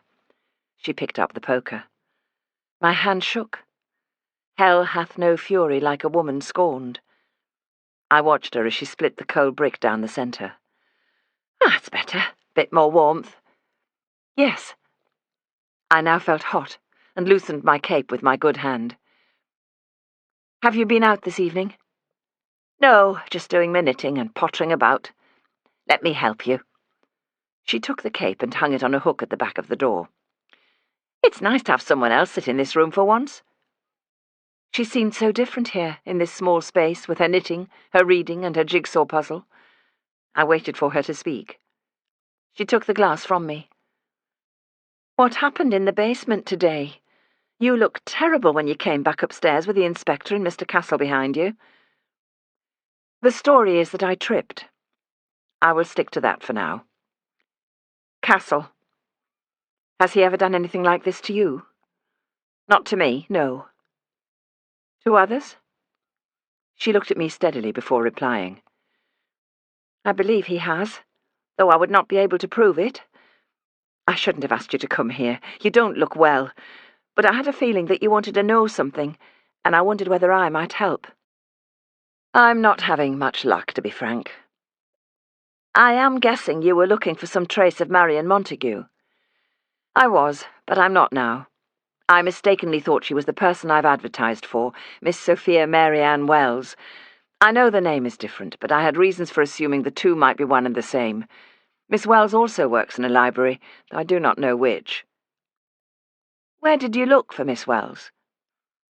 My assistant has checked the Central Library, and they have no knowledge of her there, or at any of the branches. Her mother worked at Barnbow, but has moved from her previous address.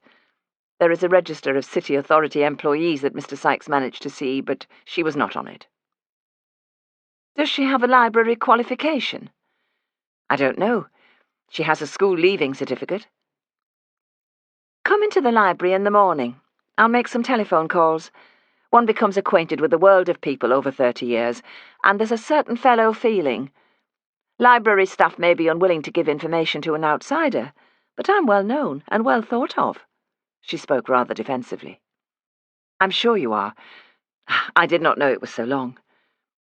I was 20 when I started at the library, long before Mr. Lennox came." As she spoke his name, once more that dreadful image of Lennox played itself before my eyes, but her words gave me an opening. "Something puzzled me today, at the meeting. Mr. Lennox had previously been so enthusiastic for the library to move premises, and also, I'm sorry to say this if it pains you, hoping to make up to Marian Montague for dismissing her unfairly. Yet today he seemed like a beaten man. What changed?" She leaned forward a little and folded her arms across her chest. "I and the staff never had a fixed view about the library's future. We left that to Mr. Lennox, as librarian. I don't know why or how he changed, only that he and Mr. Castle had been ensconced in the office before the meeting." So I was right. Castle had told Lennox about the body in the basement. But why? If it were for the purpose of changing Lennox's mind about removing from the premises, it had worked. New owners would have made alterations for the menagerie in the basement. The body would be found. I could think of only one reason why Castle had ordered Marian's death, and it was not to protect Lennox from the clutches of a whore.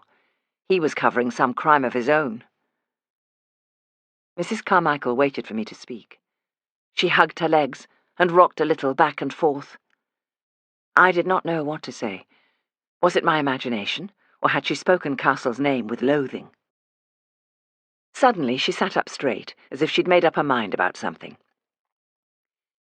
"Mrs. Shackleton, why did you tell Mr. Castle about that old magazine?"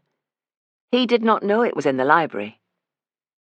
He asked me what Dr. Potter said to me on the day he died, and what he gave me. Once he knew, he seemed anxious to have the magazine." "And did Dr. Potter say anything of importance to you?" "No. I wish he had. It was only about articles he'd written, concerning the haunting, and a story of embezzlement." There was a tap on the door. Mrs. Carmichael opened it and took a cup from her landlady. "Do you think we might run to a second cup, Mrs. Harrison? My friend from the library has called to bring me a particular book." I exchanged how-do-you-dos with the landlady, who agreed on a second cup of cocoa, but regretted that there was only one biscuit. Mrs. Carmichael gave me her cup. "I think this is the kind of cocoa prisoners drink. Perhaps Father Bolingbroke is enjoying his at this very moment. I'm sure it'll be lights out in the prison by now." She watched me take a sip of cocoa. "You found out Who was stealing books? Who do you think killed Dr. Potter? The library is beginning to feel rather dangerous. So that was why she'd asked me here. I don't know. But you have a suspicion?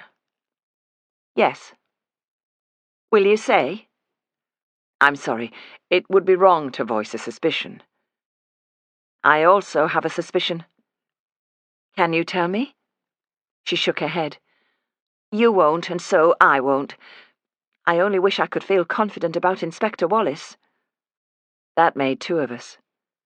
I drank my cocoa, feeling we had disappointed each other. She wanted information I could not give. In turn, she was withholding something. But what? When she walked with me to the front door, she seemed a little agitated. Be very careful, Mrs. Shackleton. She spoke as if genuinely concerned for my safety. To make light of how I felt, I tapped my satchel and made a joke. Don't worry about me. I'm carrying a pistol. She did not smile. Then you should have it in your pocket. I was not carrying a pistol, but suddenly that seemed a very good idea. Chapter 29. I had slept badly, dreaming a grinning Lennox into ghastly life. With that terrible dream logic, I knew that his eyes held the image of his murderer. He was edging towards me, willing me to look into his eyes. His lips moved, but I could not make out words. He was asking questions, and then telling me something. I woke feeling a cold terror, and hearing a voice say, "Men can breathe, eyes can see, life to thee." It left me cold, and too scared to close my eyes again. I swung out of bed. Drawing back the curtains revealed the most glorious dawn, orange and blue and gold. The trees in Batswing Wood were not yet bare. Among the gold, yellow and brown, a few green leaves refused to die. It takes such a long time for the leaves to turn and to fall. If I do not look every day, it can happen suddenly and catch me out. Occasionally there will be a fierce wind in the night, and in the morning all is changed. As soon as I'd washed and dressed, not an easy business with a sprained wrist, I went into the dining room as quietly as possible so as not to wake the monkey. While pretending to find each animal a terrible nuisance, and the pair of them a double nuisance, Mrs. Sugden has given each of them a bed.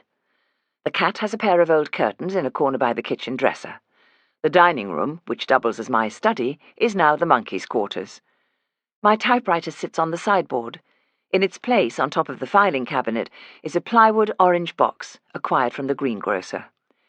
This holds a feather pillow as mattress and a blanket artistically knitted with a diamond design from scraps of brown and green wool. Percy opened an eye, looked at me, and went back to sleep. I reached for a pad of paper and pencil and began to jot down what Marion and Peter had each told me the evening before. After about half an hour, Mrs. Sugden appeared, still in her dressing gown. "What are you doing up this early?" "Just in time, Mrs. Sugden. I'd like you to type something." She stood up straight, pulling her shoulders back, trying not to smile. "I'll have to put kettle on first." Mrs. Sugden loves to type, having mastered the QWERTY keyboard at night school. "And I'll boil you an egg." "I'm not hungry." "Aye, well, you didn't eat last night, and you'll likely end up chasing shadows through a long day, so I'll do an egg." This was her olive branch regarding the gun. Normally she would have presented me with a bowl of lumpy porridge. Percy followed her. When Mrs. Sugden first accidentally let him into the back garden with Sookie, I thought we'd not see him again, but he explored a little, wearing his woolly, of course, came back and pushed his way in. Whenever he comes back, Mrs. Sugden says, "Couldn't you have lost yourself in jungle? Do you have to come plaguing me?" Or she will open the door and shout, "Percy, have you swung your way back to Mexico?" Which is her way of calling him in. After I'd eaten the compulsory egg, Mrs. Sugden set up the typewriter, double-checking that she had the carbon paper the correct way round. "Fire away. I'm ready." Looking at my notes, trying as far as possible to use Marion's way of speaking, I dictated her statement. Mrs. Sugden typed carefully, occasionally cursing a typing error and insisting on erasing and backspacing to retype. She made no comments until both statements were finished. Oh, these two could write a book. She could, and he could illustrate, being an artist. Do you know, I might mention that to them as a way of earning a living. There are worse ways, she said pointedly. Were you serious about wanting my pistol? I thought for a moment. Dr. Potter strangled, Lennox battered to death, Marion in fear for her life, my close encounter with Castle in the basement. I'll take the gun, just in case. What puzzled me was that I'd not yet heard from my father. It worried me to think what I might have set in train by asking Sykes to tell him about the events of the last few days. I was putting on my coat when Sykes came to the door. Before you ask, I didn't go to Wakefield. I set off to tell your father, as you'd said, but I thought better of it before I'd gone 1.5 miles. Well, I'm relieved. It wasn't one of my better ideas. So, what now? You could give me a lift into town. Mrs. Carmichael, the deputy librarian, has offered to help us find Sophia Wells. She'll use her contacts in other libraries, make some inquiries. Sykes looked at his watch. Library won't be open yet. I know. That's not my first port of call. Peter Donahue, carrying a small parcel, crossed the road from the market as Sykes parked the car. I followed him into the courtyard. Peter? He turned and waited until I caught up with him. What are you doing here? You'll be moving in next. I've brought notes from my own bank to exchange for the ones Castle gave you. I hope they'll be traceable to his bank. And I have a suggestion, an idea. We walked up the stone steps. Mum's out. She's filling in for a cleaner who's badly. At the door he called, It's me. Hang on a minute. The bolt shot back. Morning, Marion. I stepped inside. There was a book about Australia open on the table. Peter said, I brought you some tripe, Marion. I'm off back over to market shortly, bit of unloading. There was just one chair and a stool. Peter perched on the corner of the table. Mrs. Shackleton wants me to swap that money Castle give me, but my fingerprints will be on it. Do the police have your fingerprints? I asked. No. Then don't worry. We exchanged banknotes. I put his in an envelope. Marion watched, saying nothing, as I tucked the envelope in the side compartment of my satchel. There's something else. I thought there might be, Marion said. I typed up what you told me. I took the statements from my bag and put them on the table. Peter rolled a cigarette, looking down at the typed pages. You said in confidence. Marion drew a sheet towards her. You did that with one hand? I was up early. I waited until she'd finished reading. It's the gist of what you told me. I'm hoping you'll agree to sign, so that we can have Castle put where he belongs. She ran her fingers through her shorn hair. His word against ours? Somewhere he has your hair, your locket, your ring. There's a Guy Fawkes buried in the basement. This won't be his only crime. Other things will come to light. Peter shook his head. Oh, no, you don't catch me out like that. I'm not putting my name to out. You said you'd keep me out of it. I don't trust coppers. Marion backed him up. Why should Peter put himself in harm's way? Lennox and Castle have the world behind them. We have no one but you, and you promised. The police won't be interested in misdemeanors from the past, Peter. If you read it, you'll see I've chosen words carefully, knowing what to leave out, but including how Castle homed in on you from childhood. He did. I never thought of it like that. He picked me out for his own purpose. I can arrange for you both to stay somewhere out of harm's way until the baby is born. My sister would take you in, or I have the use of a house in Robin Hood's Bay. Peter shook his head.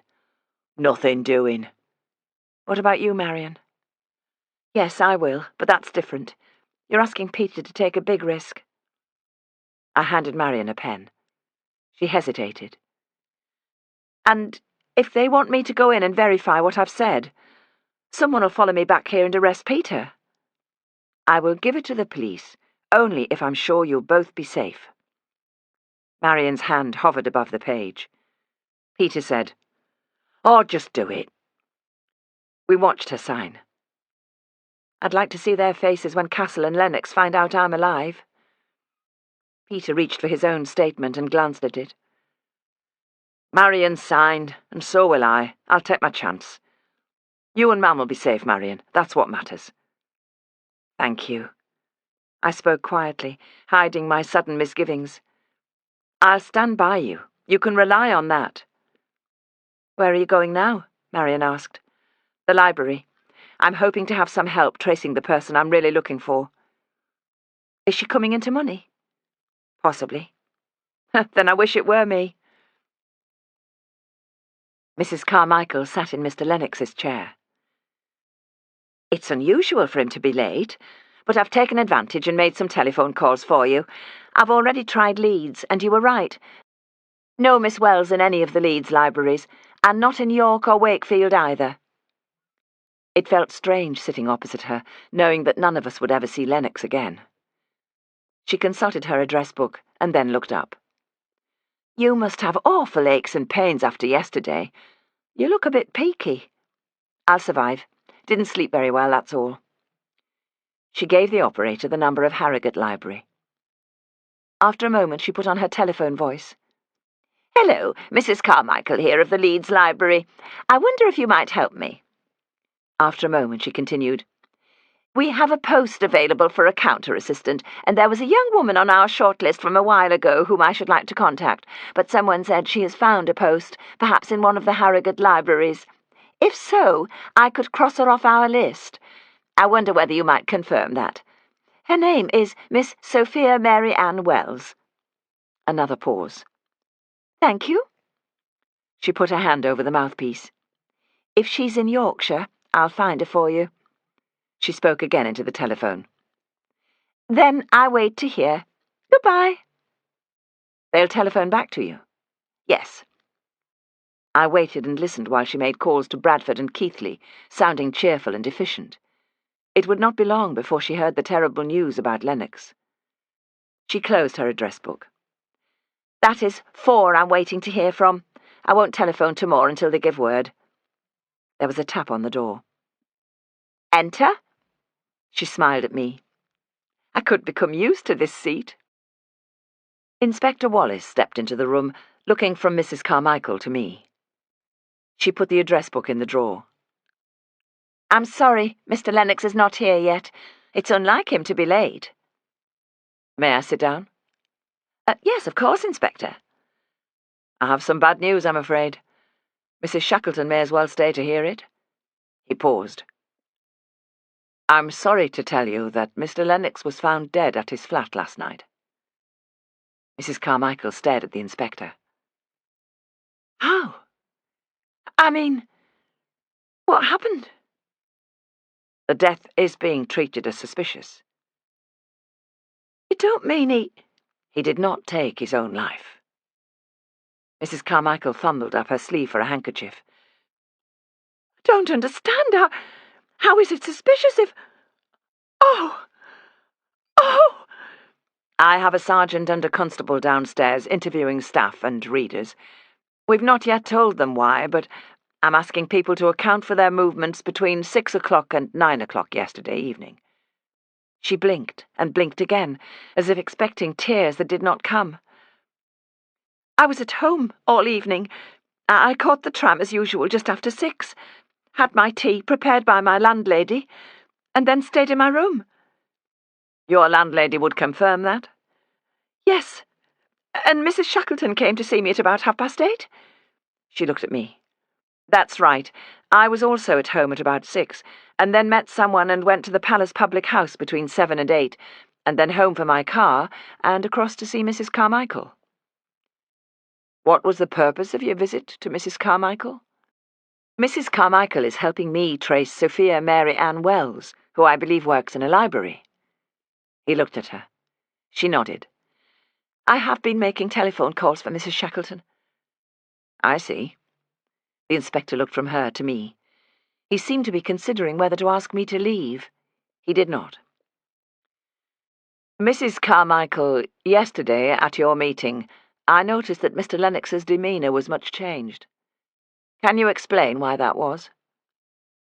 He was fond of Dr. Potter. It knocked the stuffing out of him that Dr. Potter died. She twisted her handkerchief. There was another reason. He developed an attachment to one of our assistants, Miss Montague. I regret to say that we wrongly dismissed her, suspecting her of theft. I dare say it was my fault for not believing her denials." Wallace said, "We have not managed to interview the young lady." I could keep quiet no longer. "I have." Inspector Wallace fought to keep control. "Mrs. Shackleton, this is not a game. What do you have to tell me?" They both looked at me. "She is in hiding."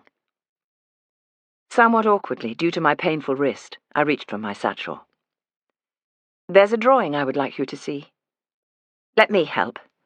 Mrs. Carmichael took my satchel, extracted Peter's drawing, and stared. "It's Mr. Castle to the life." She handed it to Wallace. He looked at it, and at me. "Castle paid to have Marian Montague murdered and buried in the basement." "That is a very serious allegation, Mrs. Shackleton." "Yes, and before you think it, I'm not being vindictive because he attacked me." I spoke quickly before the inspector had time to interrupt.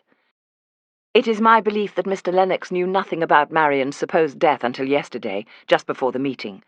That is why he was so distraught, and why he changed his mind about removing from these premises." All colour had drained from Mrs. Carmichael's face. Her breath came in short bursts. For a moment I thought she would have a heart attack. I went to calm her, encouraging her to slow her breathing. When she recovered a little, she was about to say something, but Wallace spoke first. "There is a sketch next to the portrait." "Yes. X marks the spot where her body was to be buried. Mr. Castle chalked the paving stone with a cross. I noticed yesterday that it had been swept, probably to remove the chalk." Wallace looked as though he might explode. "How long have you known this?" Now was not the time to be precise. I hedged. "This morning I took signed statements from Miss Montague and the young man, paid £100 to do the deed. Some of the notes he was given in payment are in an envelope in my satchel. I thought it best to have them in case they were drawn on Mr. Castle's bank." I looked at Mrs. Carmichael. She obligingly took the envelope from my satchel and handed it to the inspector. "And you've been sitting on this information while calmly contacting branch libraries about whether they employ Sophia Wells?" When he put it like that, my approach did seem somewhat skewed, yet it would be impolitic to say that I did not trust him. Mrs. Carmichael probably thought she was being helpful. "I telephoned only library headquarters and main libraries." "Where is Miss Montague?" The door was suddenly flung open. Marian entered, hatless, her coat open, displaying her interesting condition. "Here I am." Mrs. Carmichael stared. The inspector and I had to turn in our seats. He stood up immediately. Marian struck a pose like an avenging angel. "Why should I hide? I'm safest in full view." She strode into the room, running her hands through her cropped hair. "Where is he? Where is Sam Lennox? Where is his friend, the murderer? I demand the return of my hair. It should fetch a bob or two, and I need the money." I stood. "Marian, this is Inspector Wallace. He has brought us some bad news about Sam Lennox." She did not resist when the inspector guided her to his chair. It was Mrs. Carmichael who said in a flat voice, "Sam is dead. Murdered." Marian closed her eyes. She put her hands on her belly as if to cover the baby's ears. I went to her side. "If it's any consolation, I'm sure Sam Lennox had nothing to do with Castle's plan." "Of course not," Mrs. Carmichael snapped. "He wouldn't have had the guts." Inspector Wallace walked to the door. "I'll speak to my constable. I've asked Mr. Castle to join us. You ladies won't want to see him." Marian let out a harsh laugh.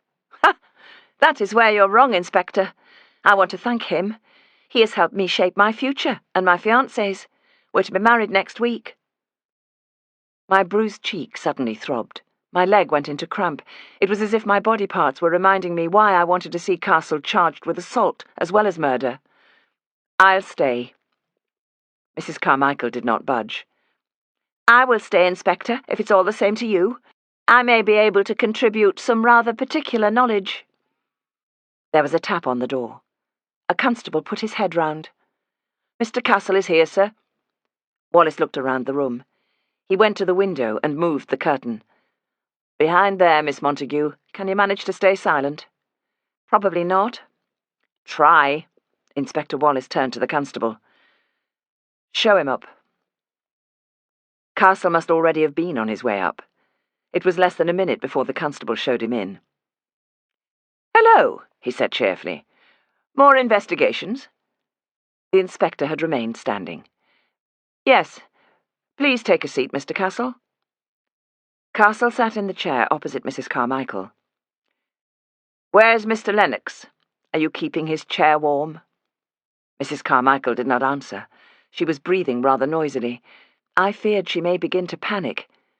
It took a lot of effort for me to stay calm myself, when, nice as pie, Castle said, "How are we today, Mrs. Shackleton?" The truthful answer would have been that I was in the mood to pick up my chair and bring it down on his head. "I'm on the mend." The inspector cleared his throat, as if warning us to say nothing. "Can you account for your movements yesterday evening between 6 o'clock and 9, sir?" "I was at home with my wife." "And she will confirm that, will she?" "Yes, of course. What's going on?" "Mr. Lennox is dead, sir. I'm investigating his murder." "Good God!" Castle's shocked expression could not be faulted. It gave way to outrage. "You can't believe I had anything to do with it. May I ask what you and Mr. Lennox talked about before yesterday's meeting?" Castle took a moment to answer, as if recalling something so mundane presented great difficulty after such a shock. Library business. Nothing in particular, apart from the announcement that was to be made. We agreed it was time for some stability." He glared at me. "Now, of course, the business about new premises will drag on." "Perhaps you told him that there was a body in the basement, and that if it were found, he would be blamed, because it was the body of a young woman who worked in the library and who became close to Mr. Lennox." "That's preposterous." In his best patrician manner, he looked from me to Mrs. Carmichael. "Ladies, you may go. You must not let this scurrilous nonsense sully your ears." "The ladies may stay, Mr. Castle. I believe they have something pertinent to say." "What are you driving at, man? I won't stand for this." But stand he did, to his full height, in his long black coat, and he glided towards the door. A connection that had been just on the edge of my thoughts suddenly struck me. I felt my fists clench at the horror, at the simplicity. "Come and sit down, sir," the inspector said. "I'm sure it won't take long to clear this up." Castle returned to his chair. Their next exchanges were lost on me as images floated into my mind. I was in the dark library 40-odd years ago. Mr. McAllister, the young librarian, worked late and alone. He heard sounds as he was packing up to go, but thought nothing of it. Then he saw a light. Edwin Castle had thought the library would be deserted. He had been at work in the basement, having let himself in the back door. My thoughts were suddenly interrupted. No one told Miss Montague to sweep aside the curtain and stand over Mr. Castle, but she did. "Where is my hair? My locket? That stupid cheap ring?" Mr. Castle rose from his chair. He looked about the room as if he'd forgotten the location of the door. He rocked on his heels. His mouth opened and closed. What's going on?" For the first time his mask fell. He stared at Marian Montague and then at me with pure hatred. "Get these witches out of here!" He swayed and may have fallen backwards, but suddenly Mrs. Carmichael was behind him. She held the pistol taken from my satchel, jamming it in the back of his neck with such force that his head jerked forward. "You won't remember me, Mr. Castle." "Has everyone gone mad? Inspector!" Until then the inspector had been sitting in a relaxed fashion, feeling quite in charge. He stood very slowly. Standing still as a statue, he said softly, "Steady on, Mrs. Carmichael. Put down the gun." She ignored him. "You know me only as Mrs. Carmichael." You won't remember the 9-year-old girl, Pamela Nelson, whose father had the misfortune to be a partner in your estimable legal firm." No one moved. "I was afraid I would forget, Dad. Forget what he looked like. And so, morning, noon, and night, I closed my eyes to see him. And I see him still when I close my eyes. But I'm not closing them now, because I am looking at your neck and imagining a noose around it." Castle gulped. He put his fingers to his collar. The inspector's voice became almost a whisper. "Mrs. Carmichael, if Edwin Castle is guilty, he will face the full weight of the law." "He won't, though, will he? Because my father's body was never found." Castle choked out the words. "I want a solicitor." "My father was a solicitor. You remember him, your partner? He was an honest solicitor. You were a crook." Wallace spoke as though no one in the room had a gun, and no one was being threatened, and at any moment we might all go out and choose a library book. "Mrs. Carmichael, when I came to lead City Police, I looked into your father's case. It intrigued me." "Intrigued? It destroyed us! The shame, the disgrace, the injustice." "Wrong word. Sorry. I suspected there'd been a poor investigation. I will tell you, but you must give me the gun. I don't want to take you into custody. You've waited too long for justice." She hesitated, keeping the gun firmly jammed in Castle's neck. Yet she looked at each of us in turn. When our eyes met, I forced her to hold my gaze. "He won't wriggle out of it, Mrs. Carmichael. He made a chalk mark on the spot where Marion was to be buried, because under another slab is your father's body. A bullet is too good for him. Let him face the full force of the law for all his crimes." She did not put down the gun. I kept on talking, this time to him. "The discovery of Mr. Nelson's body would have ruined you. You were the embezzler, and you killed Mr. Nelson when he found out. You took no chances about excavations down there. You killed Dr. Potter because he suspected something. He had remembered that Mr. Nelson disappeared around the same time as a ghost came into the library one night, probably to wash its hands and brush its hair after the dastardly work of burying a body. Dr. Potter would have persuaded the committee to sell these premises, and the digging would begin. You tried to blackmail Mr. Lennox, telling him Marion was buried there and that you had her hair, her locket, and the letter that he wrote to her." There was a tap on the door. Moving cautiously, not taking his eyes off Castle and Mrs. Carmichael, Wallace opened the door a fraction. "Sir, we've taken statements from the staff." "Good." Wallace handed him the piece of paper on which Peter had drawn Castle's likeness, and the burial spot in the basement. "I want the flags removed in this part of the basement and some careful digging. Send word, and then come back here." He closed the door. "Mrs. Carmichael, the gun, if you please." Marion said, "You'll find a Guy Fawkes that Peter buried instead of me." Wallace took a step towards Castle. "That won't be all we find, will it, Mr. Castle? It would suit you if Mrs. Carmichael shot you now, wouldn't it?" "No!" Castle closed his eyes. His head came forward in something like a nod of defeat. Mrs. Carmichael clicked the revolver. Castle said, "Nelson found out about me. I had no choice but to deal with him." Mrs. Carmichael hissed in his ear, "My father, Sam Lennox, Dr. Potter, the library's most avid reader. You killed them all. Shooting is too good for you." Her hand fell to her side. I took the gun. "It's all right now. You can close your eyes and see him. Your dad will know you kept faith." She stared at Castle. "I knew there was a reason you haunted the library, that it was nothing to do with a love of books." We stood clear, letting the inspector do his job. "Edwin Castle, I'm arresting you on suspicion of the murders of Mungo Charles Nelson, Horatio Erasmus Potter, and Samuel Lennox.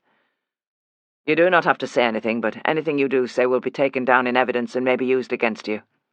Do you understand?" Castle might have been a toad, croaking, "Yes." The inspector stepped aside, nodding to the two constables who'd appeared. One of them, holding handcuffs, glanced at the inspector, with the unspoken question, Do we use them? The inspector nodded. Take him to the bridewell. When they had gone, the inspector led Mrs. Carmichael back to Lennox's chair. The telephone began to ring. Mrs. Carmichael neither saw nor heard. Marion stepped in and picked up the receiver. The Leeds Library, Miss Montague speaking. She listened. Mrs. Carmichael is away from her desk. May I take a message? She picked up a pencil and began to write. Thank you. I will pass that on. She hung up the telephone and wrote another couple of words before handing the paper to me. For you, Mrs. Shackleton. The message read, From Librarian Keithley. Miss Sophia Wells works as a counter-assistant at Bingley Library. Chapter 30. She was not difficult to spot, being the only member of staff on duty at Bingley Library. A little above average height and slender, she had a widow's peak, light brown hair, the same shade as Sam Lennox's, and uneven features. She looked more like Lennox than her mother. Slightly gangly, she was not unattractive, but by no means beautiful. She had a high forehead and long, straight nose. Nothing pale and interesting about her. Her cheeks had a good colour. Yet she had her mother's stillness and way of carrying herself erect. She was dressed in grey. I glanced along a shelf of history books and then left the library. Sykes was waiting outside. Don't keep me in suspense. It's her, I'm sure of it. So what now? I wish I knew whether Sophia has been told about the adoption. If not, it would be kinder to let Mrs. Bradshaw break the news. Sykes brandished the Bingley Bugle under my nose. The paper came out today. They may already have seen our announcement. As we stood discussing what to do, Sophia came out of the library wearing a black coat, a red scarf, mittens, and matching woolly hat. We were to the right of the door. She turned left and did not see us. Follow her, Mr. Sykes. We can't afford to lose her now. Come back and find me in the cafe. Sykes is good at tailing people. He pulled down his hat. I pretended to look in a shop window, and then another, keeping an eye on him to see which way he went. Something in the window caught my eye, a pair of earrings. When I looked again, there was no sign of Sykes. The cafe had a menu in the window. I stood reading it. By the time I reached the last item, stewed plums and custard, Sykes was beside me again. You were right first time. She went into the photographic studio, through the shop, and into the back. Then that was probably Mrs. Bradshaw I spoke to last week. How annoying! She could have saved us so much time. I've half a mind to go straight to Sophia. It may not have been, Sykes said, but it probably was. There's a youngish chap in there, the photographer, I expect. As we went into the cafe, I felt a surge of relief. From our seat by the window, we could see Sophia when she returned to the library after lunch. We finally pinned her down. If Sophia and Mrs. Bradshaw want nothing to do with us, I can at least report to Lady Colton that I have found Sophia and that she's well. Sykes picked up the menu. Her ladyship wants more than that. She wants to see her daughter before she dies. I expect she does. I wonder how I'll manage it. The waitress came. We ordered soup and cheese sandwiches. Will we go to the photographic studio mob-handed? Sykes asked. Why not? You may have more luck with Mrs. Bradshaw than I did. I was thinking of the photographer. If he's still there, I could keep him talking, have my photo taken, while you break the news to Mrs. B, that there's no hiding place from Kate Shackleton. I smiled. You want your picture. You'll have it enlarged, framed, and hung above the stairs at home. The paterfamilias. You read my mind. It was another half-hour before Sophia passed the window on her way back to the library. Sykes asked for the bill. Slowly we made our way to the photographic studio. Nice place, Sykes said, surveying the window display. And is that her, the woman you spoke to last week? Yes. She's the right age. The clapper rang as we stepped inside. The woman and the young man looked up. Straight away I saw that she recognized me, but he was the one who spoke. Hello. Nice place, Sykes said, turning to me. You were right. The man beamed. What can I do for you? Mr. Felton? Sykes asked. Yes, that's me. And Mrs. Sykes looked at the woman, whose hair was done in a slightly different way. She'd pinned her braids atop her head. Mrs. Bradshaw, the young man said, when she did not answer for herself. Well, then you can take my photograph, if it's all the same to you, Mr. Felton. Mr. Felton frowned, looking from Sykes to me. And yours too? Perhaps, but we want one of Jim just on his own to send to an elderly aunt. Excellent. Mr. Felton drew back the curtain and ushered Sykes through to the studio. I laid the Bingley Bugle on the counter, open at our announcement. Shall we go in the back, Mrs. Bradshaw? She rose. I followed her behind the counter. Who would have thought it? I said loudly enough for Mr. Felton to hear. I remember you from Scarborough, and we have a friend in common. She led me into a neat kitchen-cum-living room. Had there been more time, I may have approached her in a more tactful, leisurely way, but Mr. Felton may prove a quick snapper and have Sykes out of the studio faster than you could say watch the birdie.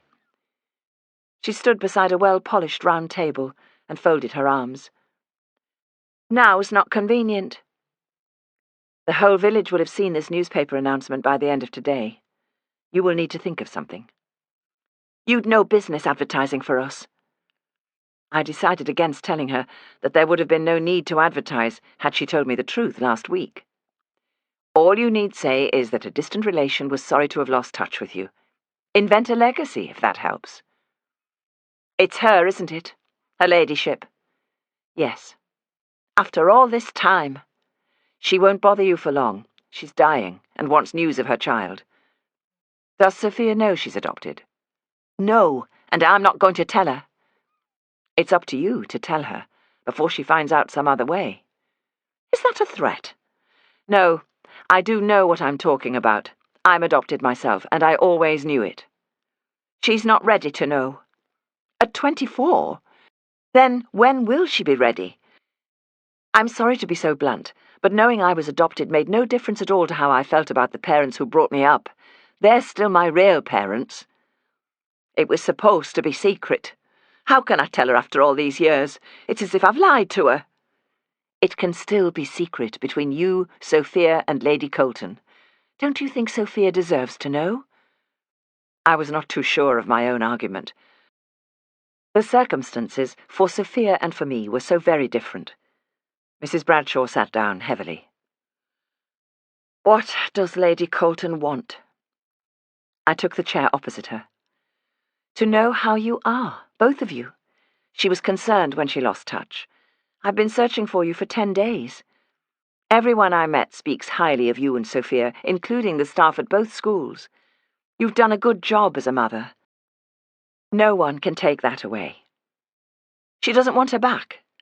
No, but it may be she would like to see her once before she dies. You've picked the right day to come, bonfire night, and you put a firework under me. A rocket. Mrs. Bradshaw put her forearms on the table and interlocked her fingers. I wouldn't have had a child if not for her. Then tell Sophia when she comes home from the library. You've seen her? Yes. She's a credit to you. She nodded. Come back after tea. I'll tell her when she comes home. Will Mr. Felton be here? No, I shut up shop at 6. He goes home to his family. He'll be checking the bonfire with them, setting up the guy. He seems a nice man. Cedric Felton's my cousin's lad. He's been good to us. I expect he's glad to have you here. I stood up. 6 o'clock, then. Make it past. We took the few short steps from the living room back into the shop. Felton and Sykes were emerging in jolly mood from the studio. Mrs. Bradshaw said, Would you credit it, Cedric? This lady bought fish from us when we had the shop in Scarborough. Well, said Cedric, it's a small world. Sykes paid for his photograph. We walked back the way we had come. When we were a few yards along the road, Sykes asked, How did you get on? I told him, and that we had a few hours to pass in Bingley. Do you know what? This would be a good time for me to catch up with my old chum at the Ram's Head Arms. Come in. No, you go. It's a fine afternoon. I fancy a walk up to Cottingley. I'll see you back at the car at about 6:15. Keep your fingers crossed that Sophia won't take the news too badly. I returned to the shop at 6:25. The sign on the door was turned to closed. Not wishing to rush them, I once more looked at the photographs in the window. It was Sophia who came to the door.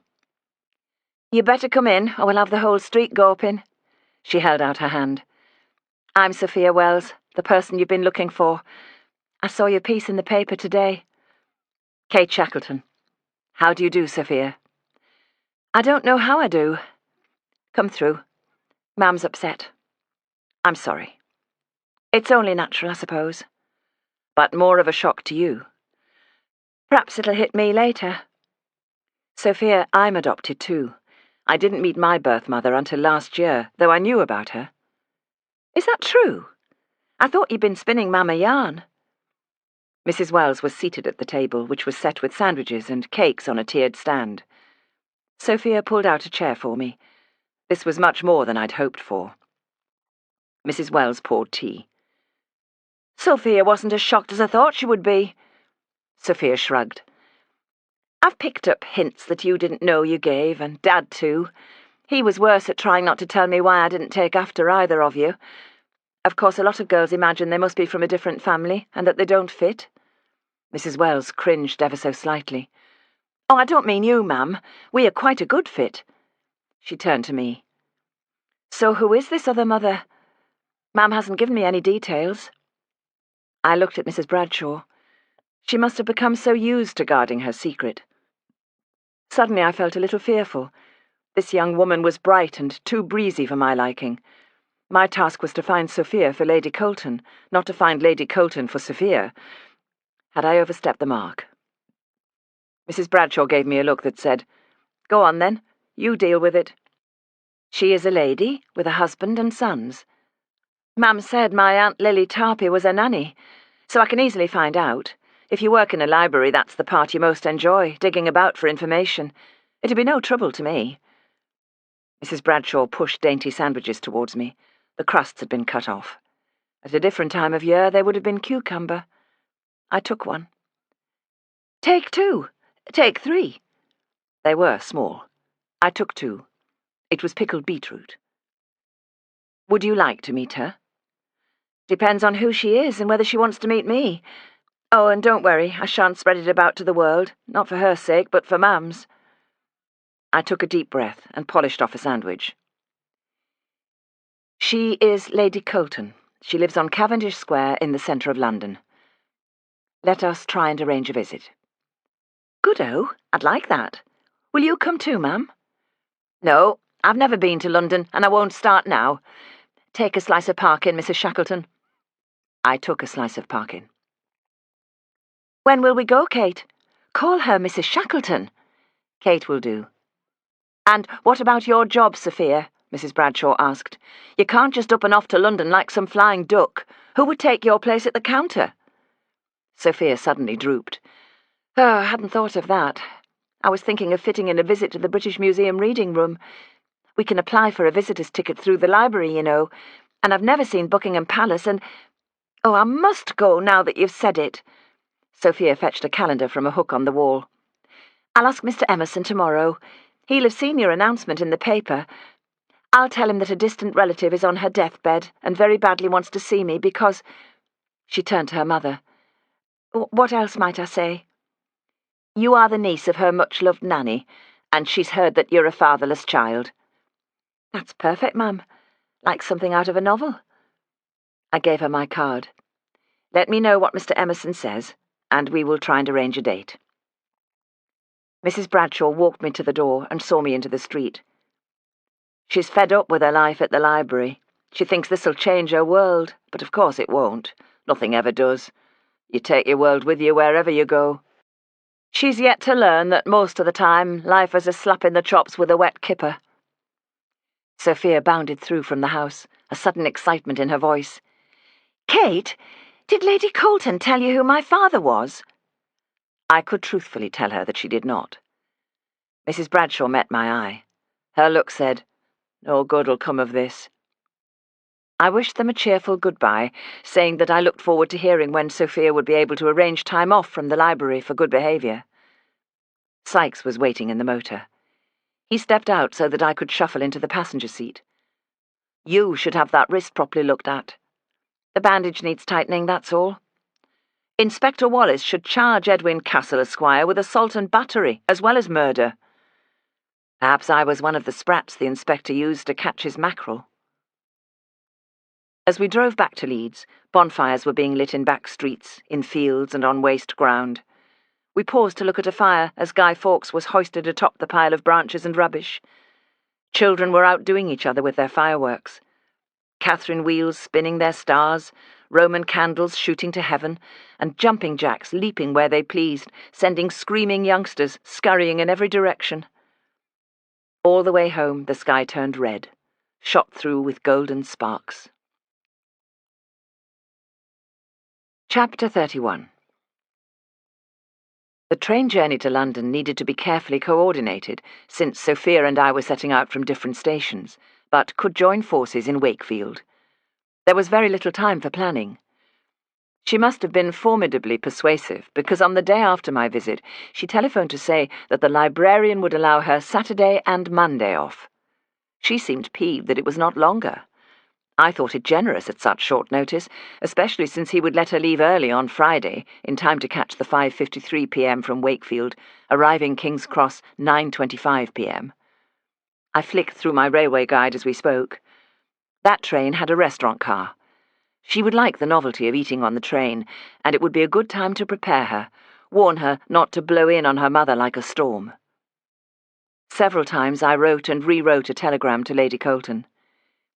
"Lady Pocklington's niece, Mrs. Shackleton, in town to pay her respects. Stop.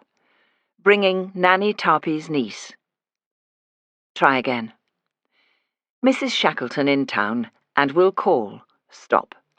Nanny Tarpey's niece wishes to pay respects." Finally, I picked up the telephone. Lady Colton had said that her maid was old and deaf, so just the kind of person who might rush to answer. Fortunately, I spoke to the housekeeper. "Hello, this is Mrs. Shackleton, Lady Pocklington's niece. I shall be in London this weekend, and hope to call and tell her ladyship about some progress on a matter that interests her, and to bring a young lady to meet her." There was a long pause. I guessed that the housekeeper was wondering how much I knew, what to divulge, and whether to put me off. In the end, she simply said that she would pass on the message. What had begun to seem impossible was now almost accomplished.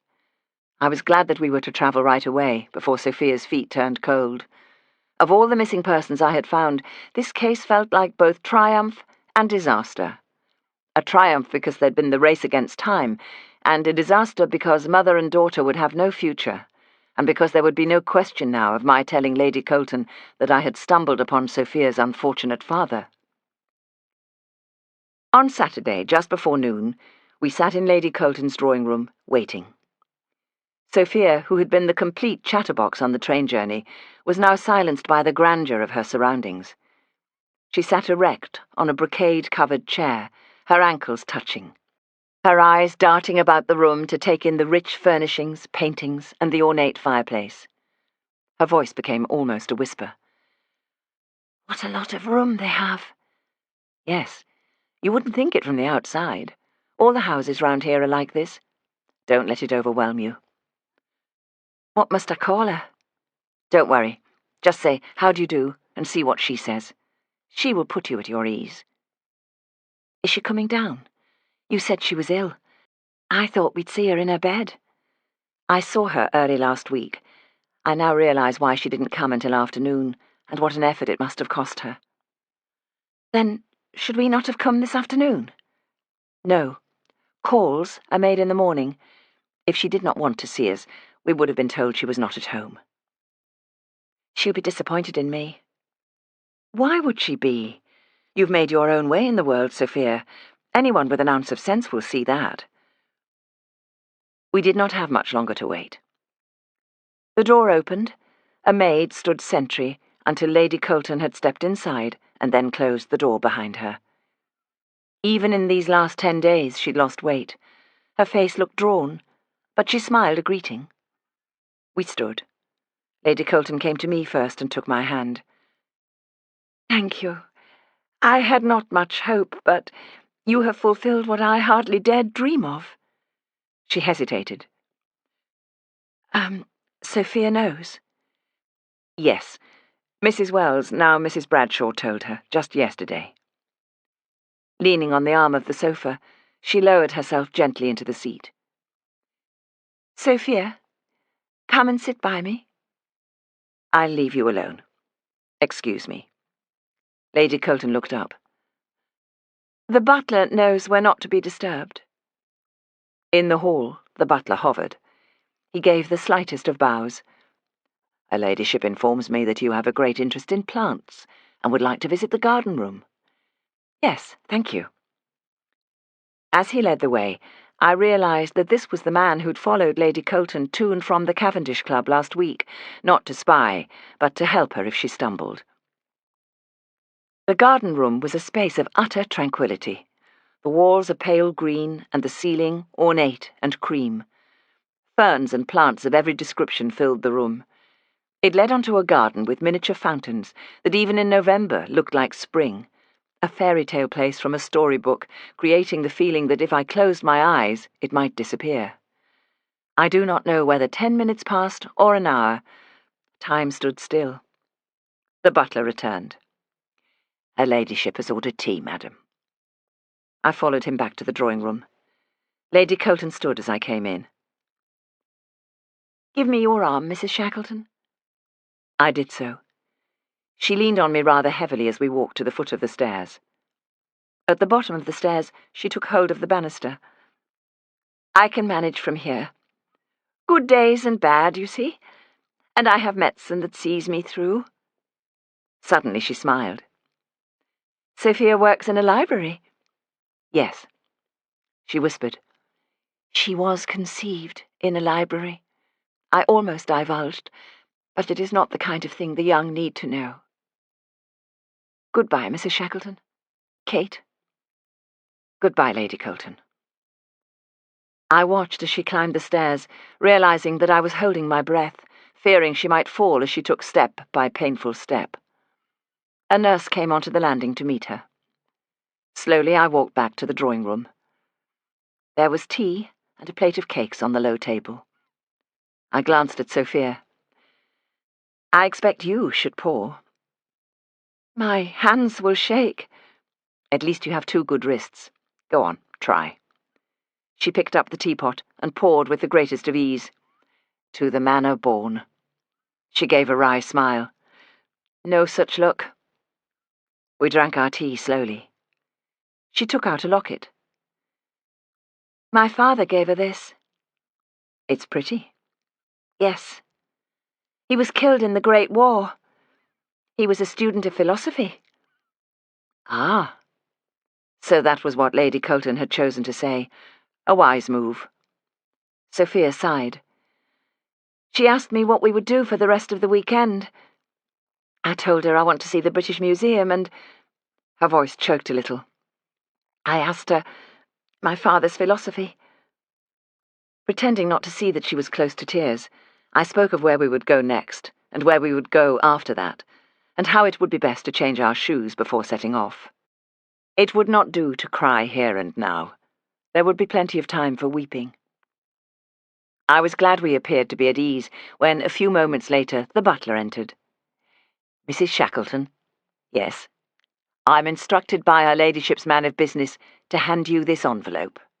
"Thank you." When he had gone, Sophia said, "What is it?"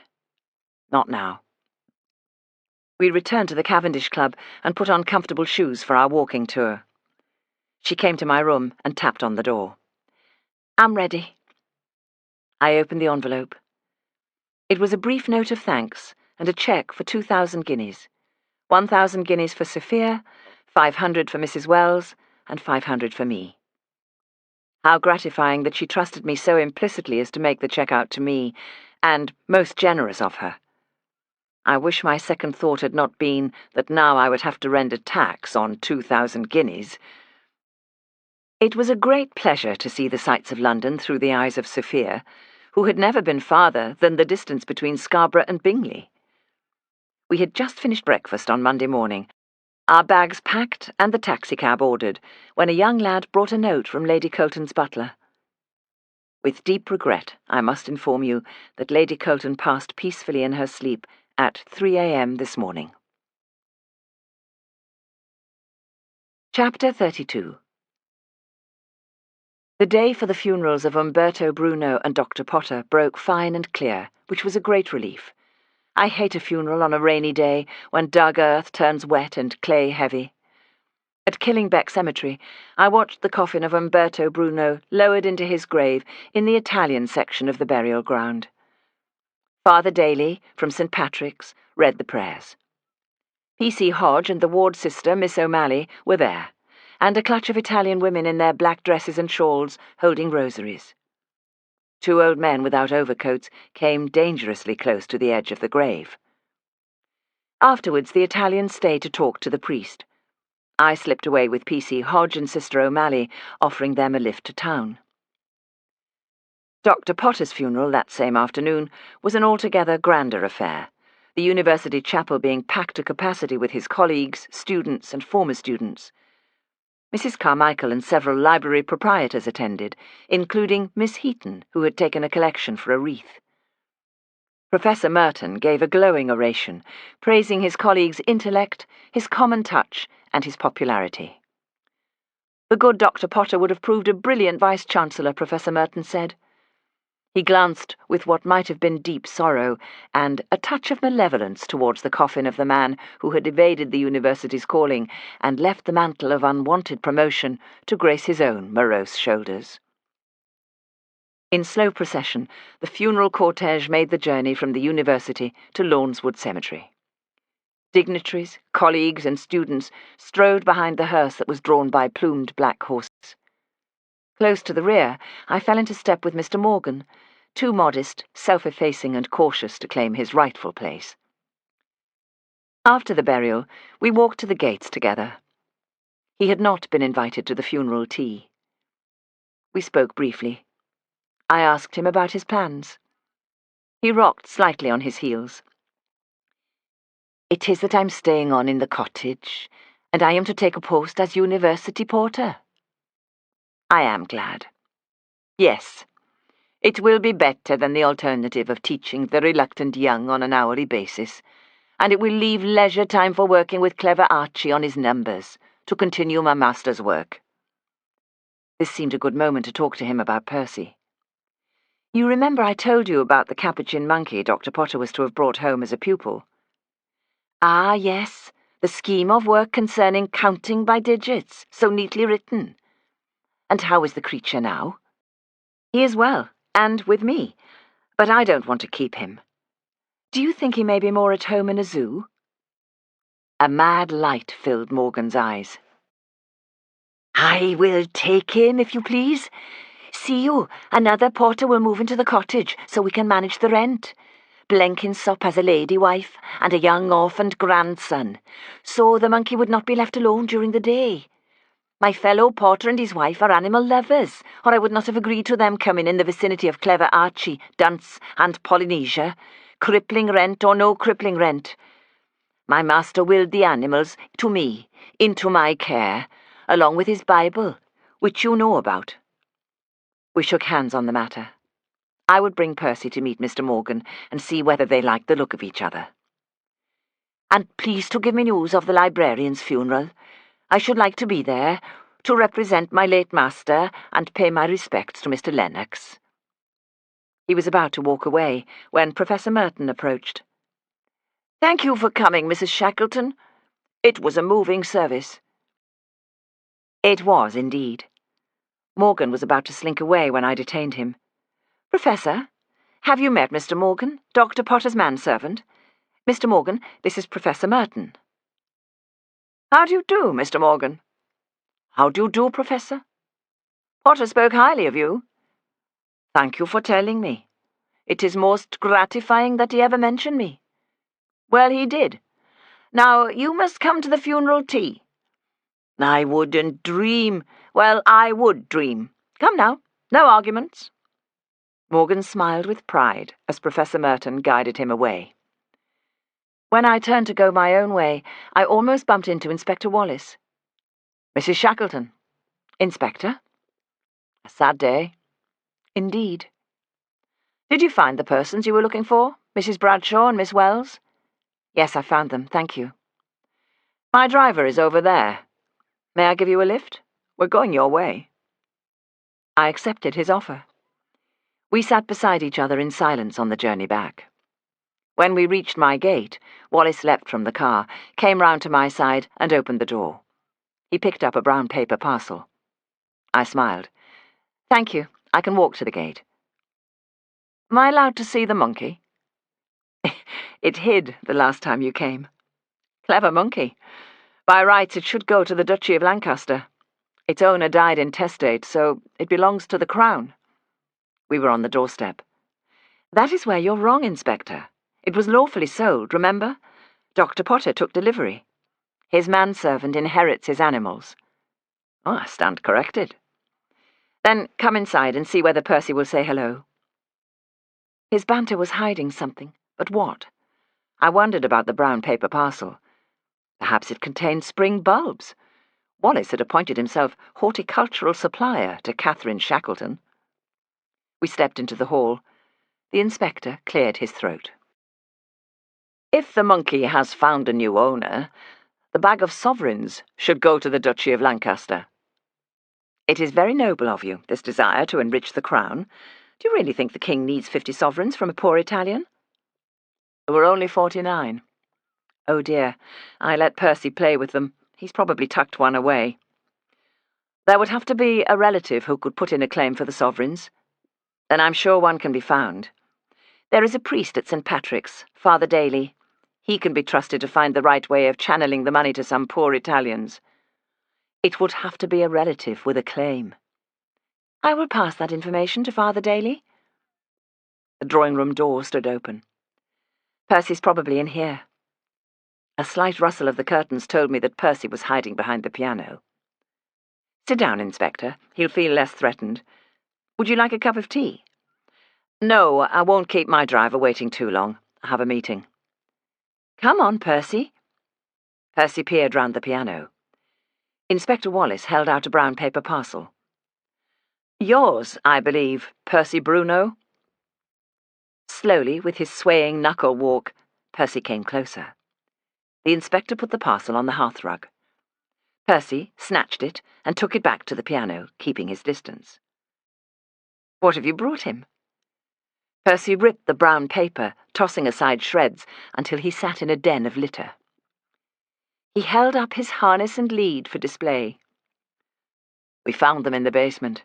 I'm assuming that Mr. Bruno removed them, perhaps to give a demonstration of how Percy responded to commands without tugs in one direction or another." He watched as Percy made a small mound of shredded brown paper. "I believe Dr. Potter was disturbed by Edwin Castle. The monkey got out. Either Castle did not see Bruno or thought that he had also cleared off. I don't know yet." "Do you think the charges will stick?" "I'll know more by this evening. We're still assessing evidence in relation to Dr. Potter's murder. We can place Castle at the scene for the murder of Samuel Lennox. He may try to retract his confession on the historic charge of murdering his partner, but I doubt it. Mrs. Carmichael will be able to arrange a proper burial for her father now that we've recovered his body." "Poor Mrs. Carmichael. I dare say she'll never get over it, but at least she knows the truth." "Her mother always knew, and I think she did too." His fingers played on the chair arm as if testing the material for flaws. "I looked into several cases when I took up my post here, wondering what kind of place I'd fetched up, including the case of embezzlement and the disappearance of Mr. Nelson and the secretary. You see, Mrs. Shackleton, I don't like people to disappear any more than you do. I went to see old Mrs. Nelson. She was very hard up, having refused financial support from Edwin Castle, her husband's former partner. She never believed the story about her husband running off with a secretary. The same secretary came to see her 2 years after his disappearance and told her it wasn't true. The young woman was too afraid to go to the police, but Mrs. Nelson went once a week for 3 years, and she wrote to the chief constable." What happened?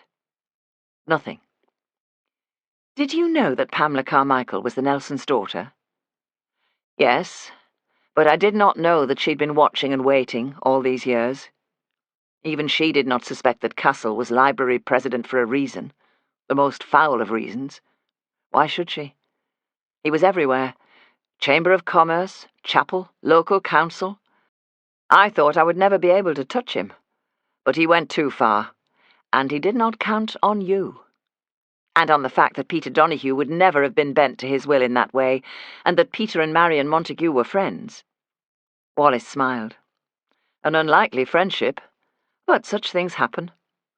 Yes, across all sorts of barriers. Even you and I might be friends, Mrs. Shackleton. Stranger things have happened. He stood. I'd better be going. Thank you for telling me about the background to the Castle case. I walked him to the door. You know, we had 2 women employed by Leeds City Police once. If we ever had the funds to employ a woman, I hope you might apply. I smiled. Never. I did a little of that in a volunteering way at the start of the war, and it didn't suit me. But let me know if you need my help. Likewise, I'm sure. I opened the door. He was about to say something else, but hesitated, pulled on his hat, smiled, and turned up the path. At the gate, he waved. Percy twitched the curtains, peering at the car, and then at me in the doorway. When I went back inside, Mrs. Sugden opened the kitchen door. "The kettle's on. Is it time for you to take a few hours off? Your mother was on the telephone." "I'll speak to her later. Time for tea, I think, and then I have one more job to do." "Oh, aye?"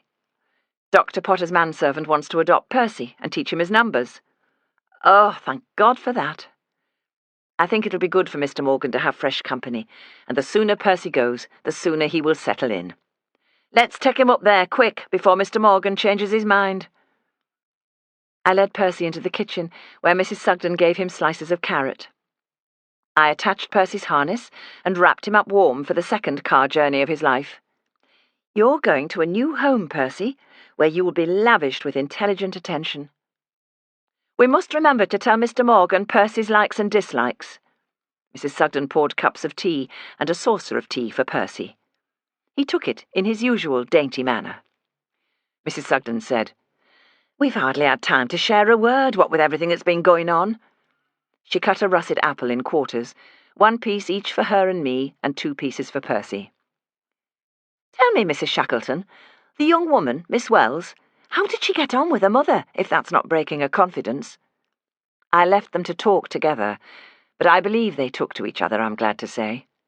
"Well, that's a blessing. Did she glean any information about her father?" I felt a small stab of anxiety in case I'd inadvertently given something away with regard to the unfortunate Samuel Lennox, but Mrs. Sugden did not appear to notice my hesitation. She handed Percy his second piece of apple. "I expect Sophia must have been curious in case her father was some bigwig who might want to acknowledge her one fine day. Might that happen?" "No. Lady Colton told Sophia that her father was a student of philosophy and that he died in the war." "Did he, do you think? Or was she just saying that?" "If that is what she said, then who am I to question it?" "A student of philosophy, eh? I wonder what he philosophized." Sophia had asked Lady Colton that very question. On the train journey home, with tears in her eyes, she told me what Lady Colton had answered. I thought there was no harm in passing on this philosophy to Mrs. Sugden. His philosophy was that we must look forward, build a kinder world, and remember that we're put on earth a little while to learn to bear the beams of love. I could not quite read Mrs. Sugden's expression, whether she was impressed or sceptical. "Is that philosophy? The last bit sounds like poetry to me." Percy crunched his apple with vigorous jaw movements, looking from me to Mrs. Sugden, as if understanding every syllable and believing not a word. Author's Note: The Leeds Library and the Cavendish Club are very special places. During the Great War, there was nowhere in London for women of the Voluntary Aid Detachment to stay. At the end of the war, Lady Ampthill, chairman of the Joint Women's VAD Department of the Order of St. John and the British Red Cross Society, felt there should be a first-class ladies' club for all VAD women past and present, with charges that reflected the limited incomes of potential members. An appeal was launched and shares issued. The club's first home was Queen Anne House, 28 Cavendish Square. The club's website quotes The Spectator. The work of decorating and fitting the club has been carried on extremely quickly, partly owing to the fact that many of the workmen engaged on it have, during the war, been in military and auxiliary hospitals where the VADs were serving. They therefore feel and express a real personal interest in the progress of the work and of the building being ready in time. The club opened on Friday, the 14th of June, 1920. This summer, the new Cavendish Club, 44 Cumberland Place, W1, will close its doors for the last time. I'm sad that I won't be able to visit in future. Happily, Kate Shackleton will. In Leeds, where one would not expect it, there is a very good public library, where strangers are treated with great civility, wrote James Boswell in 1779, revealing his prejudices 11 years after the opening of the Leeds Library, the country's oldest proprietary subscription library still in existence, housed in its present premises since 1808. I am indebted not only to present-day library staff, but to those who have worked there over the years, written the history, served on committees, and chronicled the mystery of the library ghost.